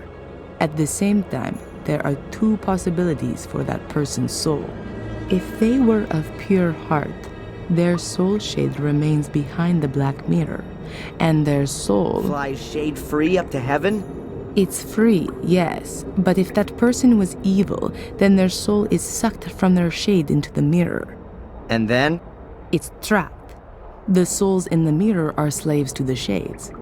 They can become their instruments to be exploited. Oh, that means that the shades are only evil if their soul was too. Marcus was supposed to have battled his way through an army of shades before he killed his brother. Mordred has found out how to bring shades through the portal.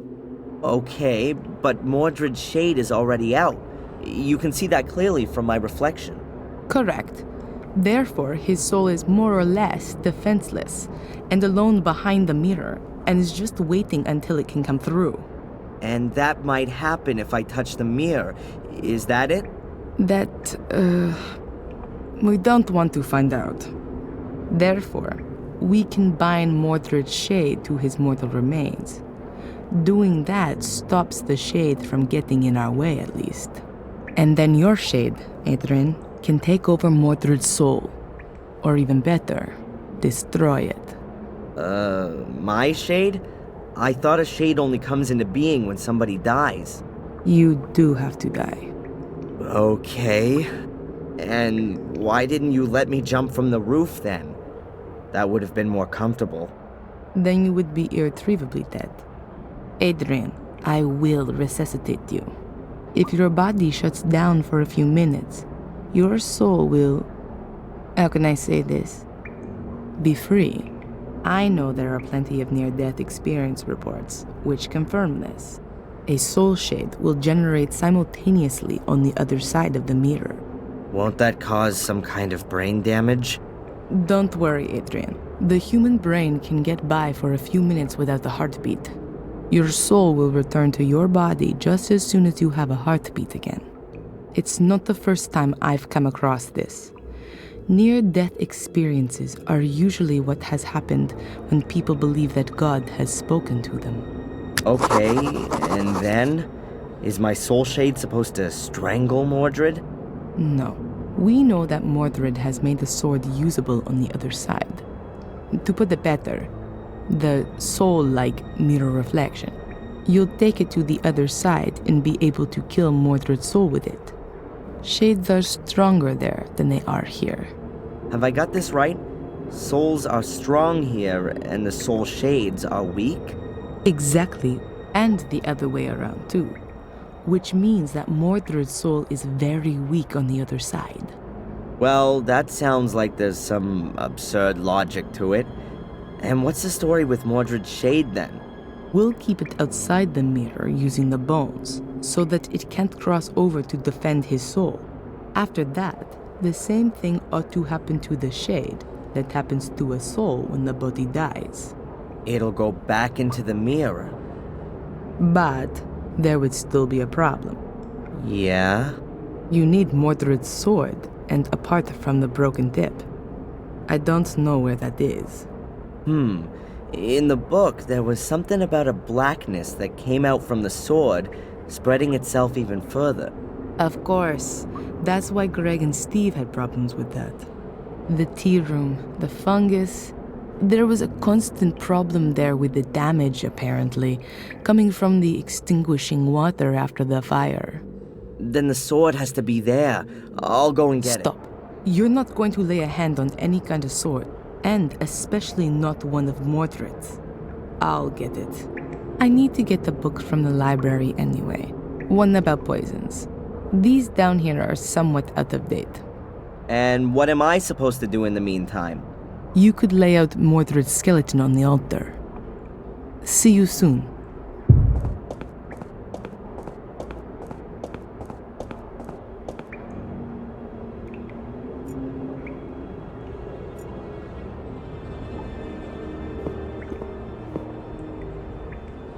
There are just too few pictures of you, Mordred.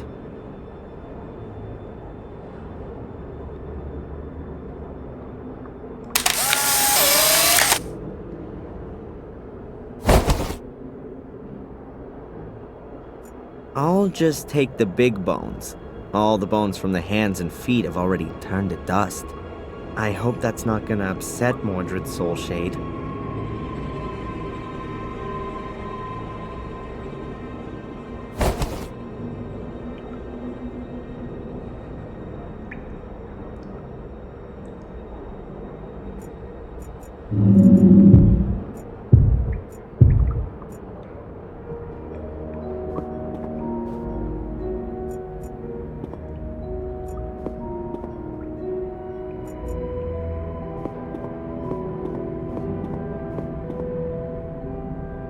I'll put the bones down first, so it's easier to sort them.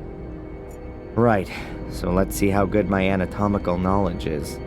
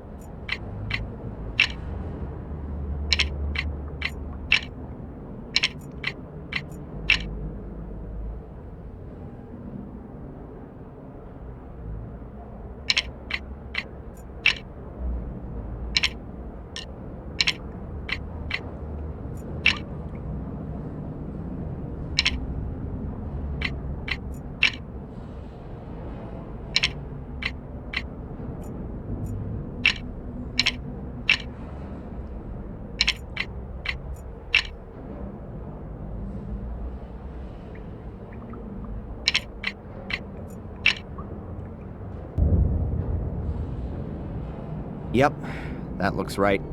Now I just have to wait for Valentina.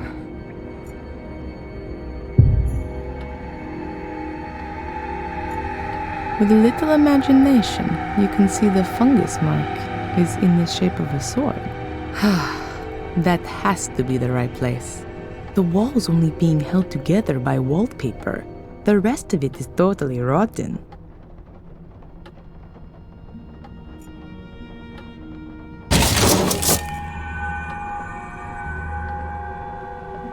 One sword with a broken tip. Mordred's sword.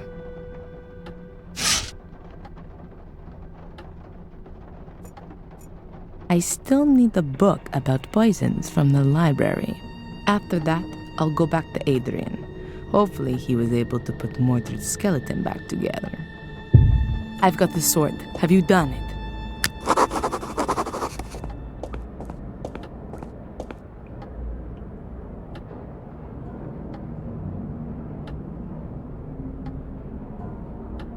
Mordred's skeleton's lying ready on the altar. Good. Are the bones lying like they were before? Head at the top, legs at the bottom. I reckon so. Have we got everything we need? Looks like it. The poison's ready as well. Is it gonna hurt? Probably not. It paralyzes the heart muscle, but don't worry. I've got a syringe full of adrenaline here to bring you back to the land of the living. Sounds like one of Phil's torture experiments, with me taking the Ralph role. It'll be okay, Darren. Put your trust in God. Now, I'm going to get the poison, and then we can get started.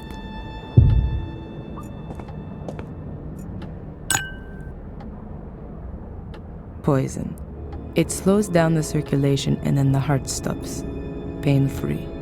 I've had to do this all rather quickly, unfortunately. But the books in the library say it ought to work.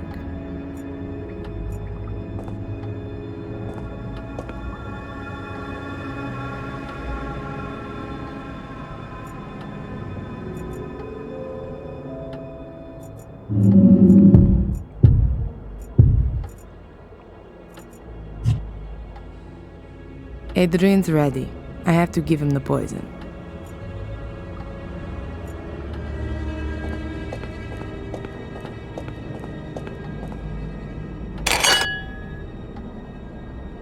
Good. You have to drink this. Wait. If I don't manage to finish off Mordred, what happens then? You have to win. It's your only chance. If you don't manage it, he'll kill you and his soul will take over your body. How are you gonna know if I've done it? What I mean is, when will you resuscitate me? I'm going to have to give you the adrenaline within 5 minutes at the latest, or else you'll die. Adrian, you have to do it. All right. Valentina? Yes. See you later. Yes. See you later, Adrian.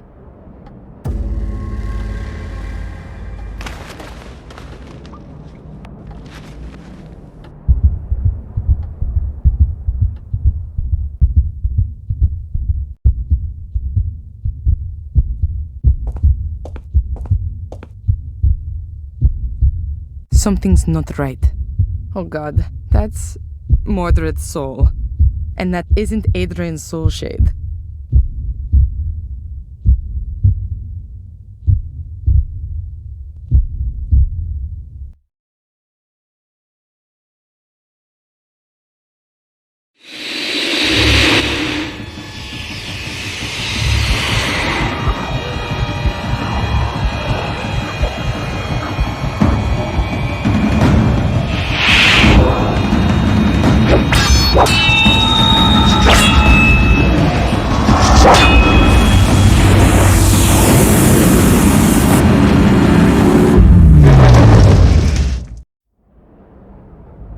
I think he's done it. I need to get him back quickly, or else he'll be gone forever.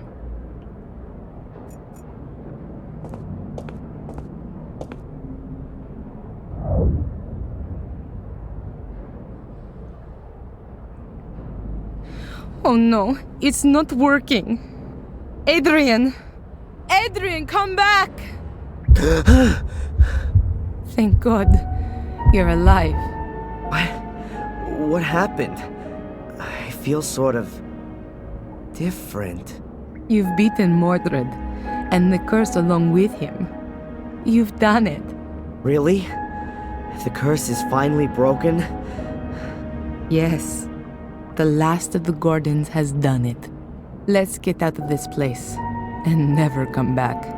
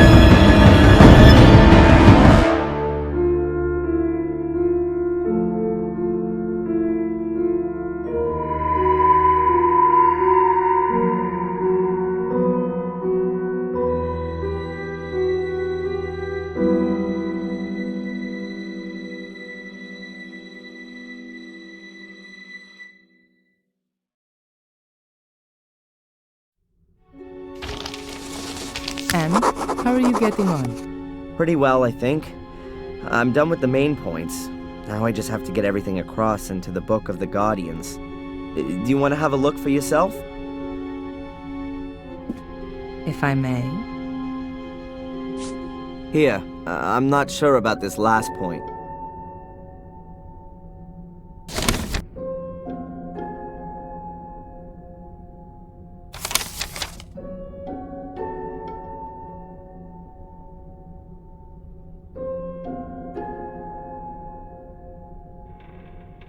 That's already a good beginning. When are you going to put it into the Book of the Guardians? Not before I eat. Anyway, now I know what all those black balls were about. I can't wait. Mordred writes in his book that he had carried out a soul transfer ritual, but instead of all the bones, he had only used the skull and one black ball. The shade didn't go back into the mirror anymore after that, but always stayed close by the ball. Then you can trap souls with these balls as well.